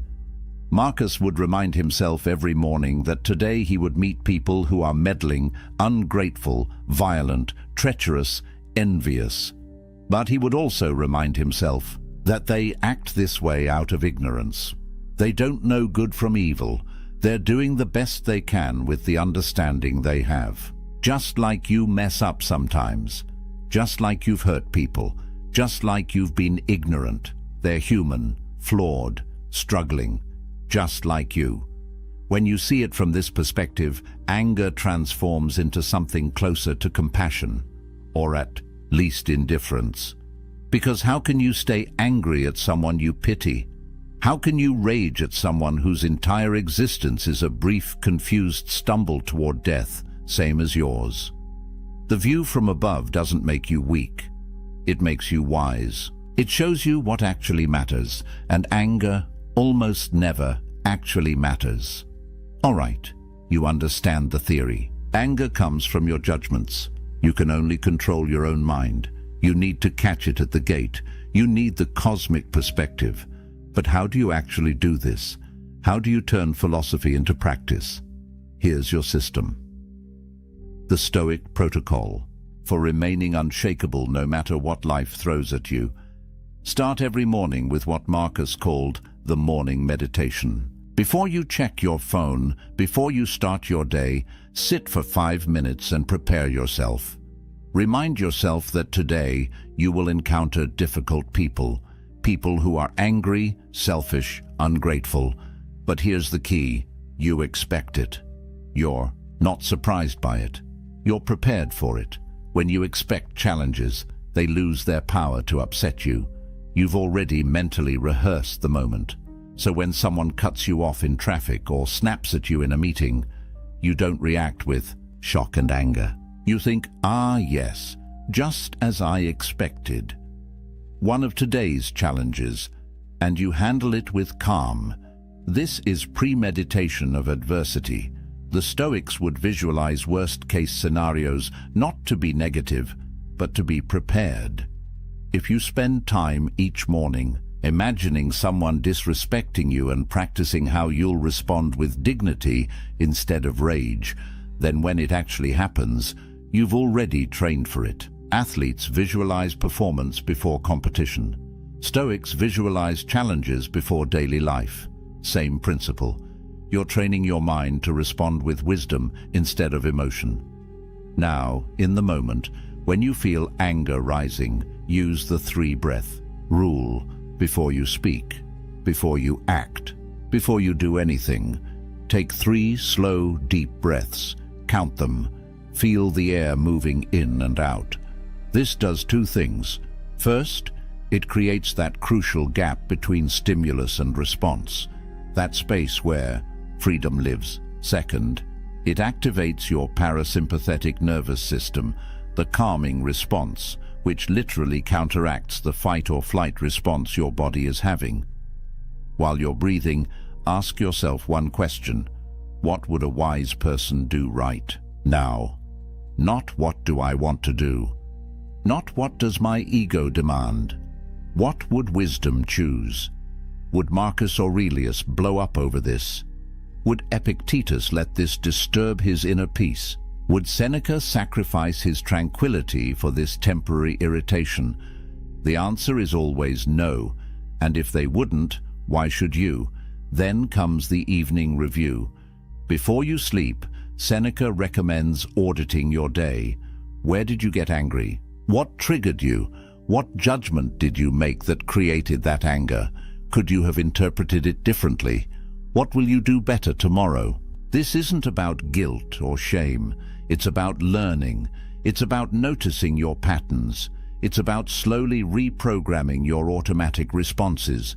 You're training yourself to catch the judgments earlier, to question them faster, to choose wisdom more consistently. And here's a powerful technique Seneca himself used: the contrary action principle. When you feel anger rising, do the exact opposite of what anger wants. Anger wants you to yell. Lower your voice. Anger wants you to attack. Say something kind. Anger wants you to storm out. Stay calm and present. This breaks the pattern. It shows your mind that you're in control, not the emotion. It's like catching yourself mid-fall and turning it into a controlled descent. You're interrupting the automatic program and installing a new one. Finally, commit to 30 days. Track every time you get angry. What triggered it? How long it lasted? What you did? Be honest, be thorough. Because what gets measured gets managed. Just the act of tracking will make you more aware, and awareness is half the battle. You can't change what you don't notice. After 30 days, review your log. You'll see patterns. You'll see that most of your anger is over the same few types of situations, and now you know exactly what to prepare for. Progress isn't perfection. You're not trying to become an emotionless robot. You're building the skill of emotional command, the ability to feel anger arise, recognize it, and choose not to act on it. to let it pass through you like a wave instead of becoming the wave. Some days you'll nail it, other days you'll fail. That's fine. The Stoics weren't perfect either. Marcus still got angry sometimes. But over time, with practice, with consistency, the gap between trigger and explosion gets longer, the anger gets weaker, and your inner peace gets stronger. Until one day, you realize that the things that used to send you into a rage barely register anymore. That's freedom, that's mastery, that's the Stoic protocol working. So here we are. You've just learned what took the Stoics' lifetimes to perfect, the fundamental truth that's been hidden in plain sight. You're never angry at them, you're angry at your own judgments about them. You cannot control what happens to you, but you control everything about how you respond. Anger is not strength, it's weakness disguised as power. Real strength, masculine strength, the kind that commands respect without demanding it, is calm. It's the man who remains unshaken while chaos swirls around him, the man who speaks quietly while others yell, the man who walks away with dignity while others burn bridges. This isn't about suppression. It's not about hiding your feelings or pretending everything is fine. It's about understanding that most of what makes you angry is completely beneath you. You're letting strangers who won't remember you tomorrow steal your peace today. You're handing your power to people who don't deserve even your attention. You're sacrificing your inner tranquility for situations that won't matter next week. That's insanity. And now you see it. When you master this, everything changes. Your relationships deepen because you're not reactive anymore. Your respect grows because people see that you can't be rattled. Your decisions improve because you're thinking clearly instead of through the fog of rage. Your peace becomes your default state instead of something you're always chasing. You become the kind of man who walks into a room and immediately the energy shifts. Not because you're trying to dominate, but because you've dominated yourself. Marcus Aurelius, the most powerful man in the world, knew this. He wrote, "The nearer a man comes to a calm mind, the closer he is to strength. Not loud strength, not aggressive strength, calm strength, unshakable strength. The strength that doesn't need to prove itself because it's already proven. That's what's waiting for you on the other side of anger. A version of yourself you haven't met yet. The version who's free." So here's your challenge. For the next week, commit to this. Every time you feel anger rising, pause. Recognize the judgment you're making. Ask if it's actually true. Ask if it actually matters. Choose a different interpretation. Meet the anger at the gate and turn it away. Keep track. See what happens. I guarantee you'll be shocked at how much energy you've been wasting, how much peace you've been sacrificing, and how much power you actually have once you stop giving it away. If this resonated with you, if you're ready to join a brotherhood of men who choose wisdom over chaos, who understand that real power is internal, hit that like button right now. Subscribe to this channel because we're building something here, a community of men who refuse to be slaves to their emotions, who understand that the ancient philosophers weren't teaching theory, they were teaching survival skills for the modern battlefield of life. And every video on this channel is designed to sharpen that edge, to make you harder to break and impossible to control. Remember what Marcus wrote. You have power over your mind, not outside events. Realize this and you will find strength. That's not just a quote. That's the key to unshakable peace. That's the answer to a life lived without rage. That's your inheritance from the Stoics. Don't waste it. Don't stay trapped in anger when the door's been open this entire time. Walk through it. On the other side is the man you're meant to become. Calm, powerful, free, and absolutely unshakable. That's not just philosophy. That's your future if you choose it. See you in the next one, brother. She's staring at her phone right now, scrolling through old messages. looking at your name in her contacts. Her thumb hovers over the call button, but she doesn't press it. Because you haven't reached out, you haven't texted, you haven't liked her posts, you haven't done any of the things she expected you to do, and that silence is driving her absolutely crazy. Here's what most people don't understand about walking away. They think it's about punishing someone. They think it's about playing games or trying to manipulate a situation. But that's not what this is about at all. What you're about to learn in the next 20 minutes will fundamentally change how you see power dynamics in relationships and, more importantly, how you see yourself. Because the moment someone loses you and you stay silent, something shifts. Not just in them, but in the entire universe around that situation. The ancient Stoics understood this. Marcus Aurelius wrote about the power of restraint. Seneca talked about the strength found in what we don't do. And today, you're going to see exactly why your silence is the most powerful response you could ever give to someone who didn't value you. Most people get this completely wrong. They chase, they explain, they try to make the other person understand what they lost, and in doing so, they give away every ounce of power they had. But not you. By the time we're done here, you'll understand why your absence speaks louder than any words you could ever say. Let's start with something that's going to sound counterintuitive. The weapon they never saw coming isn't your anger. It's not your sadness. It's not even your indifference. It's your complete and total absence from their life. And here's why that's so devastatingly effective. When Marcus Aurelius led the Roman Empire, he dealt with betrayal constantly. Senators who plotted against him, generals who questioned his authority, people he trusted who turned their backs on him. And you know what he did? He didn't rage. He didn't scheme. He withdrew his energy from them entirely. He wrote in his meditations, "The best revenge is to be unlike him who performed the injury." Not to become bitter, not to seek vengeance, but to remove yourself so completely that your absence becomes the statement. Think about what happens in that moment when you stop reaching out. Most people expect you to fight for them. They expect the angry texts at 2 in the morning. They expect you to show up at their door wanting answers.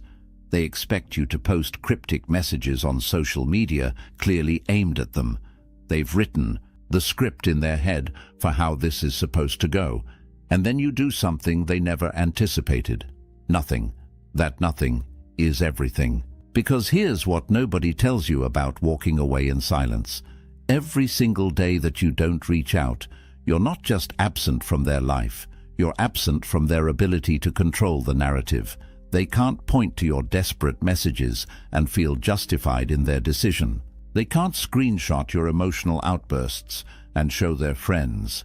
They can't paint you as the crazy one who couldn't let go. You've taken away their ammunition by simply refusing to engage. But there's something even deeper happening here. Something psychological that most people miss entirely. When you remove your energy from someone's life, you create a void. And nature, as they say, abhors a vacuum. That void starts to get filled with something unexpected. Doubt. They start questioning everything. Not because you're making them question it, but because your silence forces them to sit alone with their decision. The Stoics called this the power of negative space. Epictetus taught his students that what we don't say is often more powerful than what we do say. Think about art for a second. A painting isn't just about what's on the canvas. It's about the empty space that makes the painted elements stand out. Your silence is that empty space. And against that backdrop, their decision to lose you starts to look very different than it did when they made it. Here's what they don't know. Every day of your silence isn't passive. It's active. You're not doing nothing. You're doing the hardest thing a person can do. You're exercising complete self-control. You're choosing restraint when every emotion in your body wants to reach out. You're building something they can't see yet, but will feel the impact of soon enough. You're building yourself. Now let me tell you what's happening in their head right now, and I mean right now as you're listening to this. Because if you've walked away and stayed silent, there's a battle taking place in their mind that you'll never see. But understanding it will change everything.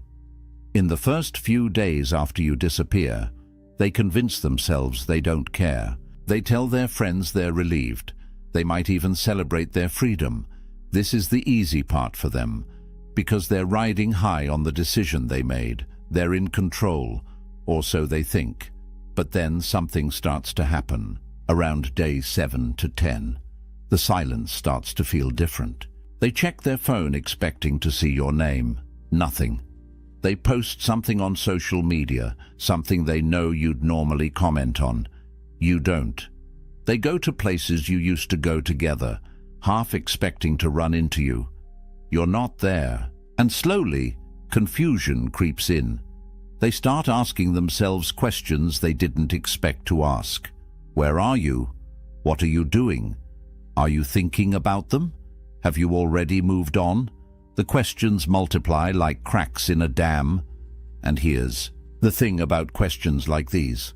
They don't have satisfying answers, because you're not giving them any information to work with. By week 3, something shifts. Their ego, which was so confident in the beginning, starts to crack. They begin rewriting history in their mind. Suddenly, they're not remembering the fights.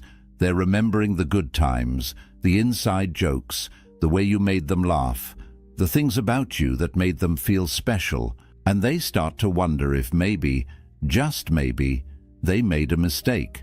But here's where it gets really interesting. They can't reach out yet. Their pride won't let them, so instead, they start doing something subtle. They start watching your life from a distance. They check your social media even though they told themselves they wouldn't. They ask mutual friends about you in ways they think are casual. They're trying to gather intelligence without admitting they care, because admitting they care means admitting they might have been wrong. Seneca wrote about this exact phenomenon 2,000 years ago. He said, "We suffer more in imagination than in reality." What he meant was that the stories we tell ourselves about what we've lost are often more painful than the actual loss itself. And right now, they're telling themselves a story where you're out there living your best life, meeting new people, forgetting they ever existed. And that story is torture. The battle in their head intensifies because they have no closure. You didn't give them the satisfaction of a final conversation. You didn't give them the chance to explain or justify or make themselves feel better about their choice. You just left. And that unfinished business lives in their mind like a song they can't get out of their head. Then comes the moment that changes everything. The moment when karma arrives. Not in some mystical, cosmic sense, but in the very real, very human sense of natural consequences catching up with them. It usually starts with a text message. Maybe it comes at 2 in the morning. Maybe it comes on a random Tuesday afternoon. But it comes, and it's carefully crafted. "Hey, just thinking about you. Hope you're doing well." Or maybe it's more direct. "Can we talk?" The words might be different, but the energy is the same. They're testing the waters. And here's what you need to understand about this moment. This text message isn't really about checking on you. It's not about them being a good person who cares. It's about them needing to know if they still have access to you. It's about them trying to re-establish the connection because your absence has become unbearable. They're not reaching out from a place of strength. They're reaching out from a place of lack. What they say versus what they actually mean are two completely different things. When they say, "I've been thinking about you," what they mean is, "I can't stop thinking about you and I hate that you seem fine without me." When they say, "Can we talk?" what they mean is, "I need to know if I still matter to you." When they say, "I miss our friendship," what they mean is, I miss the way you made me feel, and I can't find that anywhere else.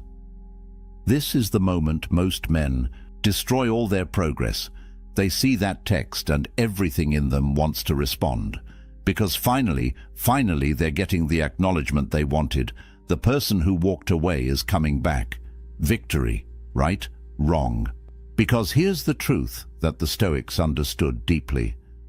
The satisfaction you're looking for isn't in their return. It's in your indifference to whether they return or not. Marcus Aurelius faced this constantly as emperor. People who had dismissed him would come crawling back when they needed something. And his response wasn't to gloat or seek revenge. His response was to simply not need them anymore. When you respond to that text, you hand them back the power you worked so hard to reclaim. You show them that your silence was just a strategy, not a genuine shift in your life. You prove that they can pull you back in whenever they want. And the cycle starts all over again. But this time, they know exactly how to manipulate you because you showed them your weakness. Karma isn't about them coming back and you getting to reject them. That's still making them the center of your world. Real karma is them coming back, and you genuinely not caring whether they're there or not. That's the natural consequence. They left when you valued them. They returned when you valued yourself. And by then, the math has changed entirely. The Stoic perspective on this is profound. Karma isn't some cosmic force keeping score. It's simply the natural order of things playing out. People who take others for granted eventually face the consequence of being alone. People who chase after those who don't value them eventually face the consequence of losing themselves. The universe doesn't need to punish anyone. Natural law handles it automatically. So when that text comes, and it will come, you'll be faced with a choice. Do you respond and go back to being the person they could take for granted? Or do you honor the work you've done by maintaining the boundary that your silence established? This brings us to something crucial you need to understand. Why breaking your silence is actually breaking yourself. Let me tell you what you lose the moment you respond. First, you lose weeks or months of progress. Every day you stayed silent, you were rewiring your brain. You were teaching yourself that you don't need their validation. You were building new neural pathways that didn't revolve around them. One text, one response, and you're back to square one. But it's deeper than that. You lose respect, not just theirs, but your own. Think about it. You made a decision to walk away. You committed to silence. You told yourself this person doesn't get access to you anymore. And then the moment they reach out, you fold. What does that teach you about yourself? It teaches you that your boundaries are negotiable, that your word to yourself doesn't mean anything, that you'll abandon your standards when tested. Seneca wrote, "The greatest empire is self-command." Not commanding others, not controlling circumstances, but having mastery over yourself. Every time you break your silence, you prove that you don't have that mastery. You prove that they have more power over you than you have over yourself. Here's a hard truth. Real examples of men who broke their silence and regretted it are everywhere. The guy who spent 3 months healing, building himself back up, feeling strong again. Then she texted. He responded. Within a week, they were back in the same toxic pattern. 6 months later, he had to start the healing process all over again. Except this time it was harder because he knew he had betrayed himself, or the man who successfully moved on, started dating someone new, someone who actually valued him. But then the ex reached out. He thought he could just be friends. He thought he was strong enough to handle it, but engaging with her again created confusion. The new relationship suffered, and he ended up alone again, wondering why he couldn't just let the past stay in the past. The temptation to respond is real. I'm not going to pretend it isn't. You want to respond because part of you still cares. Part of you wants them to know you're okay. Part of you wants to have the last word. Part of you wants to show them how much you've grown. These are all understandable feelings, but they're also traps, because the moment you respond, the power dynamic shifts instantly. You're no longer the one who walked away with dignity. You're the one who couldn't maintain your boundaries. You're no longer the mystery they couldn't crack. You're the solved puzzle. You're no longer the lesson they needed to learn. You're the backup option they know will always be there. So how? Do you transmute that urge to respond into something useful? You use it as fuel. Every time you want to text them back, you go to the gym instead. You write in your journal. You call a friend who actually values you. You work on the business you've been building. You take that energy and redirect it into something that actually serves your growth. The Stoics practiced this constantly. They called it turning the obstacle into the way. Every challenge, every temptation, every difficulty became an opportunity to practice virtue. Your urge to respond isn't a weakness. It's an opportunity to practice self-discipline. It's a chance to prove to yourself that you're stronger than your impulses. And here's what's beautiful about this. Every time you don't respond, you're not just resisting them, you're building yourself. You're becoming the kind of man who doesn't need external validation, the kind of man who can sit with discomfort and not react, the kind of man who makes decisions based on his values, not his emotions. That's the man you're becoming in the silence, which brings me to the most important part of this entire message. This was never really about them. It was always about you. The man you're becoming while they're wondering where you went is worth more than any relationship you lost. Think about who you were before. You were seeking validation from someone who couldn't give it. You were measuring your worth by whether someone else chose you.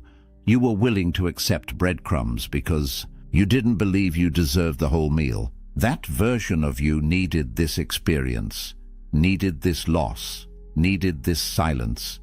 Because in the silence, something happens. You're forced to sit with yourself, not the version of yourself that performed for them, not the version that tried to be what they wanted. Just you, raw, unfiltered, alone.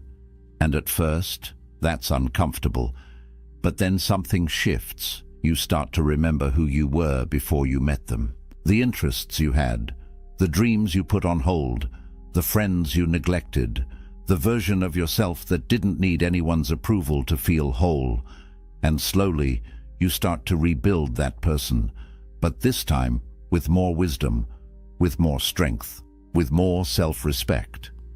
6 months from now, you'll look back at this moment, and everything will make sense. The person you thought you couldn't live without will seem like a stranger.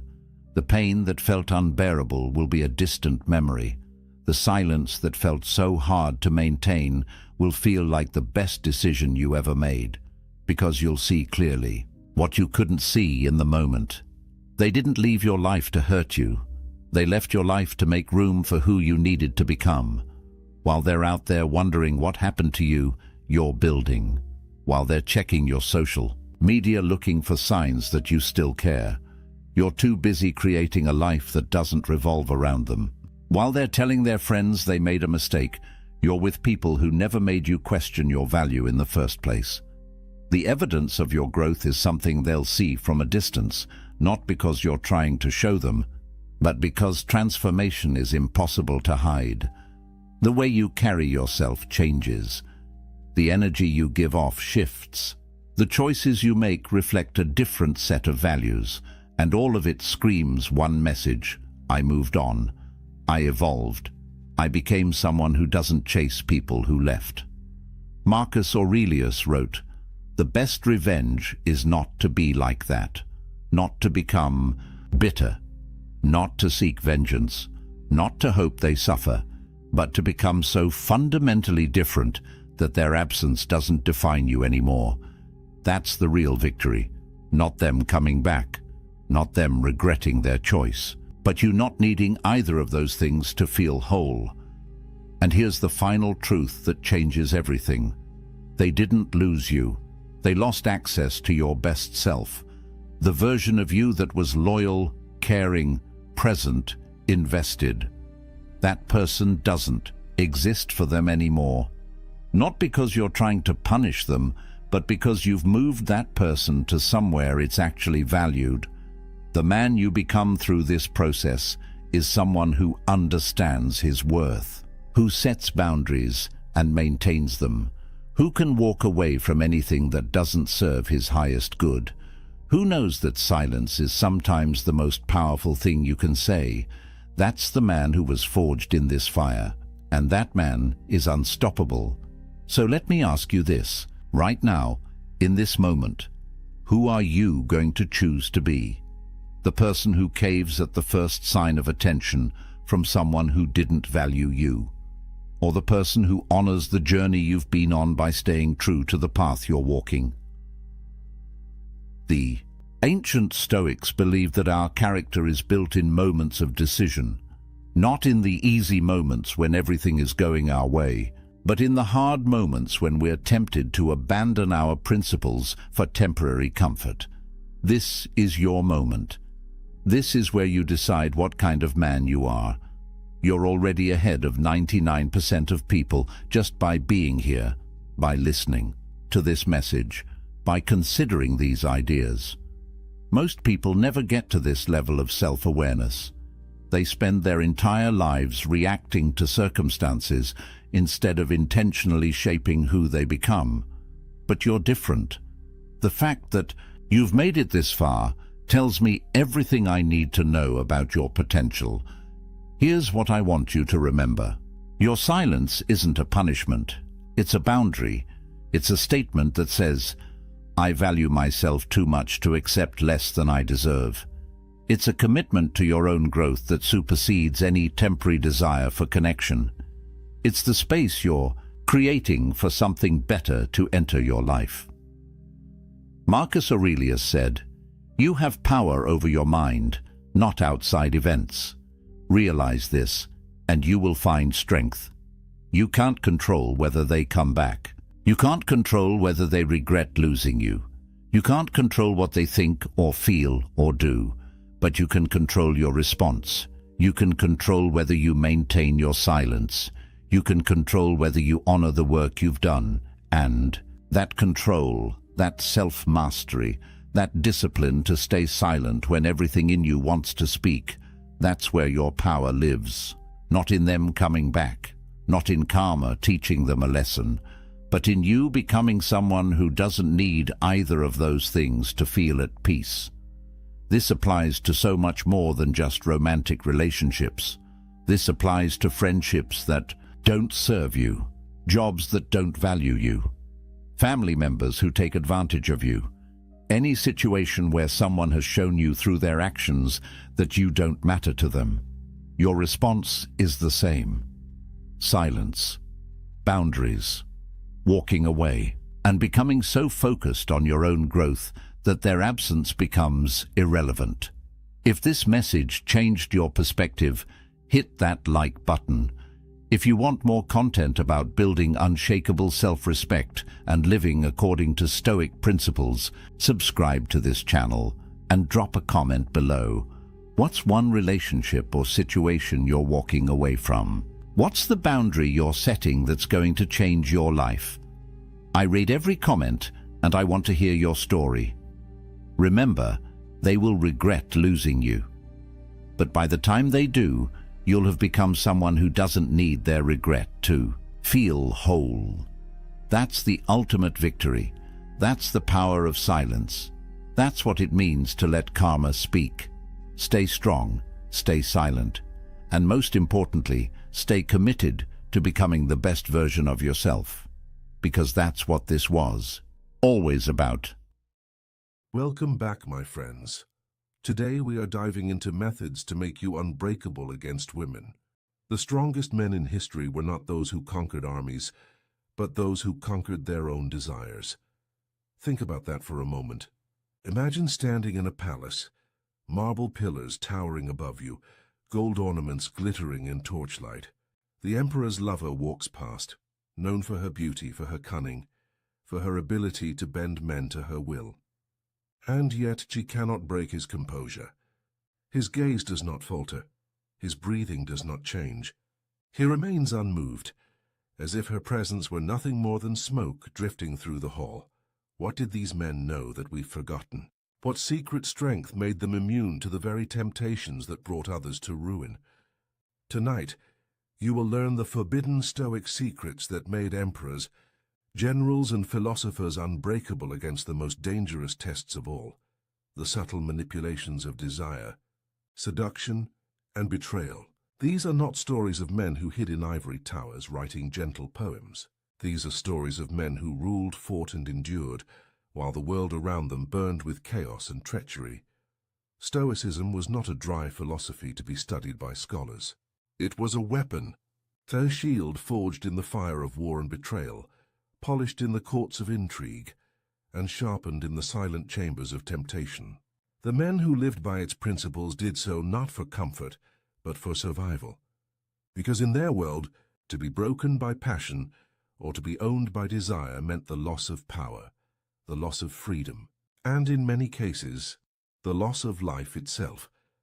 These secrets were whispered among emperors who faced conspiracies in their own bedrooms, among generals whose wives and mistresses were courted by enemies, eager to twist loyalty into treason, among philosophers who walked through the markets of Rome, mocked and tempted, yet never once bowed their heads in shame.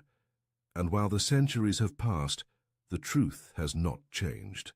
The methods they practiced, the rituals they performed, and the discipline they wielded remain as deadly effective today as they were 2,000 years ago. In this video, you will uncover 7 rarely revealed practices, principles so brutal, so uncompromising, that they carved into men a strength no woman, no betrayal, no temptation could break. These were not gentle affirmations. They were cold disciplines, designed to strip away weakness and reveal the core of a man who could not be manipulated.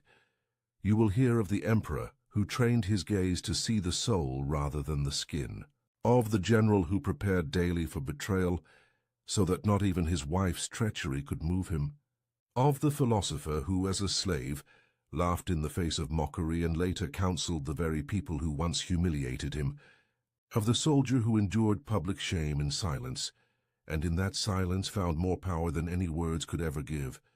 Each of these lessons comes from the crucible of history. They are not theories. They were tested by men who faced the sharpest daggers and the cruelest temptations. By the end of this journey, you will not simply know what Stoicism is. You will hold in your hands the very tactics that made the greatest men in history mentally unbreakable. So ask yourself, are you ready to stand where they stood? To face the same fire and come out forged into something harder than iron? Then listen closely, because the 7 brutal Stoic secrets are about to be revealed. In the private chambers of Marcus Aurelius, the night was never without tests. Behind the polished marble doors, servants whispered, and messengers slipped in with subtle agendas. Among them were courtesans, women chosen for their beauty, and sent to tempt the emperor into weakness. They were not gifts of pleasure. They were weapons, sharpened by rivals who understood that the fall of a man often begins with his gaze.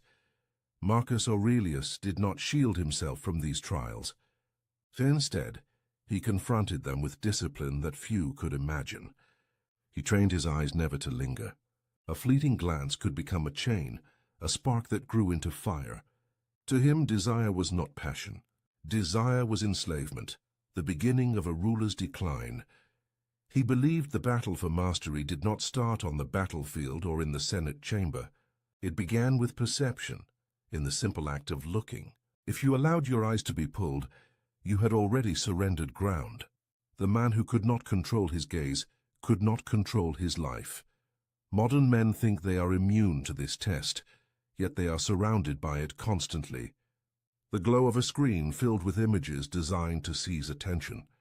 The lingering glance at beauty in the office, on the street, or across a crowded room. Each moment of weakness is a thread, and enough threads woven together will bind a man in chains. Marcus understood what many forget. To be unbreakable, you must master the smallest of choices. The first step before desire takes root. He did not avoid women, nor did he fear them. He simply saw through the surface. He looked upon people not as flesh meant to seduce, but as souls bound by the same mortality and flaws as himself. There was a ritual he practiced in silence every morning. Before the sun rose, before Rome stirred awake, he would sit alone and remind himself, see the soul, not the skin. This vow was not a whisper of morality, but a declaration of power. For the man who sees beyond the surface can never be owned by it. The emperor's gaze was more than discipline. It was armor, an unbreakable shield against the most ancient form of manipulation, and that is the first secret. If you can master your eyes, you will master yourself. In the annals of Rome, there is a story of a decorated general, a man who had led legions across the frontiers and returned victorious. Yet the most dangerous battle he ever faced was not against barbarians or rival armies. It was within his own household. Whispers reached him that his wife, a woman of noble birth, had been conspiring with his political rivals. Not only her affection, but her loyalty had shifted into betrayal. For most men, such news would unleash fury. Rage, humiliation, and the thirst for revenge would consume them. Many leaders before him had executed wives, lovers, even friends for less. But this general did something different. He had prepared for this moment long before it arrived. Each morning, before donning his armor, he practiced what the Stoics called premeditation malorum, the premeditation of evils. He imagined betrayal as inevitable. He pictured his closest allies abandoning him, his family turning against him, his soldiers failing him. By rehearsing these calamities in his mind, he stripped them of their power. When they happened, they no longer shocked him. So when the whispers became proof, he felt no tremor of surprise, no tightening of the chest, no consuming fire of vengeance. Instead, he regarded the betrayal as nature itself, as common as a storm breaking across the sea. To expect loyalty without fail, he believed, was to live in a fantasy. To expect betrayal was to live in truth. This mindset turned his enemy's weapon into dust. The plot they believed would unmake him did nothing. In fact, he went further. He confronted the rival who had gained his wife's favor, not with wrath but with composure. And in an act that stunned the Senate, he promoted the man to higher office. It was not weakness. It was dominance. For in that moment, he showed that no insult, no conspiracy, no theft of affection could disturb his reason. He ruled not by force of passion, but by mastery of self. His enemies gained nothing, and his legend grew greater because of it. This is the second secret. Expect betrayal as natural, and it will never own you. In your own life, whether from friends, family, or women, betrayal loses its sting when you have already rehearsed it in the mind. Emotional immunity makes you untouchable. The general's legacy endures for one reason. When others sought to wound him through his heart, he proved that his heart was beyond their reach. Among the most famous Stoics of Rome was a man who began life not in wealth or honor, but in chains. His name was Epictetus. He was born a slave, treated as property, subjected to the cruelty of his master, and yet, from this lowly station, he rose to a level of authority that even free men envied. One story tells of his humiliation in the presence of noble guests. His master, eager to entertain, mocked him openly, forcing him to perform degrading tasks and endure ridicule. Among the spectators were women of the court, who laughed at his condition, jeering at his weakness. For most men, such shame would cut deeper than any blade. Anger, desperation, or despair would spill out uncontrollably. But Epictetus did not flinch. Instead, he stood in calm silence. His mind was untouched. He once said, "You may insult my body, but you cannot touch my reason." The body could be chained. The reputation could be dragged through the mud. But the inner fortress of thought, that domain remained sovereign. This was the core of his philosophy. True power is not measured by possessions, approval, or reputation. It is measured by the mastery of one's own mind. For while fortune can strip away status, wealth, or even freedom, it cannot touch the reasoning faculty unless you surrender it willingly. This truth makes a man invincible. Because if your worth is not tied to the praise of others, then insults carry no weight. If your identity is not built on possessions, then loss cannot destroy you. If your peace is not dependent on another's affection, then rejection cannot move you. In modern life, this remains the most brutal test. Insults, rejection, and the subtle games played to provoke emotion are constant. Many men crumble when mocked, or when a woman withholds approval. They lash out, they beg, or they retreat into self-doubt. But the man who understands Epictetus's lesson remains untouchable. He knows that his value is not something given by others, and therefore cannot be taken away by others. Epictetus endured slavery, scorn, and humiliation, yet never surrendered his calm.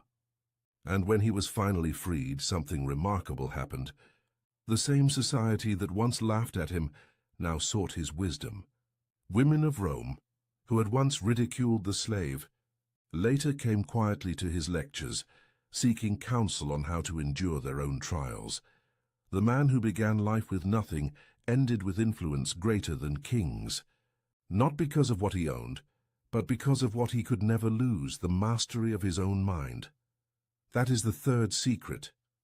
A man who builds his self-worth on the unshakable foundation of reason is a man who can never be owned. In the heart of Rome, influence often came not only through the Senate floor or the battlefield, but through the chambers of desire. One senator, admired for his clarity of judgment, faced a temptation that few men could resist. A widow of immense wealth and renown set her sights on him. She was not only beautiful but also powerful, her late husband having left her estates, servants, and a network of allies eager to maintain her favor. Many men competed for her attention, each hoping to secure her fortune and the influence that accompanied her hand. She approached the senator with an offer that seemed impossible to refuse. Riches beyond measure, estates that could guarantee his children's prosperity, influence in the Senate through her allies, and companionship with a woman whose beauty was spoken of in whispers. Most men would have seen this as fortune smiling upon them. Most men would have surrendered, but this senator understood something deeper. He saw what others did not. Her offer was not freedom, but a chain. For the man who needs another's wealth, another's beauty, or another's influence no longer rules himself. He is ruled by what he craves. The senator's response was short but unforgettable. To need her is to be owned by her. With those words, he declined her hand. No hesitation, no apology, no elaborate excuse. Just the clarity of a man unwilling to trade freedom for comfort. The widow was astonished. Accustomed to bending men with her offers, she turned her attention to others. And indeed other men fell. One senator accepted her wealth and soon found himself a puppet, his every vote in the Senate dictated by her will. Another sought her beauty, and when she withdrew her affection, he crumbled in disgrace. She destroyed them not with daggers or poison, but with chains of desire. The man who walked away remained unbroken. His independence became a legend, whispered as both a warning and a lesson. While others gained temporary pleasure and quick ruin, he preserved something far more valuable: sovereignty over himself. The Stoic principle here is brutal in its simplicity. Freedom means desiring nothing that enslaves you. It is not wealth itself that corrupts, nor beauty, nor influence, but the need for them. Once you believe you cannot live without these things, you have already surrendered your will. In modern life, the trap is no less common. Many men trade their freedom for transactional relationships, where wealth and beauty become bargaining chips. They accept terms that bind them, mistaking golden chains for fortune. Yet chains are chains, no matter how they glitter. The senator's refusal remains the lesson.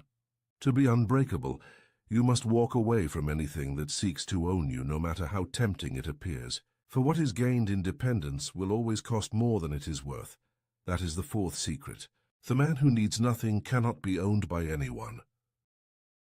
There is a tale from the late days of the Roman Republic, when intrigue flowed more freely than wine. A philosopher of great renown was invited to a banquet hosted by a woman whose beauty was matched only by her reputation for manipulation. She was known to ensnare men of power, drawing secrets from them under the influence of desire, and then using those secrets as weapons. At the feast, she presented the philosopher with a jeweled goblet of wine. The aroma was sweet, the color deep, but the cup was laced with herbs said to cloud the mind and inflame the body. It was not meant to honor him, but to bind him. Once weakened by passion, he could be blackmailed, controlled, even ruined. Most men in his position would have accepted without question. To refuse a drink in such company was an insult. To deny her was to risk offense, and perhaps even political retaliation. Yet the philosopher knew the truth. Pleasure that costs freedom is poison. He held the cup in his hand, studied it, and smiled politely. Instead of drinking, he set it aside. He asked for water, clear and untainted, and lifted it in a quiet toast. It was a small gesture, but one that spoke louder than any speech. He chose clarity over indulgence, freedom over desire, discipline over weakness. The hall fell into silence. The seductress's weapon had failed. Her scheme collapsed, not because of confrontation, but because the man she sought to trap refused to play the game at all. By denying the poisoned cup, he denied her power. This is the essence of Stoic wisdom. Not all pleasures are gifts. Many are traps, designed to enslave the will and bend the spirit. What appears sweet on the surface may carry within it chains that bind you tighter than iron.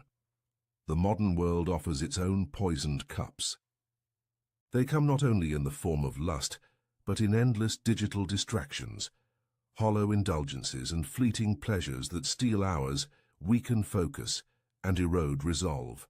Each one promises delight, but the cost is freedom. The man who accepts without discipline becomes dependent, ruled by cravings rather than reason. The philosopher's lesson is timeless. To remain unbreakable, you must examine every pleasure with suspicion. Ask not only what it offers, but what it demands in return. If it demands your freedom, your focus, or your self-respect, then it is no gift at all. It is poison. That night the philosopher left the banquet untouched, his reputation intact, his will unbroken. The seductress turned her schemes on others, and lesser men fell. But his quiet act of rebellion, raising a simple cup of water, became legend. That is the fifth secret. The man who refuses the poisoned cup can never be mastered. In the dusty camps along the Roman frontier, soldiers were tested not only by the sword, but by the eyes of those who watched them. Among these warriors was a centurion known for his iron discipline. He had marched through snow, fought through ambushes, and carried the scars of countless campaigns. Yet his greatest trial came not on the battlefield, but in the heart of Rome. Word spread quickly through the capital. His wife, a woman of high birth, was seen in the arms of another man. The whispers grew into open mockery. Rivals expected him to lash out with violence, to challenge the offender, to stain the streets with blood. Others expected him to crumble, humiliated before his men. A lesser soldier might have done both, but this centurion did neither. He showed no anger, no visible wound. He did not confront his wife in public, nor raise his voice in private. He spoke nothing of it at all. Instead, he carried on his duties with the same precision as before, drilling his soldiers, leading his marches, enforcing order. His silence unsettled everyone. The enemy could not provoke him. The gossipers could not shake him. The more they sought a reaction, the more his composure revealed their weakness. This was not passivity, it was strategy. He understood the Stoic principle that silence is a weapon. To rage, to argue, or to plead would have surrendered power to those who sought to break him. Indifference was stronger than confrontation, for it starved manipulation at its root. In modern life, the same truth holds. Many attempt to provoke men into emotional outbursts, through insults, rejection, or public humiliation, the man who reacts gives away his strength, showing that his state of mind belongs to others. But the man who remains silent, who shows indifference, cannot be controlled. He starves the fire of attention until it dies on its own. The centurion's silence grew louder than any words could. His enemies could not twist his image into one of a jealous fool. His soldiers, seeing his unshaken demeanor, respected him more. Even the Senate, hearing of his restraint, elevated him further, for they trusted a man who could not be baited by scandal. And as for the accuser, the man who flaunted the affair, his name soon faded into shame. Without reaction to fuel his triumph, he became nothing more than a shadow of gossip, forgotten as quickly as he rose. The lesson is clear. Silence is not weakness, it is mastery. The unbreakable man does not need to defend his pride with words or violence. His composure speaks louder than any reply. That is the sixth secret. The man who governs his tongue and his temper rules not only himself but all who seek to provoke him. There is an account of a philosopher whose wife passed away after many years at his side. She was admired in the city, loved by her household, and her funeral was attended by crowds who came to mourn. The air was thick with incense, the sound of weeping echoed through the streets, and her body was carried with solemnity to its resting place. Among those gathered, all eyes turned to her husband. They expected him to collapse in grief, to weep as others wept, to show the same raw emotion that death forces upon even the strongest. But he did none of these things. He stood calm, his face composed, his gaze steady. He neither tore his garments in anguish, nor shed a single tear. His composure unsettled the mourners, who whispered that his heart must be made of stone. One man confronted him openly, mocking him before the crowd. "Do you feel nothing? Was she nothing to you, that you stand as if you have lost no one at all?" The philosopher's reply was simple, but it carried the weight of centuries. Death is not cruelty, but nature's order. To resist is to defy reason. He explained that grief is not owed to death, for death is no injustice. It is the destiny of all men and women, the cycle of nature itself.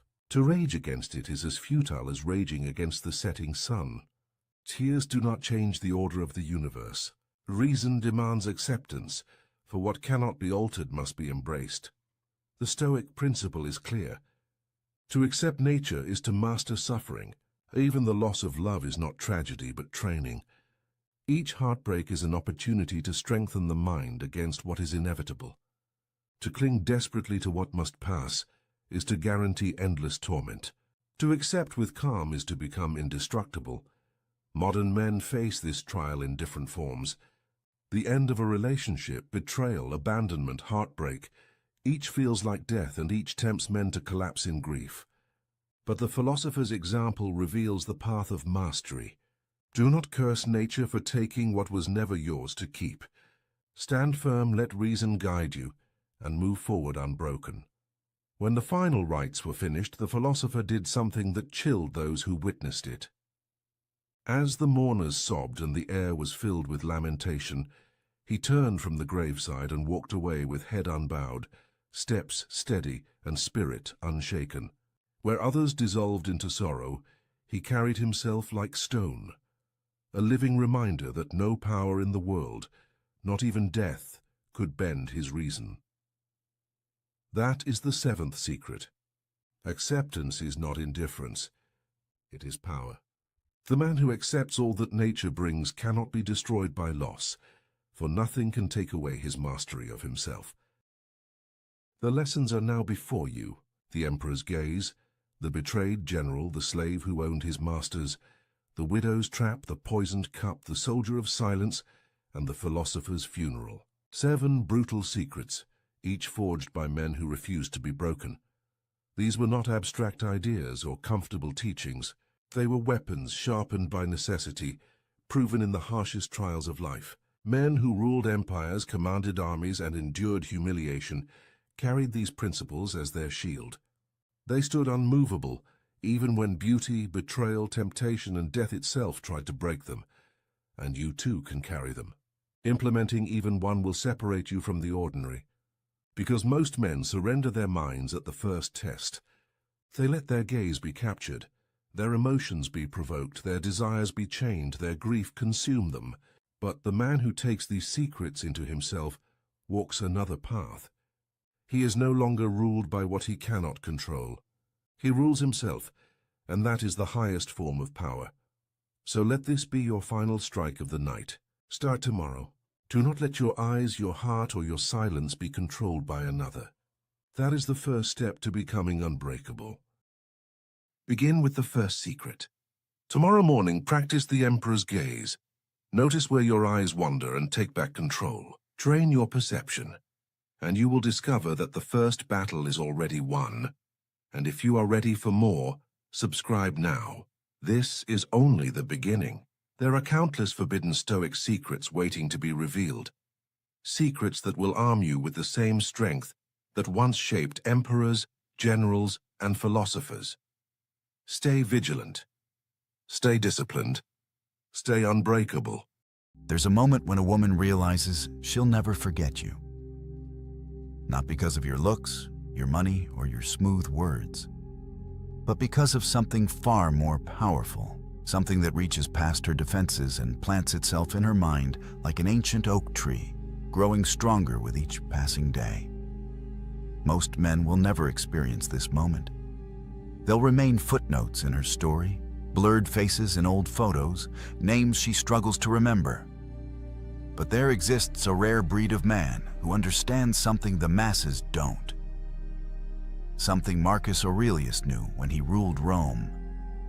Something Seneca whispered to his students in the dead of night. These men don't chase. They don't beg. They don't perform. Yet women can't stop thinking about them. Years later, decades later, their presence still echoes. Today, I'm revealing 6 Stoic behaviors that create this permanent psychological imprint. Not manipulation, not games, but ancient masculine wisdom that modern men have forgotten. The kind of wisdom that makes you unforgettable not just to women, but to everyone who crosses your path. And here's the paradox that will reshape how you see attraction forever. The less you try to be remembered, the more unforgettable you become. The less you chase her mind, the more you occupy it. Because these 6 behaviors don't make you interesting. They make you irreplaceable. Let me tell you about 2 men in a coffee shop. Both successful, both attractive, both interested in the same woman. The first man's phone buzzed during their conversation. Bad news from work. A client pulling out of a major deal. His face flushed red, his jaw clenched. He apologized, excused himself, and spent 10 minutes outside, pacing, making angry calls, letting everyone see his frustration. The second man faced something similar a week later. Same coffee shop, same woman. His phone lit up with news that his business partner had betrayed him, taking half their clients. But watch what happened next. He glanced at the message, took a deep breath that seemed to pull calmness from the air itself, and simply turned his phone face down. When she asked if everything was okay, he said with genuine calm, "It's something I'll handle. Right now, I'm here with you." 3 years later, she's married to the second man, not because he was richer or more successful, but because in that moment, she saw something rare. A man who could hold the storm inside without letting it spill onto everyone around him. Marcus Aurelius once wrote, while plague ravaged Rome and Germanic tribes attacked his borders, "You have power over your mind, not outside events. Realize this, and you will find strength." This isn't about suppressing emotion like some robot. Seneca himself wrote that we should feel deeply, but choose our response wisely. The difference between a boy and a man isn't the absence of emotional storms. It's the ability to be the calm eye within them. When you master this, something profound happens in her psychology. She stops seeing you as another reactive male driven by every impulse and trigger. She sees you as the rock, the anchor, the safe harbor her nervous system has been searching for since birth. Here's what neuroscience tells us. Emotional contagion is real. When you panic, her mirror neurons make her panic. When you rage, her body floods with stress hormones. But when you remain centered while chaos swirls, her entire being recognizes something primal: safety. Not the fake bravado of a man pretending nothing affects him, but the genuine groundedness of someone who feels the earthquake, but doesn't become it. I know an executive whose business partner didn't just betray him, but seduced his wife. Most men would have exploded, sought revenge, made scenes. But he did something that shocked everyone. He sat alone for 3 days, processing the pain without unleashing it on others. When he finally spoke, his words carried weight, not heat. He handled the divorce and the business dissolution with such dignified composure that his ex-wife later said, "His response to my betrayal made me realize what I'd lost." She thinks about him still, not with guilt, but with a respect that borders on awe, because she witnessed something most never see: a man who could be wounded without becoming weak, hurt without becoming hostile. This is the first unforgettable trait, not the absence of emotional storms, but mastery over them. Now let me tell you about an experiment that will change how you see every interaction. A restaurant, candles flickering, 2 people on a date. The woman is telling a story about her childhood, something vulnerable about her father's absence. The first man she dated would nod while scrolling his phone under the table, offering hollow responses. That's crazy. Wow, really? His body was there, but his presence was scattered across emails, texts, sports scores. The second man did something different. He turned his phone completely off. Not silent. Off. When she spoke, he leaned in slightly, his eyes never wandering to other tables, the TV at the bar, or the waitress walking by. He asked questions that showed he wasn't just hearing, but absorbing. How did that shape how you see trust? Do you still feel that way? Time seemed to slow. The restaurant noise faded. For those 2 hours, she felt like the only person in his universe. Epictetus taught that attention is the highest form of generosity we can offer another human. Think about that. In an age where everyone's mind is fragmented across 15 different screens, pure presence has become the rarest gift. When she's with you and feels your complete attention, not the leftover scraps after you've fed your distractions, her psychology shifts. The female brain, wired for emotional and social connection, recognizes something extraordinary. You're not trying to be somewhere else. You're not performing presence while mentally rehearsing your next meeting. You're actually there, fully, completely.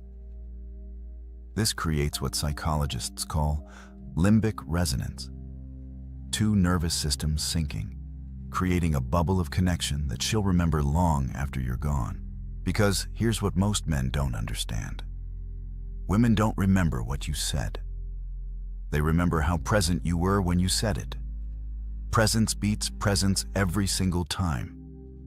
Watch what happens when you master this. She starts opening up in ways that surprise even her, sharing things she's never told anyone. Not because you're prying or pushing, but because your presence creates a safe container for her truth.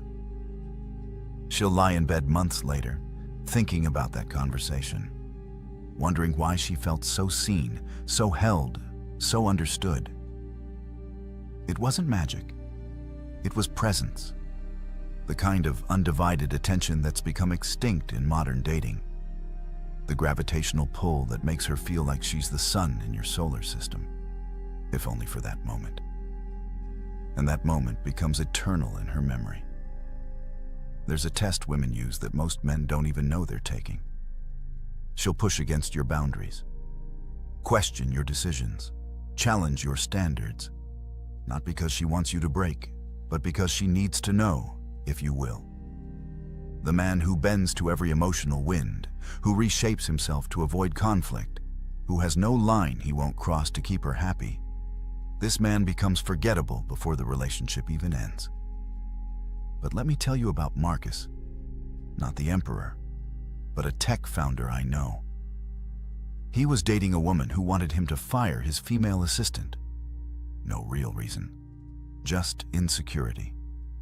Most men would have caved, choosing peace over principle. Marcus did something different.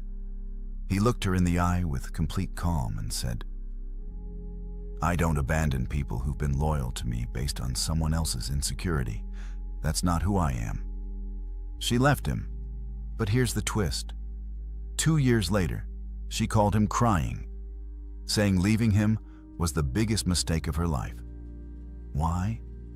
Because every man after him folded like paper at her slightest displeasure. Seneca wrote about being like a rock in the ocean. Waves crash against it, storms batter it, but it remains unmoved, not from stubbornness, but from knowing what it is. This is what women actually test for.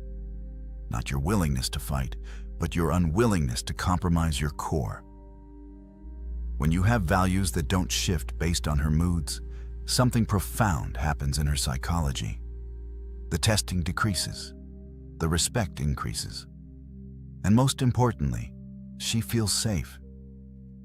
Not the safety of weakness that says yes to everything, but the safety of strength that can say no with love. The biological truth no one wants to admit is that attraction isn't built on agreement. It's built on polarity. When you become whatever she wants moment to moment, you cease to be a distinct entity. You become an extension of her, and nobody is attracted to themselves. Your values, your unshakable principles, your lines in the sand, these create the masculine frame she can dance within. I watched a man walk away from $10 million because the deal required him to betray a partner who trusted him.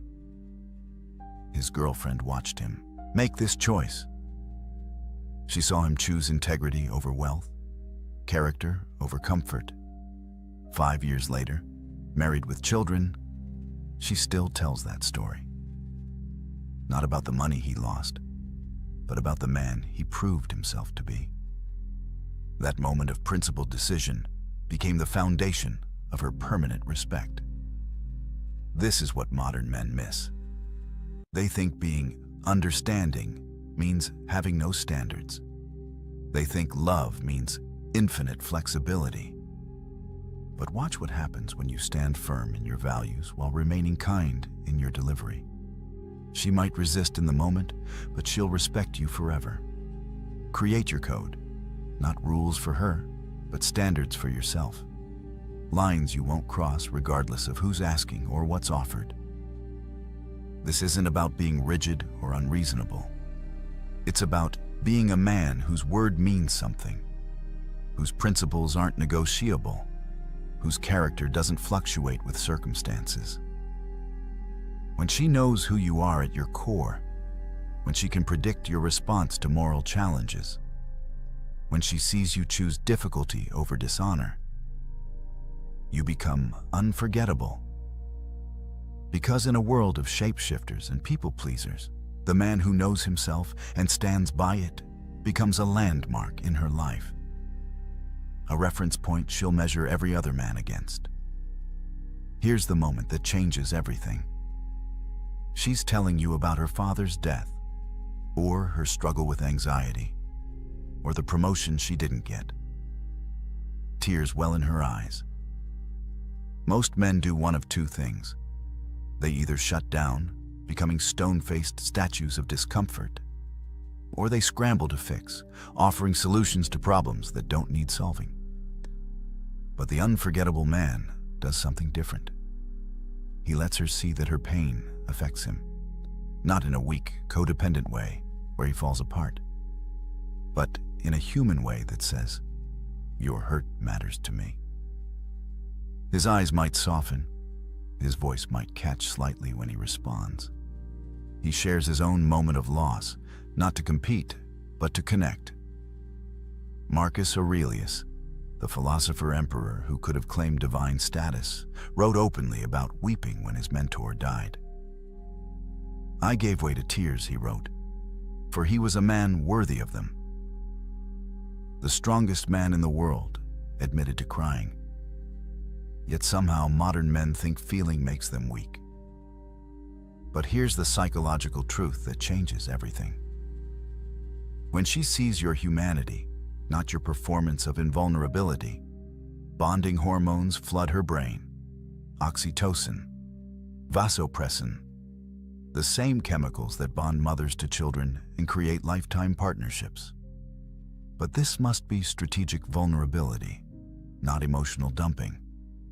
There's a massive difference between sharing your depth and drowning her in your dysfunction. The man who tells her about